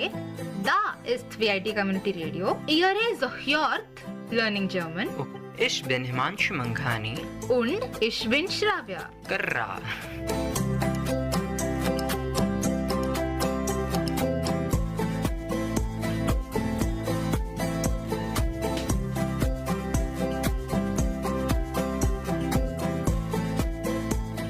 Words अगर तुम जर्मन में बोल सकती हो अपनी वोकैबुलरी के लिए तो हमारे लिसनर्स के लिए भी अच्छा है और हमारे लिए भी अच्छा ही है। यानी कि यहाँ पे मैं अपना फोरनामा बताओ। फोरनामा यानी कि मेरा फर्स्ट नेम। लोग तो मुझे अपने फोरनामा से ही बुलाएंगे, लोग तो मुझे मेरे नाकनामा से तो बुलाएंगे नहीं। नाकनामा यानी कि मेरा सरनेम। ठीक है, तो मतलब हम तुम्हें श्राव्या ही बोलेंगे। हाँ ठीक है, तो आज हम क्या करने वाले हैं? हमें थोड़े बहुत लोग जो हमारा सुन रहे थे उन लोगों ने बोला कि उनको प्रेपोजिशन में थोड़ा बहुत कंफ्यूज हो रहे हैं वो लोग, तो हमने सोचा ठीक है क्यों ना हम वो भी उनको क्लैरिफाई कर दें। सही है, क्लैरिफिकेशन सबसे जरूरी है। जितना हमसे हो सके भाई उतना। हाँ ठीक है, और हम तो बोलते ही आए हैं कि हम आपको उस लेवल तक ले जाएंगे जिस लेवल तक आप खुद सीखना शुरू कर सकते हैं। तो ठीक है, अब आगे बढ़ते हैं। सबसे पहले क्या रिकैप देना चाहिए ना? दे दो क्रिस्पी क्रंची रिकैप। तो हमने इसको हमने देखा था पॉजिटिव प्रोनाउन यानी कि I, you, she, he, it, they और मतलब you as a polite way। तो हमने इसके possessive देखी कि personal देखे? Sorry, personal बोला या possessive बोला मैंने? तुमने possessive बोला। Where's the hunk? It's okay, forgiven। तो फॉरगिवन को मैं क्या बोलूंगी, वेयर सी हुंगन? नहीं नहीं नहीं नहीं, वो हमारे लिसनर्स खुद ढूंढेंगे क्या होता है उसका मतलब। अच्छा, एटलीस्ट उतना तो कर ही सकते हैं। तो हम आगे बढ़ते हैं। वेयर सी हुंग तो हो गया, फॉरगिव मी बोल दिया। तो हम पर्सनल प्रोनाउंस पे थे। पर्सनल प्रोनाउंस को 4 फ्रेगमेंट में बांटा था। पहला फ्रेगमेंट था इश मिश मिर वाला और दू दिश दिर वाला, यानी कि आई और यू वाला। सेकंड फ्रेगमेंट था ही शी और इट। तो ही के लिए बोलेंगे एर आयन आई हम, और इट के लिए बोलेंगे एस एस आई हम, और शी के लिए बोलेंगे जी जी आई हर। और अभी थर्ड फ्रैगमेंट यानी कि वियर और ईयर, यानी कि वी एंड यू ऑल। तो वियर के लिए हम यूज करेंगे वियर उन्स उन्स, और ईयर यानी कि यू ऑल के लिए हम यूज करेंगे ईयर यूश यूश। हमने ये बोला था कि हम ये लास्ट ऐसे याद कर सकते हैं कि वियर का पोसेसिव प्रोनाउन है उनसर, तो उनसर से बना उन्स, और ईयर का पोसेसिव प्रोनाउन है यूअर, सो यूअर से बना यूश। ये था थर्ड फ्रैगमेंट। अभी फोर्थ फ्रैगमेंट है, ये है कि जी जी, यानी कि जी रेस्पेक्ट वाला और जी प्लूरल वाला। तो उस केस में हम यूज करेंगे जी जी इहनन। बस अगर हम रिस्पेक्ट दे रहे हैं तो हम यूजुअली एस कैपिटल लिखते हैं, तो यहाँ पे भी एस और आई कैपिटल आ जाएंगे। अगर हम कोई बहुत सारे लोगों को एड्रेस कर रहे हैं, यानी कि थर्ड पर्सन प्लूरल को एड्रेस कर रहे हैं, तब हम बोलेंगे सब हम जी और एस, यानी कि एस एंड आई दोनों स्मॉल लेटर्स यूज करें। ठीक है। तो दोस्तों याद रखिए, अगर आप जर्मन कभी सीख रहे हैं तो उनके इसमें लिटरली जर्मन खुद मानते हैं कि जर्मन जो है एक लैंग्वेज ऐसी है जो डिफिकल्ट पड़ती है, क्योंकि इस केस में कॉन्जुगेशंस आ जाते हैं और केसेस आ जाते हैं, तो ये दोनों बहुत कॉम्प्लिकेटेड होते हैं। और हम आप पूरा प्रयास कर रहे हैं कि आपका बेसिक स्ट्रॉन्ग कर सकें, तभी हम एक शब्द को इतना टाइम ले रहे हैं आपको समझाने में। यहाँ पे कॉम्प्लिकेटेड चीजों को सिंपल बनाने आए। तो अभी हम चलते हैं, थोड़े बहुत एग्जाम्पल्स दे रहे हैं। ठीक है। तो आज हम बहुत इंपॉर्टेंट चीज सीखेंगे, इंट्रोड्यूस कैसे करना है। इंट्रोडक्शन 2 चीजों में होगा। सबसे पहला होगा इंट्रोडक्शन फॉर्मल और दूसरा होगा इनफॉर्मल। फॉर्मल के केस में हम आपको एक पैराग्राफ बोलेंगे। इसमें जैसे अगर आप फॉर्मल बोलते हो हाउ आर यू, तो बोलेंगे वी गीत एस इहनन, हाउ इट्स गोइंग। मैं यहाँ पे आपको याद दिला दूं कि ये फॉर्मल था, तो मैंने आपको क्या बोला, जब हम यू यानी किसी को रेस्पेक्ट के साथ यानी कि फॉर्मल यूज कर रहे हैं, डेटिव के केस में हम इसको ऐसे बोल सकते हैं you as a polite way. हाँ, you as a polite way और you as a formal way हम यूज करेंगे इहनन, जिसमें कैपिटल आई रहेगा। कैपिटल आई रहेगा। Fragment number 4। हाँ, तो यानी कि वी गेट तो हम जानते हैं। अब इसको जर्मन के लोग ऐसे नहीं बोलते हाउ आर यू, इसको बोलते हैं how it's going. How is it going. तो इसको ऐसे बोलते हैं कि वी गेट इट को बोलेंगे एस और इहनन, यानी कि you as a polite way. ठीक है। अगर मैं वही अगर श्राव्या को बोलूं, जो कि मेरे को बिल्कुल पसंद नहीं श्राव्या से पोलाइट वे में बात करना, एज अ फ्रेंड की तरह बात करना पसंद है। कि फॉर्मल हो जाते हैं तो एक ऐसा लगता है कि हम जिस बंदे से बात कर रहे हैं हम लिमिटेड हैं, हम अपने आप में निकल नहीं पाते। बट वही अगर किसी दोस्त से बात करें तो हम कुछ भी बोल सकते हैं, हम सिक्योर फील करते हैं, हम बनावटी फील नहीं करते, क्योंकि हम फॉर्मल में बनावटी फील करते हैं, बट इनफॉर्मल में हम बनावटी नहीं नेचुरल फील करते हैं। ठीक है। तुम्हें ऐसा लगता है कि बनावटी वो बनावटी नहीं होती, वो बस एक तुम खुल्लम खुल्ला बात कर सकते हो। जब तुम खुल्ला तुम इनफॉर्मल में बात करोगे या फॉर्मल? हाँ, वही मैं बोल रही हूँ, फॉर्मल इनफॉर्मल में तुम खुल्लम खुल्ला बात कर सकते हो, बट दैट डजंट मीन कि तुम फॉर्मल में बनावटी करके बात करोगे। ओके, मतलब कि हमको थोड़ा सोच समझ के पूछना, सोच समझ के बोलना पड़ता है। तुम्हारा ओपिनियन ऐसा है तो ठीक है। नहीं, मैं शायद मतलब मेरा ओपिनियन तुम्हारे से ही मैच होता था, बट मैंने शब्द गलत यूज कर लिए। तो अब किसकी हिंदी गलत है भाई? हिंदी तो मैंने शुरुआत से बोलता हूँ, कोई भी लैंग्वेज में कोई भी परफेक्ट नहीं हो सकता। हाँ, और लोग दूसरों को ताने मारते रहते हैं। को सिखा सकता है। हाँ, अगर तुमको ऐसा लगता है तो वेयर इज होंग अगेन। तुम मुझसे कितनी बार फॉरगिव बुला चुकी हो, इतनी बार तो हमने लिसनर्स वर्ड भी यूज नहीं किया है जितनी बार तुम मुझसे वेयर इज होंग बुलवा चुकी हो। मुझे पता नहीं तुम क्यों इतना फॉरगिवनेस के लिए पूछ रहे हो। दोस्तों के बीच में इतना फॉरगिवनेस होता है क्या? सबसे पहले बताओ भाई। इंटेंशन मेरा ये था कि लिसनर्स समझ सकें वेयर इज होंग का मतलब क्या समझ गए है। इसके लिए अगर एक हमारी और मेरी और तुम्हारी ये स्क्रिप्ट काम करती है तो अच्छी बात है। भाई हमारा कौन सा स्क्रिप्ट है, हम तो बस जो मन में आता है वही बोल देते हैं बाहर। हाँ, तभी इतना इनफॉर्मल है। तो हम बोलेंगे कि इनफॉर्मली बोलेंगे we get is there.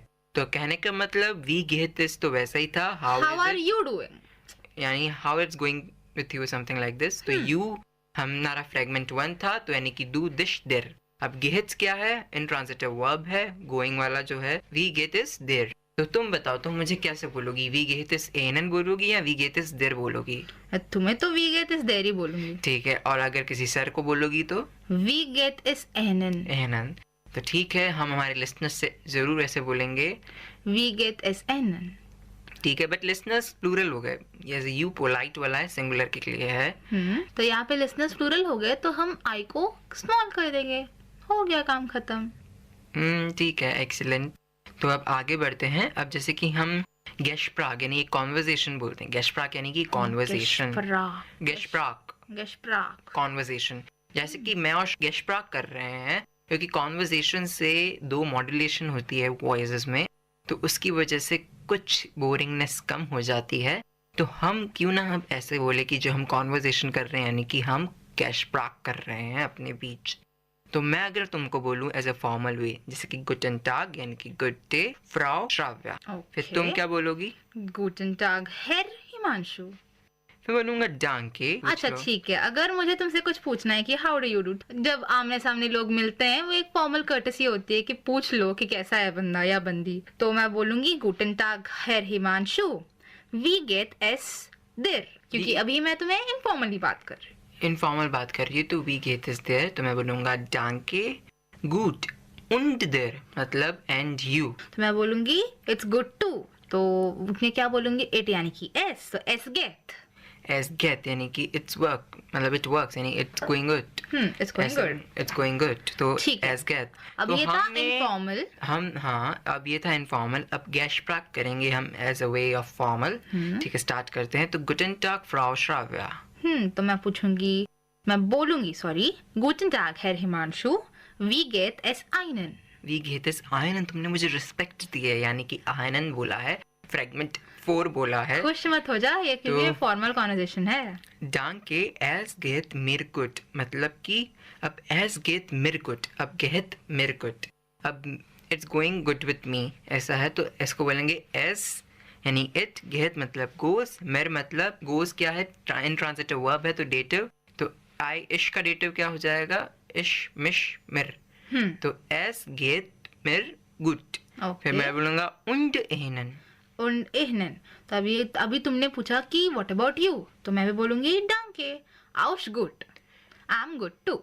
Okay, तो मतलब हमने आज की कॉन्वर्सेशन यानी आज गेशप्राग में ये जाना है कि हाउ आर यू अगर फॉर्मल बोलना है तो आप बोलेंगे वी गेट इज एहनन, और हाउ आर यू इनफॉर्मल बोलना है तो वी गेट इज देर, और बोलना है फॉर्मली कि आई एम गुड। अगर तुम्हें आई एम गुड बोलना है नॉर्मली तो एस आई एम गुड के लिए एस इश बिन गुड नहीं बोलते, जर्मन में नहीं होते हैं। मेरा मार्क्स कटा था इसकी वजह से, क्योंकि मैं आई एम गुड को इश बिन गुड करके आया था। याद रखिए, आई एम गुड कभी भी इश बिन गुड नहीं होगा जर्मन के लिए, क्योंकि उसमें थोड़ा लैंग्वेज प्रॉब्लम है। हालांकि लोग समझ जाएंगे कि आप अच्छे हैं, बट इसका एक वे है, तो वो होगा एस गेट मिर गुड।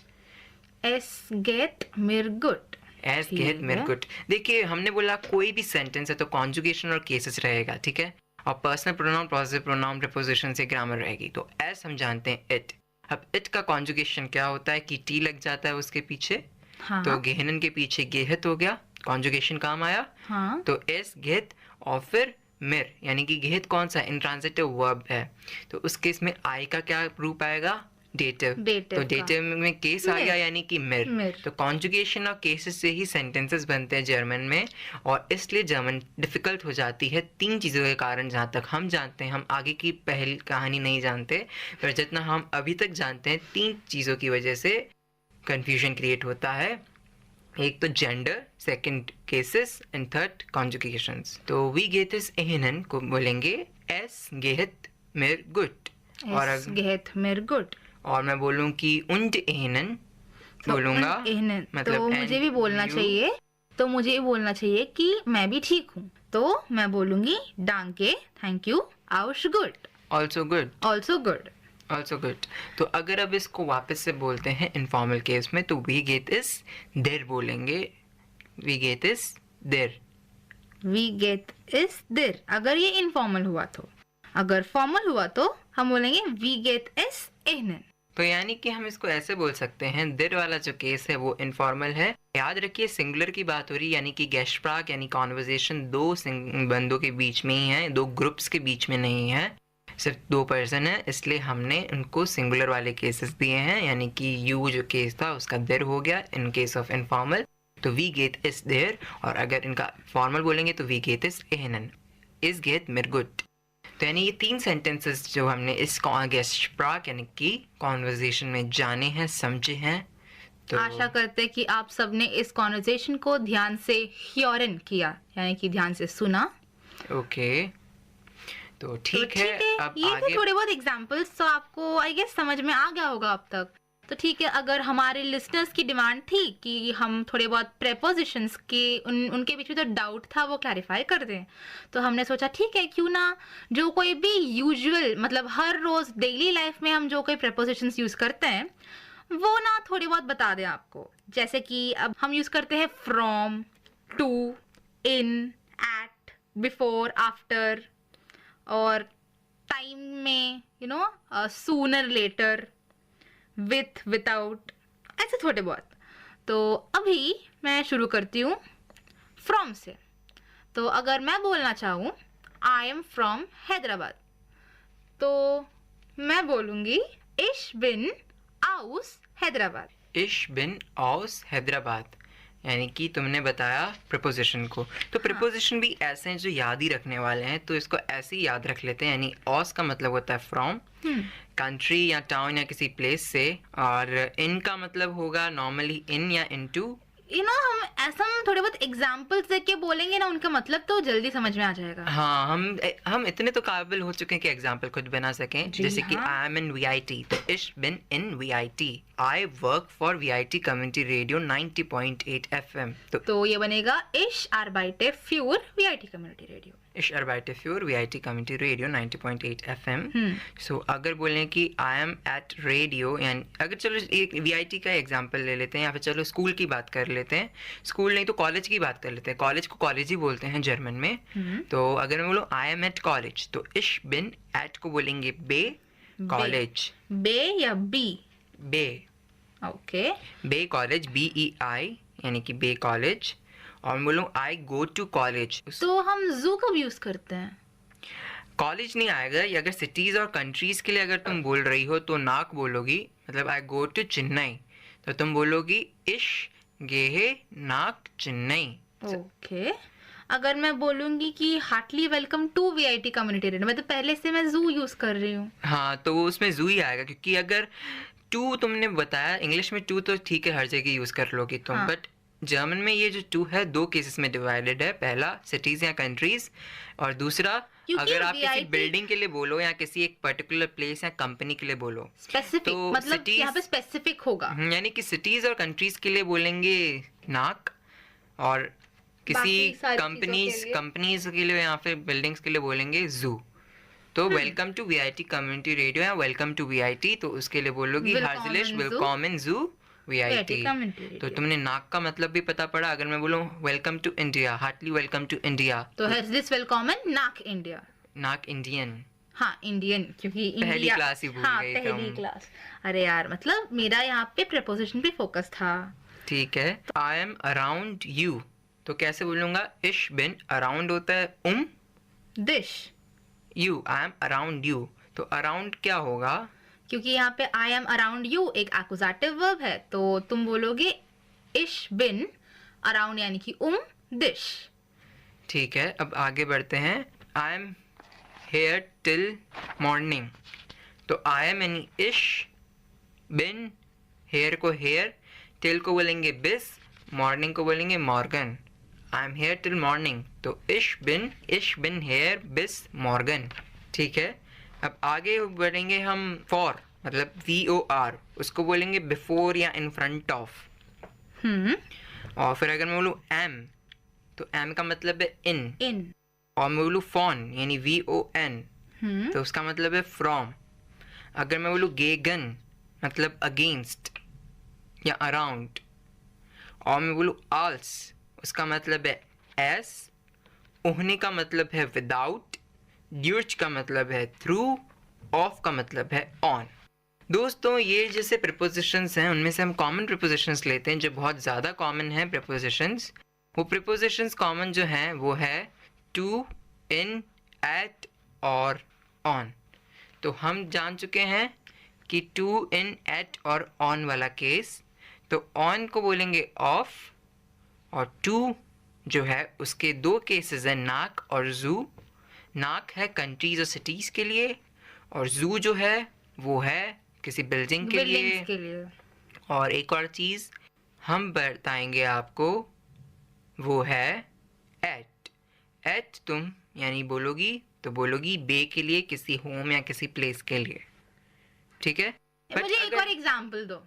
जैसे I work at radio, okay, तो इश अरबाइटे बे दास रेडियो। बे दास रेडियो। तो अगर मैं ये एग्जांपल दूं कि I will come around 4 o'clock, सबसे पहले तो 4 को क्या बोलोगी? 4 को वियर उअर, क्योंकि क्लॉक को बोलते हैं उअर, राइट? ओके, वियर उअर। तो शायद मैं गलती हो सकती हूँ। तो हाँ, तो आई विल कम, सो इश विल कॉमन 4 o'clock। 4 o'clock यानी कि वियर हुअर। सही बोला? हाँ, सही था। सही है। तो अभी हमने ग्रामर में बहुत सारी चीजें सीखी। हमने सबसे पहले पर्सनल प्रोनाउंस जाने थे, फिर पॉजिटिव प्रोनाउन, फिर केसेस, फिर मॉडल वर्ब्स जो मैंने अभी यूज किया। काफी सही ट्रैक पे चल रहे हैं। फिर देर दी दास, आर्टिकल्स भी जाने। आर्टिकल्स भी आपको ज्यादा बहुत डेटिव जो कि केसेस है। सेरनेट यानी कि वेरी नाइस। सेरनेट, वंडरबार। हाँ, जैसे कि आप बोलते हो वंडरबार। ओके, दा इस्तोल। ठीक है। तो अब हम और आगे बढ़ते हैं। तो आगे बढ़ते बढ़ते हम किस बात पे रुकेंगे? जिस बात पे रुकना है उस बात पे रुकेंगे। तो तुम बताओ कहाँ रुकेंगे? थोड़े और प्रीपोजिशंस देके रुकेंगे यार। अभी तो शो स्टार्ट किया है हमने। पता नहीं, मुझे तो लग रहा है कि मैंने कुछ बोला ही नहीं आज। तो चलो तुम बोलो अब, मैं थोड़ा रेस्ट लेता हूँ। रेस्ट? भाई इतना काम कर रहे हो क्या सुबह से? तो ठीक है, अभी थोड़े और प्रीपोजिशंस ले लेते हैं। जैसे कि हाँ, सबसे पहले मैं भूल गई, प्रीपोजिशन को हम जर्मन में क्या बोलते हैं? प्रपोजिशनन। हाँ, पहले नए वर्ड्स फिर पूरा रिवीजन करा दूंगी, ठीक है। तो अभी एक और नया वर्ड है बिस। बिस यानी कि टिल। सो मैं बोलूंगी आई वर्क टिल 6 o'clock। तो इश अरबाइटे बिस 6 यानी कि 6 उअर। सेहरनेट। अब नया बोला मैंने, ठीक है, वेरी नाइस। हाँ, मैं एक और चीज ऐड करना चाहूंगा इस केस में।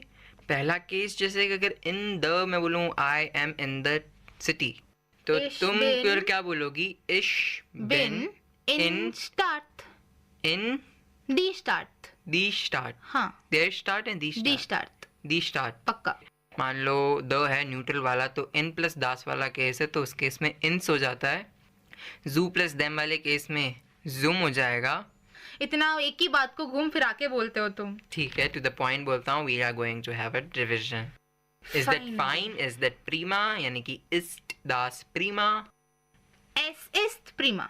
एस इस्ट प्रीमा। ओके, चलो मैं अब तुमसे पूछता हूँ, हाउ आर यू? वी गेट इस एहनन। Danke, es mir gut.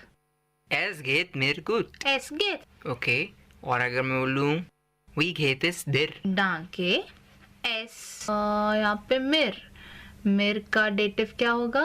मेरी तो डेटिव था, तो वही रहेगा आंसर तुम्हारा। मतलब कि डांके एस मिर गुड, एस गेट मिर गुड। ठीक है, प्रीपोजिशंस तुम वापस से। डांके हिमांशु याद दिलाने की। तो हमने आज कौन कौन से प्रपोजिशन सुने?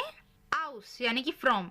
तो मैं इसका एग्जांपल ऐसे दे सकती हूँ कि इश बिन आउस Hyderabad. I am from Hyderabad, मैं हैदराबाद से हूँ। सो आउस यानी कि फ्रॉम। इन यानी कि इन ही होगा। सो इश बिन इन रूम। अभी मुझे मत पूछो कि रूम को हम जर्मन में क्या बोलते हैं। तो आई am in a room. So इश बिन इन ein रूम। So I am in a room. फ्यूर यानी कि for. So I work for community radio. So इश arbeite für community radio. So फ्यूर यानी कि फॉर। बे यानी कि एट। सो अगर मैं बोलूँ कि I am at the radio station, so मैं बोलूँगी इश बिन बे दास रेडियो स्टेशन। और ठीक है, crispy crunchy as per Himanshu cess. तो आउस यानी कि फ्रॉम, इन यानी कि इन, फ्यूअर यानी कि फॉर, बे यानी कि एट, नाक यानी कि टू। यहाँ पे हम नाक सिटीज और कंट्रीज के टाइम पे यूज करते हैं, जैसे कि मतलब कि अराउंड, बिस मतलब कि टिल, फॉर मतलब कि बिफोर, एम मतलब कि इन, फॉन मतलब कि फ्रॉम, गेगन मतलब कि अगेंस्ट, आल्स मतलब कि एस, उन्हें मतलब विदाउट, ड्यूश मतलब थ्रू, ऑफ मतलब on.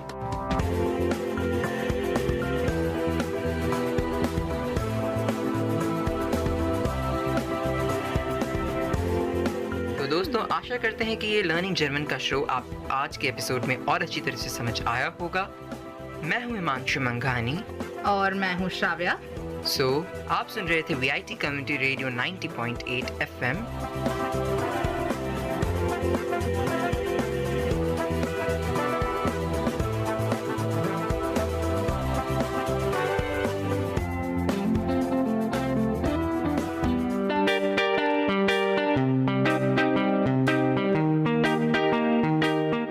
Listeners, you're listening to VIT Community Radio 90.8 and this program is Team Speak Time.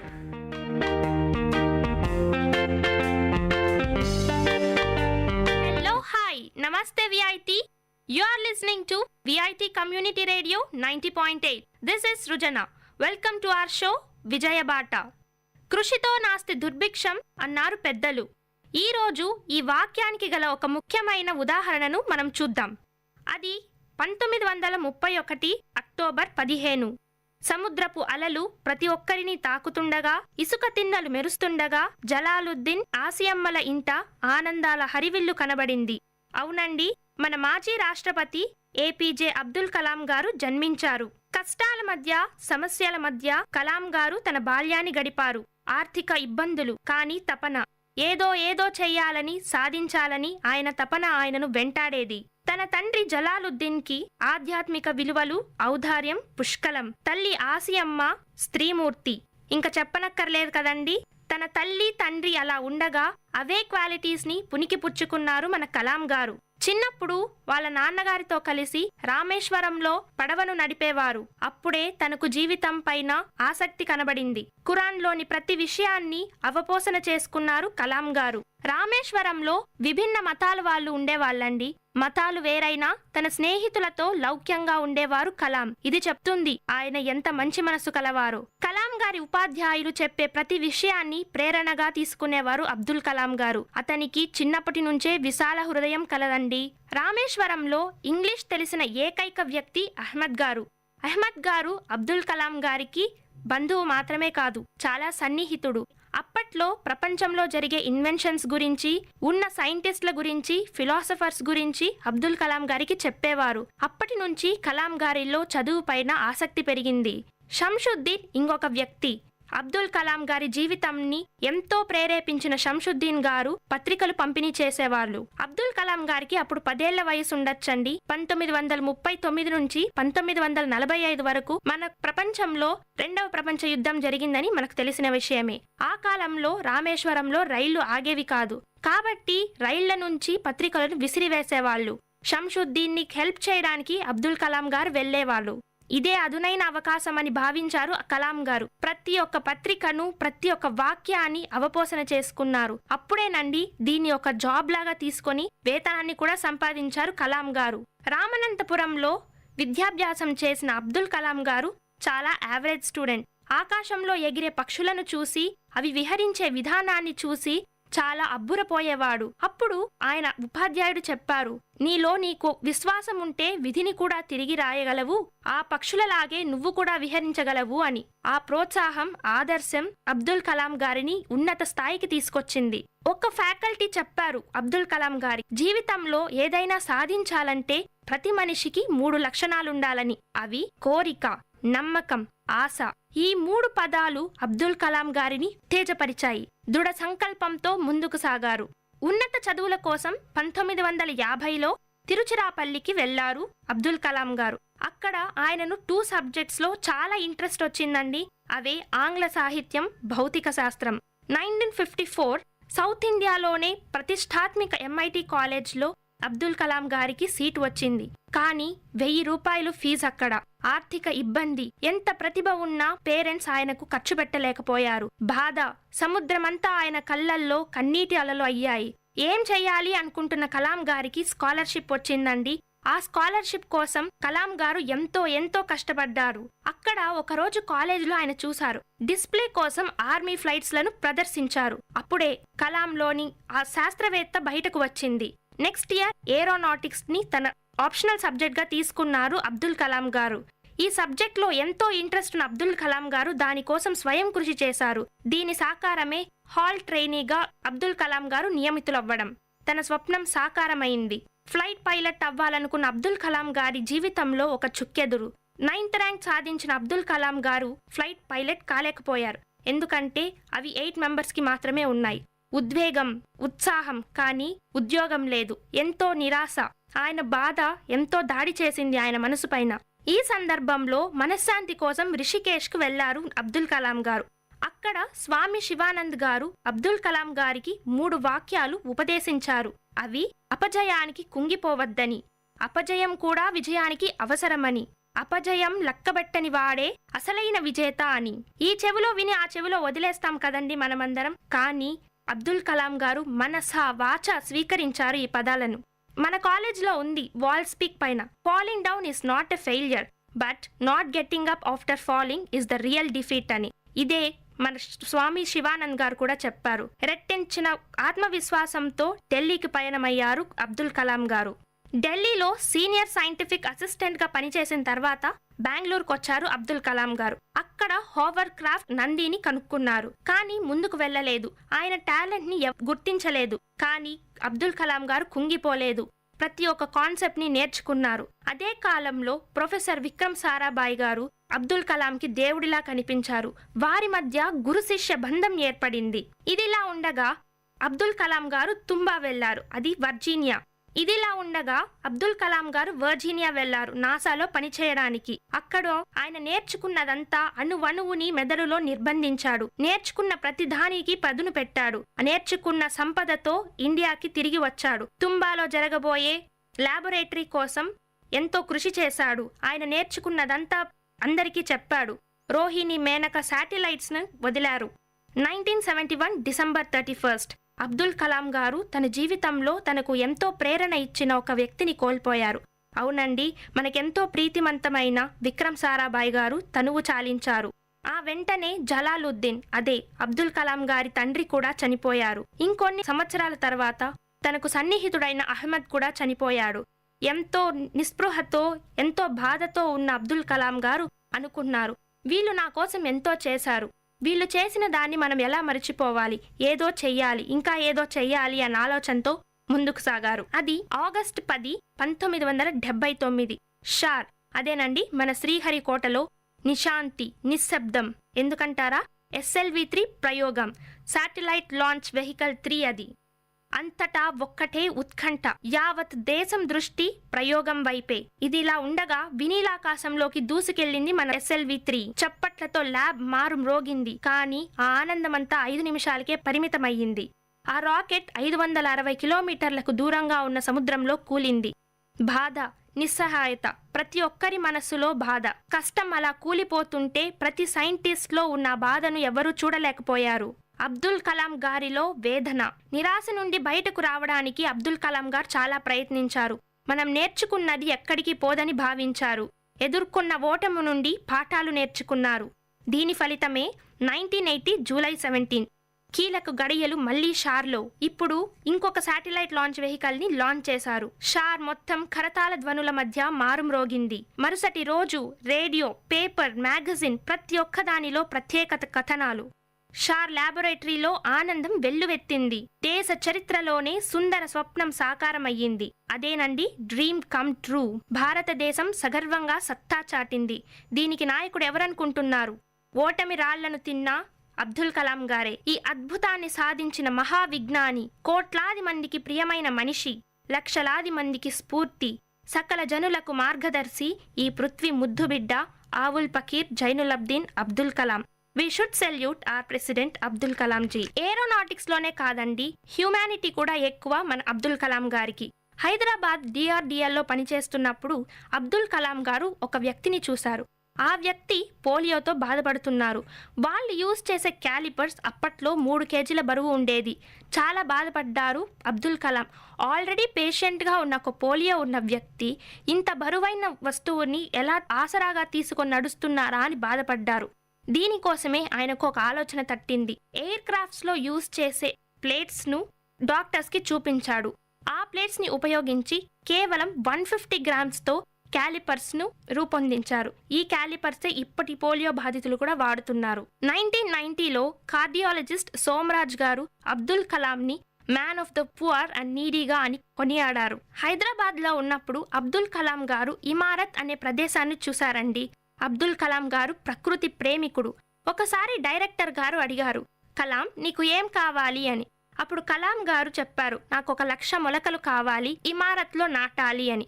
ఆ 1,00,000 మొలకలే ఈనాడు లక్షోపలక్షల మొలకలుగా వృక్షాలుగా మారి ఆకుపచ్చదనాన్ని సంతరించింది. ఇదంతా ఇలా ఉండగా ఆయనకు అవార్డులు పురస్కారాలు వెల్లువెత్తాయి. మొక్క మహావృక్షంగా మారిందని అబ్దుల్ కలాం గారి సన్నిహితులు స్వర్గం నుండి ఆనందపడ్డారని అబ్దుల్ కలాం గారు గుర్తు తెచ్చుకున్నారు.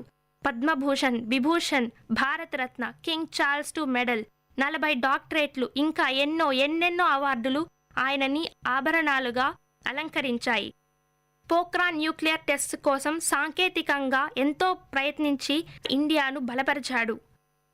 2001లో అబ్దుల్ కలాం గారు వాలంటరీగా రిటైర్మెంట్ తీసుకున్నారు. ఇప్పుడు ఏం చేయాలి అనుకున్న అబ్దుల్ కలాం గారు ఒక ఆలోచన తట్టింది.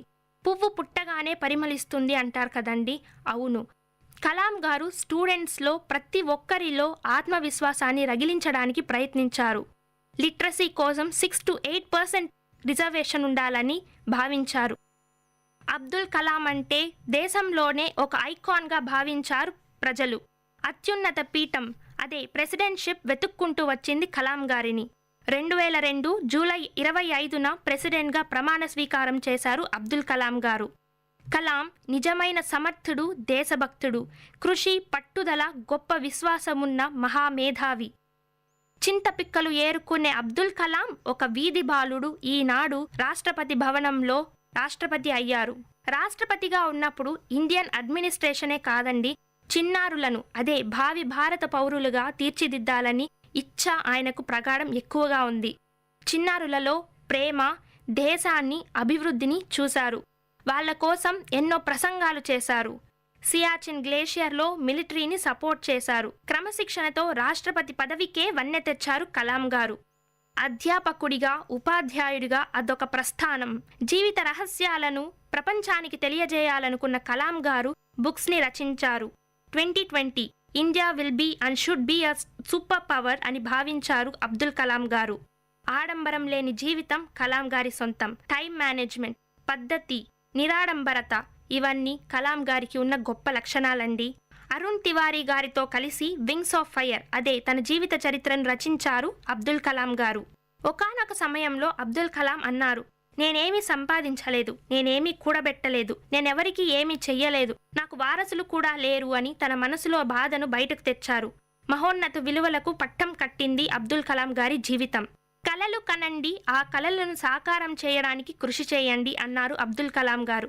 ఇది ప్రతి ఒక్క ప్రాణి, ప్రతి ఒక్క మనిషి, ప్రతి ఒక్క విద్యార్థి వాళ్ళ మనసులో ఎప్పుడూ ఉంచుకోవాలి.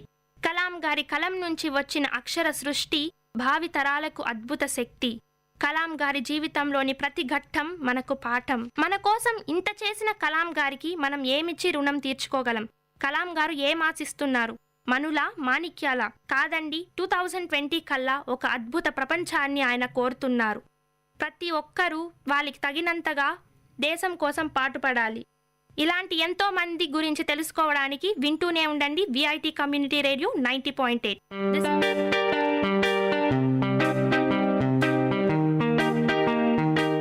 Dear listeners, you're listening to VIT Community Radio 90.8 and this program is Team Speak Time.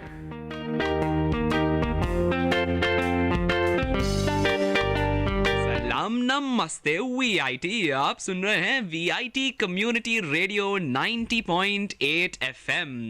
आज आप सुन रहे हैं आपका शो VIT गपशप.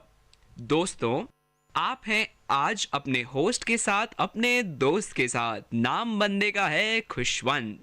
आज आप सभी के साथ मैं बांटने जा रहा हूं अपनी सीरीज का एक अगला टॉपिक, और आज की हमारी बातें होंगी एक खास पहलू पर, एक खास मुद्दे पर। पहलू क्या है, आइए जानते हैं। तो आज की हमारी कहानी या आज की हमारी बातचीत है जिसका नाम है यादव। सुन के थोड़ा अजीब लग रहा है ना? चलो थोड़ा लिंक करते हैं। यादव, यादें। हाँ जी, तो मैं आप सभी के साथ बांटने जा रहा हूं कुछ यादें। आप सभी का तो सबसे पहले वेलकम। आप सभी एक नए सत्र यानी कि एक नए ईयर, हमारे एकेडमिक ईयर में प्रवेश कर रहे हैं, और आप लोगों के सामने बहुत सारे चैलेंजेस हैं जिसका डट के मुकाबला करना है। तो आज की हमारी बातें कुछ इसी बारे में होंगी।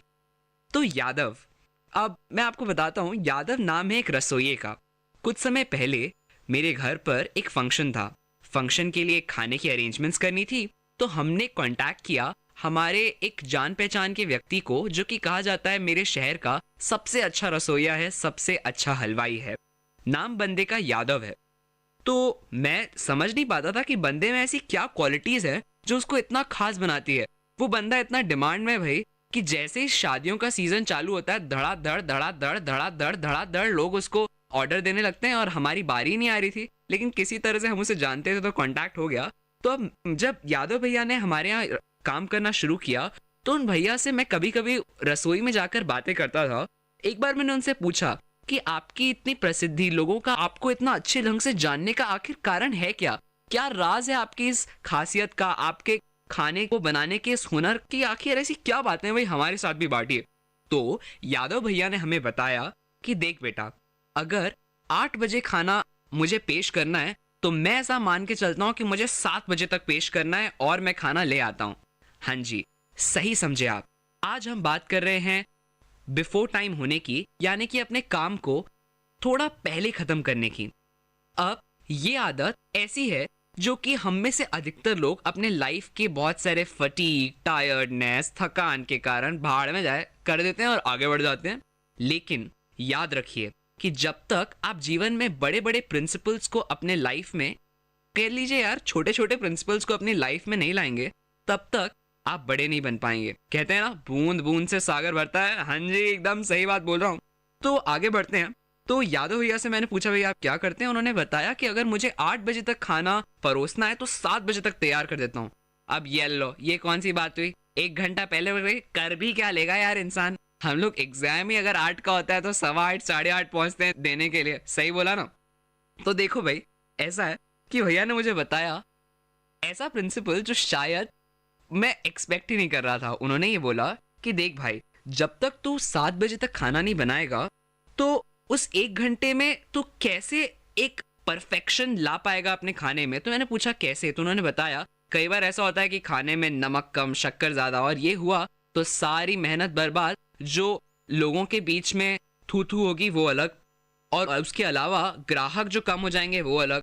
तो उस 1 घंटे का इस्तेमाल वो कैसे करते हैं? वो उस व्यक्ति जिनके यहाँ रसोइया खाना बनाने गया है उनको बोलते हैं कि भैया टेस्ट कीजिए, बताइए कोई दाल मिर्ची कम है, हम डाल देते हैं, कुछ जो भी आपको करेक्शंस लगे आप बताइए। तो इस तरह से 1 घंटे का इस्तेमाल वो भैया ने इतने जबरदस्त ढंग से किया। उन्होंने हमसे पूछा कि आप टेस्ट कीजिए। उन्होंने बहुत ही गजब के पेपर डोसा बनाया था। उन्होंने पेपर डोसा, सांबर, इडली हमें टेस्ट करवाई और पूछा कि बताओ कि इसमें कहीं कुछ पेपर डोसे में कड़कनेस कम है कि नहीं। कड़कनेस थोड़ा शब्द थोड़ा अजीब है स्टिल, तो कड़क उसकी वो कितना ज्यादा कड़क है, कैसा बन रहा है भाई बताओ। हमने उन्हें फीडबैक दिया और इस ढंग से उन्होंने कुछ थोड़े से चेंजेस किए और क्या लाजवाब, यम, एकदम यम यम वाला खाना और यम वाले पेपर डोसे खाए मैंने अपने लाइफ के शायद बेस्ट पेपर डोसे। तो दोस्तों शायद उन भैया से बात करने के बाद मुझे लाइफ के एक बहुत ही अच्छे लेसन का एहसास हुआ। वो ये कि लाइफ में कभी सीखना मत छोड़िए। भैया ने हमें कहा कि उन्होंने अपने लाइफ में जब से अपने जीवन की शुरुआत की हमेशा सीखते रहे और अपने जीवन का सबसे अच्छा गुण जो उन्होंने सीखा वो था हमेशा अपने काम को समय पर खत्म करने का।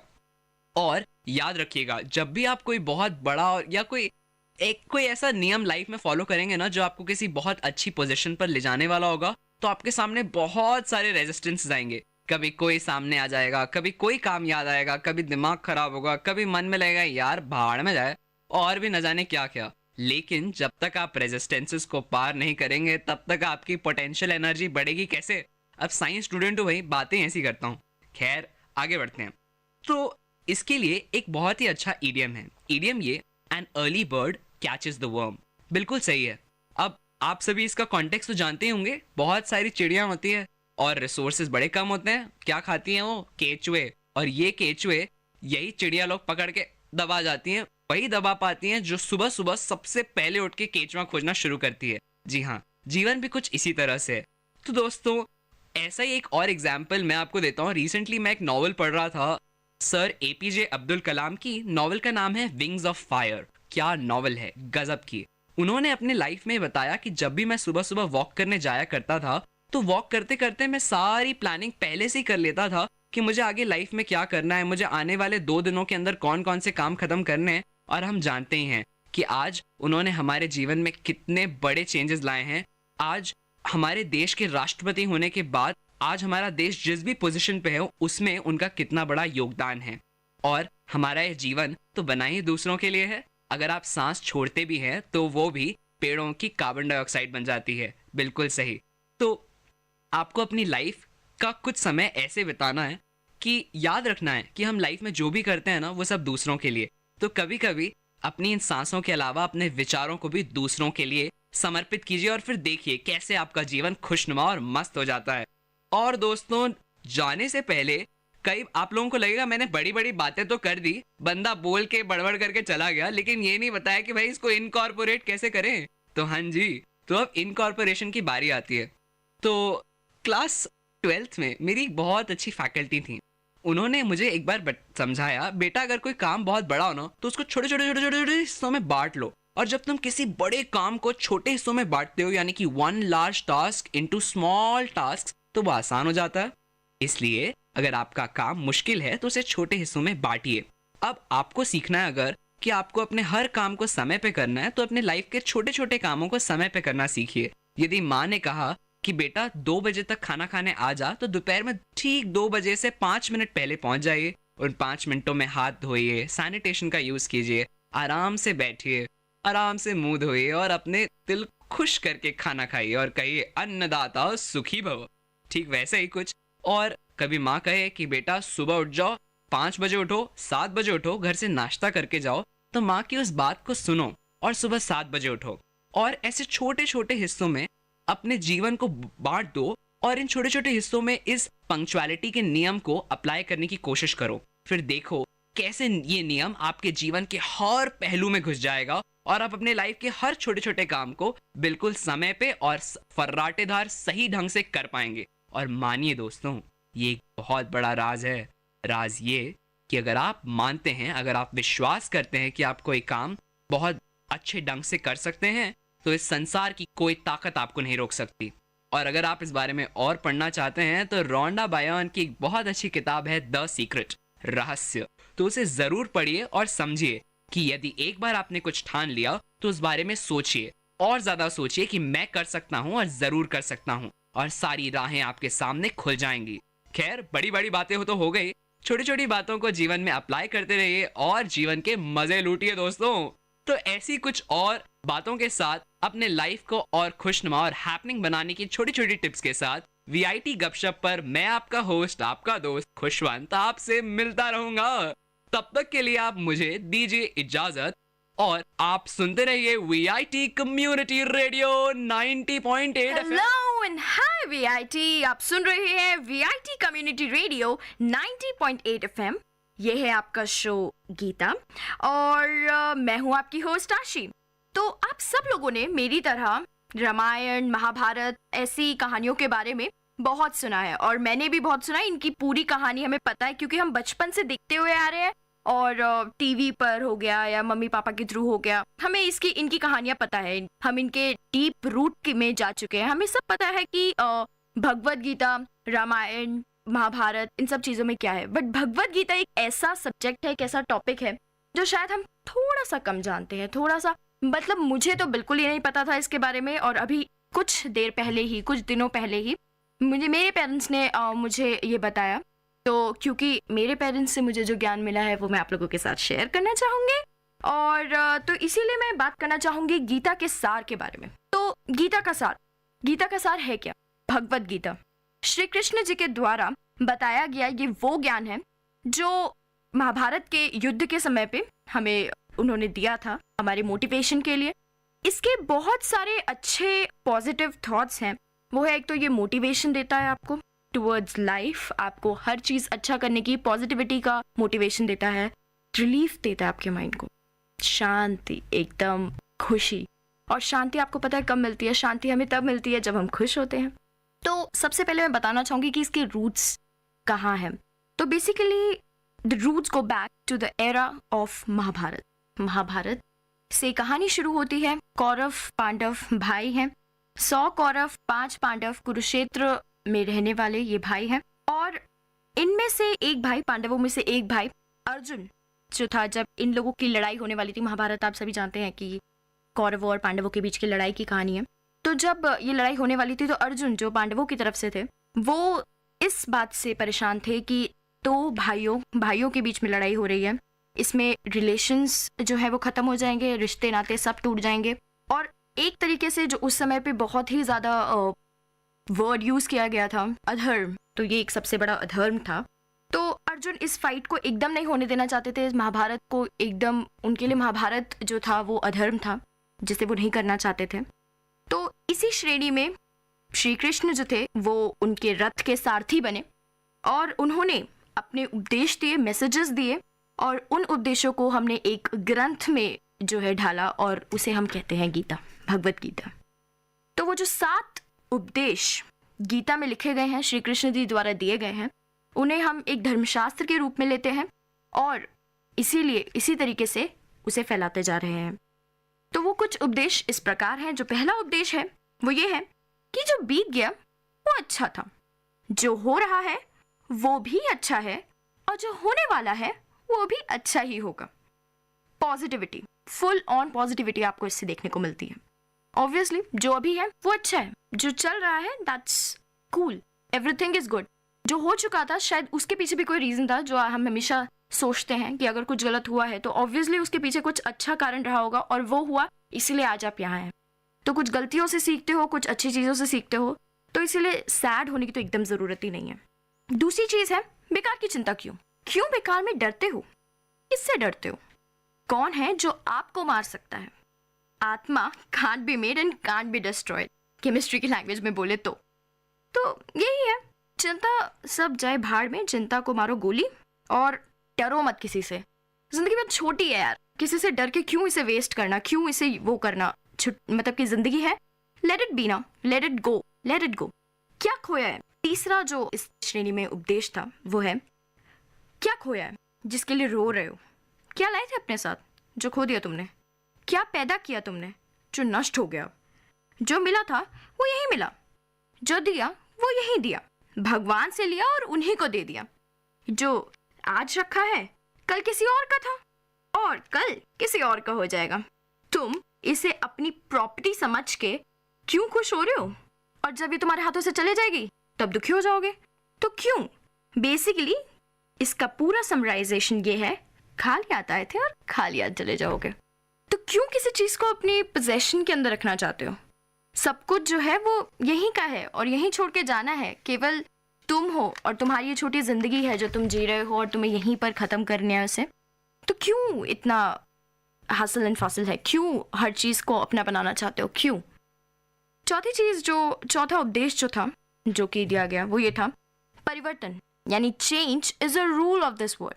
संसार का नियम है कि परिवर्तन होगा तभी संसार आगे बढ़ेगा। जिसे हम मौत कहते हैं वही तो जिंदगी है। एक पल में तुम करोड़पति हो और एक ही पल में तुम बाबा जी का ठुल्लू। तो इसीलिए एक्सेप्टेड, मेरा तेरा, छोटा बड़ा, अपना पराया, सब कुछ अपने मन में होता है। फिर देखो, सब कुछ हटाओ अपने मन से, सब कुछ, ये जो भेदभाव है ना, सब कुछ हटाओ। तो अगर तुम ये करते हो, अगर if you are successful doing this, सब तुम्हारा है और सबके तुम हो, सब तुम्हारे हैं, तुम सबको पसंद आओगे और सब कुछ तुम्हें भी अच्छा लगने लगेगा। क्योंकि तब तुम उसे अपनी चीज समझ के नहीं देखोगे, बल्कि जैसे तुम हो सब कुछ वैसा ही पाओगे। पांचवा उपदेश जो है वो ये है कि हमारी बॉडी, हम सभी जानते हैं हमारा शरीर जो है वो 5 तत्व से बना हुआ है, अग्नि, जल, वायु, पृथ्वी और आकाश। तो इसी से सब कुछ बना हुआ है और इसी में सब कुछ मिल जाएगा।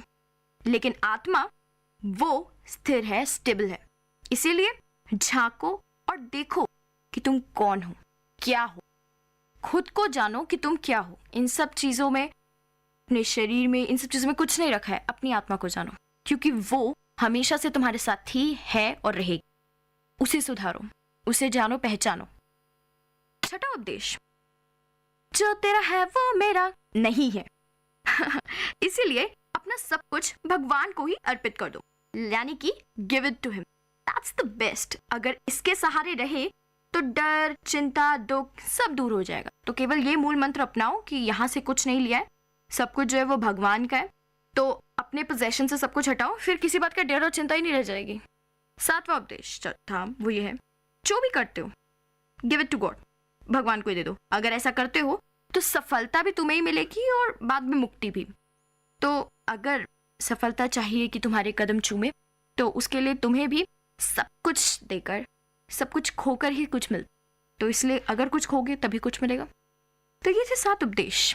अब ये सब पुराने जमाने की बातें नहीं है कि ये सब पुराने जमाने में था, सब कुछ था, हमेशा से मतलब रहा। जो पहले था वो हो गया। महाभारत में इन उद्देश्यों का यूज हुआ, पांडव जीते और सब कुछ खत्म। नहीं, ऐसा कुछ नहीं है।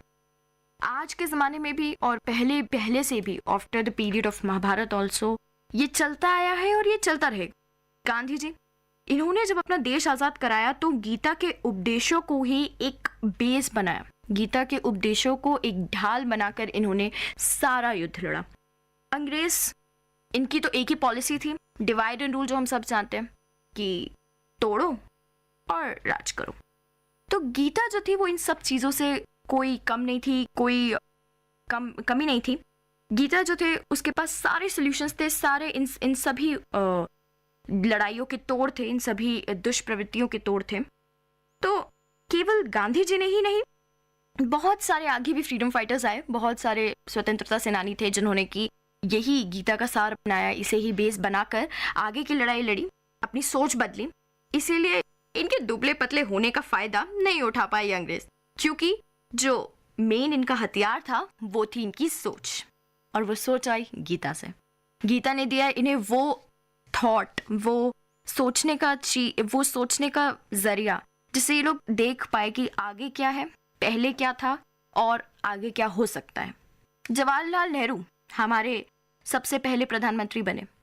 इन्होंने भी इसी बात को मेंशन किया है कि गीता ही एक ऐसा माध्यम था जिससे उन्हें भी काफ़ी कुछ सीखने को मिला, और उन्होंने अपनी जो जिंदगी है वो इसी थॉट से जो है निकाली है।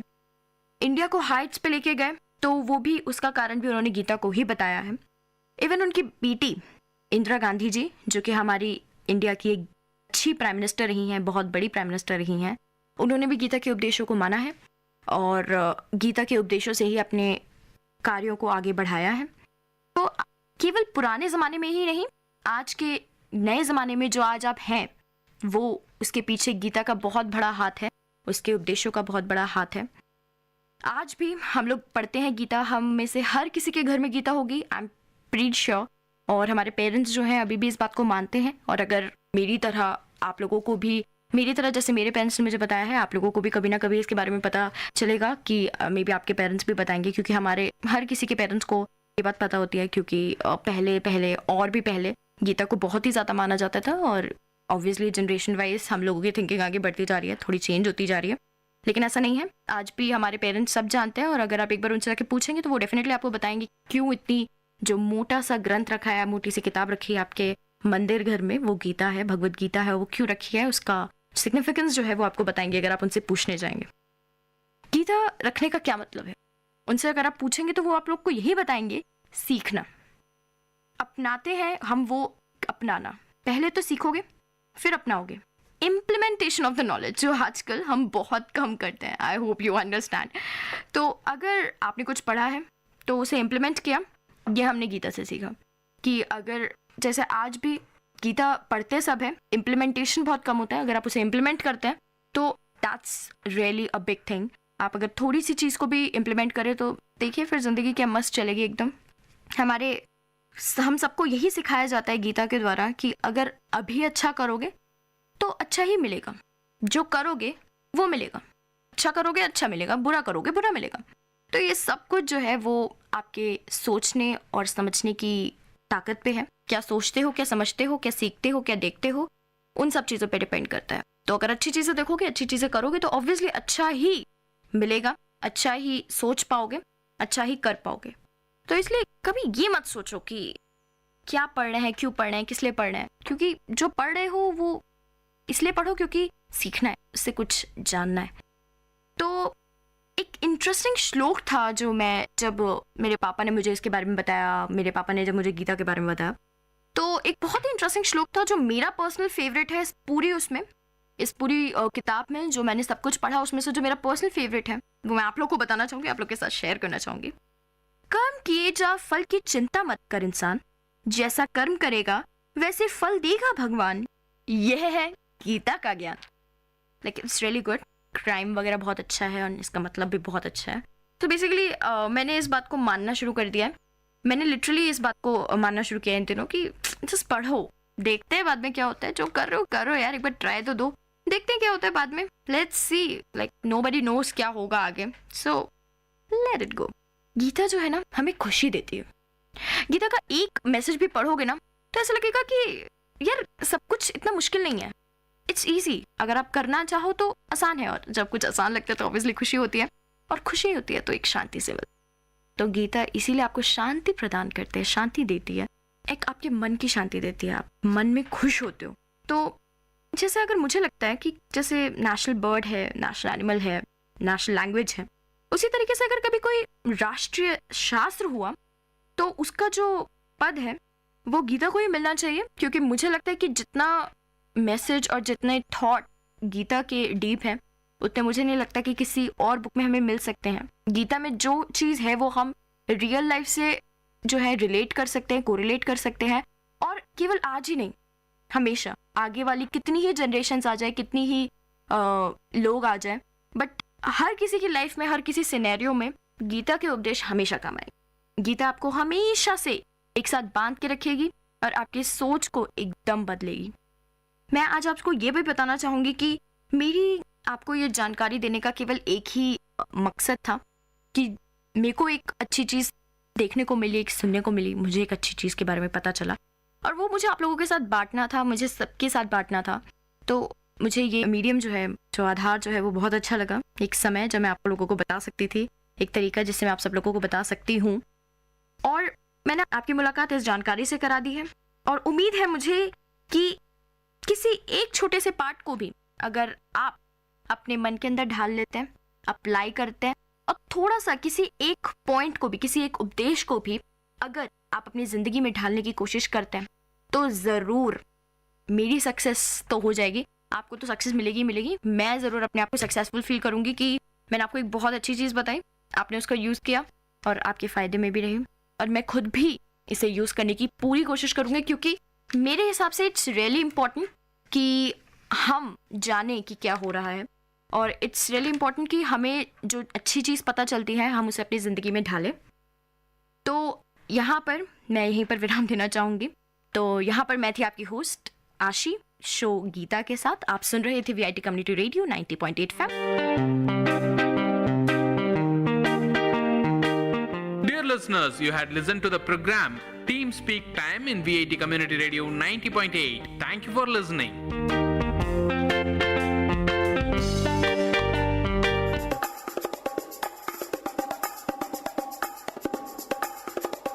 காரசாரம் VIT பண்பலையின் விவாத மேடை. ஆரோக்கியமான வாதங்களுடன், அன்றாட நிகழ்வுகளின் தரவுகளுடன், மக்களின் குரல்கள் ஒன்றிணையும் கருத்துக்களம்.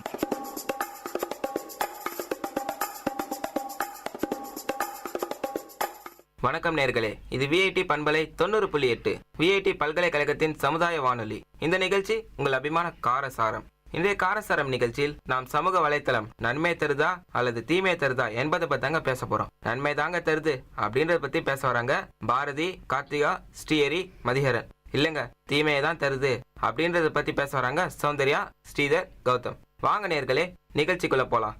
நன்மையை பத்தி பேச வராங்க பாரதி அவர்கள். வணக்கம், என் பேர் பாரதி. நான் சிருஷ்டி மெட்ரிக் மேல்நிலை பள்ளியிலேருந்து வரேன். ஃபேஸ்புக், ட்விட்டர் முதலிய சமூக வலைத்தளங்கள் நன்மையே தருகின்ற அப்படின்ற தலைப்பில் பேச வந்திருக்கேன். இப்போ ஒரு 100 கிலோமீட்டர் தள்ளி இருக்க ஃப்ரெண்ட்ஸு வாட்ஸ்அப் மூலமாக அவங்க குரூப் ஸ்டடி பண்ண முடியுது. இந்த மாதிரி விஷயங்களுக்கு இந்த சமூக வலைத்தளங்கள் ரொம்ப அவசியமாக இருக்கிறது.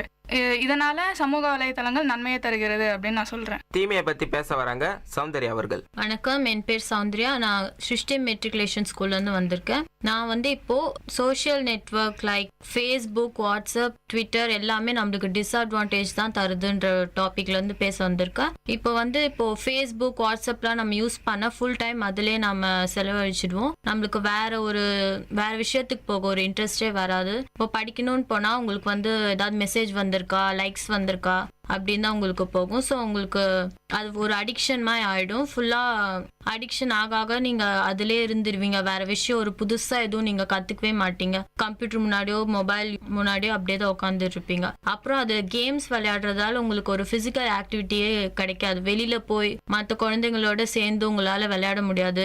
செல்லோடவே இருந்துருவீங்க நீங்கள். அதனால இது டிஸ்அட்வான்டேஜ் நான் சொல்கிறேன். நன்மையை பற்றி பேச வராங்க கார்த்திகா அவர்கள். வணக்கம், என் பேர் கார்த்திகா. நான் அம்பூர்லேருந்து வரேன். நான் சோஷியல் நெட்வொர்க்ஸ் அட்வான்டேஜஸாக தான் தருது என்று பேச வந்திருக்கேன். ஏன்னா இப்போது மேபி நம்ம ரிலேட்டிவ் யாராவது அப்ராடில் இருப்பாங்க. அப்ராட்லேருந்து நம்ம இப்போ பேசணுன்னா த்ரூ நெட்வொர்க் மூலியமாக தான் நம்மளால் பேச முடியும். சோஷியல் நெட்வொர்க்ஸ்னால இப்போ வாட்ஸ்அப் ஃப்ரீ காலும் வந்திருக்கு. அதனாலையும் பேச முடிஞ்சால் அவங்களோட சந்தோஷம் அவங்க முகத்தில் எவ்வளோ இருக்குன்னு நம்மளுக்கு தான் தெரியும். சோஷியல் நெட்வொர்க்ஸ் ரொம்ப அட்வான்டேஜாக தான் தருது என்று சொல்கிறேன். தீமையை பற்றி பேச வராங்க ஸ்ரீதர் அவர்கள். வணக்கம், நான் ஸ்ரீதர். சிருஷ்டி மெட்ரிக் மேல்நிலை பள்ளியிலேருந்து பேச வந்திருக்கேன். சமூக வலைத்தளங்கள் அப்படின்றது நமக்கு தீமையே தருது அப்படின்றத பற்றி பேச வந்திருக்கேன். இப்போ ஃபேஸ்புக் போன்ற சமூக வலைத்தளங்கள்லாம் பார்த்தோன்னா தன்னைத்தானே செல்ஃபின்ற பேரில் தன்னைத்தானே ஃபோட்டோ எடுத்து அதை போஸ்ட் பண்ணிக்கிறாங்க. அந்த மாதிரி போஸ்ட் பண்ணுறதால சைபர் கிரைம் போன்ற குற்றங்களில் தன்னறியாமல் அவங்களே போய் மாட்டிக்கிறாங்க. இதில் பெரும்பாலானவங்க பாதிக்கப்பட்டவங்க பார்த்தோன்னா பெண்கள் தான். அதனால இந்த மாதிரி சமூக வலைத்தளங்கள் நமக்கு தீமையே தருது. நன்மையே அப்படின்ற பேச வராங்க ஸ்ரீஹரி அவர்கள். வணக்கம், என்னுடைய பேர் ஸ்ரீஹரி. நான் பெத்தல் மேல்நிலை பள்ளியிலேருந்து வரேன். நான் ஆன்லைன் ஷாப்பிங் பற்றி சொல்ல விரும்புகிறேன். ஆன்லைன் ஷாப்பிங்னா உங்களுக்கே தெரியுங்க, அது வீட்டில் இருந்த பொருள் எல்லாமே வீட்டில் இருந்து எல்லா பொருளும் வாங்கி யூஸ் பண்ணிக்கலாம்.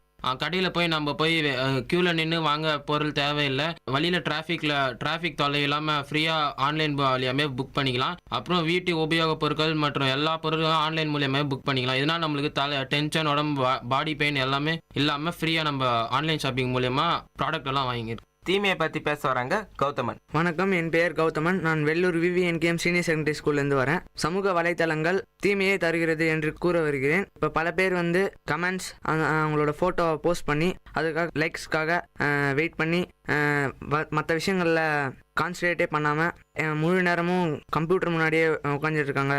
லைக்ஸ் வருதா, லைக்ஸ் 100க்கு மேலே போகுதா, அதை பற்றியே அதிலே இருக்காங்க. எனவே அது தீமை என்று கூறுகிறேன். நன்மையை பற்றி பேச வராங்க மதிஹரன் அவர்கள். வணக்கம், என் பேர் மதிஹரன். நான் வேலூர் VVNKM சீனியர் செகண்டரி ஸ்கூல்லேருந்து வரேன். நான் சமூக வலைத்தளம் நன்மையை தருகிறது என்ற தலைப்பில் பேச வந்திருக்கேன். இப்போ பார்த்தீங்கன்னா பசங்க எல்லாம் ரொம்ப தூரம் அப்ராட்லாம் போய் படிக்க போகிறாங்க, வேலைக்கு போகிறாங்க. அவங்களுக்கு லீவ் கிடைக்கிறது ரொம்ப கஷ்டம். அவங்க ஏங்கிட்டே இருப்பாங்க, பேரண்ட்ஸை பார்க்க முடியல, சில்ட்ரன்ஸ் பார்க்க முடியலன்னு.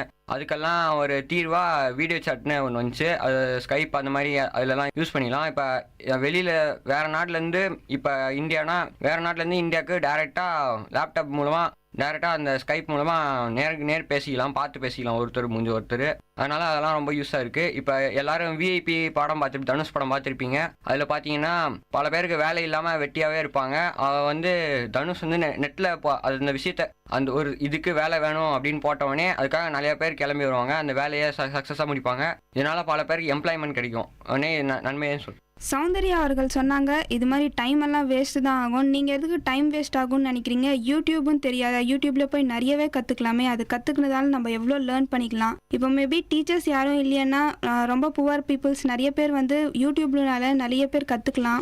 அப்புறம் ஸ்ரீதர் அவங்க சொன்னாங்க, இது மாதிரி செல்ஃபீஸ் எடுக்கிறதுனால ரொம்ப டைம் வேஸ்ட்டுன்னு. அதுவும் நம்ம எவ்வளோ சந்தோஷம் கொடுக்குதுன்னு ஒரு செல்ஃபி எடுத்து பார்த்தா உங்களுக்கு எவ்வளோ தெரியும். அதோட பெனிஃபிட் எவ்வளோ கிடைக்குன்னு உங்களுக்கே தெரியும். அதனால நான் அட்வான்டேஜ் தான்னு சொல்ல வரேன். விரும்புகிறேன். கார்த்திகா சொன்னாங்க இதெல்லாம் டைம் வேஸ்ட், நீங்கள் ஏன் நினைக்கிறீங்க எதாவது கற்றுக்கலாம், இதை நீங்கள் நியூஸ் பேப்பர்லையோ இல்லை புக்ஸோ வாங்கி கூட நீங்கள் கற்றுக்கலாம், ஏன் அந்த சோஷியல் நெட்வொர்க் சம்மந்தமான இதுதான் யூஸ் பண்ணணும்னு உங்களுக்கு ஒன்றும் இல்லை. அதுக்கப்புறம் அவங்க சொன்னாங்க ஆன்லைன் ஷாப்பிங் போகலாம். இப்போ எப்பயும் வீட்டிலே இருக்கிறவங்க ஆன்லைன் ஷாப்பிங் பண்ணிட்டு வீட்டுக்குள்ளே இருக்கிறதுக்கு அவசியமே இல்லை. சும்மா வெளியில் போய் ஏதாவது ஷாப்பிங் பண்ணால் நம்மளுக்கு ஒரு ரிலாக்ஸேஷனாக இருக்கும். ஸோ இப்படி கூட நம்ம அதை திங்க் பண்ணலாம்.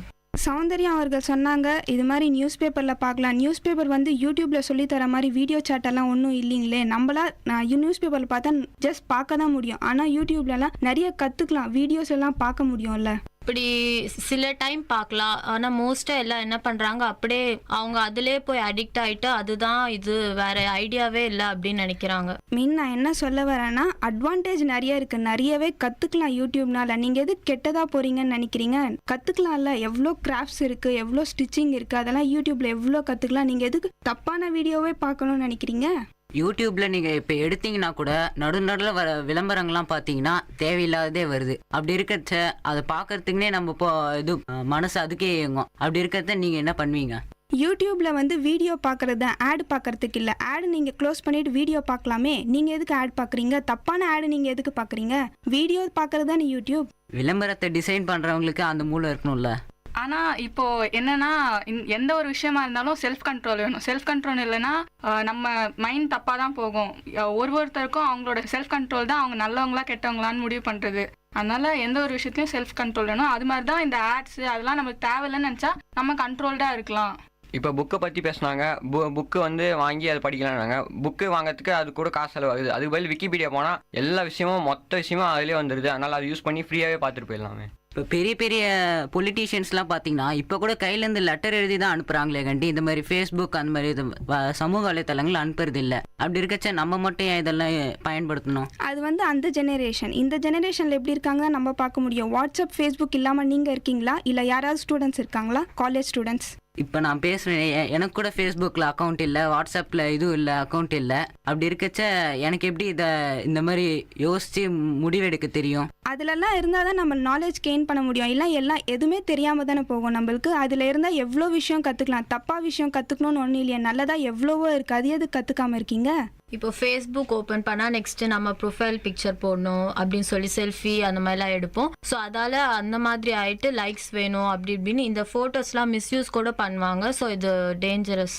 நீங்கள் வாட்ஸ்அப்பில் ப்ரொஃபைல் பிக் நீங்கள் தான் போடணும்னு ஒன்றும் இல்லையே. எவ்வளோ சீனரிஸ் இருக்குது, எவ்வளோ பேபி ஃபோட்டோஸ் இருக்குது. அதெல்லாம் போடாமல் எதுக்கு உங்கள் ஃபோட்டோ போடுறீங்க? உங்களோட செல்ஃபி தான் மற்றவங்க பார்க்கணுன்னு இருக்குங்களா? வேறு ஏதாவது கூட போடலாம்ல. வாட்ஸ்அப் சேட்டிங்கில் பிளட் டொனேஷன் யாராவது ஒரு பசங்களுக்கு வேணும்னா அதை வாட்ஸ்அப் மெசேஜ்னால தான் சென்ட் பண்ண முடியும். வேறு எந்த மெசேஜ்னாலும் சென்ட் பண்ண முடியாது. இமீடியட் பிளட் வந்து அங்கே தான் போகும். வாட்ஸ்அப்போட மெசேஜஸ் மட்டும்தான் அங்கெல்லாம் கெயின் பண்ண முடியும். So no waste of time. எல்லாம் எல்லாமே கெயின் இருக்குது, அட்வான்டேஜஸ் இருக்குது. நேபாளில் இப்போ சமீபத்தில் நிலநடுக்கம்லாம் நடந்துச்சு. அது சம்மந்தப்பட்ட விஷயம்லாம் 10 நிமிஷத்துக்குள்ள இந்தியா ஃபுல்லா வாட்ஸ்அப் அந்த மாதிரி சமூக வலைத்தளங்கள் மூலமாக தான் பரவுச்சு. இந்த மாதிரி ஒரு விஷயம் வந்து செய்தித்தாள்களாலோ இல்லாட்டி நியூஸ் சேனல் மூலமாவோ நம்மளுக்கு கிடைக்காது. அதனால சமூக வலைத்தளங்களால் நன்மையும் இருக்கு. ஃபேஸ்புக் பார்த்தீங்கன்னா எல்லாரும் வந்து அவங்களோட ஓன் ஐடி உண்மையான நேம் வச்சு தான் கிரியேட் பண்ணுறாங்கன்னு இல்லை. சில ப்ராங்க் நேம் கூட வைக்கலாம். சிலர் வேணும்னே வந்து இந்த மாதிரி இந்த பேர் வச்சு வேற ஃபோட்டோ வச்சு வேணும்னே இந்த மாதிரி ஃப்ரெண்ட் ரெக்வஸ்ட் கொடுப்பாங்க. இவங்கன்னு நினச்சிட்டு அவங்களும் சேர்ந்து அக்செப்ட் பண்ணிட்டு இந்த மாதிரிலாம் பிரச்சனை வரும். இதெல்லாம் தேவையா? நீங்கள் ஃபேக் ஐடி க்ரியேட் பண்ணணும்னா நீங்கள் எதுக்கு அது க்ரியேட் பண்ணணும்னு நினைக்கிறீங்க? ஃபஸ்ட்டு உங்களோட நீங்கள் நேர்மையாக இருந்தால் உங்களோட நேம் வச்சு பண்ணலாம்ல. நான் எந்த கிரியேட் பண்ணுறது சொல்கிறேன். இப்போ மற்றவங்க உங்ககிட்ட வந்து நீங்கள் உங்கள் ஃப்ரெண்ட் மாதிரி அவங்க பிக்சர் போட்டு அவங்க அந்த மாதிரி நேம் வச்சு உங்ககிட்ட விளையாடலாம். அந்த மாதிரி நம்ம மிஸ்யூஸ் பண்ணாதான் நம்ம ஃபோட்டோலாம் போட முடியும். நம்ம ஒழுங்காக இருந்தால் நம்ம எப்படி மிஸ்யூஸ் பண்ண முடியும்? நான் உங்களை பற்றி சொல்லலை. நான் மற்றவங்க உங்ககிட்ட அந்த மாதிரி பண்ணுவாங்க, ஆனால் உங்களுக்கே தெரியாது. அதை பற்றி சொல்கிறேன். நான் எல்லாருமே தான் சொல்கிறேன், ஃபேக் ஐடி க்ரியேட் பண்ணுறது தப்பு தான். I believe in that. ஆனால் ஃபேக் ஐடி தான் க்ரியேட் பண்ணணும்னு எதுக்கு? நீங்கள் நேர்மையாக இருந்தால் உங்களோட ப்ரொஃபைல் வச்சுட்டு நீங்களும் உங்களோட பிக்கை வச்சுட்டு நேர்மையாக இருக்கலாம்ல. இப்போ நீங்க சொன்னீங்க ஃபேஸ்புக்கில் ஃபேக் ஐடியன்ஸ்னா அவங்க வந்து தப்பு பண்றாங்க அப்படின்னு.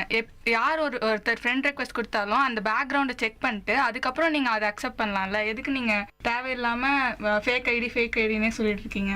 சில பேர் என்ன பண்றாங்க, அவங்க ஃப்ரெண்ட் வச்சிருக்காங்க நானும் வச்சுக்கணும்னு சொல்லிட்டு அவங்களுக்கு ஃபுல்லா அந்த விஷயம் எதுவுமே ஃபுல்லா எதுவும் தெரியாம அவங்க கிரியேட் பண்ணி இந்த மாதிரி மாட்டிக்கிறாங்க. சில பேர் மாட்டுறாங்க. அதனால நான் சொல்ல வரேன். இப்போ எக்ஸாம் ரிசல்ட்ஸ்லாம் பார்த்தீங்கன்னா இப்போல்லாம் நியூஸ் பேப்பருக்காக வெயிட் பண்ணுறது இல்லை, நெட்லேயே பார்த்துடுறாங்க. நெட்டில் பார்த்தா தான் ஈஸியாக டக்குன்னு கிடச்சிது, ரிசல்ட் கிடச்சிது. நியூஸ் பேப்பருக்காக வெயிட் பண்ண தேவையில்லை. இப்போல்லாம் ரீசெண்டாக ஒரு 2 இயர்ஸ் முன்னாடி பார்த்தீங்கன்னா நைட்டு 10 o'clock தான் 10th ரிசல்ட்டே பப்ளிஷ் பண்ணாங்க. இதெல்லாம் நியூஸ் பேப்பர்லாம் அந்நேரம் கிடைக்காது, அதனால் நெட்டில் தான் பார்ப்பாங்க. நல்ல எக்ஸாம் எழுதியிருக்கவங்க ரிசல்ட் பற்றி கவலையே பட தேவையில்லை. அப்படி இருக்கச்ச எதுக்கு முந்திக்கிட்டு போய் ரிசல்ட் பார்க்கணும் அப்படின்னு நினைக்கணும்? வர்ற ரிசல்ட் வரட்டும் அப்படின்னு வெயிட் பண்ணுறவங்க பண்ணலாம். திடீர்னு நீங்கள் எக்ஸாம் எழுதி முடிச்சிட்டீங்க, இந்த மார்க் வரும்னு எக்ஸ்பெக்ட் பண்ணுறீங்க. திடீர்னு உங்களுக்கே உங்கள் எக்ஸ்பெக்டேஷன் மீறியே நல்ல மார்க் வந்துருச்சு, நீங்கள் தான் ஸ்டேட் ஃபர்ஸ்ட்னு சொல்லிட்டாங்க. உங்களுக்கு எப்படி தெரியும்? தெரிஞ்சுக்கிற நேரம் வரும்போது எல்லாம் தெரிஞ்சுக்கலாம் அப்படின்றது என்னோட கருத்து. இப்போ நாங்கள் வெளியே என்ன ட்ராவல் பண்ணுறப்போ நம்ம வழி தவறி போனால் இப்போ ஒரு ஃபோன் எடுத்துன்னு டக்குன்னு நம்ம கூகுள் மேப்பில் பார்த்து நம்ம எங்கே போகிறோம், எங்கே காணாமல் இருக்கோம் தெரிஞ்சு நம்ம வழியை கரெக்டாக சரி பண்ணிக்கலாம். இது வழியாக நம்ம காணாமல் போனவங்களை ஈஸியாக கண்டுபிடிக்கலாம். நம்ம எங்கே போனோம், எங்கே இருக்கிறோம் அப்படின்றது இது மூலியமாக நம்ம தெரிஞ்சுக்கலாம். ஆன்லைன் இப்போல்லாம் பஸ்ஸு புக் பண்ணணும், ட்ரெயின் டிக்கெட் புக் பண்ணணுன்னா முன்னாடி காலத்துலலாம் 1 day ஃபுல்லாக க்யூவில் நிற்கணும். க்யூவில் நின்று தான் டிக்கெட்லாம் புக் பண்ணி வாங்கிட்டு போவாங்க. இப்போலாம் பார்த்தீங்கன்னா ஒரு 10 minutesல ஆன்லைன்லேயே டிக்கெட்லாம் புக் பண்ணி அவங்களே பிரிண்ட் எடுத்து எல்லாம் கையில் வச்சுக்கிறாங்க. அந்த காலத்தில் கடித போக்குவரத்து என்ற விஷயம் இருவர் பேசிக்கொள்ள உதவியது. ஆனால் இந்த காலத்தில் யாரும் கடிதத்தை பயன்படுத்துவதில்லை. ஒரு ஃபங்க்ஷனுக்கு இன்விடேஷன் கொடுக்கணும்னா குடும்பத்தோட ஒன்றா போய் அவங்கள வரவேற்று கொடுக்குற அந்த காலத்தில் இப்போ யாருமே அந்த மாதிரி பண்ணுறதில்ல. ஃபேஸ்புக்கில் வாட்ஸ்அப்பில் இன்விடேஷனை போஸ்ட் பண்ணிட்டா எப்படி உறவுகள் வளரும்? அது துண்டிக்கப்படுது, உறவுகள் வளருது. இதுக்கான முக்கிய காரணம் இப்போ நம்ம வந்து ஒரு வேகமாக வளர்ந்து கொண்டிருக்க நாட்டில் வாழ்ந்துட்டு இருக்கோம். அதனால நம்மளுக்கு நேரமே இல்லை. இப்போ நம்மளும் இன்விடேஷன் வீட்டுக்கு போய் கொடுக்கலான்னு தான் நினைக்கிறோம். ஆனால் நேரம் இல்லாத காரணத்தினால நம்ம இந்த மாதிரி சமூக வலைத்தளங்கள் மூலமாகவும் மற்ற தொலைபேசி அந்த மாதிரி விஷயங்கள் மூலமாக இந்த செய்திகளை மற்றவங்களுக்கு சொல்றோம். அந்த நேரத்தை பயன்படுத்துறதுக்கு நீங்க நேரில் போய் கொடுத்துருந்தா உறவுகள் வளரும் இல்லவா? நான் என்ன சொல்றேன்னா, அந்த நேரத்தை விட இந்த நேரம் கொஞ்சம் கம்மியா நம்மளுக்கு செலவாகுது. அங்க வந்து போயிட்டு ஒவ்வொருத்தர் வீடா போய் கொடுக்கறதுக்கு ஃபேஸ்புக்ல குரூப்ல எல்லாருக்கும் அந்த மெசேஜ் சொல்லிடலாம்ல.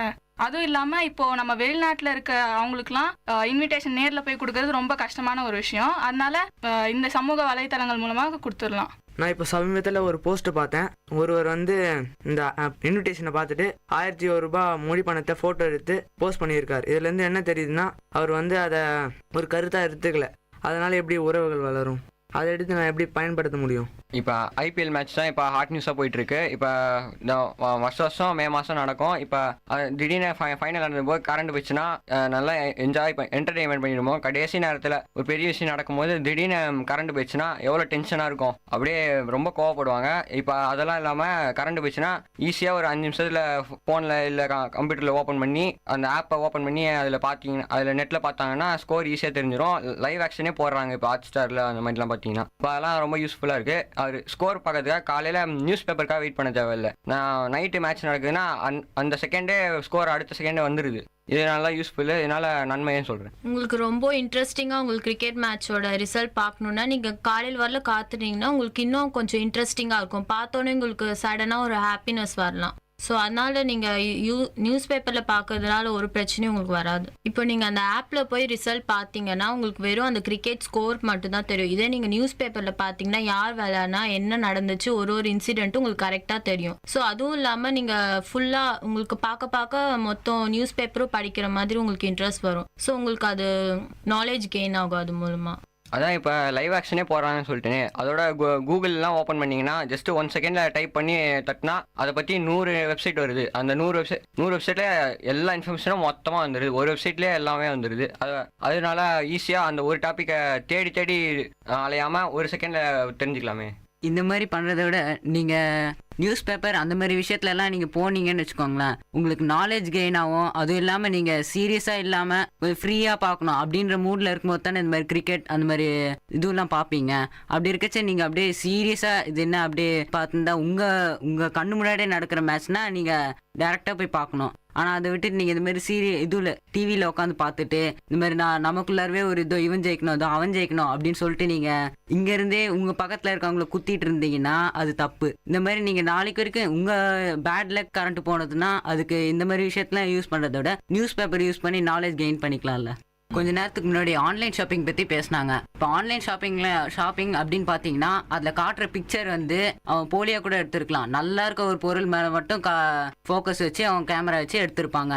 ஆனால் நீங்கள் அதை பொருளை நீங்கள் வாங்கி அதை யூஸ் பண்ணும்போது தான் தெரியும் அது போலியானது அப்படின்னு. இப்போ நீங்கள் முன்னவே சொல்லியிருக்காங்க, கண்ணால் காண்பது போய் காதால் கேட்பது போய் தீர விசாரிப்பதே மெய் அப்படின்னு. ஆனால் இப்போ பார்த்தீங்கன்னா இந்த ஆன்லைன் ஷாப்பிங் வந்ததால் இதெல்லாம் அப்படியே விட்டுடுறாங்க. போகிறதே வேணாம், அதுக்கு எதுக்கு, நான் வீட்டிலே உட்காந்து எல்லாத்தையும் ஆர்டர் பண்ணிக்கிறேன். ஆனால் இந்த மாதிரி விஷயத்துக்கு நீங்கள் ரிலாக்ஸ்க்காக நீங்கள் செய்யலாம்ல. இப்படி வெளியே நீங்கள் போய் வாங்கறத விட இந்த மாதிரி விஷயங்கள்ல நீங்கள் இது பண்ணுறது தவறான ஒரு விஷயம் அப்படின்றது இன்னொரு. அப்படி பார்த்தீங்கன்னா பெரிய பெரிய பிஸ்னஸ் மேனுங்கெல்லாம் டைமை வேஸ்ட் பண்ண பார்க்க மாட்டாங்க. இந்த மாதிரி ஆன்லைன் ஷாப்பிங் மூலமாக அவங்க டைமை சேவ் பண்ணின்னு தேவையான பொருள்கள்லாம் யூஸ் பண்ணிக்கலாம். பெரிய பெரிய பிஸ்னஸ் மேனுங்கெல்லாம் அந்த மாதிரி கம்பெனியை வச்சிருக்கலாமே அப்படி பார்த்தீங்கன்னா. இருந்தாலும் சில பொருள்கள்லாம் கடையில் வாங்கினா கிடைக்காது. எத்தனை கடை ஏறினாலும் அந்த மாடலில் அந்த ஸ்பெசிஃபிக் இது மெட்டீரியல் கிடைக்காது. அதனால ஆன்லைனில் சர்ச் பண்ணால் சீக்கிரமாக நம்மளுக்கு அதை எங்கே விற்கிறாங்க அதை பற்றின தகவலை நம்ம தெரிஞ்சுக்கலாம். இப்போ நீங்கள் ஆன்லைன் அப்படின்னும் போது போலியான விஷயங்கள் தான் இப்போ அதிகமாக இருக்கே. இந்த உண்மையான விஷயங்கள்ன்றது வந்து நல்லவங்க மட்டும் தள்ளிட்டு போயிடுறாங்க அப்படின்றது அர்த்தம் கிடையாது. இப்போ நீங்கள் போலியான விஷயம் நீங்கள் வாங்கின பிறகு தான் உங்களுக்கு தெரியும் அதனோட விளைவு என்னன்றது. ஆனால் இப்போ நீங்கள் பார்த்தீங்கன்னா இப்போ பெரிய பெரிய பிஸ்னஸ் மேன்லாம் நீங்கள் வாங்குறாங்க இப்படி தான் அப்படின்னாங்கன்னா போலியான ப்ராடக்ட்ஸ் வாங்கி பெரிய பெரிய பிஸ்னஸ் மேன் தான் ஏமாந்து போகிறாங்க. இப்போ ஆன்லைன் ஷாப்பிங்லலாம் பார்த்தீங்கன்னா போலியான பிஸ்னஸ் எல்லாம் வந்து அவங்க ஃபோன் நம்பருக்கு நம்ம ட்ராக் பண்ணி அது போலி ஆயிருந்துச்சுன்னா நம்ம திரும்பி ரிட்டர்ன் பண்ணிடலாமே, அதுன்னு ஒரு ஆப்ஷன் இருக்குல்ல. இந்த மாதிரி நீங்கள் பண்ணுறதுனால உங்களுக்கு டைம் வேஸ்ட் தானே. இந்த நீங்கள் இப்போ உட்காந்து இன்டர்நெட்டில் உட்காந்து மணிக்கணக்கில் உட்காந்து அதை தேடின்னு அதுக்கு ஆஃபர் எவ்வளோ போட்டிருக்கான் அப்படின்றத பார்க்கறத விட நீங்கள் நேரடியாக போய் பண்ணுறதுக்கு டைம் வேஸ்ட் பண்ணாமல் வாங்கிக்கலாமே. 4 கடை ஏறி கம்மியாக காசு பார்த்து வாங்கிறதோட நெட்டில் ஈஸியாக டக்குன்னு 3 டேப்பில் 3 வெப்சைட் ஓப்பன் பண்ணி பார்த்தா எந்த வெப்சைட்ல கம்மியாக இருக்கோ அந்த வெப்சைட் ஆர்டர் பண்ணிட்டு போயிட்டே இருக்கலாமே. 3 வெப்சைட்லையுமே போலியாக தந்தாங்கன்னா உங்களுக்கு 3 மணி நேரம் வேஸ்ட் ஆகும்ல. அது தரமான வெப்சைட்டில் பார்த்தா நம்மளுக்கு தரமான ஐட்டம் தானே கிடைக்கும். இப்போ ஸ்டடீஸ்லாம் பார்த்தீங்கன்னா இப்போ கிளாஸுக்கு போய் தனியாக கஷ்டப்பட்டு கற்றுக்கிறது பதில் நம்ம ஆன்லைன்லேயே கோர்ஸ் எல்லாம் கற்றுக்கலாம். இதனால் நம்ம கூச்சப்படாமல் எந்த டவுட் இருந்தாலும் டீச்சர் கிட்ட கேட்கறதுக்கு பதில் இந்த ஆன்லைன் மூலமாக நான் சர்ச் பண்ணி படிச்சுக்கலாம். இப்போ நீங்கள் சொல்கிறீங்க இந்த மாதிரி ஆன்லைனில் கற்றுக்கலாம். ஆனால் உங்களுக்கு வந்து இப்போது ஒரு டீச்சர் கிட்ட போய் நீங்கள் கற்றுக்கிட்டீங்கன்னா உங்களுக்கு ஒரு கைட்னஸ் கரெக்டாக உங்களுக்கு கிடைக்கும். இப்போ நீங்கள் எதாவது மிஸ்டேக் பண்ணிங்கன்னா அவங்க கரெக்டாக உங்களுக்கு சொல்லி தருவாங்க. இப்போ நீங்கள் ஆன்லைனில் போய் கற்றுக்கிட்டு நீங்கள் அதை வேறு மாதிரி புரிஞ்சுக்கிட்டு நீங்கள் வேறு மாதிரி பண்ணிங்கன்னா அது உங்களை வந்து கரெக்ட் பண்ணாது. அதனால் டீச்சர்ஸ் கிட்ட போகிறமே உங்களுக்கு வராது. அப்படி பார்த்தீங்கன்னா சில பசங்களாம் இருக்காங்க, ரொம்ப கூச்ச சுபாவம் உள்ளவங்களாம் இருக்காங்க. டீச்சர் கிட்ட எந்த டவுட்டுமே கேட்காம தப்பாக புரிஞ்சுட்டு எக்ஸாமில் ஃபெயில் ஆயிடுறது ஆன்லைன் மூலியமாக ஏதோ 1-2 தெரிஞ்சுன்னு எழுதலாம்ல. இப்போ நீங்கள் ஷையாகவே இருக்கீங்கன்னா நீங்கள் இப்போ ஆன்லைன் யூஸ் பண்ணிங்கன்னா நீங்கள் அப்படியே தான் இருப்பீங்க. இப்போ சப்போஸ் நீங்கள் டீச்சர்ஸ் கிட்டலாம் போனீங்கன்னா உங்களுக்கு அந்த பயம்லாம் போயிட்டு நீங்கள் ஃப்யூச்சரில் நல்லா தைரியமாக இருக்கலாம். இப்போ முக்கால்வாசி ஸ்கூலில் பார்த்தீங்கன்னா டீச்சர்ஸே ஸ்மார்ட் கிளாஸ்னு ஒன்று ஆன்லைன் வச்சுட்டு அதில் தான் சொல்லியே தராங்க. இப்போ ஒருத்தரோட டேலண்ட்டை வந்து வளர்க்கறதுக்கு இந்த மாதிரி ஆன்லைன் கோர்சஸ் ரொம்ப உதவியாக இருக்கும். இப்போ அவங்களுக்கு பாடுறதுல ராக் மியூசிக், ஜாஸ் அந்த மாதிரி ஏதாவது ட்ரை பண்ணோம்னா இங்கே வந்து அதுக்கு கோச்சிங் இன்ஸ்டிடியூஷன்ஸ்லாம் ரொம்ப கம்மியாக இருக்குது. அதனால அவங்க வந்து இந்த மாதிரி ஆன்லைன் கோர்சஸ் எடுத்தாங்கன்னா அவங்களோட டேலண்ட்டை, அவங்களோட ஸ்பெசிஃபிக் டேலண்ட்டை அதன் மூலமாக வளர்த்துக்க முடியும். அதுதான் நான் சொல்றேன், நீங்க டீச்சர்ஸ் கிட்ட போய் கத்துக்கிறமே உங்களுக்கு கண்டிப்பா வராது நெட்ல கத்துக்கிட்டீங்கன்னா. ஆனா கோச்சிங் இன்ஸ்டிடியூஷனே இல்லை, எப்படி நீங்க டீச்சர்ஸ் கண்டுபிடிப்பீங்க? கண்டிப்பா இருக்கும். அதெல்லாம் இப்போ எவ்வளோ முன்னேறியாச்சு, அதெல்லாம் கண்டிப்பா இருக்கும். நெட்லேயே டீச்சர்ஸ் எடுக்கிற மாதிரி வந்துச்சுன்னா அதில் படித்தா இன்னும் சுலபமாக இருக்குமே. நம்ம மதர் டேங்கில் நம்மளுக்கு அவங்க சொல்லி தராங்கன்னா ரொம்ப ஈஸியாக இருக்குமே. அப்படி படிச்சு முன்ன சொன்ன மாதிரி அரைகுறை படிப்பு ஆபத்தானதுன்னு சொல்லியிருக்காங்க. அப்படி இருக்கச்சே இந்த ஆன்லைனில் உங்களுக்கு திடீர்னு டவுட் வந்துச்சுன்னா நீங்கள் கேட்டுக்கலாம். ஆனால் அது உங்களுக்கு புரிஞ்சுதா அப்படின்றது அவங்களுக்கு அவ்வளோ சீக்கிரம் போய் அவங்க மைண்டில் எட்டாது. இப்போ மெரிட் நேஷன் அந்த மாதிரி ஏதாவது எடுத்துக்கிட்டிங்கன்னா நம்ம கொஸ்டின் வந்து அதில் போஸ்ட் பண்ணால் 5 நிமிஷத்தில் ஆன்சர் வந்துடுது. நீங்கள் நேரடியாக பேசினா 1 நிமிஷத்தில் வந்துடுது ஆன்சர்லாம். காலையில் 5 மணிக்கு படிச்சுட்டு இருக்கோம், 5 மணி திடீர்னு நினச்சி ஒரு டவுட் வருது, யார்கிட்ட போய் கேட்பீங்க? எல்லாம் தூங்கிட்டு இருப்பாங்க, வீட்டில் இருக்கீங்க, நெட்டு மட்டும் தான் நம்ம பக்கத்தில் இருக்குது. அப்போ நெட்டை தானே யூஸ் பண்ணி ஆகணும். இப்போது கூகுள் டிரான்ஸ்லேட்டுன்னு ஒன்று வந்திருக்கு. நம்மளுக்கு எந்த லாங்குவேஜ் தெரியலைன்னா கூட பார்த்துக்கலாம். ஃபார் எக்ஸாம்பிள் இப்போ ஏதோ ஒரு காம்படிஷன், கட்டுரை காம்படிஷன் வச்சுக்கிறோங்க. அதில் தமிழில் போய் தேடணும்னு புக்கெல்லாம் ரிஃபர் பண்ணணும்னு ஒன்றும் இல்லைங்களே. போய் தமிழ்னு தேடினா தமிழ்லேயே கட்டுரை பெருசாக வரும்ல. தமிழாக இருக்கட்டும், இங்கிலீஷாக இருக்கட்டும், ஹிந்தியாக இருக்கட்டும், எந்த லாங்குவேஜ்னாலும் இன்டர்நெட்டில் வருமே. நீங்கள் 6 ரூபாய்க்கு 2G இல்லை 3G எதுக்காக இருந்தாலும் டாப் அப் பண்ணாலும் எவ்வளோ வந்துடும், எவ்வளோ இன்ஃபர்மேஷன் கிடைச்சிடும். ஆனால் நீங்கள் ஒரு நாள் 1 day newspaper English or Tamil or other languages எதை எடுத்தீங்கனாலும் 6 ருபீஸ்க்குள்ளே முடியும், கன்ஃபார்மாக முடியும். அப்படி இருக்கச்சு நீங்கள் 6 ரூபாயில் நீங்கள் இவ்வளோ கேதர் பண்ணி பொறுமையாக படிக்கிறத விட அது நல்லதா? 6 ரூபாய் வேஸ்ட் ஆகுதுன்னே வச்சுக்கோங்க. ஆனால் அந்த 6 ரூபாய் கொடுத்த நியூஸ் பேப்பர் வாங்கினோன்னா அதில் கொடுத்த செய்தி மட்டும் தான் படிக்க முடியும். ஆனால் 6 ரூபாய் கொடுத்து நம்ம நெட் யூஸ் பண்ணோம்னா நம்மளுக்கு தேவையான செய்திகளை அது மூலமாக நம்ம தெரிஞ்சுக்கலாம். 6 ரூபாய்க்கு நீங்கள் நெட்டை எத்தனை மணி நேரம் யூஸ் பண்ணிட முடியும் அப்படின்னு நினைக்கிறீங்க. அதனால் என்னோட கருத்து, புத்தகங்கள் அப்படின்னும் போது ஒரு நல்ல விஷயம், படிக்கிறதுக்கு பொறுமையாக ரிலாக்ஸேஷனோடு படிக்கலாம். ஆனால் இதே நீங்கள் கம்ப்யூட்டர் இல்லை மொபைல் எதனா ஒன்று எடுத்திங்கன்னா ஒயிட் ஸ்க்ரீனாக இருக்கும், அப்படி ஃபுல்லாக கண்ணு வலி, அப்படி இருக்கிறச்ச நீங்கள் ரொம்ப நேரம் படித்து உங்கள் கண்களே நீங்கள் பாதித்து கொள்கிறீங்க. எத்தனை மணி நேரம்ன்றது முக்கியம் இல்லை, நம்ம என்ன படிக்க போகிறது தான் முக்கியம். நீங்கள் அது நியூஸ் பேப்பரில் படிச்சிங்கன்னா உங்கள் கண்ணுக்கு ஒன்றும் அஃபெக்டே வராது. அதுவும் இல்லாமல் உங்களுக்கு அதை வந்து என்ன சொல்கிறது, நல்லா உங்களுக்கு வெக்காபுலரி அதெல்லாம் உங்களுக்கு நல்லா வரும். ஸோ நீங்கள் பார்த்து படிக்கிறது, நியூஸ் பேப்பர் நீங்களே வாங்கி நீங்களே படிச்சிங்கன்னா தான் உங்களுக்கு வரும். இதேமாதிரி டிக்ஷனரியில் போய் நீங்கள் மொபைலில் போய் டைரெக்டாக அந்த வேர்ட் செலக்ட் பண்ணி பார்க்குறது வேறு, நீங்கள் தேடினா உங்களுக்கு இன்னும் மெமரி அதிகமாக ஆகி உங்களுக்கு கரெக்டாக உங்களுக்கு வரும். இப்போ நியூஸ் பேப்பரில் பார்த்தோன்னா கொஞ்சம் டீட்டெயில் தான் இருக்கும். ஆனால் நெட்டில் போய் பார்த்தீங்கன்னா நம்மளுக்கு என்னென்ன தேவை, எந்த டீட்டெயில் தேவைன்னா நம்ம அது மூலமாக பார்த்துக்கலாம். நீங்கள் தினம் ஒன்று பாருங்கள். நீங்கள் நெட்டில் போனாலும் அப்படியே ஃபுல்லாக எதுவும் அவ்வளோ நேரம் செலவழித்து நீங்கள் பார்த்துட மாட்டீங்க. அதனால் ஒரு நாளைக்கு ஒரு பேப்பர் ஃபுல்லாக படிச்சிங்கனாலே உங்களுக்கு ஃபுல்ஃபில்லாக இருக்கும். இப்போ நியூஸ் பேப்பரில் கூட சில பேராகிராஃபில் ஒரு வேர்டாச்சு தெரியாமல் இருக்கும். இங்கிலீஷ் நியூஸ் பேப்பரில் ஃபார் எக்ஸாம்பிள் வேர்டு தெரியலைன்னா கூட நீங்கள் சடனாக எடுக்கிறது மொபைல் தான். மொபைலில் போய் கூகுளில் தான் சர்ச் பண்ணுவீங்க. நீங்கள் அதை டிக்ஷனரியில் சர்ச் பண்ணுறதால ஒன்றும் ஆகிடாது. டைம் வேஸ்ட்டுலாம் நினைக்காதீங்க. நீங்கள் பண்ணிங்கன்னா உங்களுக்கு ரொம்ப யூஸ்ஃபுல்லாக இருக்கும். நிறைய புவர் பீப்புள்ஸ் எல்லாம் டிக்ஷனரி வச்சுப்பாங்கன்னு ஒன்றும் இல்லையே. அப்போது மொபைல் ஆண்ட்ராய்ட் ஃபோனில் மட்டும் எல்லாம் எப்படி வச்சுப்பாங்க? அதுக்கு முதல்ல இந்த மாதிரி வாங்கணும். ஆண்ட்ராய்ட் ஃபோனில் தான் இந்த மாதிரி ஆப்ஸ்லாம் வரும். ஸோ அது வாங்கணுன்னா அதுக்கு நிறைய செலவாகும். ஸோ அது அப்பா அம்மா கிட்ட கேட்டால் அதெல்லாம் முடியாது அப்படின்வாங்க. ஸோ சண்டை உருவாகும். இதெல்லாம் தேவையா? இன்டர்நெட் வந்து ஆண்ட்ராய்டு மொபைலில் மட்டும் வராது. பக்கத்தில் ப்ரௌசிங் சென்டர்னு ஒன்று இருக்கும்ல, அதில் போய் தேடலாம்ல.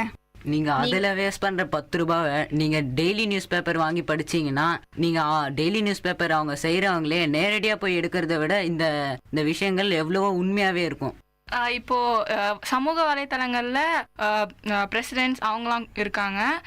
அவங்களாம் இப்போ மக்கள் கருத்துக்களை தெரிஞ்சுக்கிறதுக்காக அந்த மாதிரி சமூக வலைத்தளங்கள் மூலமாக இப்போ ஒருத்தர் வந்து அவர் எப்படி அரசியல் பண்ணுறாரு அந்த மாதிரி விஷயத்த இந்த சமூக வலைத்தளம் மூலமாக அவருக்கு மக்கள் வந்து கருத்துக்களை தெரிவிக்கிறாங்க. நம்ம அன்றாட யூஸ் பண்ணுற எல்லா பொருளுமே நெட்டில் கம்ப்யூட்டரால் டிசைன் பண்ணது தான். அந்த கம்ப்யூட்டருக்கு டிசைன் பண்ணுறதுக்கு நெட்டு தான் ரொம்ப ஹெல்ப்ஃபுல்லாக இருக்குது. அதனால் நம்ம அன்றாட தேவைக்கு என்னென்ன தேவையோ எல்லாமே நெட்லேருந்து டிசைன் பண்ணி வந்தது தான் அப்படின்னு சொல்லி. நிகழ்ச்சியில் சமூக வலைத்தளம் நன்மை தருதா தீமை தருதா அப்படின்றத பற்றி நாம் நல்லாவே பார்த்தோம். நன்மை சார்ந்த விஷயம் அதிகமாக இருந்தாலும் அதில் தீமையும் அதிகமாக இருக்குது. ஒரு நாணயத்தில் எப்படி 2 பக்கம் இருக்கோ அதே மாதிரி தான் நன்மையும் இருக்குது தீமையும் இருக்குது. எனவே அடுத்த காரசார நிகழ்ச்சியில் உங்களை மீண்டும் சந்திக்கும் வரை உங்களிடமிருந்து விடைபெறுவது பவித்ரன். நன்றி, வணக்கம். நேர்கள் இதுவரை கேட்டது விஐடி பண்பலை 90.8 காரசாரம், மக்களின் குரல்கள் ஒன்றிணைந்த கருத்துக்களம்.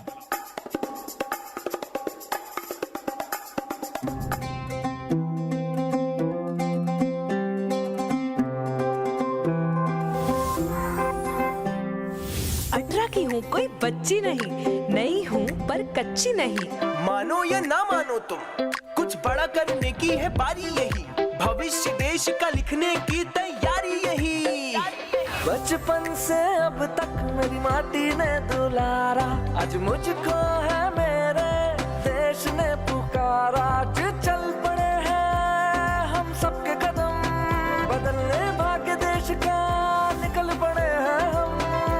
आज चल पड़े हैं हम सबके कदम, बदलने भाग्य देश का निकल पड़े हैं हम। हो बनेगा देश महान जब वोट करेंगे हम।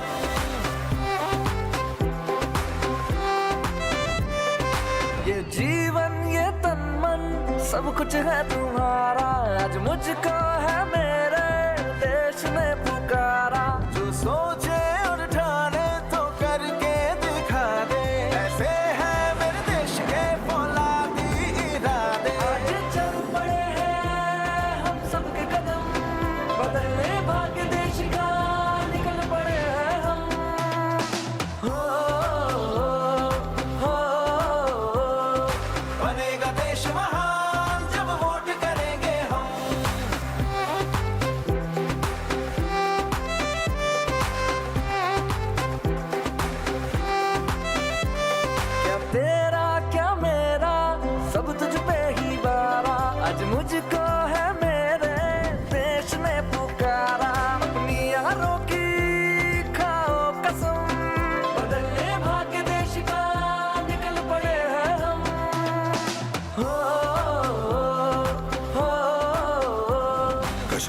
से कन्याकुमारी है सब अपने, यहाँ पे कोई बेगाना नहीं।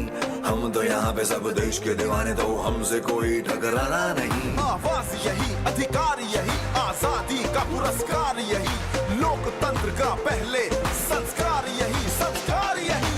अपनी आरी की खाओ कसम, करेंगे अपना पहला वोट देश के लिए हम।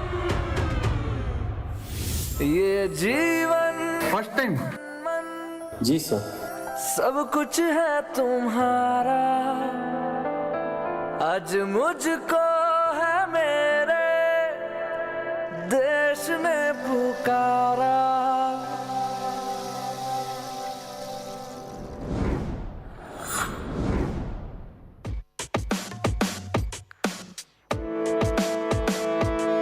Dear listeners, welcome to the Silver Lining Show in VIT Community Radio 90.8.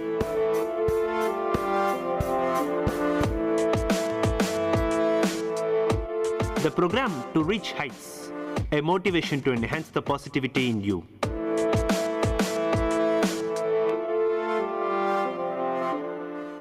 Greetings, this is VIT Community Radio 90.8. You are listening to the Silver Lining Show, a ray of hope in the direst situations. I am your host Manish Theo signing in.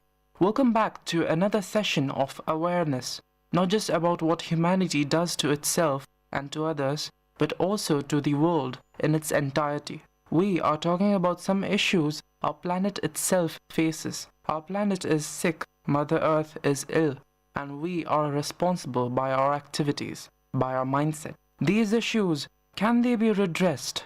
Is there still time to rectify our errors and turn ourselves back from the road to self-destruction? The answers can vary.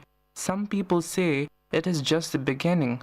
Our fears may be justified, but the effects are not so large as to cause real concern.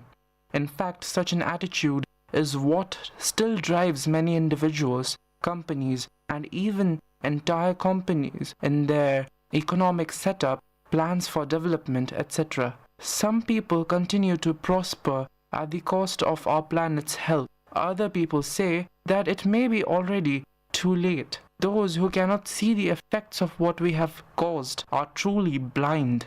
Now, there may be apparently no way of turning back and achieve the apparently impossible of saving our planet. Some people think it is too late and the world is covered in such gloomy clouds out of which there is hardly any hope of getting any sunshine. We, however, agree with neither views. We say there still remains time to act on our deeds, to set right to whatever wrongs we have done and care for our planet as much as we have cared for ourselves. There still remains hope in this world because, as we love to say, hope never dies. It is never, ever too late. To every dark and miserable cloud there exists a silver lining. And on this note, we shall proceed to our topic of the day. We will talk about water crisis. Jump straight to the point, did we? Some people find it incredibly hard to believe, while others will be mildly surprised. Water crisis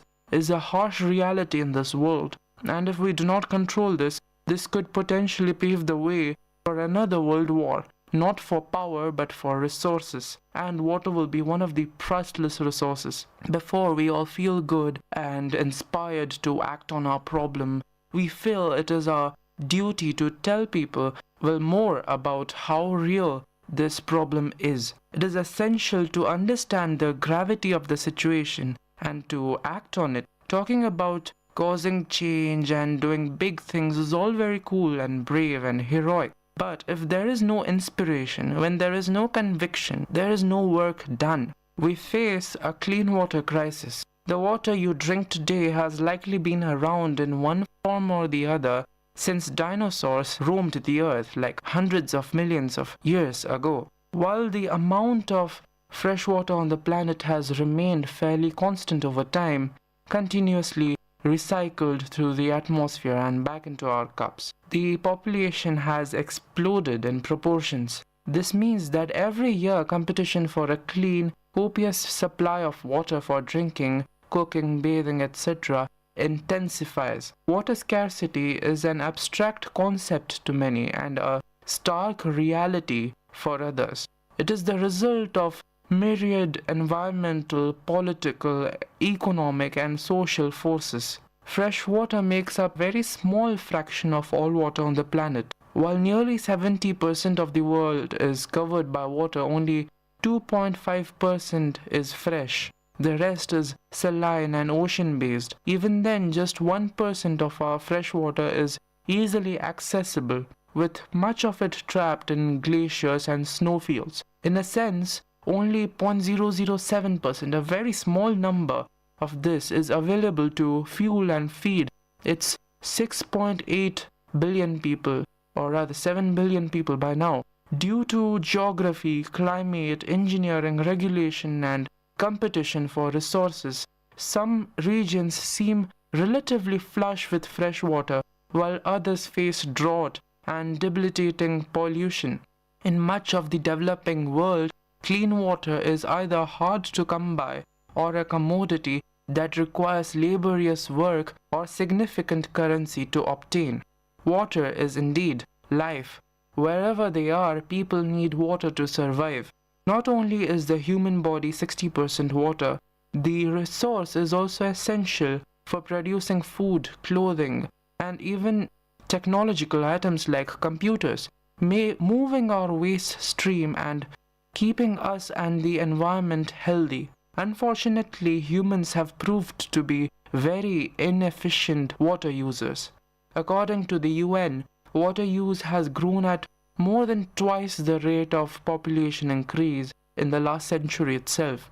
By 2025, an estimated 2 billion people will live in areas plagued by water scarcity, with 2/3 of the world's population living in water-stressed regions as a result of use, growth, and climate change. The challenge we face now is how to effectively conserve, manage, and distribute the water we have, as well as change our mindset towards it. Water scarcity involves water stress, shortage or benefits, and crisis. This may be due to both natural and human factors, but many reports suggest that the scarcity is more due to human factors than anything else, such as industrialization, irrigation, domestic use, etc.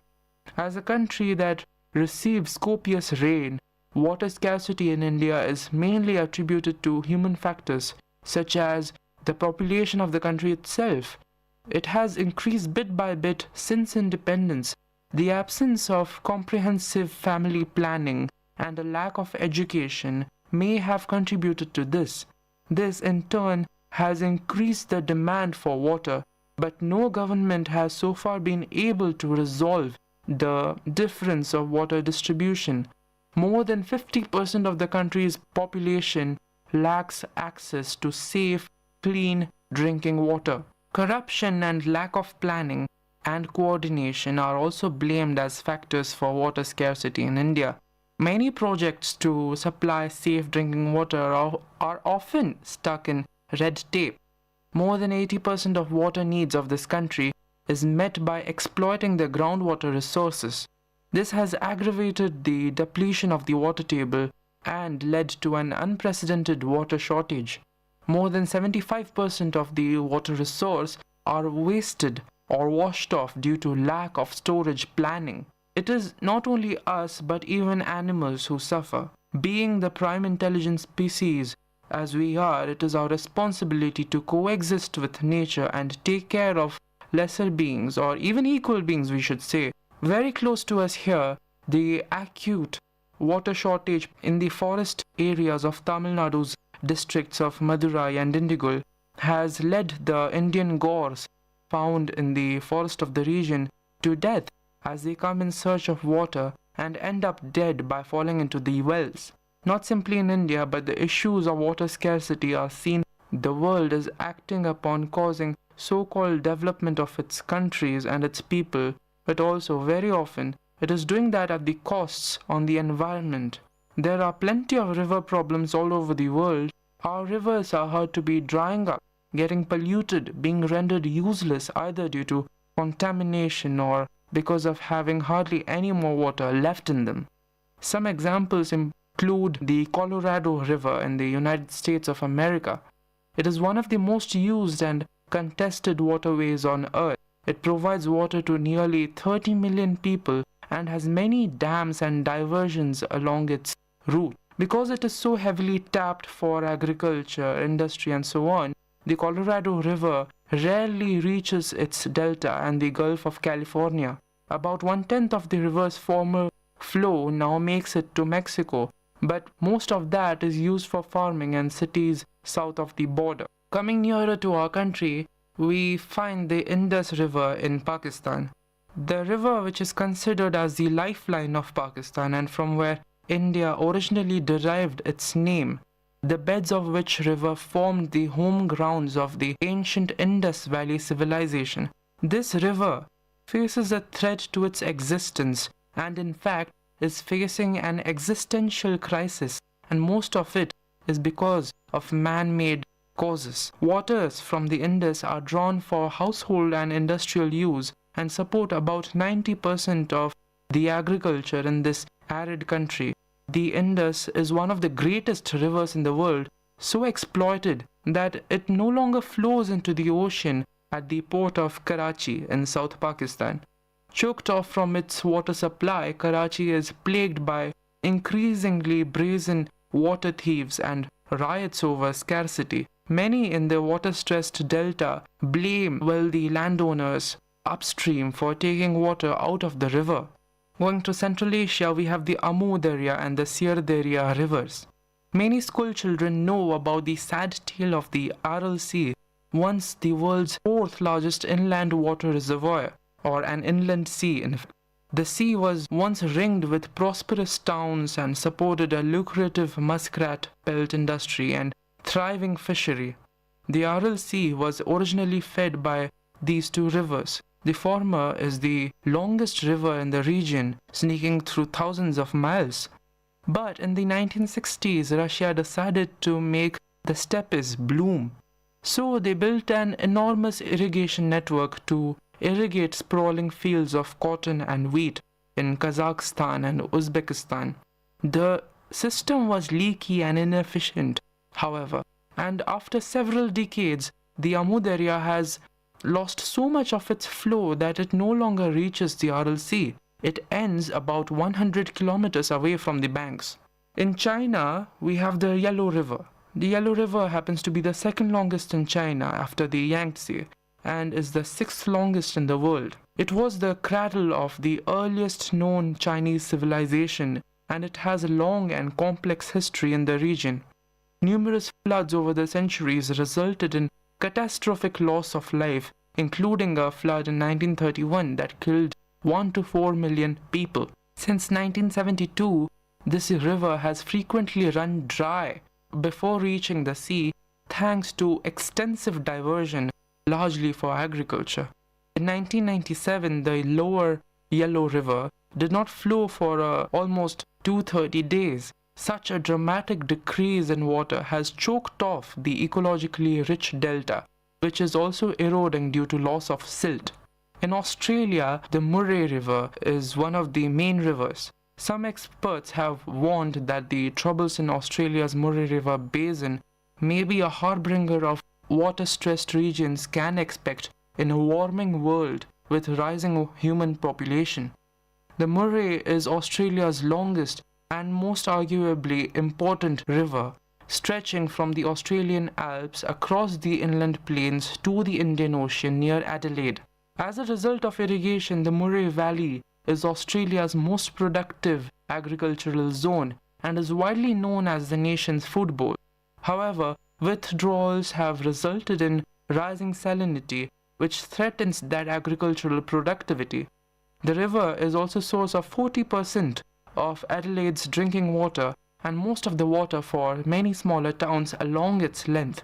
Disruptions and diversions have reduced the flow so much that the mouth of the river closed due to silt formation at the beginning of the 21st century. Only dredging it is able to keep the final channel open both to the sea and the lagoon of the nearby Coorong National Park.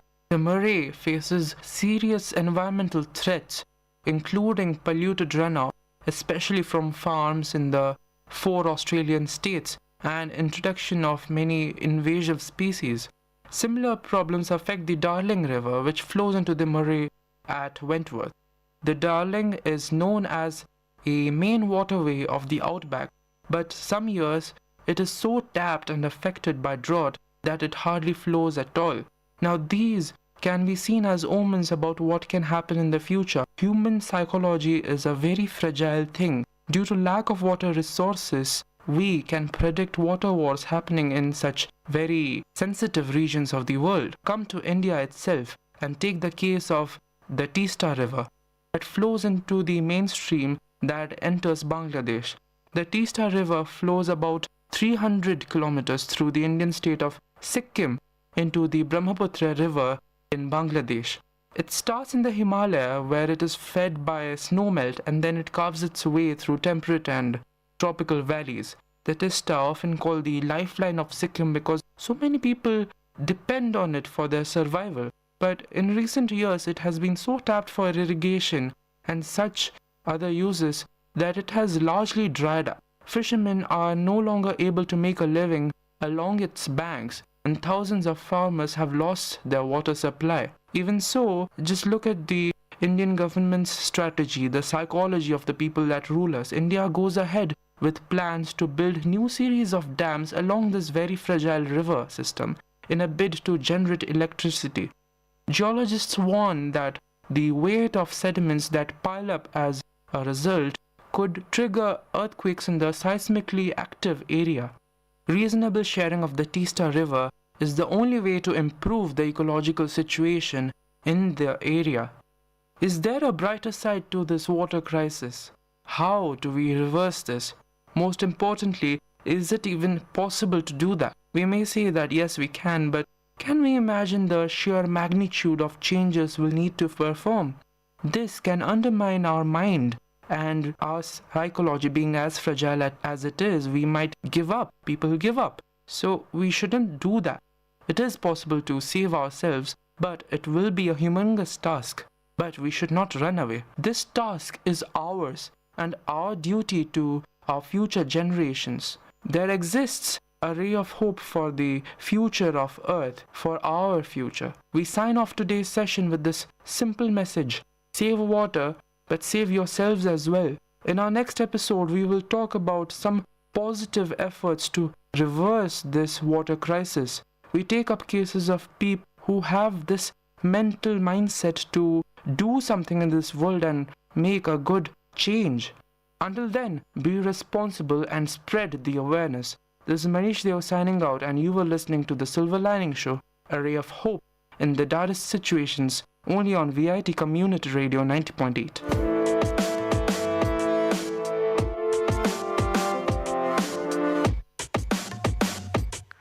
Dear listeners, you had listened to the program Silver Lining Show. We will meet you with another interesting positive topic in our next show. Till then, tune in to VIT Community Radio 90.8.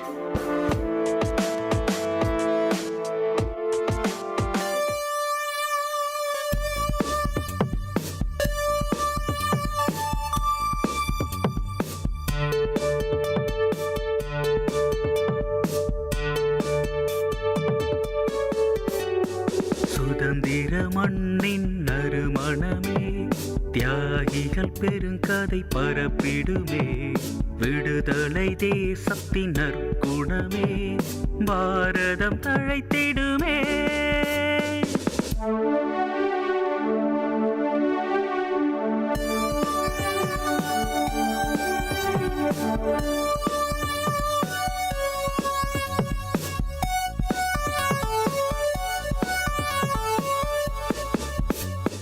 பாரதம் இன்று அமைதியில் நின்று உலகினை வென்று வலம் வருதே. அறிவியல் தொட்டு ஆயுதம் விட்டு அன்பெனும் மரம் செய்யுதே. நிறங்களில் இல்லை, நம் மொழிகளில் இல்லை, மதங்களும் இல்லை, விண்வெளி எங்கள் எல்லையே. அகிம்சையை அன்று நம் செயலினை கொண்டு புது விடியலை திறந்தனரே. சுதந்திர மண்ணின் நறுமணமே, தியாகிகள் பெருங்கதை பரப்பிடுமே, விடுதலை தேசத்தின் நற்குணமே, பாரதம் தழைத்திடுமே.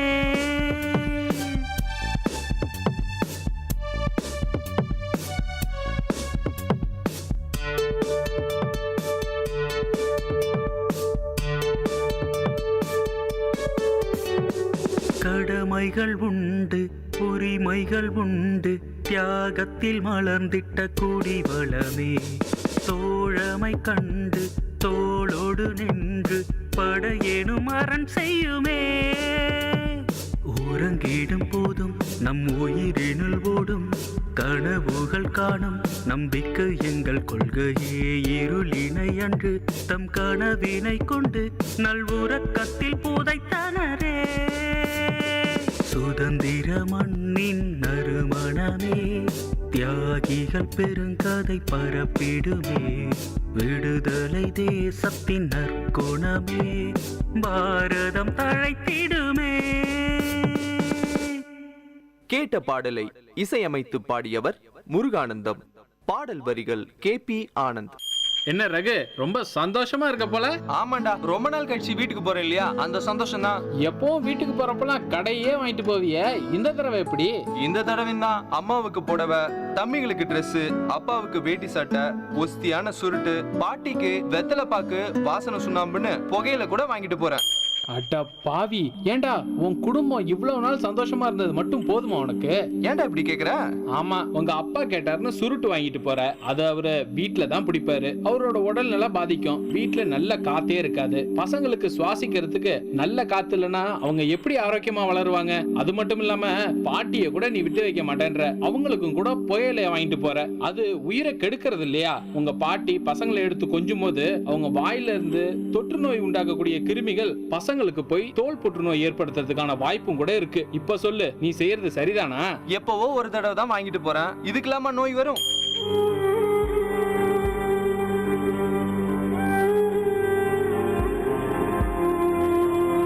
விளையாட்டு வினையாகும். நம் சந்ததியை காக்க வேண்டிய நாமே அதை அழிவுக்கு உட்படுத்தலாமா? புகையிலையை தடுப்போம், புத்துயிர் பெறுவோம்.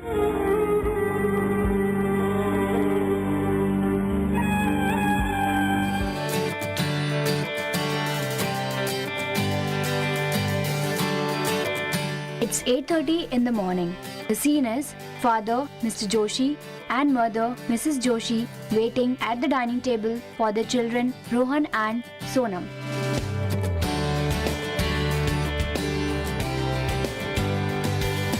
Rohan is busy on his laptop and Sonam is busy texting on her mobile.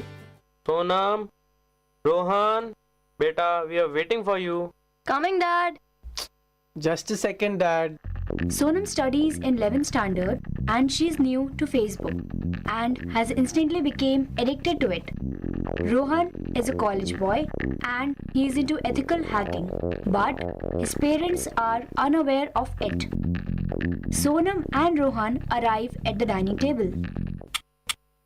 Stop texting and have your breakfast. You are getting late for school. Okay, fine, Dad. Okay, I'm done with breakfast. I'm leaving for college now. Okay, Sonam, come. Let me drop you to school.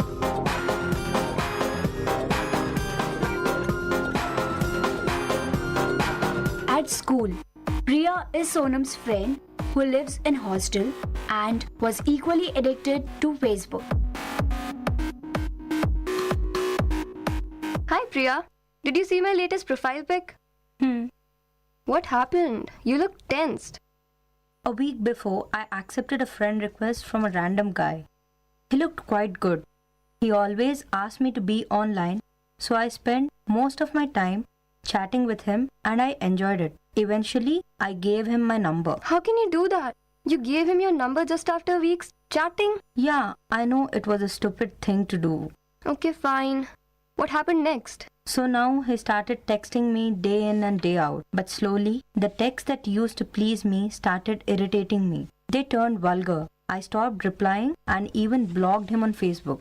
After some days, I received notifications that I am tagged in some photos. And when I opened those, I saw that those were some morphed pics of me. I am really shocked. I suspect it is him. Please, Sonam, help me out. I am ashamed.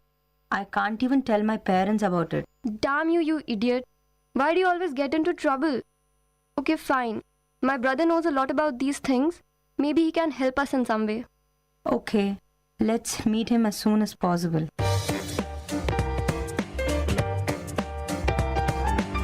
Meanwhile, in Mr. Joshi's office,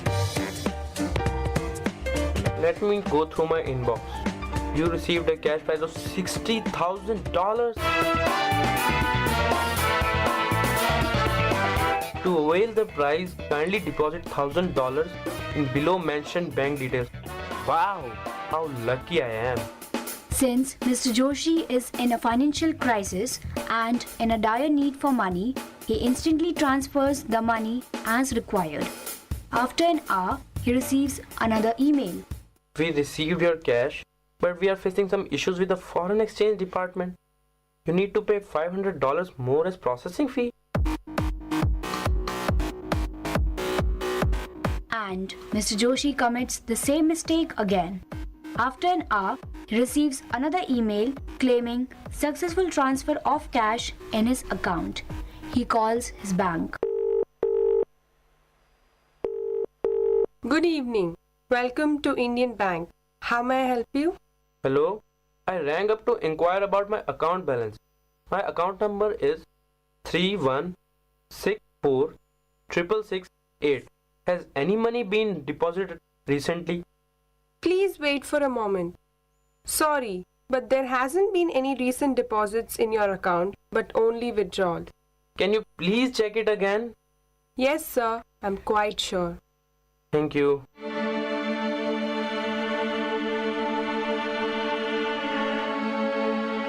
How is this possible? I've been duped. I must go to the police station to report. Meanwhile, Sonam and Priya meets Sonam's brother Rohan and discuss the problem with him. That's a very grave issue. So, I should not poke my nose into this matter, and we should directly approach the police. Do we have to go to the police station? Because it's really embarrassing. There's nothing to be ashamed of. Anybody can be a victim of this kind of cybercrime. These crimes are on the rise, and steps must be taken to bring justice to the perpetrators. Okay, if you say so. Meanwhile, at the police station, the father is already present in the police station. Ma'am, I got an email claiming that I received a cash prize of $60,000 and I was asked to deposit $1,500 as processing fee. Ma'am, I deposited the amount but I didn't get any money. Please help me, ma'am, please. Hello, mister. I don't even know how to start a computer and you expect me to understand your problem? Huh. Now what has been done has been done. As it is, it was your mistake. Your greed has put you in such a situation. I cannot do anything. Please, ma'am, do something. I have lost a huge amount of money. Leave me alone. I have already told you I cannot help you. Do not disturb me again. Constable, take him outside.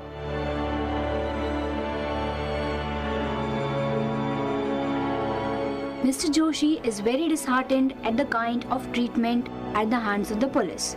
But to this surprise, he sees Rohan, Sonam and Priya entering the police station. Rohan and Mr. Joshi exchange their stories.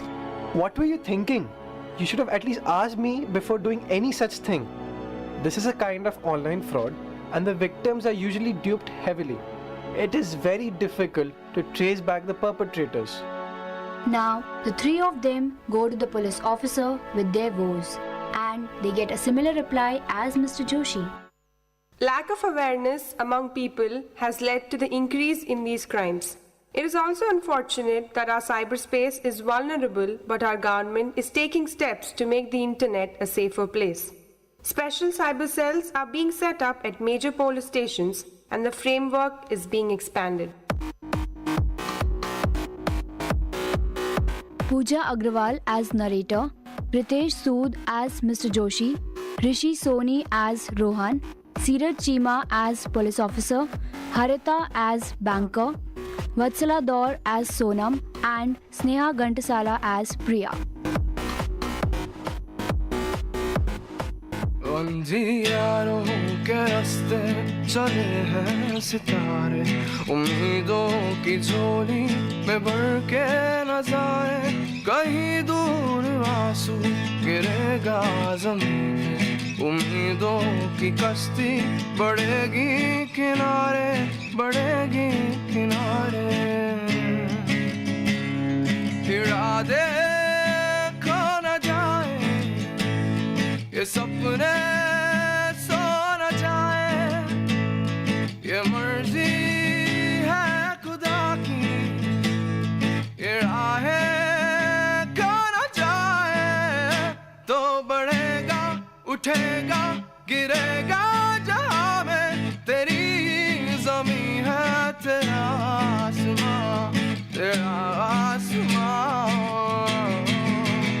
अंधियारों के रास्ते चले हैं सितारे, उम्मीदों की कश्ती में बढ़ के नजारे, कहीं दूर आंसू गिरेगा ज़मीं, उम्मीदों की कश्ती बढ़ेगी किनारे, बढ़ेगी किनारे। என்னாச்சு பிரியா, சோகமா இருக்க? ஏன்டி ஸ்கூலுக்கு வரல? இனிமே நான் ஸ்கூலுக்கு வர மாட்டேன்டி, எனக்கு கல்யாணம் பண்ணி வைக்க போறாங்க. என்னடி சொல்ற? உனக்கு இன்னும் 18 வயசு கூட ஆகலையேடி. உங்க அப்பா அம்மாக்கு தெரியுமா? எங்க மாமா பையன் கூட தாண்டி கல்யாணமே, எனக்கு பிடிக்கல, நான் படிக்கணும்டி. முதல்ல இந்த காலை கட் பண்ணிட்டு 1098 நம்பருக்கு கால் பண்ணி சொல்லுடி, அவங்க ஹெல்ப் பண்ணுவாங்க. எனக்கு பயமா இருக்குடி, அவங்க எப்படி எனக்கு ஹெல்ப் பண்ண முடியும்? சொல்றது செய் பிரியா, 1098க்கு உடனே கால் பண்ணு. ஹலோ, சைல்ட் லைன், சொல்லுங்க சார் எங்க அம்மா அப்பா எனக்கு கல்யாணம் பண்ணி வைக்க பாக்குறாங்க சார், நான் படிக்கணும் சார். நீங்க எந்த ஊருமா? அட்ரஸ் சொல்லுங்க. நாங்க சைல்ட் லைன்லேருந்து வரோம். எங்க உங்க பொண்ணு? குழந்தை திருமண தடை சட்டத்தின்படி 18 வயது பூர்த்தியாகாத பெண் குழந்தைகளுக்கு திருமணம் செய்தல் தண்டனைக்குரிய குற்றமாகும். சமூக பாதுகாப்பு துறை, சைல்ட் லைன் 1098, காவல்துறை என பல்வேறு வழியாக புகார் அளிக்கலாம். குழந்தை திருமணங்களை தடுப்போம், பாதுகாப்பான தமிழகத்தை உருவாக்குவோம். குழந்தைகள் நலன் கருதி வெளியிடுவோர் மாநில குழந்தை பாதுகாப்பு சங்கம், சமூக பாதுகாப்பு துறை, Tamil Nadu. Hello, I'm RJ Prerit from Vit Community Radio 90.8 FM, and this is Travel Bonanza, a city, country and travel extravaganza, where I take you to a journey around the world. From small and cozy shops to flamboyant carnivals, every moment holds a story of its own. So join me on this train of stories that takes a new journey every time. Greetings again, listeners. This is the driver cum navigator of this train of journey, and I hope each one of you are ready for this beautiful journey. Being a navigator, it is my duty to calculate every step of the train, isn't it? And this makes me a guy that believes in facts. And today, I read an interesting fact that nearly 30% of people around the globe love watching horror movies.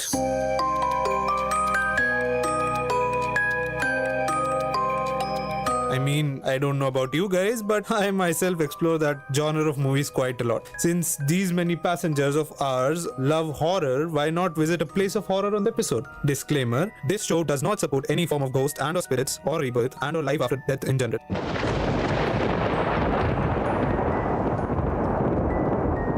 Bhangar is rumored to be India's most haunted place. Being a traveler myself, I got the chance to visit this place in 2016 with my family. Before we talk about the destination, let's get to know the journey better, shall we? I traveled there via road, car to be precise. So I am from Bhopal and I had a 2-day itinerary. First day from Bhopal to Udaipur, that is approximately 500 kilometers, and the next morning Udaipur to Bhangar, that is another 500 kilometers. If you go non-stop at an average of 60 kilometers per hour, it'll take you 9 hours maximum. And let me give you one small advice. As much as we all love horror movies, please, and I repeat, please, do not enter the Bhangar fort after sunset and before sunrise. And not only me, the same is ordered or warned the Archaeological Survey of India, and you'll be reminded of that again as soon as you step inside the Bhangar fort by an official board set up by the ASI. A friendly suggestion: if you're going through Udaipur, try leaving early in the morning and try reaching Bhangar fort by the afternoon. But you are here on this train with me, no? So worry not. We will reach on time as per government guidelines, and you have your own personal navigator come tour guide here with you, right? So let's start our excursion. Just let me get my spectacles and get into the tour guide mode. Promised you guys story, right? Well, every place has a story to tell. That is what I have learned after intensive traveling, and this place has more than one to tell. Bhangarh is a village and a prehistoric site in the Rajgarh municipality of the Alwar district in Rajasthan. It's located at the edge of Sariska Tiger Reserve. Famous for the Bhangarh Fort, a 16th century fort built in 1631 by Madho Singh, the second son of Bhagwan Das, the fort is considered one of the most haunted places in India. Oh, from the stories I remembered one thing. With the fact that nearly 30% of people like horror movies, there came another fact that most people in India prefer Hollywood horror movies over their native Bollywood ones.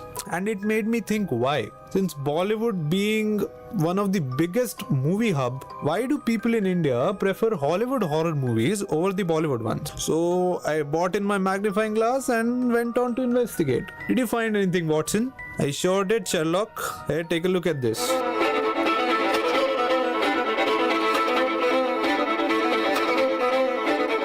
Well, that's all of the Sherlock expression I can give. What I can read the comment Mr. Watson sent me, I was taken back to Bhangarh. The comment said that in most of the Bollywood horrors, the 20% of the movie consists of love scenes and the 50% consists of songs. I can't promise you songs, but Bhangarh, according to the story, tells a love story of itself.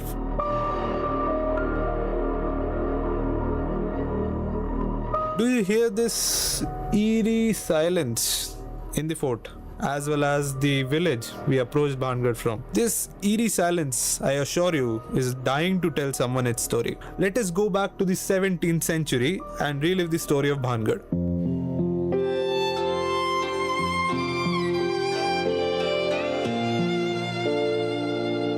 Now, this story of Bhangarh Fort pertains to Princess Ratnavati. According to legends, her beauty was unparalleled and stories of her surpassing physical attractiveness even transcended kingdoms and borders. When she turned 18, suitors from several states asked her hand in marriage. All these suitors was a sorcerer named Singya, who was aware of the fact that he was no match for the princess. However, he decided to entice her with the magical powers he possessed. And just like all of the love stories go, he was lucky enough to see Princess Ratnavati's mistress in the market and enchanted the oil she was purchasing with black magic. He was of the hope that the princess would surrender herself to him upon touching the oil. However, his attempt was futile as he didn't know that Ratnavati witnessed his trick and poured the oil on the ground, which then morphed into a rock. The mistake that Ratnavati made was that she rolled the rock towards the magician and crushed him. Now, according to the local, this mistake costed Bhangarh and made it what it is now. Before dying, Singya cursed the city of Bhangarh to death as his last words, and as a result, it never witnessed any rebirths. Moreover, in the Battle of Ajabgarh and Bhangarh, Princess Ratnavati was killed, thus adding more weight to his malediction. There are several locals who believe that Ratnavati has returned in a different form and will ultimately come back to end the unfortunate spell on Bhangarh. How love or lust has the power to crush the whole town in its wake. While we are here, why not just roam around the fort a bit? Being constructed in the early 17th century, this fort holds immense architectural beauty. The Nagara style made temples, Gopinath and Someshwara, I mean, just by looking at those, you can understand the true craftsmanship people held back then. Jhori Bazaar, these array of construction or what's left of it was called Jhori Bazaar. I mean, you can see inside there are staircases in the structure, but there is no upper story for the staircases to reach. Every day there used to be a market engulfed in colors and full of happiness. I promised you guys multiple stories, right? We'll talk about the next story just after a short while. So stay tuned. This is me, RJ Prerit from Vit Community Radio, 90.8 FM.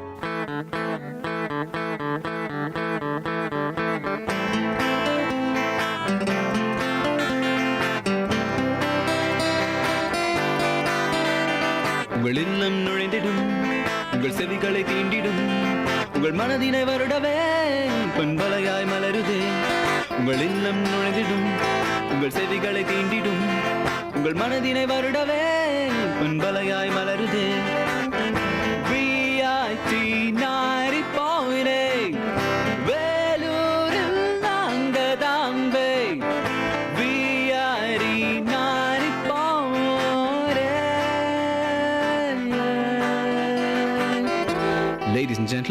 You're listening to VIT Community Radio 90.8 FM. Engage, evolve, empower.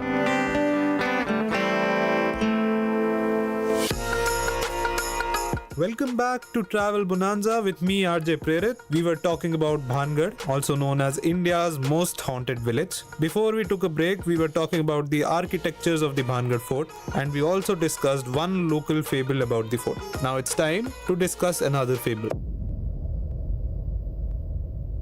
The most popular fable is that of Emperor Madho Singh, who built the city and the fort after attaining the approval of Guru Balunath. Guru Balunath was a saint who used to meditate at the place where Madho Singh planned to set up the village. The saint gave his approval on one condition, that the shadow of the emperor's palace should never fall on his retreat. If in case it did, the city would crumble into ruins. Quote unquote. Madho Singh agreed on this and started the construction. Once the construction was completed, the retreat of Guru Balunath was unfortunately shadowed by the palace. Having incurred the saint's wrath, Bhangar immediately transformed into a cursed city and could never be rebuilt, as no structures ever managed to survive in it. It is said that whoever tried to construct any kind of structure in Bhangar, the same structure was destroyed the same night. As we saw a few moments back in Johri Bazaar, there was no upper story. According to the locals, this was because of the curse only. Also, it is very interesting to note that the tomb of Guru Balunath can still be found among the ruins. Since I said I believe in facts, if we talk about the scientists, they believe the cause of the village's condition is because of drought and famine, making it uninhabitable. And the locals now tend to believe this as well and have started to reside in the nearby village Ajabgarh and are furthermore promoting dark tourism also. What is dark tourism, you may ask? Dark tourism is the act of visiting places associated with death and tragedy. Oh, would you look at that? We didn't even realize that it is nearly the time sunset. Stories sure makes you forget your surroundings. Alright, all the passengers back on the train. We'll move to our next stop. Since it is nearly sunset, we'll go to a nearby city, roam around there and call it a day. And what better place to visit than the capital of Rajasthan itself, the Pink City, Jaipur. And as we proceed on this 80 kilometers long journey, I would recommend you to keep looking out your window from time to time to feel that cool breeze of nature and the beautiful sceneries of Rajasthan. And wow man, literally wow, what a sight. The infamous Johri Bazaar, also known as the Pink Market. Well, originally not pink, it was in 1876 that Maharaja Ram Singh decided to paint the entire city as a grand gesture of hospitality for Britain's Queen Victoria. Since then, pink has remained the official color code of Jaipur's walled city by law. Johri Bazaar is the oldest market in Jaipur, and to all the passengers who love shopping, let me tell you, this place is heaven for you guys. From vibrant lahariya to auspicious bandhani, colorful beads to diamond jewelry, handicrafts to quilts and leathers to footwear. Things may come in all colors at the Johri Bazaar, but the shops on the ground floor, the houses on the upper floors, the mosques, temples, library and schools, they are all pink. Well, to all of you who are not very into shopping and would love to go to their respective rooms and sleep, or are history buffs like me and would like to visit the palaces just like we did some time ago, please get back on board as we will proceed towards a palace where emperors dine. The city palace, and there at the far end you can see the Baradari restaurant. This is a restaurant that serves the current Maharaja of Jaipur, H.H. Padmanabh Singh's favorite dishes because it's right next door to him. Baradari is inside the courtyard of the city palace and its arches and corbels are clad in pink stone. This one is more subtle and ochre if you believe, because I mean it's a city palace. But let me tell you, if you visit it at night in mood lighting, it appears pink enough, more than enough. It will satisfy everything. Since it is satisfying our pink nature, let's satisfy our hunger of food, and we'll proceed to a monument that leaves all of the country in awe with its architecture and its color, of course, to satisfy our travel hunger. After a short break, stay tuned. It's time to pick some words in glossary box with Miss Sahitya on VIT Community Radio 90.8. Jeer, J-E-E-R, to make fun of someone by laughing noisily. Synonym of the word jeer is poke fun, mock. Antonym of the word jeer is praise, flatter. And to use it in a sentence format, the crowd jeered when the captain of the team was bowled out with the first ball. To pick more words from glossary box, stay tuned to VIT Community Radio 90.8.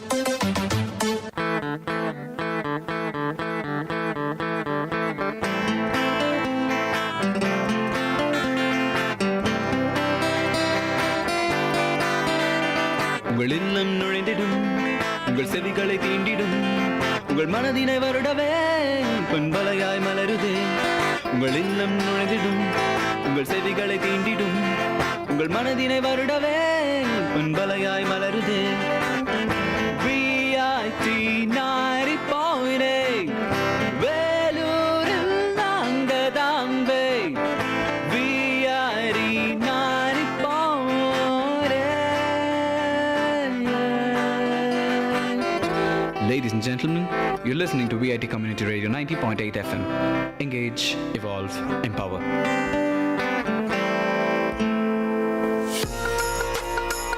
Hello and welcome to Travel Bonanza. I am RJ Prerit and we are here on a ride to the pink city of India and the capital of Rajasthan. Before taking the break, I mentioned about visiting a monument that leave everyone awestruck, Hawa Mahal.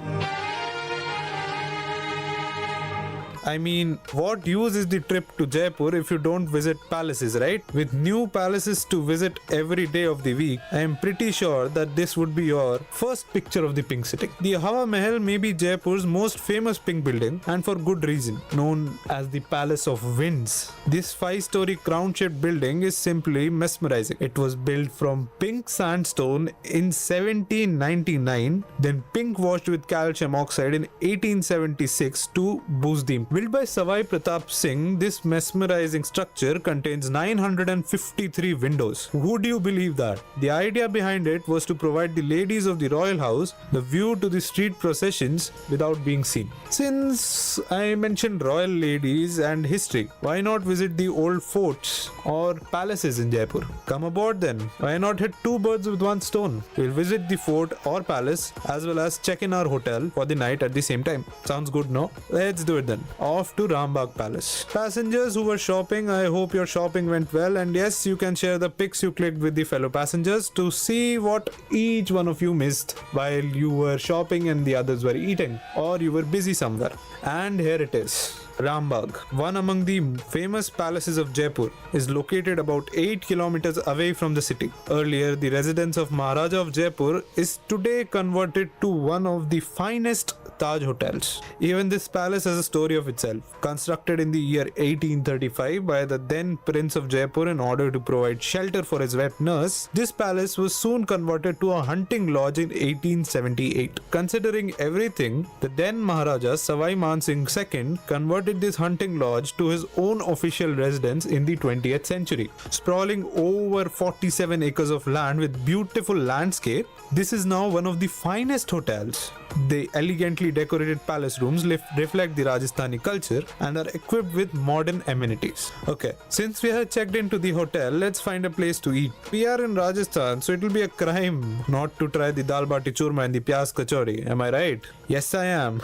So let me take you to have some. While we are reaching, let's talk a bit history about the food as well. Dal bati churma, a wartime staple, carb-heavy bati or wheat balls, were traditional sustenance food for the kings of yore amid Rajasthan's dry climate. To add to the flavors and textures, it was accompanied by dal and coarsely ground jaggery or sugar with a sprinkle of chopped nuts that is also called churma. Today, the bati has evolved to include several variations from those stuffed with dry ground spices to others with potato fillings.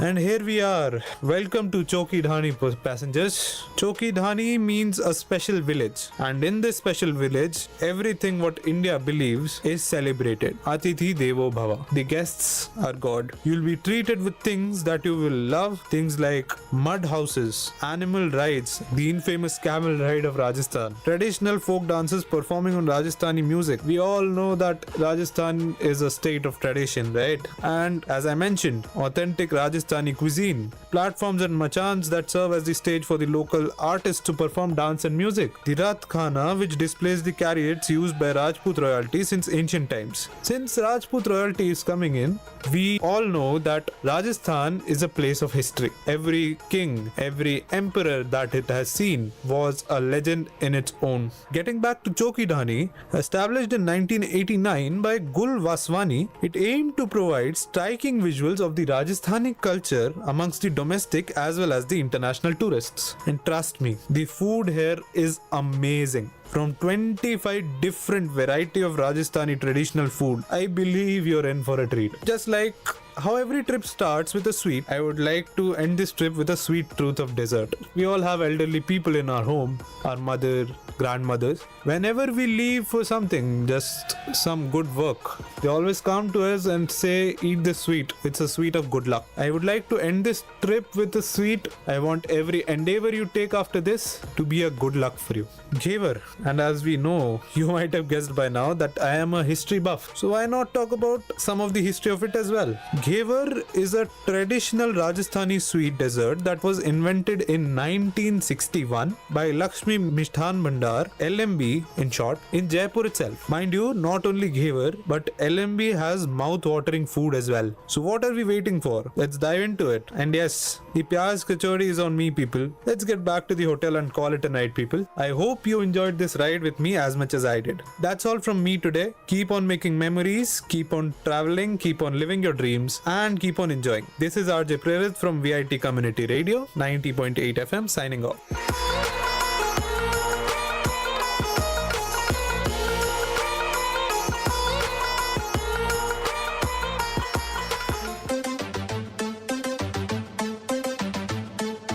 It's time to pick some words in glossary box with Miss Sahitya and VIT Community Radio 90.8. Earnest. E-A-R-N-E-S-T. Being very serious about things. Synonym of the word earnest is determination, passionate. Antonym of the word earnest is thoughtless, trivial. And to use it in a sentence format, he is very earnest about the work and he will be very successful in any job. To pick more words from glossary box, stay tuned to VIT Community Radio 90.8.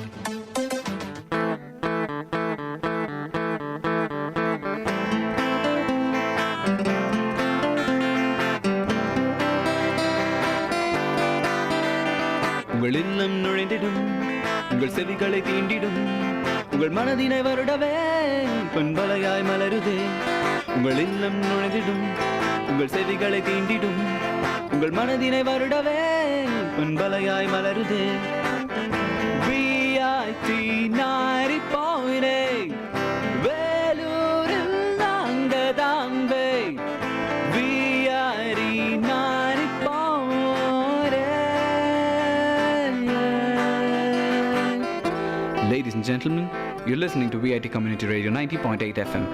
Engage, evolve, empower. நான் இந்த உலகத்துக்கு பிறந்த பிறகுதான் எனக்கான rights start ஆகுதுன்னு எல்லாரும் தப்பா நினைச்சிருக்கீங்க. நான் கர்ப்பப்பையில உருவானதுமே எனக்கான ரைட்ஸ் தொடங்குது. அதுல சேஃப்டி ரைட்ஸும் ஒண்ணு. நீங்க எல்லாரும் எல்லா குழந்தைகளுக்கும் சேஃப்டி ரைட்ஸை கண்டிப்பா உறுதி செய்து கொடுக்கணும். கொடுப்பீங்கன்னு நான் நம்புறேன், நாங்க நம்புறோம். உங்களுக்கு தெரிஞ்ச குழந்தைங்களுக்கு அன்சேஃபா ஏதாவது ஏற்பட்டா உடனே 1098 என்ற நம்பருக்கு கால் பண்ணி சொல்லுங்க. மாவட்ட குழந்தை பாதுகாப்பு அலுவலகத்தை தொடர்பு கொள்ளுங்கள். குழந்தைகள் பாதுகாப்பு வாரம் மற்றும் குழந்தைகள் பாதுகாப்பு கருதி வெளியிடுவோர் மாநில குழந்தை பாதுகாப்பு சங்கம், சமூக பாதுகாப்புத்துறை, தமிழ்நாடு. என்னாச்சு பிரியா, சோகமா இருக்க? ஏன்டி ஸ்கூலுக்கு வரல? இனிமே நான் ஸ்கூலுக்கு வர மாட்டேன்டி. எனக்கு கல்யாணம் பண்ணி வைக்க போறாங்க. என்னடி சொல்ற? உனக்கு இன்னும் 18 வயசு கூட ஆகலையேடி. உங்க அப்பா அம்மாக்கு தெரியுமா? எங்க மாமா பையன் கூட தாண்டி கல்யாணமே. எனக்கு பிடிக்கல. நான் படிக்கணும்டி. முதல்ல இந்த காலை கட் பண்ணிட்டு 1098 நம்பருக்கு கால் பண்ணி சொல்லடி. அவங்க ஹெல்ப் பண்ணுவாங்க. எனக்கு பயமா இருக்குடி. அவங்க எப்படி எனக்கு ஹெல்ப் பண்ண முடியும்? சொல்றது செய் பிரியா. 1098க்கு உடனே கால் பண்ணு. ஹலோ, சைல்ட் லைன், சொல்லுங்க. சார் எங்க அம்மா அப்பா எனக்கு கல்யாணம் பண்ணி வைக்க பாக்குறாங்க சார். நான் படிக்கணும் சார். நீங்க எந்த ஊருமா? அட்ரஸ் சொல்லுங்க. நாங்க சைல்ட் லைன்ல இருந்து வரோம். எங்க உங்க பொண்ணு? குழந்தை திருமண தடை சட்டத்தின்படி 18 வயது பூர்த்தியாகாத பெண் குழந்தைகளுக்கு திருமணம் செய்தல் தண்டனைக்குரிய குற்றமாகும். சமூக பாதுகாப்புத்துறை, சைல்ட் லைன் 1098, காவல்துறை என பல்வேறு வழியாக புகார் அளிக்கலாம். குழந்தை திருமணங்களை தடுப்போம், பாதுகாப்பான தமிழகத்தை உருவாக்குவோம். குழந்தைகள் நலன் கருதி வெளியிடுவோர் மாநில குழந்தை பாதுகாப்பு சங்கம், சமூக பாதுகாப்புத்துறை, தமிழ்நாடு.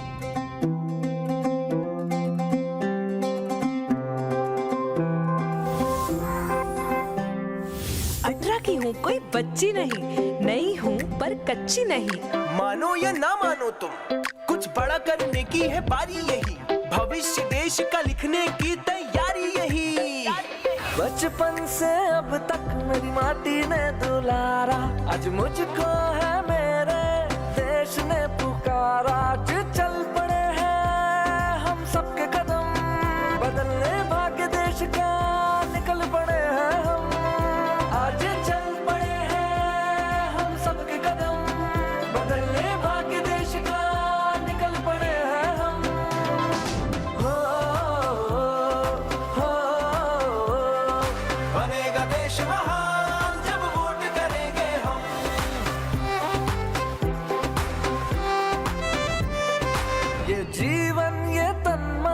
सब कुछ है तुम्हारा, आज मुझको है मेरे देश ने पुकारा। जो सोचे और ठाने तो करके दिखा दे, ऐसे है मेरे देश के फौलादी इरादे। आज चल पड़े हैं हम सबके कदम, बदलने भाग्य देश का निकल पड़े हैं हम।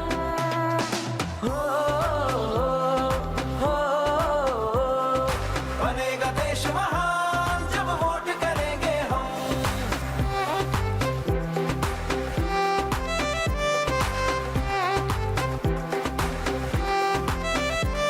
क्या तेरा क्या मेरा सब तुझ पे ही बारा, आज मुझको है मेरे देश ने पुकारा। अपनी यारों की खाओ कसम, बदलने भाग्य देश का निकल पड़े हैं हम।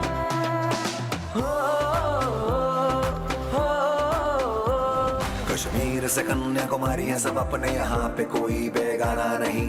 हम तो यहाँ पे सब देश के दीवाने, तो हमसे कोई टकराना नहीं। आवाज यही, अधिकार यही, आजादी का पुरस्कार यही, लोकतंत्र का पहले संस्कार यही, संस्कार यही। अपनी यारी की खाओ कसम, करेंगे अपना पहला वोट देश के लिए हम। ये जीवन फर्स्ट टाइम जी सर। सब कुछ है तुम्हारा, आज मुझको है मेरे देश ने पुकारा।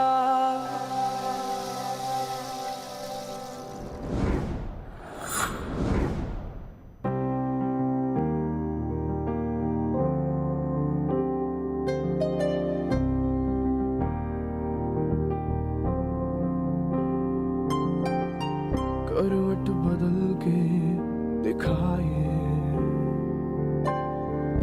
अधूरी राह पे सवार है, डूबी कश्ती उठाए, दफन तेरा खुमार है। तेज है ये हवाएं, ना कोई साथ यहाँ रे, तेरी वजह से जो पल गवाए, उनका हिसाब लिखा कहाँ रे। अब साथ ही है सदा रे, जज्बात अब है कफारे, अपना कोई मुझे पुकारे। जीत में भी गम है, मन अश्क से भी गम है, अब हद से ज्यादा सहारे।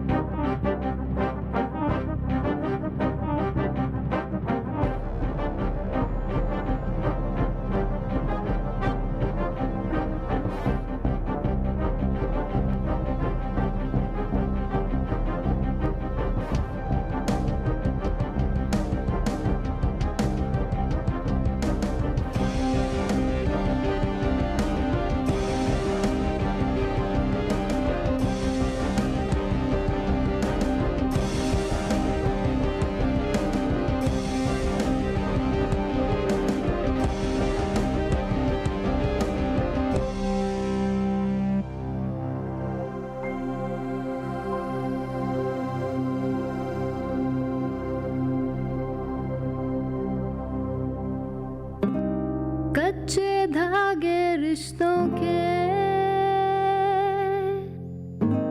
टूटे हाथों से तेरे,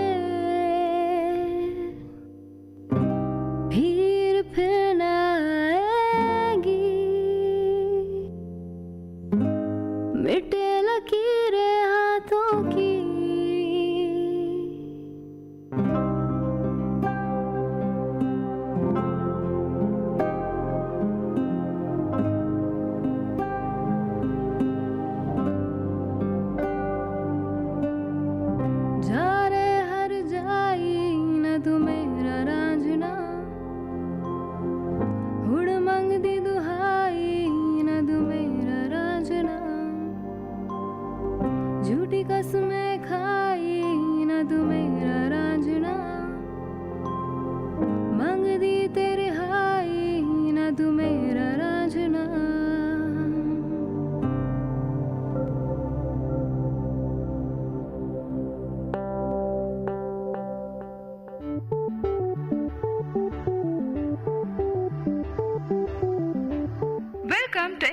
Talk in VIT Community Radio 90.8.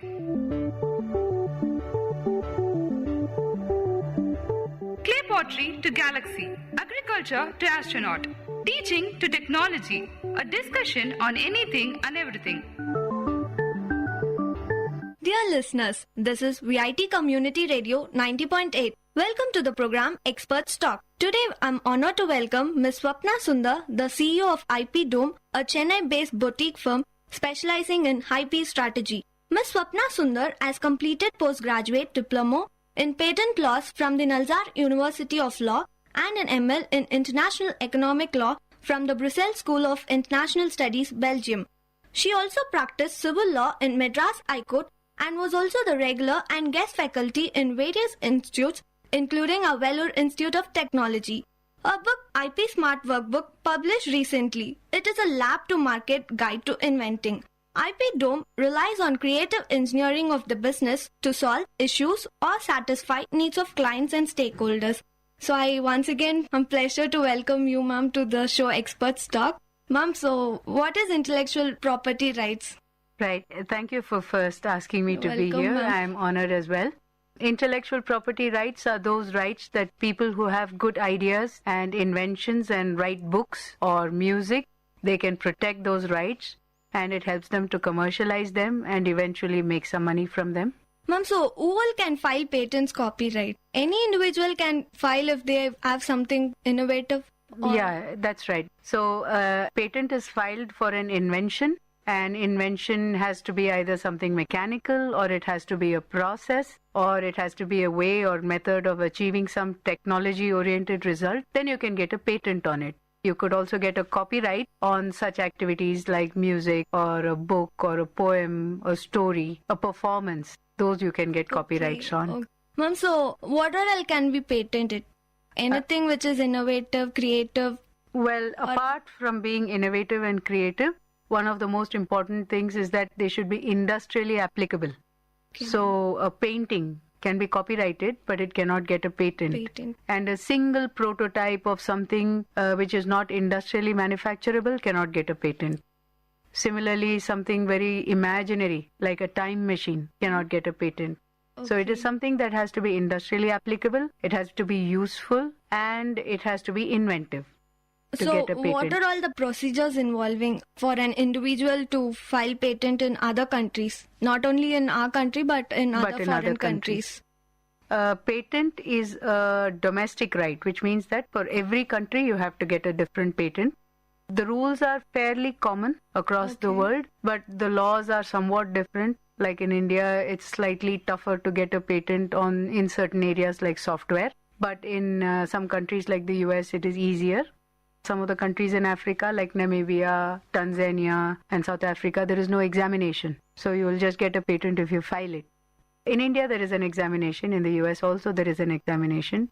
So there are two ways of filing a patent abroad.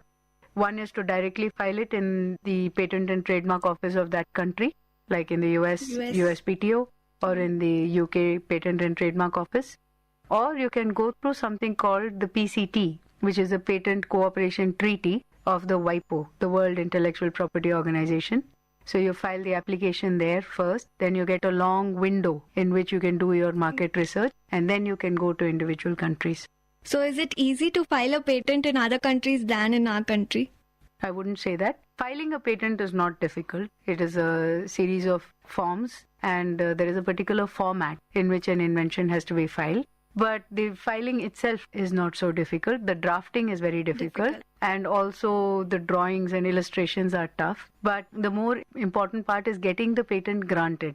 For this, you may need the help of a lawyer sometimes, or you may have to do some changes in the application that has been filed. So yeah, filing is easy. Getting a patent is tougher. In some countries, maybe you can get a grant earlier. In India, it takes about 5 to 6 years to get a patent in general. In maybe software, you could get it in 2 or 3 years sometimes. But in some other countries, the timeline may be shorter. So it depends on our copyrights, everything.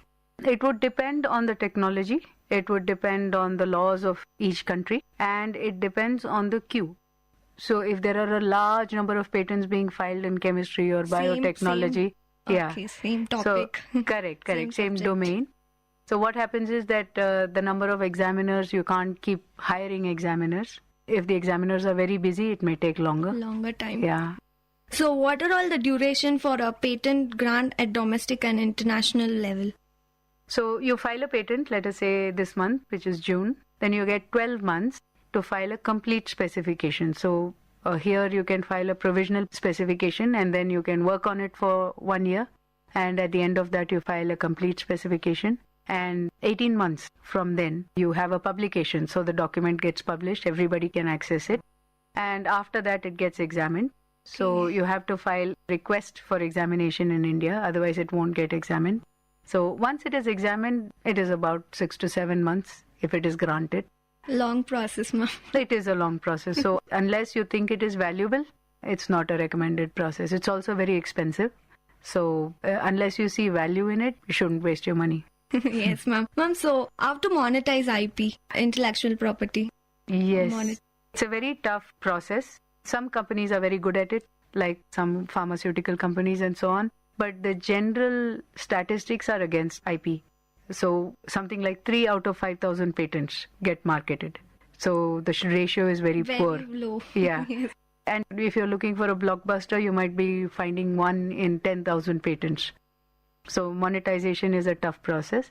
Some companies, like I said, are good at it, like Microsoft. If you have a good supply and distribution chain, if you have a good product line, if you have many products in the pipeline, then it's easy.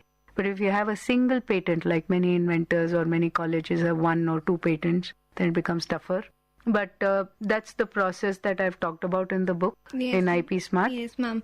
So share your experience about the book. Yes, okay. So the book has been a long time in writing, some 2 years. I have been writing the book. So I'm glad that it got published finally. But we talk about a number of processes that we are using in IP Dome currently. So from how to document a book, how to document a patentable research project, how to take it forward, and how the documentation should be protected so that it remains a secret until it is filed. Because if it is not a secret, then somebody else might take it away from you. That's right. End up in plagiarism. Absolutely, absolutely. So then it becomes invaluable. Yes. So apart from that, it also talks about standardizations and regulations. Like every country says that if you want an electrical equipment, then it should subscribe to certain standards. Or if it's a motor vehicle, then it should subscribe to Bharat efficiency standards, emission standards, and so on. So we talk about that, how inventors should be aware that in every product there are safety standards, quality standards, regulations that the law requires. Many inventors don't think about that. So we highlight those requirements. It's very difficult for an inventor to make many pieces. 1 prototype or 2 prototype is okay. But to make 50,000 units per month becomes an issue. So they have to collaborate with some market player or set up their own unit. So a bit of that is also discussed. Yes, ma'am. Did you face any difficulties in your book publishing? No, it was very difficult. Yeah, I sent the proposal to about, I think, 40, 50 academic publishers. One of the issues is that the book is written for engineers, and I'm a lawyer by training initially. Yes, so yeah, there was a disconnect, but eventually it worked. Yeah. Ma'am, share about your company, IP Dome. My company, we started this company in about 6 years ago. So initially I was a patent lawyer, a patent attorney. I'm also a registered patent agent, which means that I can file patents for other people. But after doing some work, people used to come back and say, I've spent so much money, I'm not able to monetize my patent, I'm not able to make money from commercializing my idea. So that's when we decided to set up IP Dome. So we work at the intersection of the law, the lab, and the market.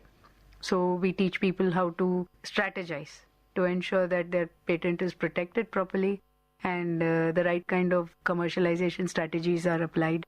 So we discuss all those approaches as well. We work with a number of institutions. We work with IIT Madras, CII. We file patents for IIT and CII. Of course, we've been working with VIT for a long time, VIT, TBI in particular. Other than that, the University of Hyderabad, CSIR, Department of Biotechnology. So in most of these places, even when we file the patent, we try to anticipate all these issues, obstacles to commercialization and things like that. Yeah. So IP Dome mainly relies on creative engineering. Of business, yes. Of business, yes. So clients come to us at the startup stage and they tell us, see, we want to show a high value for our company, but we don't have a big plant and machinery.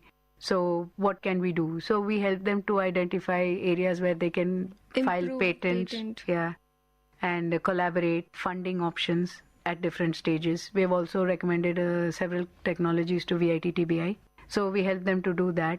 We also help them to get copyrights and brand names after doing appropriate market research. Ma'am, in today's social media, we usually come across with the concept Creative Commons license. So can you please explain us what is CCL? Creative Commons license. See, many people believe that copyright and intellectual property itself is wrong. It is evil because it pulls down knowledge. People are not allowed to share scientific knowledge. They're not allowed to build on scientific knowledge. So if you see, if there is an invention and you patent it, then nobody can do research on it for the next 20 years, which means that certain types of knowledge are circumscribed. Similarly, in copyright, when you tie up technologies like software, algorithms, or platforms in copyright, then others cannot use them. And this is bad for scientific development. So without rationality, it causes harm to the growth of science. And therefore, some people came up with different types of concepts. One of them is copyleft. So copyleft manifesto believes that we should not copyright. Everything in the digital media should be open. Everybody should be able to share their developments in software and things like that. Then there is Creative Commons. Creative Commons are those commons which are open for people to use in a non-commercial way. So Wikimedia is a Creative Commons license, which means I can take images from there, I can use the knowledge, I can use the data, but I must use it in a non-commercial way, and I should make it in return available to everybody. There is another process called open source software. So today you have Windows and Oracle and Java and SAP and so on, which are closed source, proprietary source softwares. So instead of that, you have open source software, which means people can use it freely, can develop it freely. Again, here there are certain license conditions, like you should not use them. You should acknowledge that the previous developer has developed this and give him his copyright.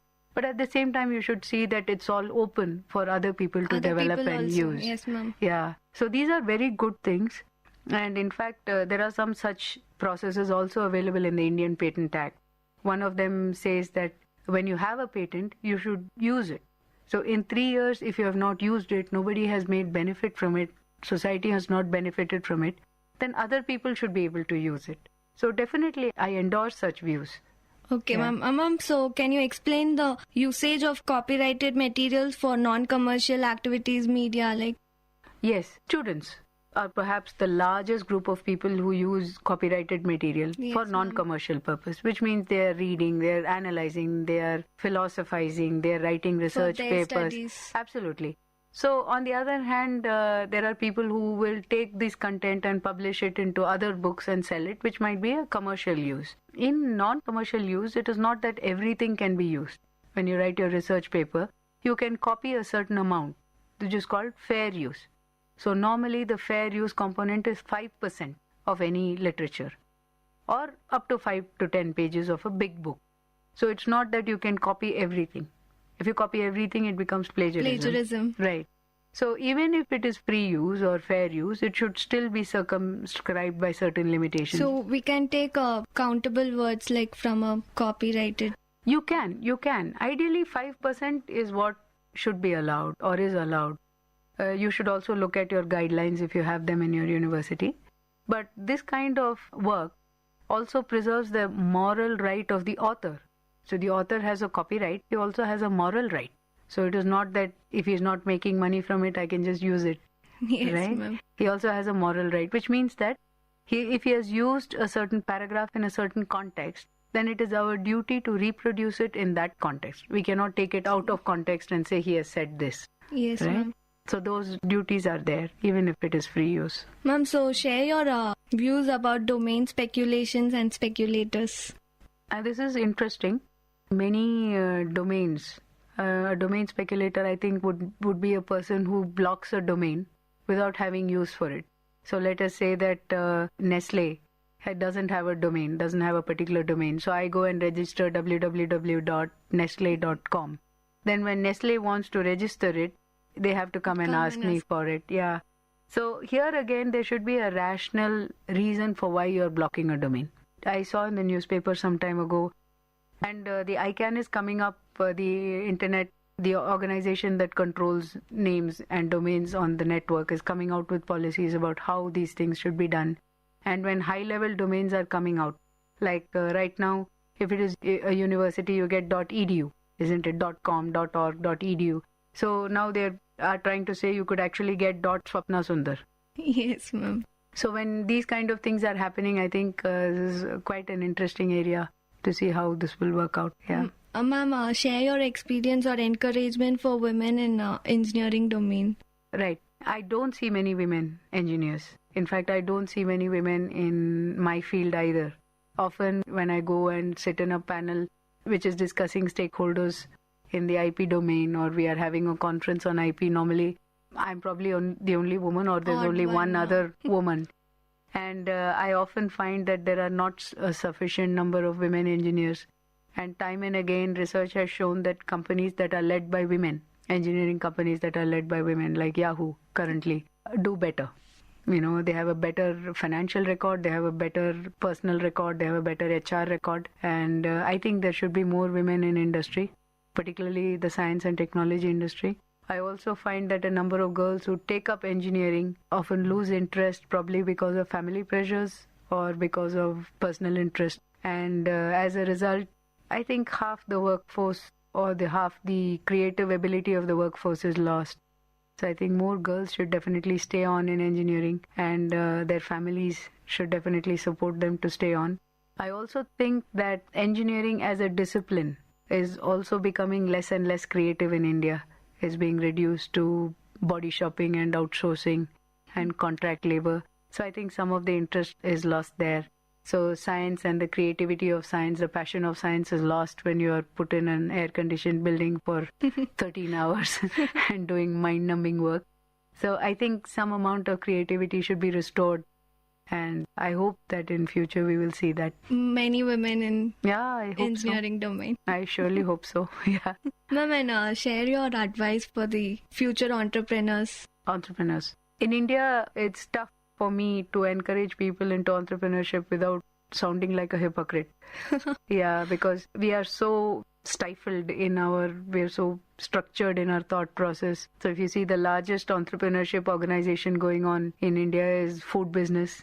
Everybody can open a chai shop or open a small restaurant or a big restaurant or a fast food restaurant or a foreign restaurant or whatever. But we don't have an open mind toward entrepreneurs. Very often, if you're an entrepreneur, you won't get married, particularly if you're a woman. Again, a problem for the women. Absolutely, absolutely. So it's difficult to encourage people towards entrepreneurship when society is so limited in their thought. I often find that men don't get married if they're entrepreneurs. You know, they want their daughters to marry men who are in the government, who have a steady job, who have pension. And an entrepreneur cannot guarantee all this. This month I got no income. Next month I may get twice as much income or 3 times as much income as the average of my whole year. And similarly, work varies. One day I may not have work. The other day I may be working 24 hours round the clock. And you really don't have time to go on vacation regularly. You can't take off every month or once a year on a regular basis. It becomes tough. So with all these thoughts in mind, I find it difficult to encourage entrepreneurship. But on the other hand, it's very rewarding.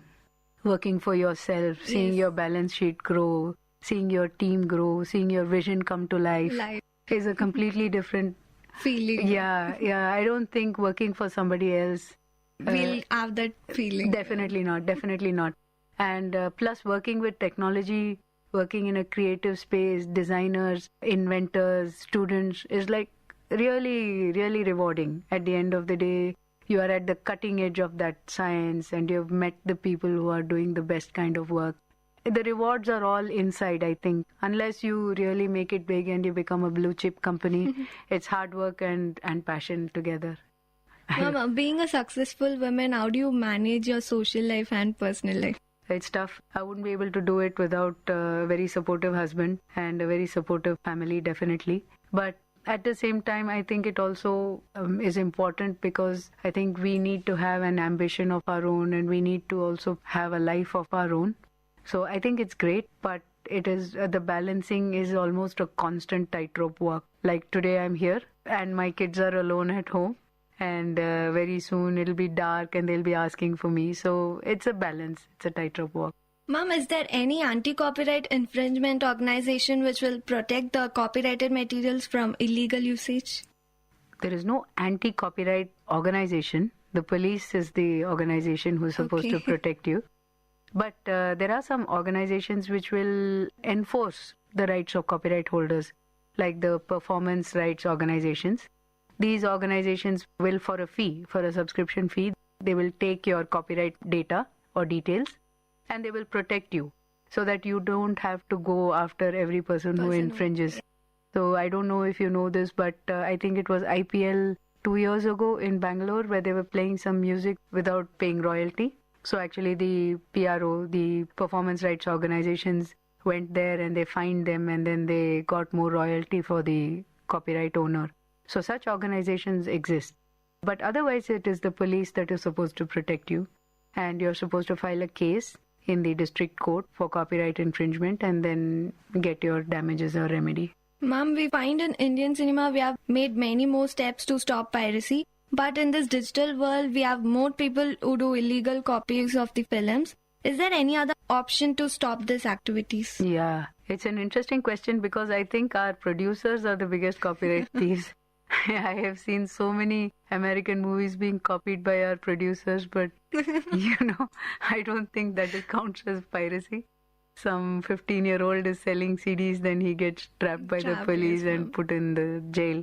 Right, the police, interestingly, in India, in Tamil Nadu, there is a law by which copyright piracy of films has been made an offense under the Gundas Act. So if you do it 3 times, then you are put into jail and certain actions are taken against you. In the digital media, it becomes very tough. It is difficult to control. So at the same time, there were groups like BitTorrent and others who are doing it in a way which you can't trap. Okay. Yeah, so they do it through software, they do it through other means, they keep shifting their IP addresses and so on. So I look at it like this, and my ideas may be different. I see that, if there is a movie that is really worth watching on cinema, then you go and watch it there. If it Isn't is not. it? If it is an Avatar, Avatar movie by James Cameron is not worth watching on CD on your laptop. So you will go to the theater and watch it. Or if it's Gravity, which just makes no sense if you watch on your screen, you will go and watch it in the theater. Big screen. Yeah, you would, because it just makes so much more difference to watch it there. On the other hand, also it is important because independent movie makers would lose a lot by through piracy. How do you do it? There are some software technologies. One is what they offer on YouTube. So in YouTube, if you register your content early with YouTube, then they map it. And if someone else is registering the same content as their content, then this particular map will alert YouTube that subscribers' copyright is being violated or infringed. And YouTube will stop that content from being uploaded. Other than that, there are also mechanisms by which you can stop companies like BitTorrent from showing these content. But peer-to-peer sharing is very difficult. Suppose I was about to share a movie to you from my laptop to yours, then it takes a lot of effort from the administration to identify every bit of transfer like that. Yes, ma'am. So yeah, I would say if the movies were really good, we wouldn't be transferring them like this. Yes, ma'am. Ma'am, so digital rights management, please share something interesting about this. Yeah, DRM is something that is not really taken off in India. By law, it is very loosely constructed, but it has a lot of value in Europe. And digital rights management will tell you how to use a CD. You can control its use and copy and change or modification to the CD using DRM. But in India, those rights are not really protected. And moreover, we are not developing that much content to have a real value. Rights. Ma'am, how can we differentiate reinventing a product from copying a product or stealing the techniques to manufacture the product? How to differentiate between copying and... Yeah. So we are known to be very good at reverse engineering, India. Yeah. So we take a tablet and we can reverse engineer it in about 48 hours, I think. So that kind of thing is infringement, but only if that company has a patent in this country. Okay. Otherwise, there is nothing to prevent you from copying or redesigning around it or reverse engineering. Now, a reverse engineered product cannot get a patent because it is not new. New, yes, ma'am. Or inventive. But if you design creatively around a patent, let us say there is a patent for a drug, for a paint or a chemical, now you have reverse engineered it, but you have come up with a completely new and inventive either product or process based on that, that could be patented.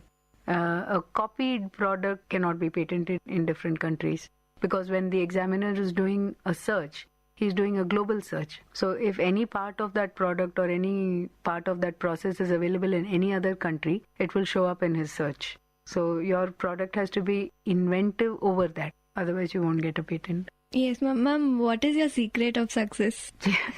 I don't know if I'm really that successful. I think in my company, we've just been following a vision to see an inventive India, to see students invent with courage and to take those inventions to market. So that's the vision we've been following. And if we are succeeding, it's only because of that.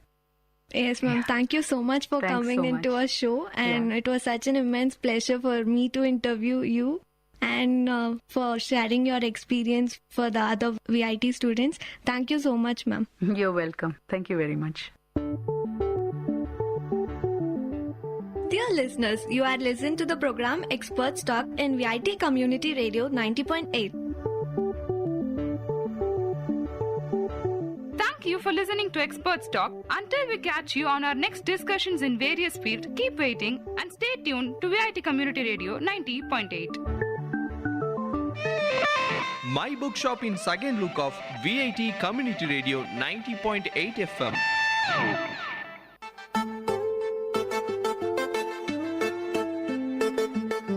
Hello VIT, you are listening to VIT Community Radio 90.8.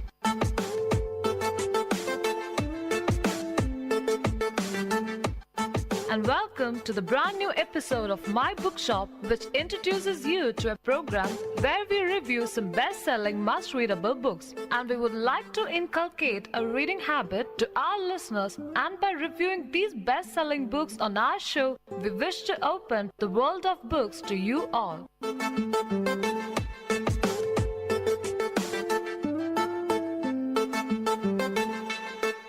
This is Anne. And this is Sanjana. For today's episode, we have the books The Adventures of Huckleberry Finn by Mark Twain and The Namesake by Jhumpa Lahiri.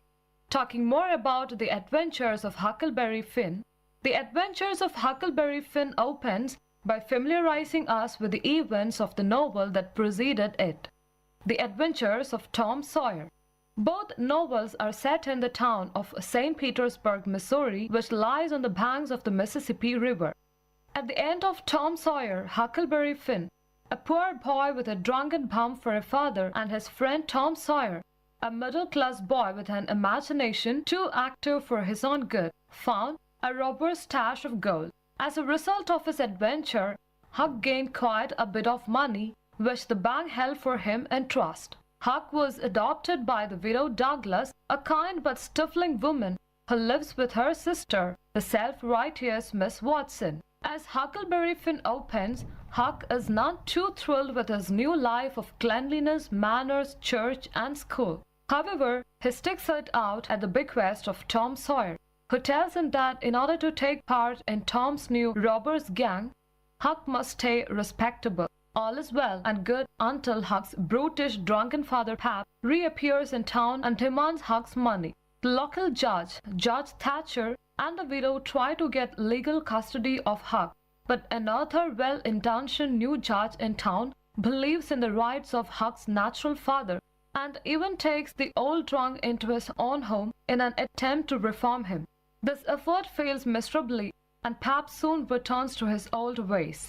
He hangs around town for several months, harassing his son, who in the meantime has learned to read and to tolerate the widow's attempts to improve him. Finally, outraged when the widow Douglas wants him to stay away from her house, Pap kidnaps Huck and holds him in a cabin across the river from St. Petersburg. Whenever Pap goes out, he locks Huck in the cabin, and when he returns home drunk, he beats the boy. Tired of his confinement and fearing the beatings will worsen, Huck escapes from Pap by faking his own death, killing a pig and spreading its blood all over the cabin. Hiding on Jackson's Island in the middle of the Mississippi River, Huck watches the townspeople search the river for his body. After a few days on the island, he encounters Jim, one of Miss Watson's slaves. Jim has run away from Miss Watson after hearing her talk about selling him to a plantation down the river, where he would be treated horribly and separated from his wife and children. Huck and Jim team up, despite Huck's uncertainty about the legality or morality of helping a runaway slave.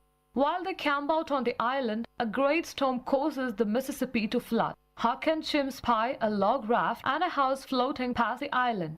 They capture the raft and loot the house, finding in it the body of a man who has been shot. Jim refuses to let Huck see the dead man's face. Although the island is blissful, Huck and Jim are forced to leave after Huck learns from a woman on shore that her husband has been smoke coming from the island and believes that Jim is hiding out there. Huck also learns that a reward has been offered for Jim's capture. Huck and Jim start downriver on the raft, intending to leave it at the mouth of the Ohio River and proceed up that river by steamboat to the free states where slavery is prohibited.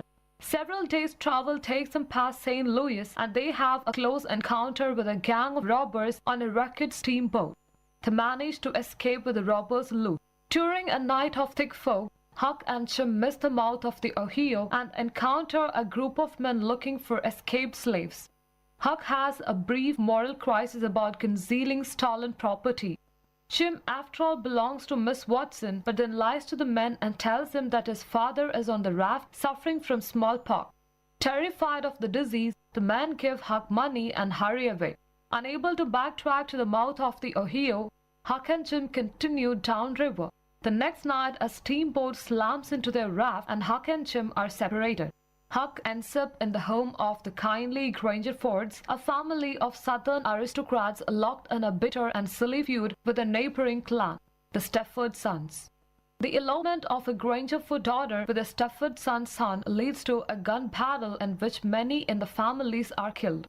While Huck is caught up in the feud, Jim shows up with a repaired raft. Huck hurries to Jim's hiding place and they take off down the river. A few days later, Huck and Jim rescue a pair of men who are being pursued by armed bandits. The men, clearly con artists, claim to be a displaced English duke and the long-lost heir to the French throne. Powerless to tell two white adults to leave, Huck and Jim continue down the river with a pair of aristocrats. The Duke and the Dauphin pull several scams in the small towns along the river. Coming into one town, they hear the story of a man, Peter Wilkes, who has recently died and left much of his inheritance to his two brothers who should be arriving from England any day.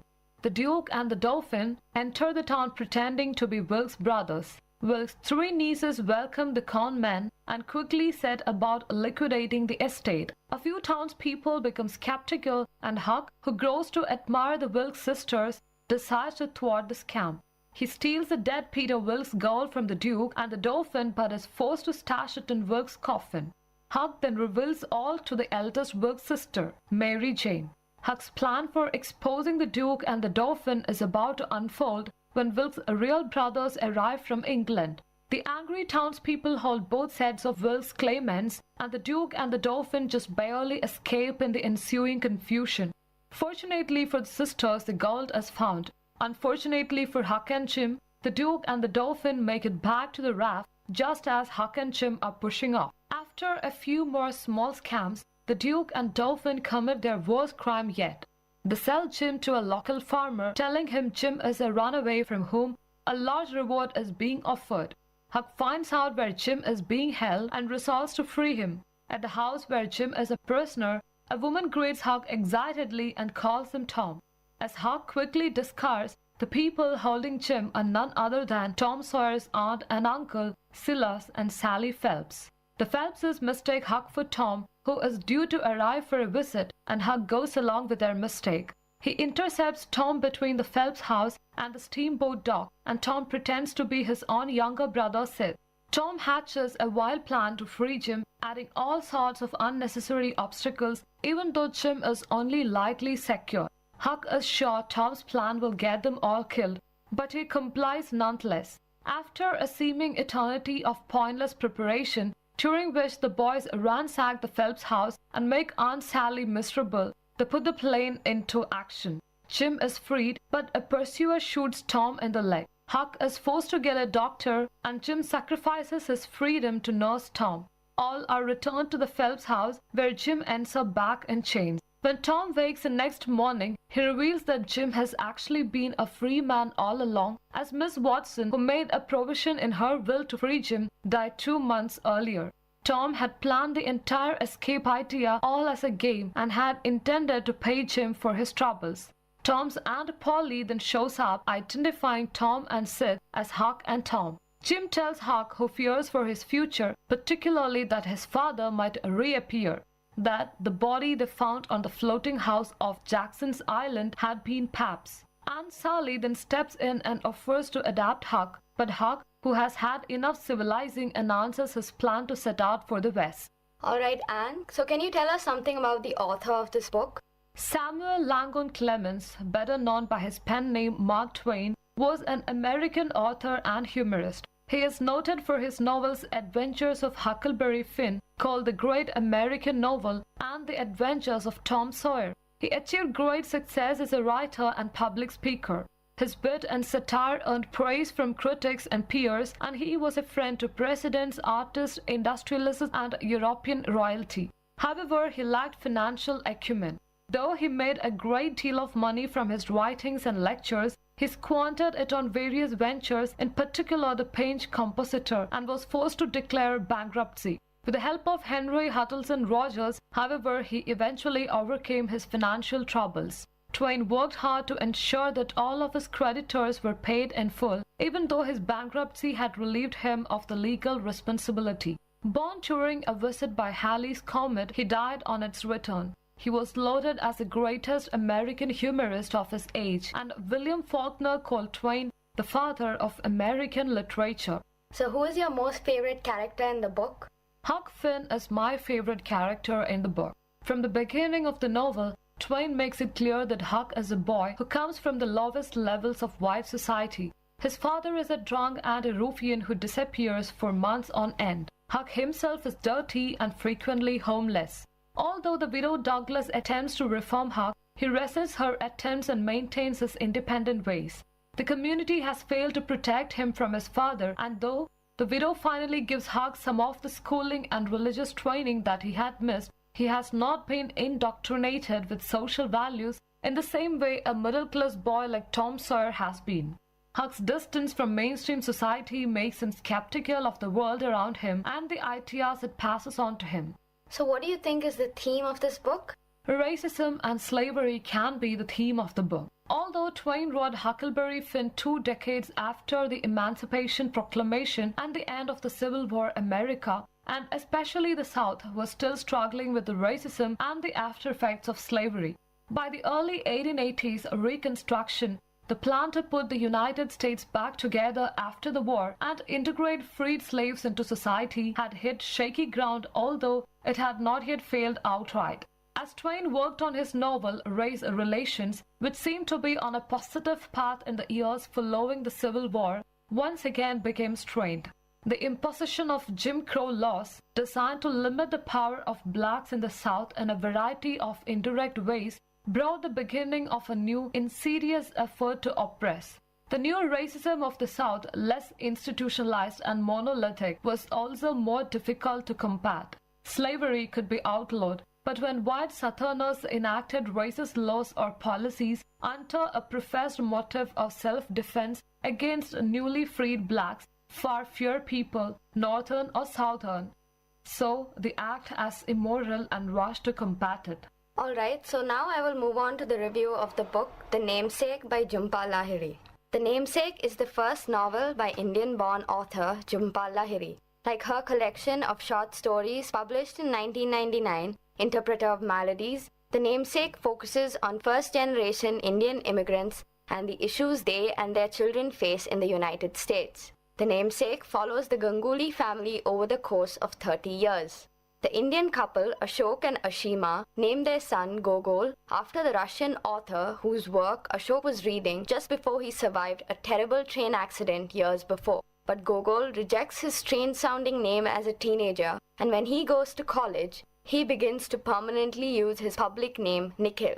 Author Jhumpa Lahiri was born Nilanjana Sudeshna but was called by her nickname Jhumpa by her Rhode Island kindergarten teacher because it was easier to pronounce. Lahiri's lifelong mixed feelings about her identity as represented in her Indian name inspired Gogol's struggle in The Namesake. The Namesake was published in Bengali by Ananda Publishers in Calcutta, India by the name Samanami. Here is a quick overview of the book. The year is 1968 and Ashima Ganguly, a Bengali woman who has recently moved to Cambridge, Massachusetts with her new husband, is about to give birth. Her husband Ashok accompanies her to the hospital in a taxi. In the waiting room of the hospital, Ashok remembers how in 1961, as he was taking the train from Calcutta to Jamshedpur to visit his grandfather and collect the books he was to inherit from him, there was an accident and he had nearly died. On the train, he had been reading a collection of short stories by Nikolai Gogol, a Russian author, when the locomotive engine and 7 bogies derailed, causing Ashok's car to be flung into a nearby field. Rescue workers found Ashok because of the book page he clutched in his hand. Their baby boy is born in the morning. Ashima and Ashok want to wait to name him until a letter arrives from Ashima's grandmother with 2 name options, one for a boy and one for a girl. It is the Bengali tradition to have a respected elder choose the name of the child. However, it is time to leave the hospital and the letter has not arrived. So they decide to make up a pet name that will be used until they can officially name their baby based on his grandmother's wishes. Ashok chooses Gogol, the name of the author whose stories he was reading when the train crashed years before. Ashima and Ashok hold a rice ceremony for Gogol when he is 6 months old. 6 months later, the Gangulys are planning a visit to India. Ashima's brother Rana calls with the bad news that her father has suffered a heart attack and died.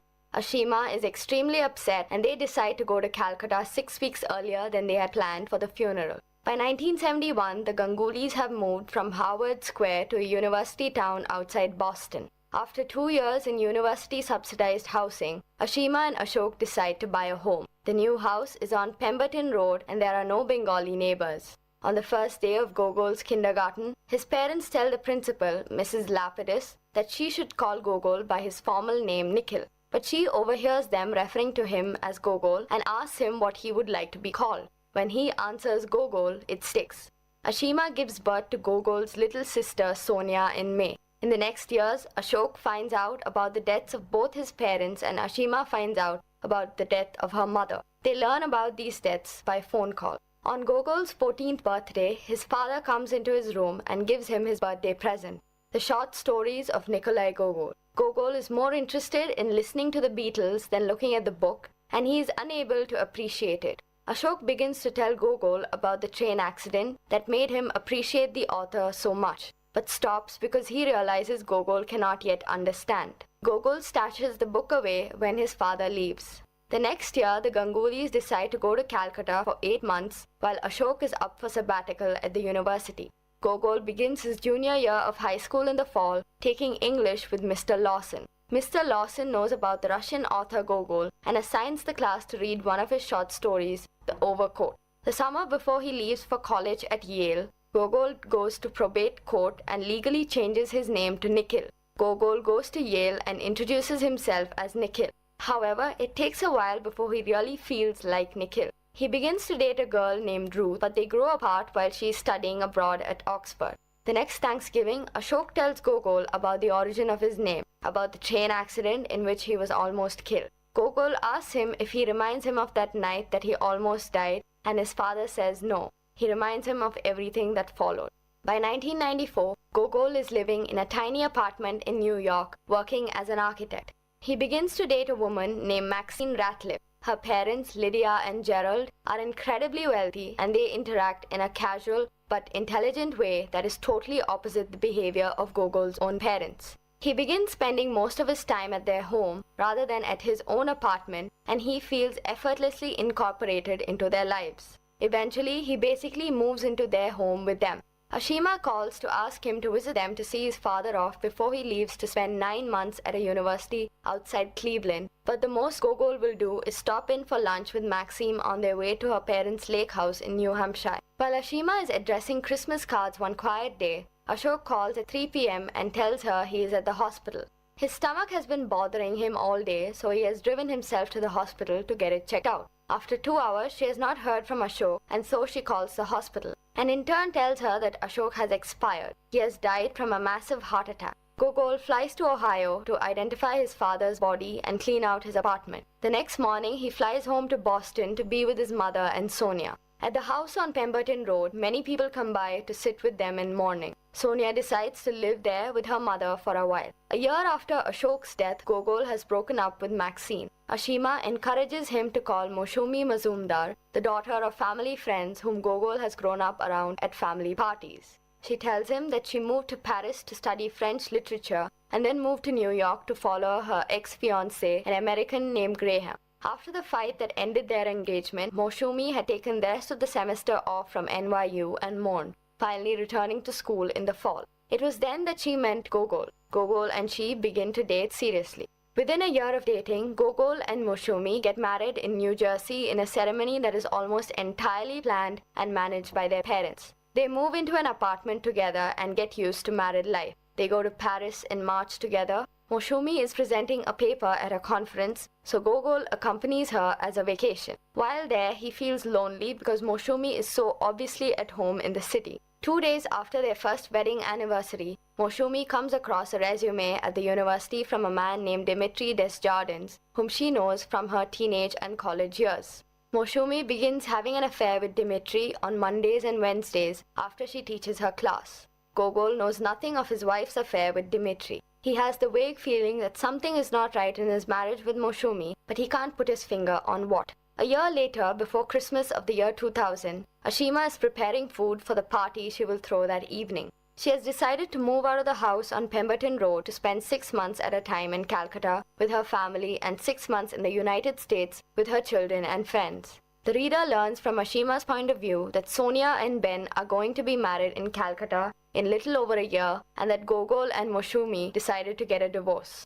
Gogol arrives at the train station before Sonia and Ben are there to meet him. He remembers the year before how on the train ride from New York to the house at Pemberton Road, he had discovered Moshumi's affair with Dimitri. They had spent the holiday at the house on Pemberton Road as planned, but he had left the day after Christmas to go back to New York, and when Gogol returned to the apartment days later, she had packed up and left for good. Now, arriving at the train station a year later, he sees Sonia and Ben pulling up in his mother's car to take him to the house one last time. Party guests arrive and Gogol goes back to his old bedroom and discovers the book his father had given him so many years ago on his birthday, the collection of short stories by Nikolai Gogol. At the time, he had had no appreciation for it and hadn't even read a single story. Now he sees the inscription his father had written inside. The man who gave you his name from the man who gave you your name. He takes his time, not going downstairs with the camera just yet. He sits down and begins to read the overcoat. So well, can you tell us something about Jhumpa Lahiri?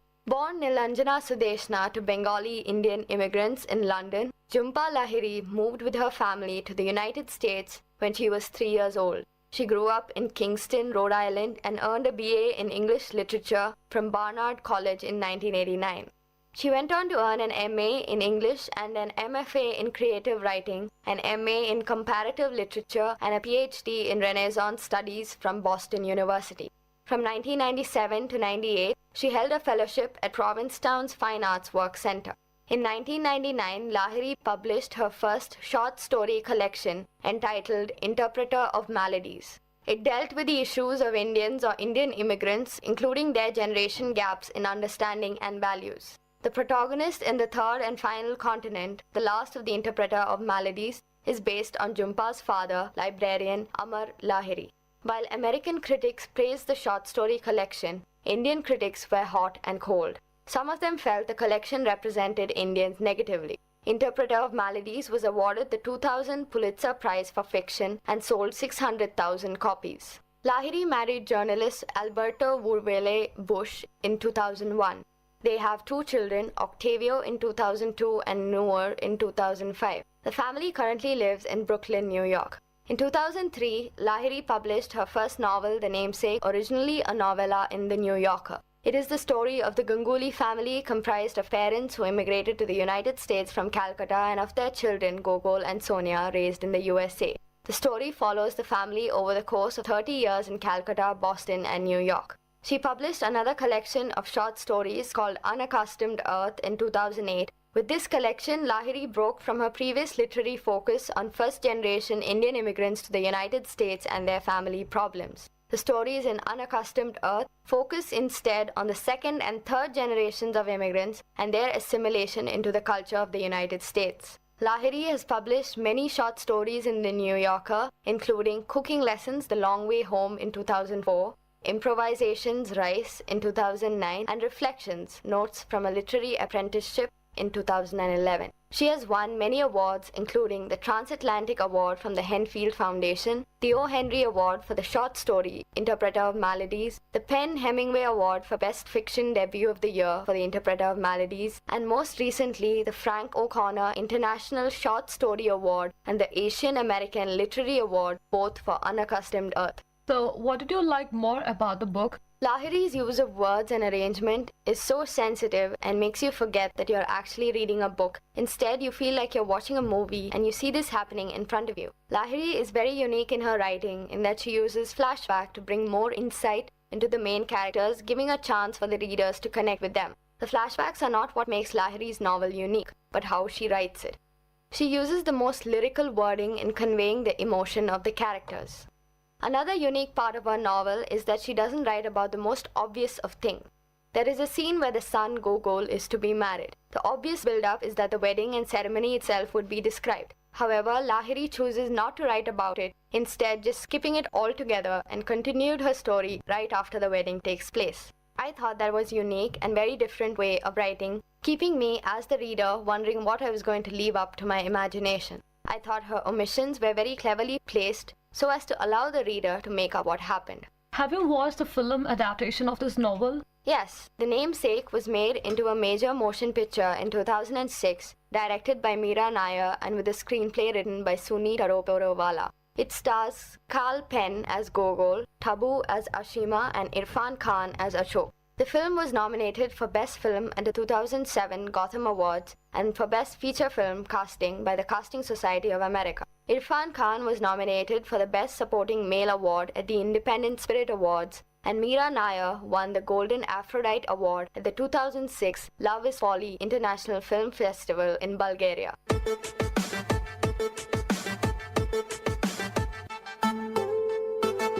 So I guess this is enough for today's episode. Next week again we'll catch you up with another 2 interesting lovely books picked up from my bookshop. Meet you guys next week. Till then, bye and take care. From Vit Community Radio 90.8.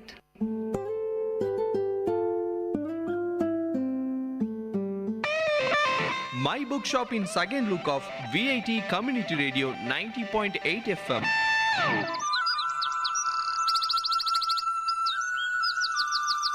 VIT பண்பலை 90.8 கவிதை கேளுங்கள்.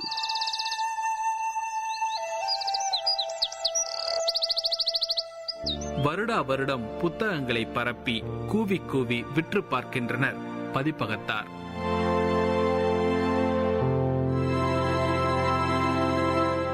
விற்காத புத்தகங்களுக்கு தள்ளுபடி என்ற சலுகையும் கொடுத்து பார்த்து பத்தாக்குறைக்கு 70 வரை நீள்கிறது தள்ளுபடியின் சதவிகித வயது. விற்காத புத்தகங்களுக்கு தள்ளுபடி என்ற சலுகையும் கொடுத்து பார்த்து பத்தாக்குறைக்கு 70 வரை நீள்கிறது தள்ளுபடியின் சதவிகித வயது. நோஞ்சான் பிள்ளைக்கு புத்தக கடையில் வேலை. 5 கிலோ எடை கொண்ட புத்தகங்களை அடுக்கி தூக்கி நடக்கும் 5வது மட்டுமே படித்த ஆணழகன்களுக்கு தாதா விஸ்கியையும் மாப்பசானையும் பெயரளவில் மட்டுமே பரிச்சயம். 5 கிலோ எடை கொண்ட புத்தகங்களை அடுக்கி தூக்கி நடக்கும் 5வது மட்டுமே படித்த ஆணழகன்களுக்கு தாதா விஸ்கியையும் மாப்பசானையும் பெயரளவில் மட்டுமே பரிச்சயம்.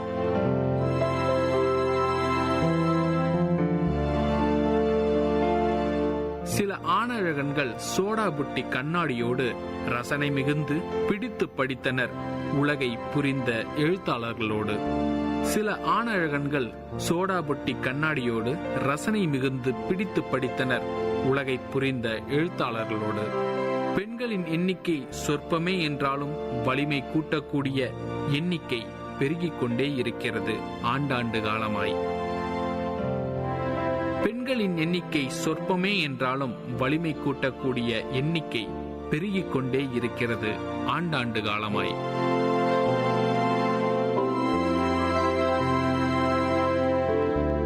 பழசரக்கு கடைகளில் பொருட்களை வாங்கி வீட்டு சமையலறையில் அடுக்கும் போது எழும் திருப்தியை விட, பழசரக்கு கடையில் பொருட்களை வாங்கி வீட்டு சமையலறையில் அடுக்கும் போது எழும் திருப்தியை விட, புத்தக கண்காட்சியில் வாங்கிய தலையணைக்குள் புதைத்த புத்தகங்களை வாங்கும்போது சற்று திருப்தி கூடுதல்தான்.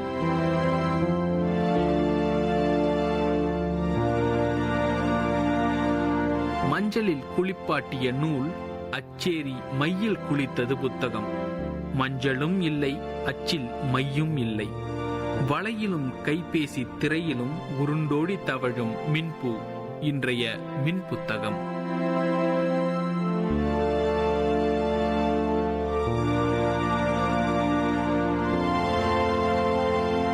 அச்சில் மையும் இல்லை, மஞ்சளும் இல்லை. வளையிலும் கைபேசி திரையிலும் உருண்டோடி தவழும் மின்பூ இன்றைய மின் புத்தகம். தட்டச்சு பிழை திருத்தம் கடினம் என்றால் மின்னச்சு பிழை திருத்தம் உசிதமாயிற்று. தட்டச்சு பிழை திருத்தம் கடினம் என்றால் மின்னச்சு பிழை திருத்தம் உசிதமாயிற்று. கண்காட்சி கூட்டம் இன்னும் புத்தகங்களை புரட்டி கொண்டிருக்க, கண்காட்சி கூட்டம் இன்னும் புத்தகங்களை புரட்டி கொண்டிருக்க, புத்தக சந்தையையே தலைகீழாய் புரட்டி கொண்டிருக்கிறது இணையத்தில் பூக்கும் புத்தகப்பூ. இணையத்தில் பூக்கும் புத்தகப்பூ இது மின்பூ. நம் கண்களில் மட்டும் மின்னும் கையில் நிற்கா நிழல் பூ. இது புரட்சிப்பூ, ஒரு புத்தகப்பூ.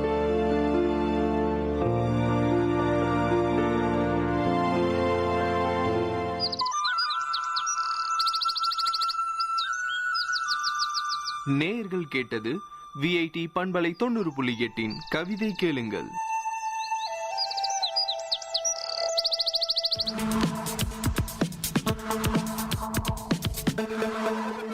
Way to success. Uncommon scenes, inspiring stories from real life heroes in VIT Community Radio 90.8.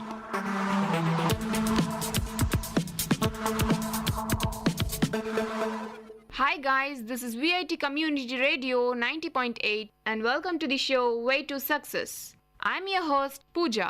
Today I'm going to tell you a story about Swami Vivekananda's travel from New York to Europe.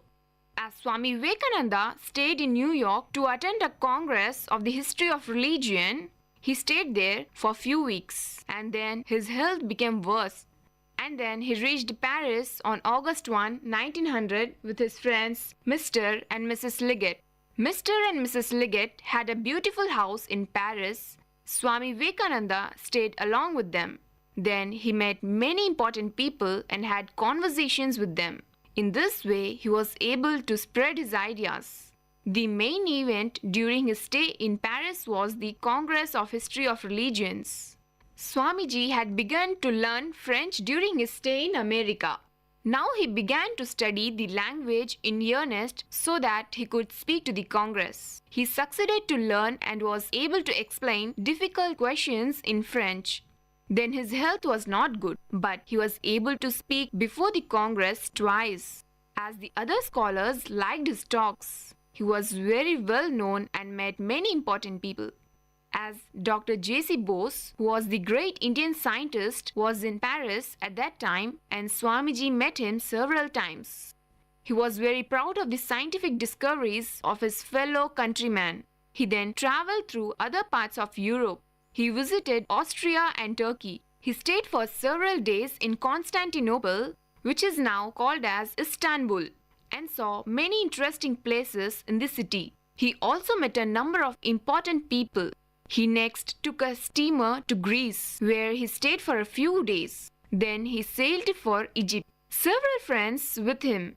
During this travel, he was much interested to see the pyramids and the museum at Cairo. He was feeling tired of seeing all these things. His mind was fixed more and more on God, and he was not interested anymore in seeing things in the world. He became eager to return to India. One day, he told to his friends that he would soon sail for India. They felt very sad, and then Swamiji left by the first steamer bound for India from Cairo. You're listening to the show Way to Success on VIT Community Radio 90.8 with me, Pooja. Meet you in our next episode with more interesting moment of successes. Dear listeners, you had listened to the show Way to Success. We will meet you with more uncommon stories from real life heroes in VIT Community Radio 90.8.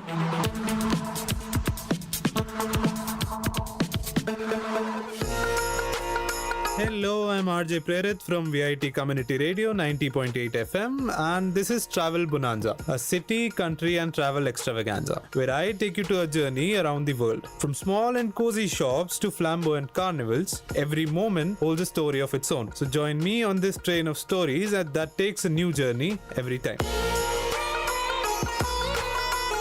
Greetings again, listeners. This is the driver cum navigator of this train of journey, and I hope each one of you are ready for this beautiful journey. Being a navigator, it is my duty to calculate every step of the train, isn't it? And this makes me a guy that believes in facts. And today, I read an interesting fact that nearly 30% of people around the globe love watching horror movies.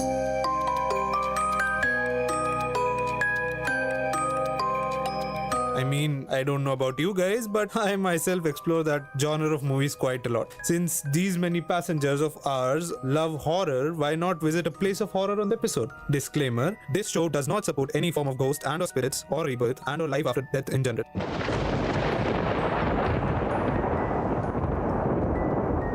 Bhangar is rumored to be India's most haunted place.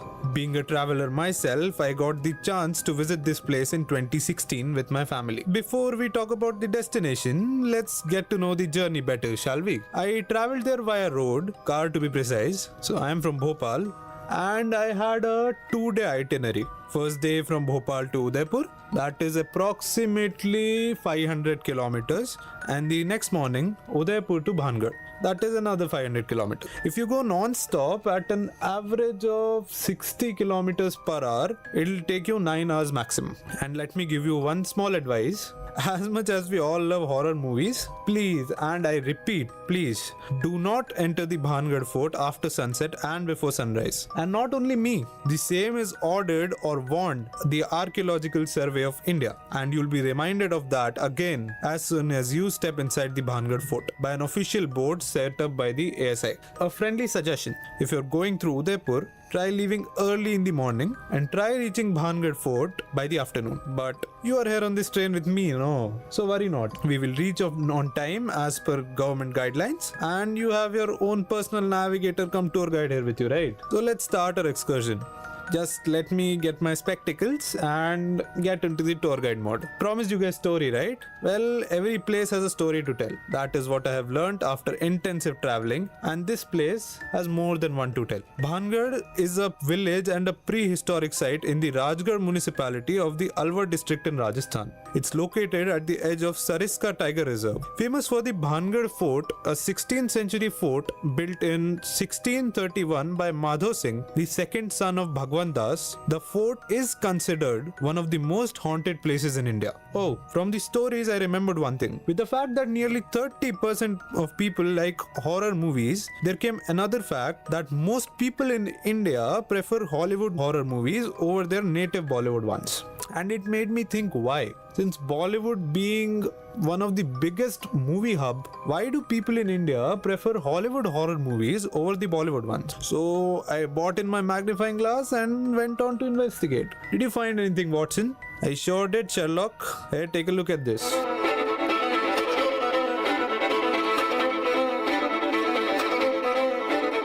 Well, that's all of the Sherlock expression I can give. What I can read the comment Mr. Watson sent me, I was taken back to Bhangar. The comment said that in most of the Bollywood horrors, the 20% of the movie consists of love scenes and the 50% consists of songs. I can't promise you songs, but Bhangar, according to the story, tells a love story of itself.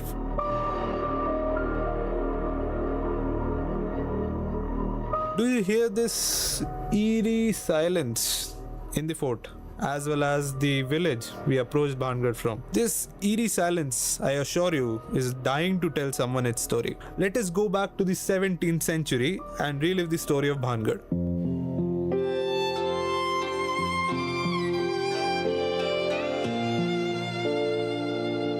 Now, this story of Bhangar Fort pertains to Princess Ratnavati. According to legends, her beauty was unparalleled and stories of her surpassing physical attractiveness even transcended kingdoms and borders. When she turned 18, suitors from several states asked her hand in marriage. All these suitors was a sorcerer named Singya, who was aware of the fact that he was no match for the princess. However, he decided to entice her with the magical powers he possessed. And just like all of the love stories go, he was lucky enough to see Princess Ratnavati's mistress in the market and enchanted the oil she was purchasing with black magic. He was of the hope that the princess would surrender herself to him upon touching the oil. However, his attempt was futile, as he didn't know that Ratnavati witnessed his trick and poured the oil on the ground, which then morphed into a rock. The mistake that Ratnavati made was that she rolled the rock towards the magician and crushed him.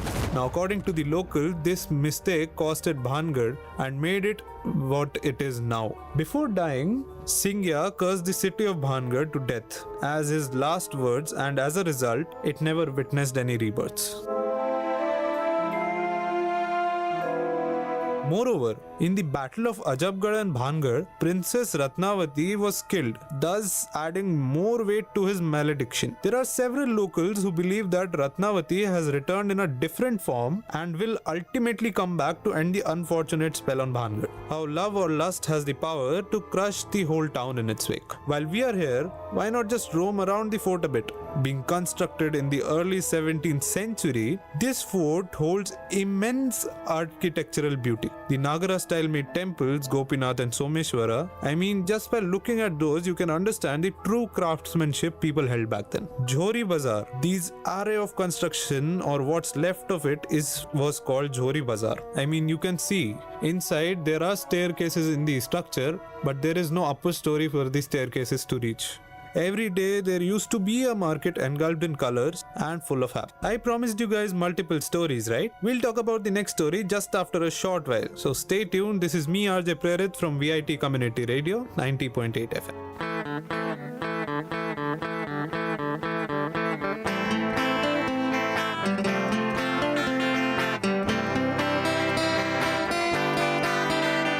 உங்கள் இல்லம் நுழைந்திடும் உங்கள் செவிகளை தீண்டிடும் உங்கள் மனதினை வருடவே பொன்பலையாய் மலருதே உங்கள் இல்லம் நுழைந்திடும் உங்கள் செவிகளை தீண்டிடும் உங்கள் மனதினை வருடவே பொன்பலையாய் மலருதே VIT 90.8 வேலூரில் நாங்கதாம்பே VIT 90.8. Ladies and gentlemen, you're listening to VIT Community Radio 90.8 FM.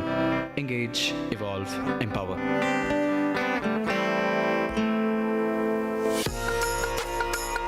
Welcome back to Travel Bonanza with me, RJ Prerit. We were talking about Bhangar, also known as India's most haunted village. Before we took a break, we were talking about the architectures of the Bhangar fort, and we also discussed one local fable about the fort. Now it's time to discuss another fable. The most popular fable is that of Emperor Madho Singh, who built the city and the fort after attaining the approval of Guru Balunath. Guru Balunath was a saint who used to meditate at the place where Madho Singh planned to set up the village. The saint gave his approval on one condition, that the shadow of the emperor's palace should never fall on his retreat. If in case it did, the city would crumble into ruins. Quote unquote. Madho Singh agreed on this and started the construction. Once the construction was completed, the retreat of Guru Balunath was unfortunately shadowed by the palace. Having incurred the saint's wrath, Bhangarh immediately transformed into a cursed city and could never be rebuilt, as no structures ever managed to survive in it. It is said that whoever tried to construct any kind of structure in Bhangarh, the same structure was destroyed the same night. As we saw a few moments back in Johri Bazaar, there was no upper story. According to the locals, this was because of the curse only. Also, it is very interesting to note that the tomb of Guru Balunath can still be found among the ruins. Since I said I believe in facts, if we talk about the scientists, they believe the cause of the village's condition is because of drought and famine, making it uninhabitable. And the locals now tend to believe this as well and have started to reside in the nearby village Ajabgarh and are furthermore promoting dark tourism also. What is dark tourism, you may ask? Dark tourism is the act of visiting places associated with death and tragedy. Oh, would you look at that? We didn't even realize that it is nearly the time sunset. Stories sure makes you forget your surroundings. Alright, all the passengers back on the train. We'll move to our next stop. Since it is nearly sunset, we'll go to a nearby city, roam around there and call it a day. And what better place to visit than the capital of Rajasthan itself, the Pink City, Jaipur. And as we proceed on this 80 kilometers long journey, I would recommend you to keep looking out your window from time to time to feel that cool breeze of nature and the beautiful sceneries of Rajasthan. And wow man, literally wow, what a sight. The infamous Johri Bazaar, also known as the Pink Market. Well, originally not pink, it was in 1876 that Maharaja Ram Singh decided to paint the entire city as a grand gesture of hospitality for Britain's Queen Victoria. Since then, pink has remained the official color code of Jaipur's walled city by law. Johri Bazaar is the oldest market in Jaipur, and to all the passengers who love shopping, let me tell you, this place is heaven for you guys. From vibrant lahariya to auspicious bandhani, colorful beads to diamond jewelry, handicrafts to quilts, and leathers to footwear. Things may come in all colors at the Johri Bazaar, but the shops on the ground floor, the houses on the upper floors, the mosques, temples, library, and schools, they are all pink. Well, to all of you who are not very into shopping and would love to go to their respective rooms and sleep, or are history buffs like me and would like to visit the palaces just like we did some time ago, please get back on board as we will proceed towards a palace where emperors dine. The city palace, and there at the far end you can see the Baradari restaurant. This is a restaurant that serves the current Maharaja of Jaipur, H.H. Padmanabh Singh's favorite dishes because it's right next door to him. Baradari is inside the courtyard of the city palace and its arches and corbels are clad in pink stone. This one is more subtle and ochre if you believe, because it's a city palace. But let me tell you, if you visit it at night in mood lighting, it appears pink enough, more than enough. It will satisfy everything. Since it is satisfying our pink nature, let's satisfy our hunger of food, and we'll proceed to a monument that leaves all of the country in awe with its architecture and its color, of course, to satisfy our travel hunger. After a short break, stay tuned. It's time to pick some words in glossary box with Miss Sahitya on VIT Community Radio 90.8. Jeer, J-E-E-R, to make fun of someone by laughing noisily. Synonym of the word jeer is poke fun, mock. Antonym of the word jeer is praise, flatter. And to use it in a sentence format, the crowd jeered when the captain of the team was bowled out with the first ball.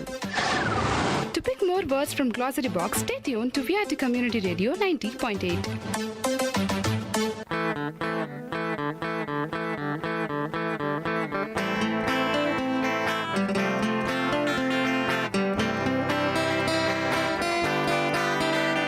உங்கள் இல்லம் நுழைந்திடும், உங்கள் செவிகளை தீண்டிடும், உங்கள் மனதினை வருடவே பொன்பலையாய் மலருதே. உங்கள் இல்லம் நுழைந்திடும், உங்கள் செவிகளை தீண்டிடும், உங்கள் மனதினை வருடவே பொன்பலையாய் மலருதே. VIT 90.8 வேலூரில் நாங்க Tambe.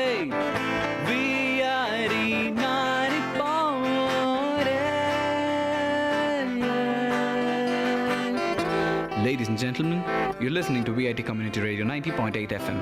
Engage, evolve, empower.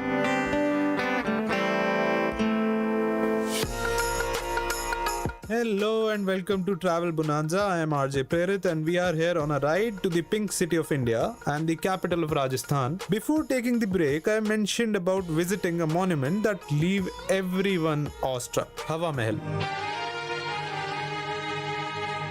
I mean, what use is the trip to Jaipur if you don't visit palaces, right? With new palaces to visit every day of the week, I am pretty sure that this would be your first picture of the pink city. The Hawa Mahal may be Jaipur's most famous pink building, and for good reason, known as the Palace of Winds. This 5-story crown-shaped building is simply mesmerizing. It was built from pink sandstone in 1799, then pink washed with calcium oxide in 1876 to boost the Built by Savai Pratap Singh, this mesmerizing structure contains 953 windows. Would you believe that? The idea behind it was to provide the ladies of the royal house the view to the street processions without being seen. Since I mentioned royal ladies and history, why not visit the old forts or palaces in Jaipur? Come aboard then. Why not hit two birds with one stone? We'll visit the fort or palace as well as check in our hotel for the night at the same time. Sounds good, no? Let's do it then. Off to Rambagh Palace. Passengers who were shopping, I hope your shopping went well, and yes, you can share the pics you clicked with the fellow passengers to see what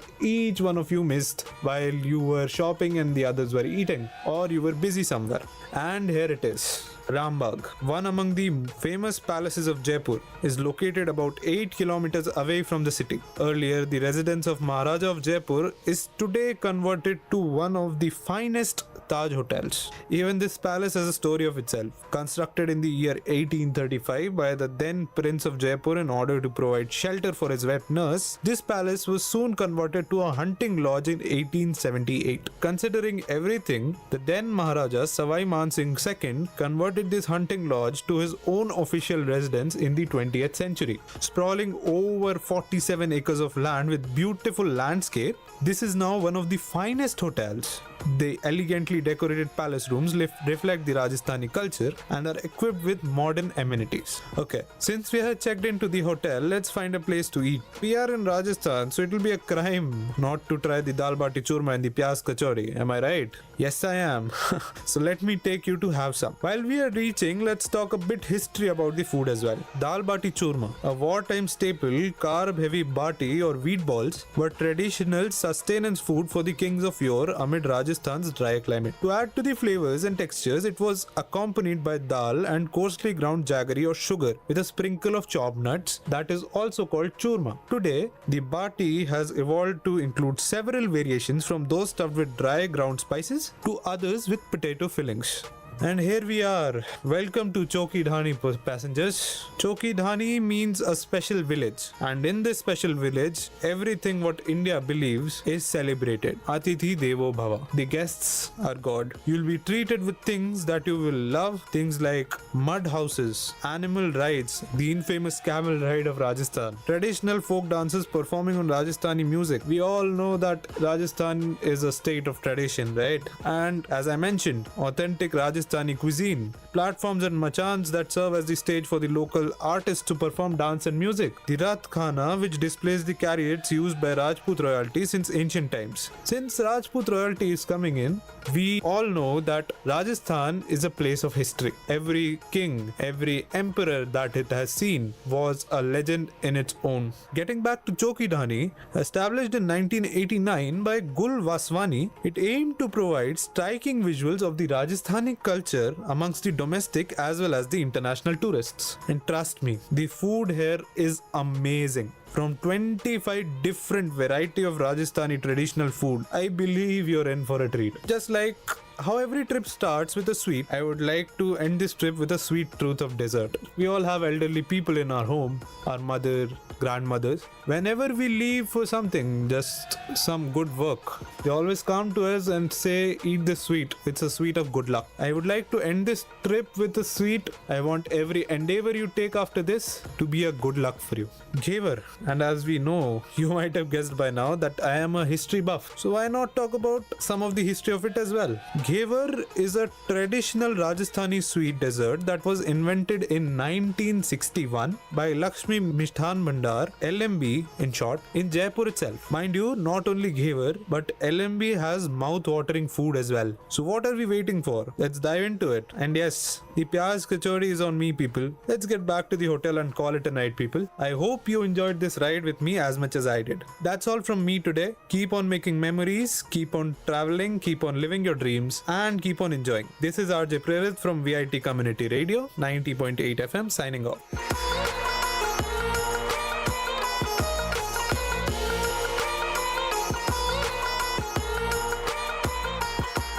VIT பண்பலை பெருமையுடன் வழங்கும் சுதந்திர தின பாடல்.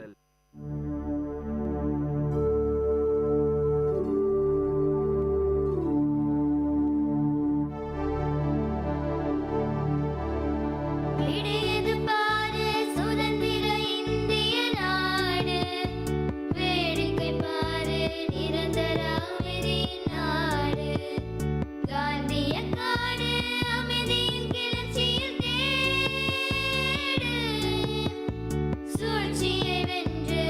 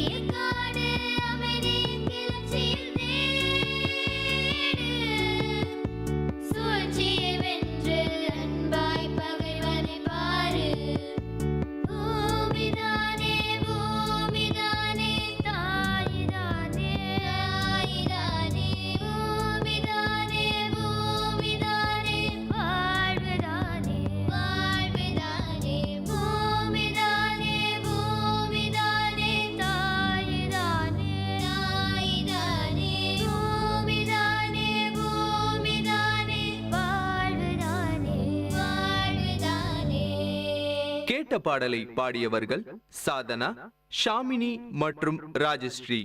இசையமைத்தவர் முருகானந்தம். பாடல் வரிகள் KP Anand.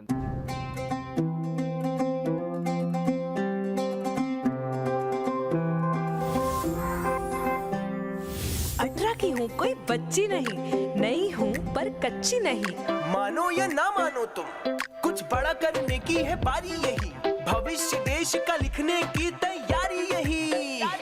बचपन से अब तक मेरी माटी ने दुलारा, आज मुझको है मेरे देश ने पुकारा. आज चल पड़े हैं हम सबके कदम, बदलने भाग्य देश का निकल पड़े हैं हम. आज चल पड़े हैं हम सबके कदम, बदलने भाग्य देश का निकल पड़े हैं हम. हो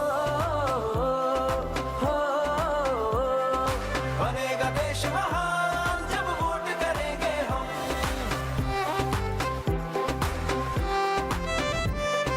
ये जीवन ये तन मन सब कुछ है तुम्हारा, आज मुझको है मेरे देश ने पुकारा. जो सोचे और ठाने तो करके दिखा दे, ऐसे है मेरे देश के फौलादी इरादे. आज चल पड़े हैं हम सबके कदम, बदलने भाग्य देश का निकल पड़े हैं हम.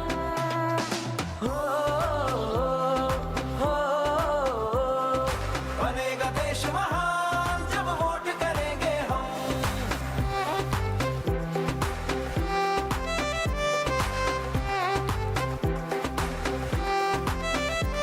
क्या तेरा क्या मेरा सब तुझ पे ही बारा, आज मुझको है मेरे देश ने पुकारा.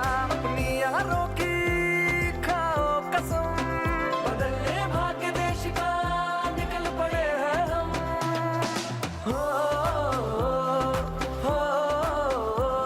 कश्मीर से कन्याकुमारी है सब अपने, यहाँ पे कोई बेगाना नहीं. हम तो यहाँ पे सब देश के दीवाने, तो हमसे कोई टकराना नहीं. आवाज यही, अधिकार यही, आजादी का पुरस्कार यही, लोकतंत्र का पहले संस्कार यही, संस्कार यही. अपनी यारी की खाओ कसम, करेंगे अपना पहला वोट देश के लिए हम. ये जीवन फर्स्ट टाइम जी सर. सब कुछ है तुम्हारा,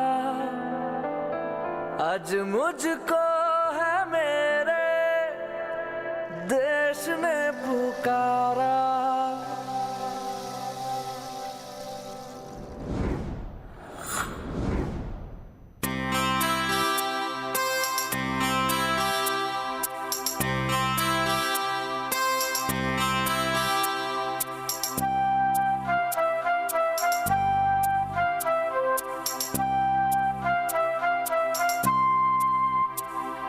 சித்திரை கொள்ளும் நேரமிது, சித்திரை பெண்ணே பாடல் தொடு, இதழ்களை சேர்த்து கைகளை கோர்த்து காற்றினில் நுழைந்து பாடல் தொடு. காதலில் மூழ்கும் காலமிது, நித்திரை கொள்ளும் நேரமிது.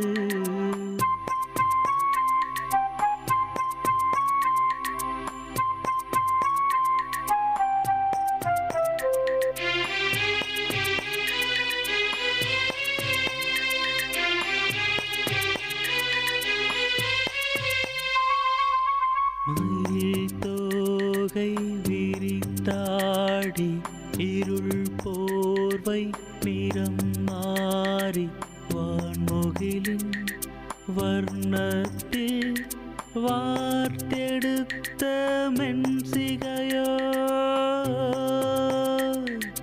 வான்முகிலின் வர்ணத்தில் வார்த்தெடுத்த மென்சிகையோ, இளங்குயிலின் சதி சூடி மரநிழலில் கவி பாடி, கான்மழையின் காலத்தில் குளிரேற்ற கண்ணிமையும், நித்திரை கொள்ளும் நேர நேரமிது.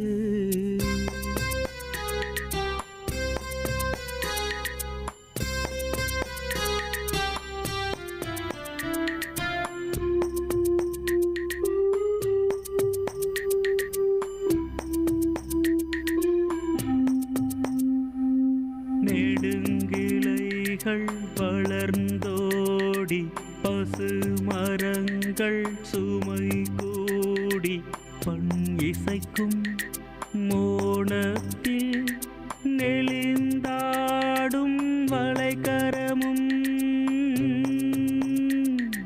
பண் இசைக்கும் மோனத்தில் நெளிந்தாடும் வளைகரமும் சுடர் விழிகள் வழியோடி மிடரிடையே மொழி தேடி கண் அசைக்கும் நேரத்தில் களி கூட்டும் சிலை முகமும் நித்திரை கொள்ளும் நேரமிது.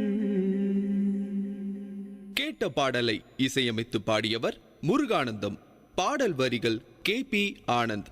தயாரிப்பு VIT பண்பலை 90.8.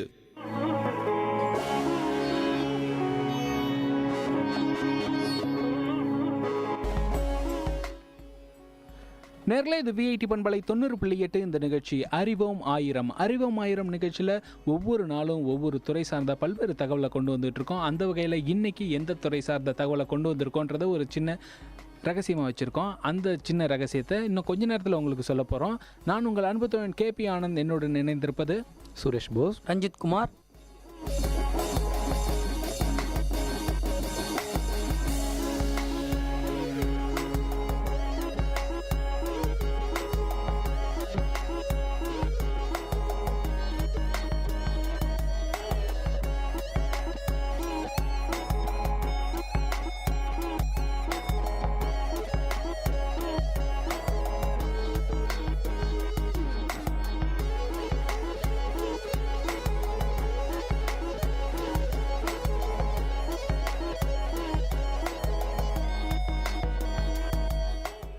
இன்றைக்கி ரகசியமாக வச்சுருந்த அந்த ஒரு துறை என்ன துறை அப்படின்னு பார்த்தீங்கன்னா, நான் இப்போ உங்கள்கிட்ட எந்த ஒரு விஷயத்தில் பேசிகிட்டு இருக்கேன், கம்யூனிகேட் பண்ணிகிட்டு இருக்கேன் அப்படின்றது தெரியுமா?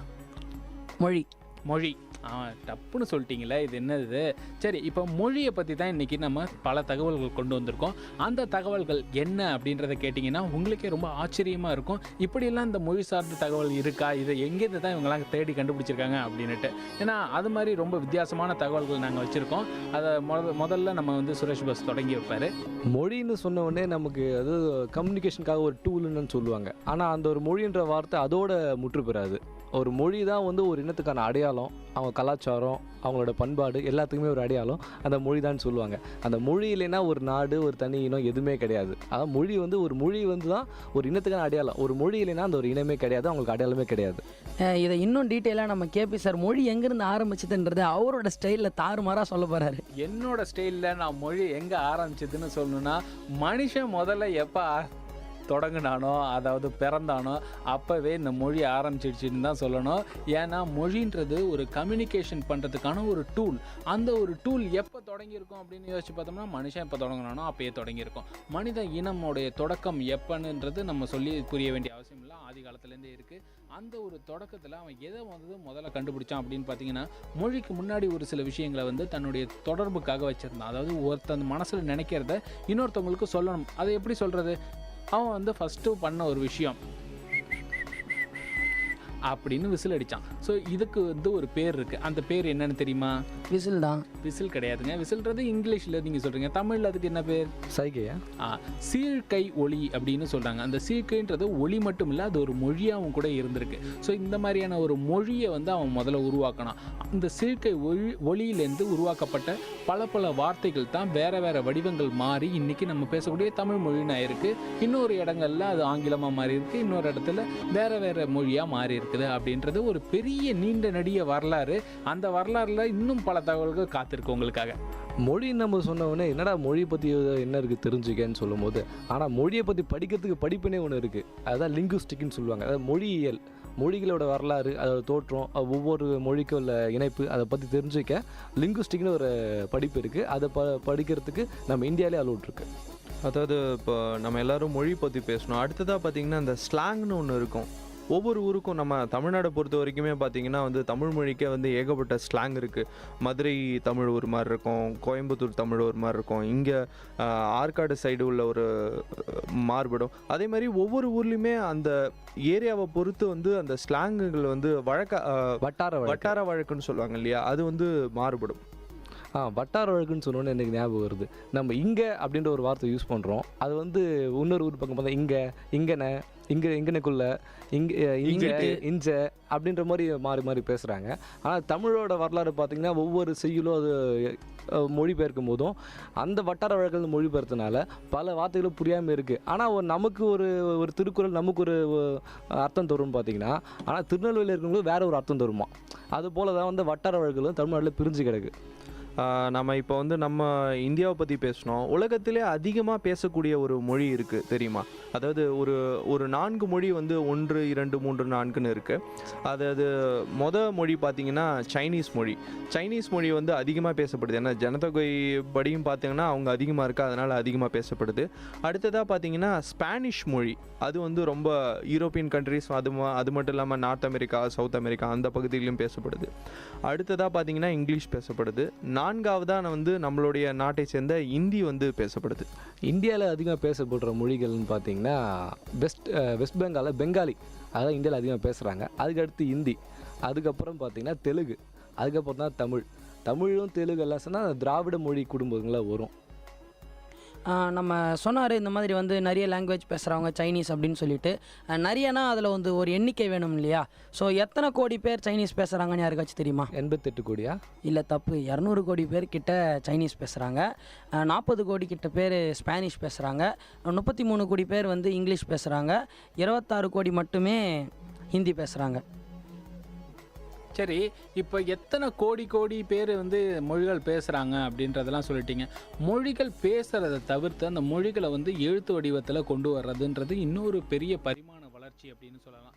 அதாவது லிபி அப்படின்னு சமஸ்கிருதத்தில் சொல்லுவாங்க, தமிழில் எழுத்துன்னு சொல்லுவாங்க. ஸோ இந்த ரெண்டும் எதை குறிக்குது அப்படின்னா ரிட்டர்ன் லெட்டர்ஸ். ஸோ இதை தான் வந்து குறிக்குது. ஆனால் இந்த ஒரு விஷயம் உருவாகிறதுக்கு முன்னாடி உருவான ஒரு விஷயம் இருக்குது. அது என்னன்னு பார்த்தீங்கன்னா சித்திர குறியீடுகள். நம்ம ஏற்கனவே இந்த மாதிரியான ஒரு நிகழ்ச்சியில் வந்து நம்ம சித்திர குறியீடு பற்றி பேசியிருந்தோம். ஸோ சித்திர குறியீடுனா என்ன அப்படின்னா, ஒரு நிகழ்வு நடக்கும், அந்த நிகழ்வை வந்து சொல்கிறதுக்கு அந்த நிகழ்வையே வரைபடமாக வரைவாங்க. ஸோ அவ்வளோ பெரிய ஒரு படமாக வரைகிறதுக்கு பதிலாக அந்த படங்களில் இருக்கக்கூடிய சின்ன சின்ன கூறுகளை வந்து ஒரு வடிவங்களாக மாற்றி அதை வந்து ஒரு சின்ன எழுத்துக்கள் கொண்ட ஒரு குறியீடாக கொண்டு வருவாங்க. ஸோ இதுக்கு பேர் வந்து சித்திர குறியீடுகள். இந்த சித்திர குறியீடுகள் தான் பின்னாடி வந்து வளர்ச்சி பெற்று நம்மளுக்கு வந்து லிபின்னு சொல்லக்கூடிய அந்த எழுத்து வகையாக வருது. ஸோ இந்த எழுத்து வகைக்கும் மொழிக்கும் என்ன சம்மந்தம்னு பார்த்தீங்கன்னா, மொழி வந்து ஒரு கட்டமைப்புக்குள்ளே வந்த பிறகு தான் இந்த எழுத்து அப்படின்றது ஒன்று உருவாகும்.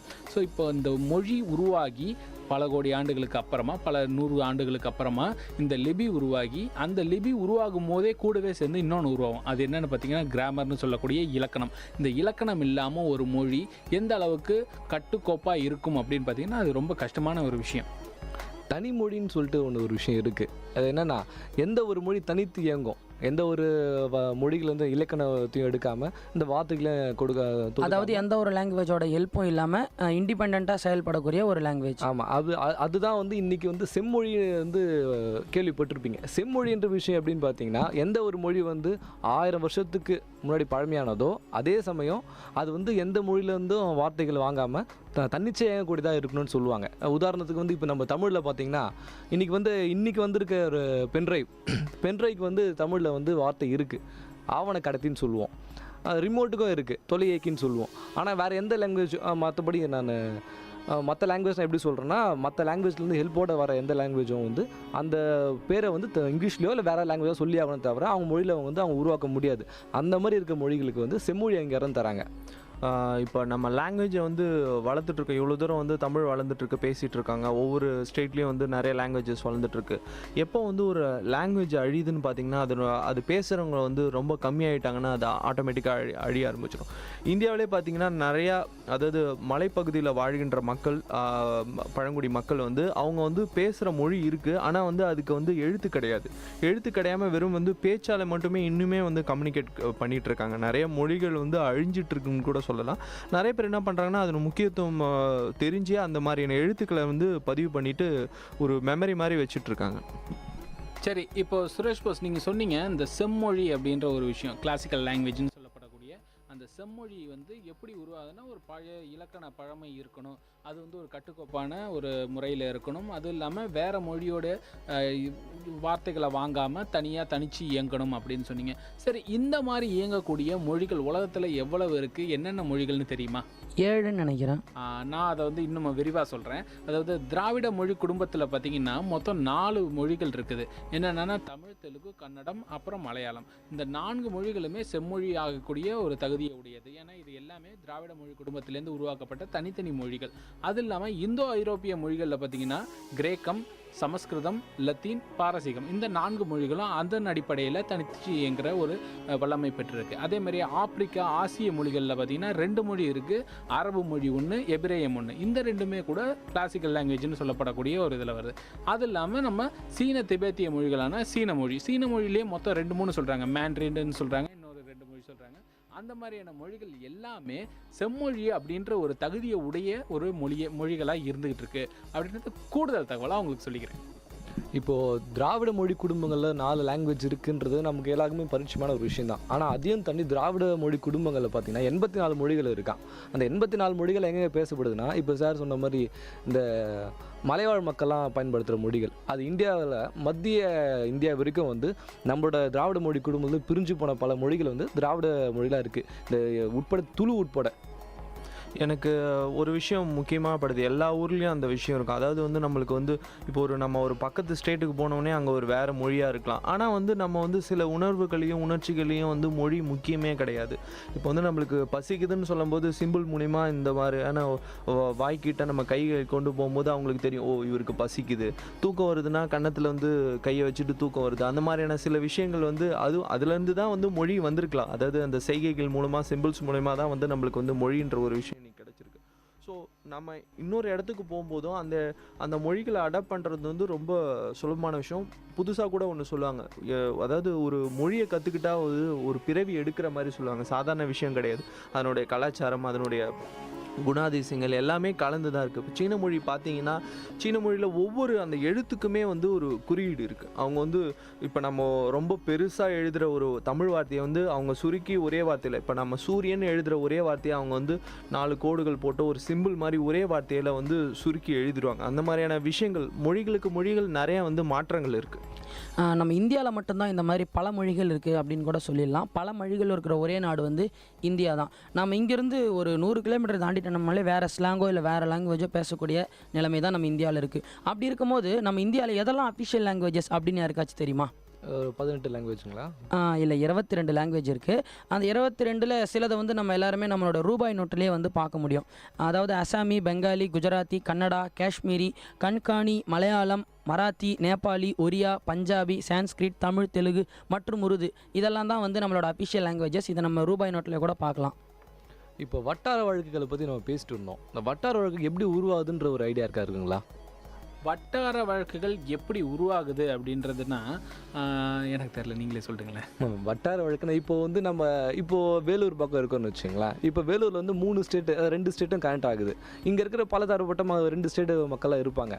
அங்கே நம்ம அந்த லாங்குவேஜை கலந்து பேசி நமக்குன்னு ஒரு ஸ்லாங் வந்துடும். இப்போ சென்னையில் பார்த்தீங்கன்னா சென்னை தமிழ்னு ஒன்று இருக்குது. அங்கே வந்து எல்லா ஸ்டேட்லேருந்து மக்களும் வாழ்கிறாங்க. அப்போ அந்த கூலி வேலை செய்கிறவங்களாம் வந்து அவங்கள்ட்ட வேலை செய்யும் போது அவங்க சொல்கிற வார்த்தைகளை கேட்டு அவங்க வீட்டில் பேசி அப்படி ஒரு ஸ்லாங் வந்தது. அதே மாதிரி நம்ம சவுத் சவுத் சைடு ரொம்ப டீப்பாக போயிட்டுனா தூய தமிழில் பேசுவாங்க. ஏன்னா அந்த பக்கம் எந்த கலப்படும் வரதில்லை. இப்படி தான் ஒவ்வொரு இடத்துல வட்டார வழக்குகள் உருவாகுது. இன்னொரு விஷயம், அந்த வட்டார வழக்கு பேசும்போது இன்னொரு விஷயம் எனக்கு ஞாபகம் வருது. அதாவது வந்து என்னுடைய ஊர் வந்து பாண்டிச்சேரி.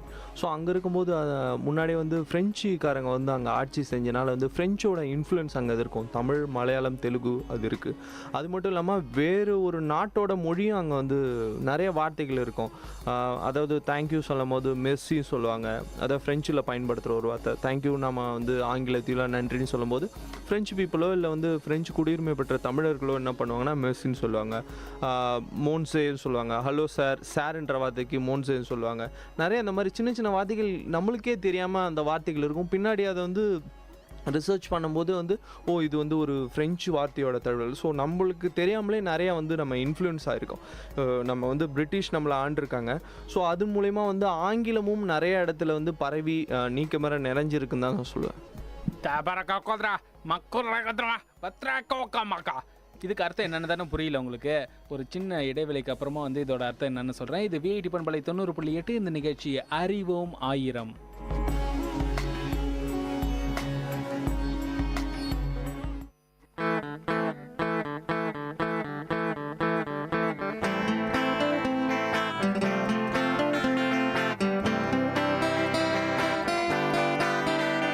உங்கள் இல்லம் நுழைந்திடும், உங்கள் செவிகளை தீண்டிடும், உங்கள் மனதினை வருடவே பண்பலையாய் மலருதே.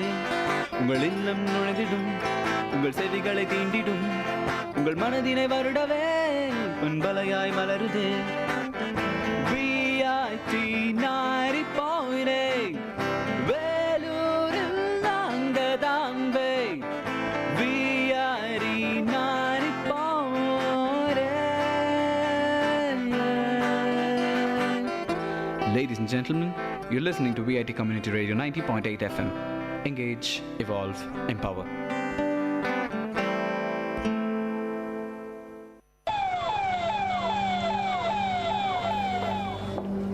நர்ஸ், அந்த பேஷண்டோட ரிலேட்டிவ்ஸ் யாராவது வந்திருக்காங்களா? இதோ இருக்காங்க சார். டாக்டர், என் பையனை எப்படியாவது காப்பாத்துங்க டாக்டர். அதுக்கு தான் முயற்சி பண்ணிட்டு இருக்கோம். உங்க பையனோட பிளட் குரூப் ரொம்ப ரேர் குரூப். எங்க பிளட் பேங்க்ல அது அவைலபிள் கிடையாது. உங்க குடும்பத்துல யாருக்காவது இருக்கும், அவங்களை கொடுக்க சொல்லுங்க, கண்டிப்பா காப்பாத்துருவோம். என்னோட ரத்தத்தை எடுத்துங்க டாக்டர், என் பையனோட உயிரை காப்பாத்துங்க. நீங்க ரொம்ப வீக்கா இருக்கீங்க. உங்களோட பிளட் குரூப் ஒன்னா இருந்தாலும் எடுக்க முடியாது. வேற யாராவது? மாமா, கொஞ்ச நேரம் இங்கே இருங்க. வேற எங்கேயாவது யார்கிட்டயாவது ரத்தம் கிடைக்குதான்னு பார்த்துட்டு வரேன். அப்ப நீங்க ரத்தம் கொடுக்க முடியாதா மாப்ள? நான் ரத்தம் கொடுக்கலாம் மாமா. ஆனா நாளைக்கு ஆபீஸ்ல ஒரு ஆடிட்டிங் இருக்கு, அதான் பாக்குறேன். அண்ணே, மாப்பிள்ள சொல்றதும் சரிதான். நான் கூட 2 நாள்ல அபிஷியல் டூர் போறேன். கவலைப்படாதீங்க அண்ணே. நான் ஏங்க நீங்க வேற, அவரோட மாப்பிள்ள தம்பி 2 பேருமே ஏதோ ஆபீஸ் வேலையை காரணம் காட்டி நழுவ பாக்குறாங்க. நீங்க என்னமோ முந்திட்டு போறீங்களே. நீங்க ரத்தம் கொடுத்தா உங்களுக்கு ரத்தம் குறைஞ்சு போயிடும்ல. ஏதாவது வாயை விட்டு வாங்கி கட்டிக்காதீங்க, அப்புறம் இருக்கு வீட்டுல panchayat.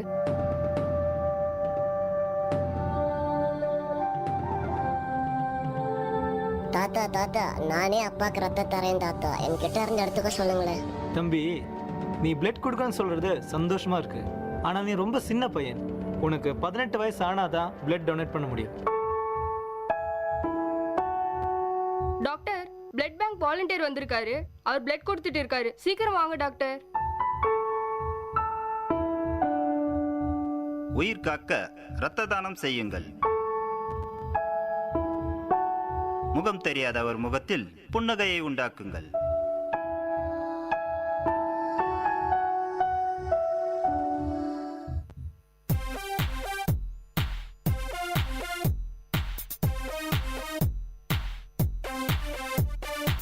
Mintu, I'm going to the market today. I have to get some vegetables. Are you coming? Wait, Chintu, I am coming. Hey, where is the carry bag? Carry bag? Huh? Why? Don't worry, we will get plastic bags there, no? Don't be so stupid. You know how much waste is generated every year by plastic bags. So please save your planet by carrying your own bags to the market. All right, I got it. Let's go now.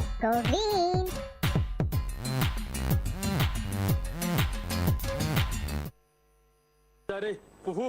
Nim, beat rule solangde. Nimda, dozras tell me. Har tabus crack oik nim bomla. Mohinozu unakasa. Minu Pizra, Shukue, Min Bahatte, Zaratrama, My Splitim Rimsa Inkinim, Min Mahati Chuhor, Frot. என்ன இம்மா நேரம் நம்ம VIT பண்பலையில் ஓடிட்டு இருந்துச்சுன்றது எனக்கு புரியல. நம்ம ரஞ்சித் தான் ஏதோ சொல்கிறாரு. என்ன அப்படின்ற விவரங்களை வந்து இப்போ ரஞ்சித் சொல்லுவார், கேட்டுங்க. அதாவது மொழி அப்படின்றது பார்த்திங்கன்னா நம்ம சார் சொன்ன மாதிரி வந்து ஒரு ஓசையின் மூலயமா ஆரம்பித்து சைகையின் ஒரு முடிவாக தான் வந்து மொழி கருதப்படுது. மொழி ஒவ்வொரு இடத்துக்குமே வந்து வேறுபடுது அப்படின்னு கூட சொல்லிடலாம். அது மாதிரி ஒரு படத்துக்காக ஒரு லாங்குவேஜே கிராமரோட க்ரியேட் பண்ணியிருக்கிறாங்க. இந்த படம் நம்ம எல்லாருமே பார்த்துருப்போம். இந்தியாவோட மிகப்பெரிய பட்ஜெட் படம் பாகுபலின்னு சொல்லிட்டு, அதில் காலக்கேயர்கள்னு ஒரு இனமே வந்து இந்த மொழியை பேசியிருப்பாங்க. அது வந்து ஒரு 5 நிமிஷம் தான் இருக்கும். ஆனால் அந்த 5 நிமிஷத்துக்காக ஒரு சவுண்ட்ஸை வந்து ரிசர்ச் பண்ணி அதுக்கான ஒரு மொழியை இலக்கணத்தோடு வகுத்துருக்காங்க, தெரியுமா? ஆமாம், இது நம்ம அதாவது நம்ம நாட்டில் வந்த ஒரு படத்தில் வந்து இந்த மாதிரியான மொழிகள் பயன்படுத்தியிருக்காங்க. இதுக்கு வந்து ரிசர்ச் பண்ணியிருப்பாங்க. சும்மா ஏதோ ஏனாதானோன்னு சொல்லிட்டு அந்த வார்த்தைகள்லாம் எடுக்கல, நிறைய ரிசர்ச் பண்ணி எடுத்துருக்காங்க. இது பார்த்தீங்கன்னா இதுக்கு முன்னாடியே வந்து ஹாலிவுட் திரைப்படங்கள்லாம் இதுக்குன்னே ஒரு ரைட்டர் இருப்பார். அவரு தான் இது கிரியேட் பண்ணுவார், லாங்குவேஜ் கிரியேட் பண்ணார். அதாவது ஸ்டார் வார்ஸாக இருக்கலாம், இல்லை அவதார் படம்லாம் பார்த்துருப்பீங்க. அங்கே வந்து பழங்குடி மக்கள் பேசுகிறதுக்காக ஒரு லாங்குவேஜ், நேவி அந்த மாதிரியான ஒரு லாங்குவேஜ் வந்து ரெடி பண்ணுவாங்க. ஸோ அதெல்லாம் பார்த்திங்கன்னா கிராமர், அவங்க எப்படி வந்து அந்த அவங்களோட நாக்கு எப்படி வந்து உச்சரிக்கும், எந்த இடத்துல தொட்டால் எந்த வேர்டு வரும், அதாவது உணர்ச்சிகளுக்கு மதிப்பு கொடுத்து வார்த்தைகளை ரெடி பண்ணுறது, இந்த மாதிரியான விஷயங்கள் வந்து ரொம்ப நாளாக இருந்திருக்கு. நம்மளுக்கு இது ஒரு புதுசு இது. சரி, நம்ம இதெல்லாம் பேசிக்கிட்டு இருக்கோம். இது வந்து ஒரு ஒலியோட வந்து முடிவு தான் வந்து மொழி, இதெல்லாம் ஓகே. சார் சொன்னார் மொழிக்கு முன்னாடி வந்து நம்ம ஓசைகளை வச்சு பேசிக்கிட்டு இருந்தோன்னு. அதுக்கு முன்னாடியும் ஒரு விஷயம் இருந்தது, என்னன்னு தெரியுமா? எந்த விஷயமா சொல்கிறீங்கன்னு எனக்கு புரியலையே. டெலிபேத் கேள்விப்பட்டிருக்கீங்களா? டெலிபேத்னா நம்ம மனசில் நினைக்கிறது அடுத்தவங்களுக்கு தானாகவே தெரியறது. கண்டிப்பாக. அதாவது நம்மளோட எண்ணங்களை வந்து இன்னொருத்தருக்கு வந்து பரிமாற்றம் செஞ்சு கொள்வாங்க. இதுதான் வந்து டெலிபேத். இதுவும் வந்து மனிதர்கள் வந்து ஓசைக்கும் முன்னாடி ரொம்ப எளிமையாக பேசிக்கிட்ட ஒரு விஷயந்தான் அப்படின்னு சொல்கிறாங்க. ஆனால் இது வந்து அந்தளவுக்கு அதிகாரப்பூர்வமாக ஒரு மொழியாக பயன்பட்டுச்சா அப்படின்றதுக்கான தகவல்கள் நம்மள்ட்ட அதிகம் கிடையாது. ஏன்னா இது வந்து ஒரு முறை, இது வந்து பயன்படுத்தலாம், இந்த ஒரு சென்ஸை வந்து மனுஷன் வந்து உருவாக்கிக்கலாம் அப்படின்ட்டு இன்னமும் ஹைப்போதெட்டிக்கலாக தான் சொல்லிகிட்டு இருக்காங்க. சரி, இப்போ வந்து இந்த கிரியேட்டட் லாங்குவேஜ்ன்றதை பற்றி நம்ம நிறைய பேசிகிட்டு இருந்தோம். அதாவது ஒரு மொழியை வந்து ஒரு படத்துக்காக உருவாக்குறது அப்படின்றத பற்றி பேசியிருந்தோம். நம்ம நிதி சார் கூட சொன்னார், அவதார் படத்துக்காக என்ன மொழி உருவாக்குனாங்க? என்ன மொழி உருவாக்குனாங்க? நாவி அப்படின்னு சொல்லக்கூடிய அந்த ஒரு மொழியை உருவாக்குனாங்க. அதே மாதிரி பாகுபலிக்காக என்ன ஒரு மொழியை உருவாக்குனாங்க? கிளிக்கி. சரி, இப்போ நான் கேட்குற கேள்விக்கு பதில் சொல்லுங்கள். ஜான் கார்ட்டர் படத்துக்காக 2012 ஒரு மொழி உருவாக்குனாங்க. அது என்ன? இங்கிலீஷா? இங்கிலீஷ் தான். அது என்ன மொழி? எப்படி சொல்றதுன்னு தெரியல, நானே சொல்லிடுறேன். அதாவது பார்சூமினியன் அப்படின்னுட்டு சொல்லிட்டு ஒரு மொழியை வந்து மார்டியன்ஸ்ன்ற ஒரு இனக்குழு வந்து பேசுகிற மாதிரி ஜான் கார்ட்டர் திரைப்படத்தில் 2012 உருவாக்குனாங்க. ஸோ அந்த ஒரு மொழியை உருவாக்குனவரோட பேர் பார்த்தீங்கன்னா எட்கர் ரிச் போக் அப்படின்ற ஒரு நாவலாசிரியர். அவருடைய மொழியை அந்த சார்ந்த விஷயங்களில் அவங்க வந்து அந்த மொழியை வந்து உருவாக்கியிருக்காங்க. ஸோ இது மாதிரி பலரும் பலவிதமான ஒரு மொழிகளை வந்து உருவாக்கியிருக்காங்க. நம்ம முக்கியமாக அவதாரை பற்றி சொன்னீங்க, நாவின்ற ஒரு மொழி உருவாக்குனாங்க. அந்த நாவியின மக்கள் பேசுறதுக்கு அதை யார் உருவாக்குனது தெரியுமா?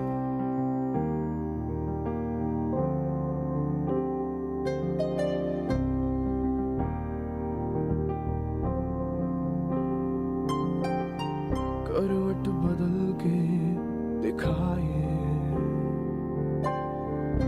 अधूरी राह पे सवार है, डूबी कश्ती उठाए दफन तेरा खुमार है। तेज है ये हवाएं, ना कोई साथ यहाँ रे, तेरी वजह से जो पल गवाए उनका हिसाब लिखा कहाँ रे। अब साथ ही है सदा रे, जज्बात अब है कफारे, अपना कोई मुझे पुकारे। अब जीत में भी गम है, मन अश्क से भी नम है, अब हद से ज्यादा सहारे।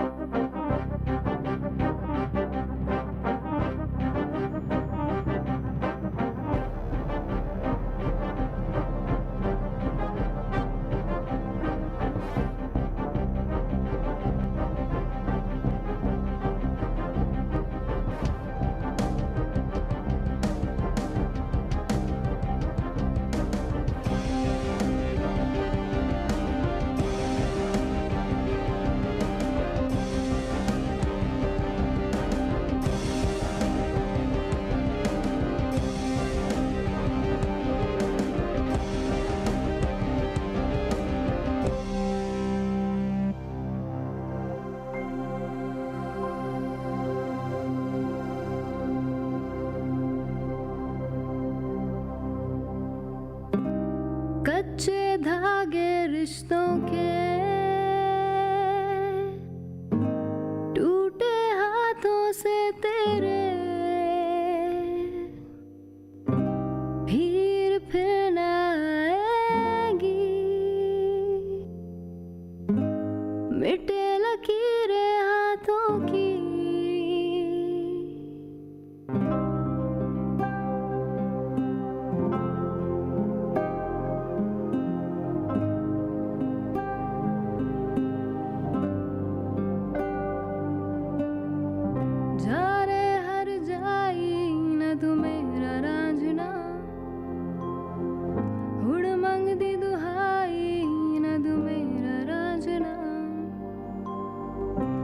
कसमें खाई न तू मेरा रांझना मांग दी तेरे हाई न तू मेरा Raanjhanaa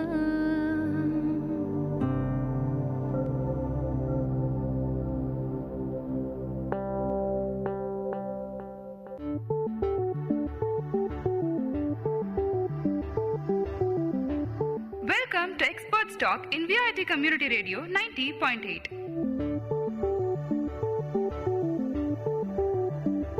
Clay pottery to galaxy, agriculture to astronaut, teaching to technology, a discussion on anything and everything.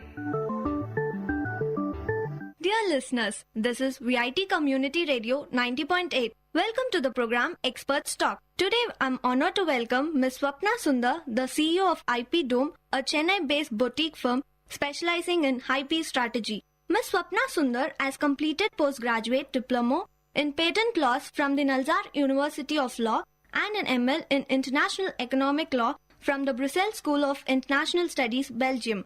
She also practiced civil law in Madras High Court and was also the regular and guest faculty in various institutes, including our Vellore Institute of Technology. Her book, IP Smart Workbook, published recently. It is a lab-to-market guide to inventing. IP Dome relies on creative engineering of the business to solve issues or satisfy needs of clients and stakeholders. So I once again, a pleasure to welcome you, ma'am, to the show Experts Talk. Ma'am, so what is intellectual property rights? Right. Thank you for first asking me to be Welcome, here. ma'am. I'm honored as well. Intellectual property rights are those rights that people who have good ideas and inventions and write books or music, they can protect those rights, and it helps them to commercialize them and eventually make some money from them. Ma'am, so who all can file patents copyright? Any individual can file if they have something innovative? Or... Yeah, that's right. So patent is filed for an invention. An invention has to be either something mechanical, or it has to be a process, or it has to be a way or method of achieving some technology-oriented result. Then you can get a patent on it. You could also get a copyright on such activities like music or a book or a poem, a story, a performance. Those you can get copyrights on. Okay. Ma'am, so what all can be patented? Anything which is innovative, creative? Well, apart from being innovative and creative, one of the most important things is that they should be industrially applicable. Okay. So a painting can be copyrighted, but it cannot get a patent. And a single prototype of something which is not industrially manufacturable cannot get a patent. Similarly, something very imaginary, like a time machine, cannot get a patent. Okay. So it is something that has to be industrially applicable, it has to be useful, and it has to be inventive. So what are all the procedures involving for an individual to file patent in other countries? Not only in our country, but in other foreign countries. Patent is a domestic right, which means that for every country you have to get a different patent. The rules are fairly common across the world, but the laws are somewhat different. Like in India, it's slightly tougher to get a patent in certain areas like software. But in some countries like the US, it is easier. Some of the countries in Africa like Namibia, Tanzania and South Africa, there is no examination. So you will just get a patent if you file it. In India, there is an examination. In the US also, there is an examination. So there are two ways of filing a patent abroad. One is to directly file it in the Patent and Trademark Office of that country, like in the US. USPTO, or in the UK Patent and Trademark Office. Or you can go through something called the PCT, which is a Patent Cooperation Treaty, of the WIPO, the World Intellectual Property Organization. So you file the application there first, then you get a long window in which you can do your market research, and then you can go to individual countries. So is it easy to file a patent in other countries than in our country? I wouldn't say that. Filing a patent is not difficult. It is a series of forms, and there is a particular format in which an invention has to be filed. But the filing itself is not so difficult. The drafting is very difficult. And also the drawings and illustrations are tough. But the more important part is getting the patent granted. For this, you may need the help of a lawyer sometimes, or you may have to do some changes in the application that has been filed. So yeah, filing is easy. Getting a patent is tougher. In some countries, maybe you can get a grant earlier. In India, it takes about 5 to 6 years to get a patent in general. In maybe software, you could get it in 2 or 3 years sometimes. But in some other countries, the timeline may be shorter. So it depends on our copyrights, everything. It would depend on the technology. It would depend on the laws of each country. And it depends on the queue. So if there are a large number of patents being filed in chemistry or biotechnology. Okay, same topic. So, correct. Same domain. So what happens is that the number of examiners, you can't keep hiring examiners. If the examiners are very busy, it may take longer. Longer time. Yeah. So what are all the duration for a patent grant at domestic and international level? So you file a patent, let us say this month, which is June. Then you get 12 months to file a complete specification. So here you can file a provisional specification and then you can work on it for 1 year. And at the end of that, you file a complete specification. And 18 months from then, you have a publication. So the document gets published, everybody can access it. And after that, it gets examined. So you have to file request for examination in India, otherwise it won't get examined. So once it is examined, it is about 6 to 7 months if it is granted. Long process, ma'am. It is a long process. So unless you think it is valuable, it's not a recommended process. It's also very expensive. So unless you see value in it, you shouldn't waste your money. Yes, ma'am. Ma'am, so how to monetize IP, intellectual property? Yes. It's a very tough process. Some companies are very good at it, like some pharmaceutical companies and so on. But the general statistics are against IP. So something like 3 out of 5,000 patents get marketed. So the ratio is very poor. Very low. Yeah. Yes. And if you're looking for a blockbuster, you might be finding 1 in 10,000 patents. So monetization is a tough process. Some companies, like I said, are good at it, like Microsoft. If you have a good supply and distribution chain, if you have a good product line, if you have many products in the pipeline, then it's easy. But if you have a single patent, like many inventors or many colleges have 1 or 2 patents, then it becomes tougher. But that's the process that I've talked about in the book, in IP Smart. Yes, ma'am. So share your experience about the book. Yes, okay. So the book has been a long time in writing, some 2 years. I have been writing the book. So I'm glad that it got published finally. But we talk about a number of processes that we are using in IP Dome currently. So from how to document a book, how to document a patentable research project, how to take it forward, and how the documentation should be protected so that it remains a secret until it is filed. Because if it is not a secret, then somebody else might take it away from you. That's right. End up in plagiarism. Absolutely. So then it becomes invaluable. Yes. So apart from that, it also talks about standardizations and regulations. Like every country says that if you want an electrical equipment, then it should subscribe to certain standards. Or if it's a motor vehicle, then it should subscribe to Bharat efficiency standards, emission standards, and so on. So we talk about that, how inventors should be aware that in every product there are safety standards, quality standards, regulations that the law requires. Many inventors don't think about that. So we highlight those requirements. It's very difficult for an inventor to make many pieces, one prototype or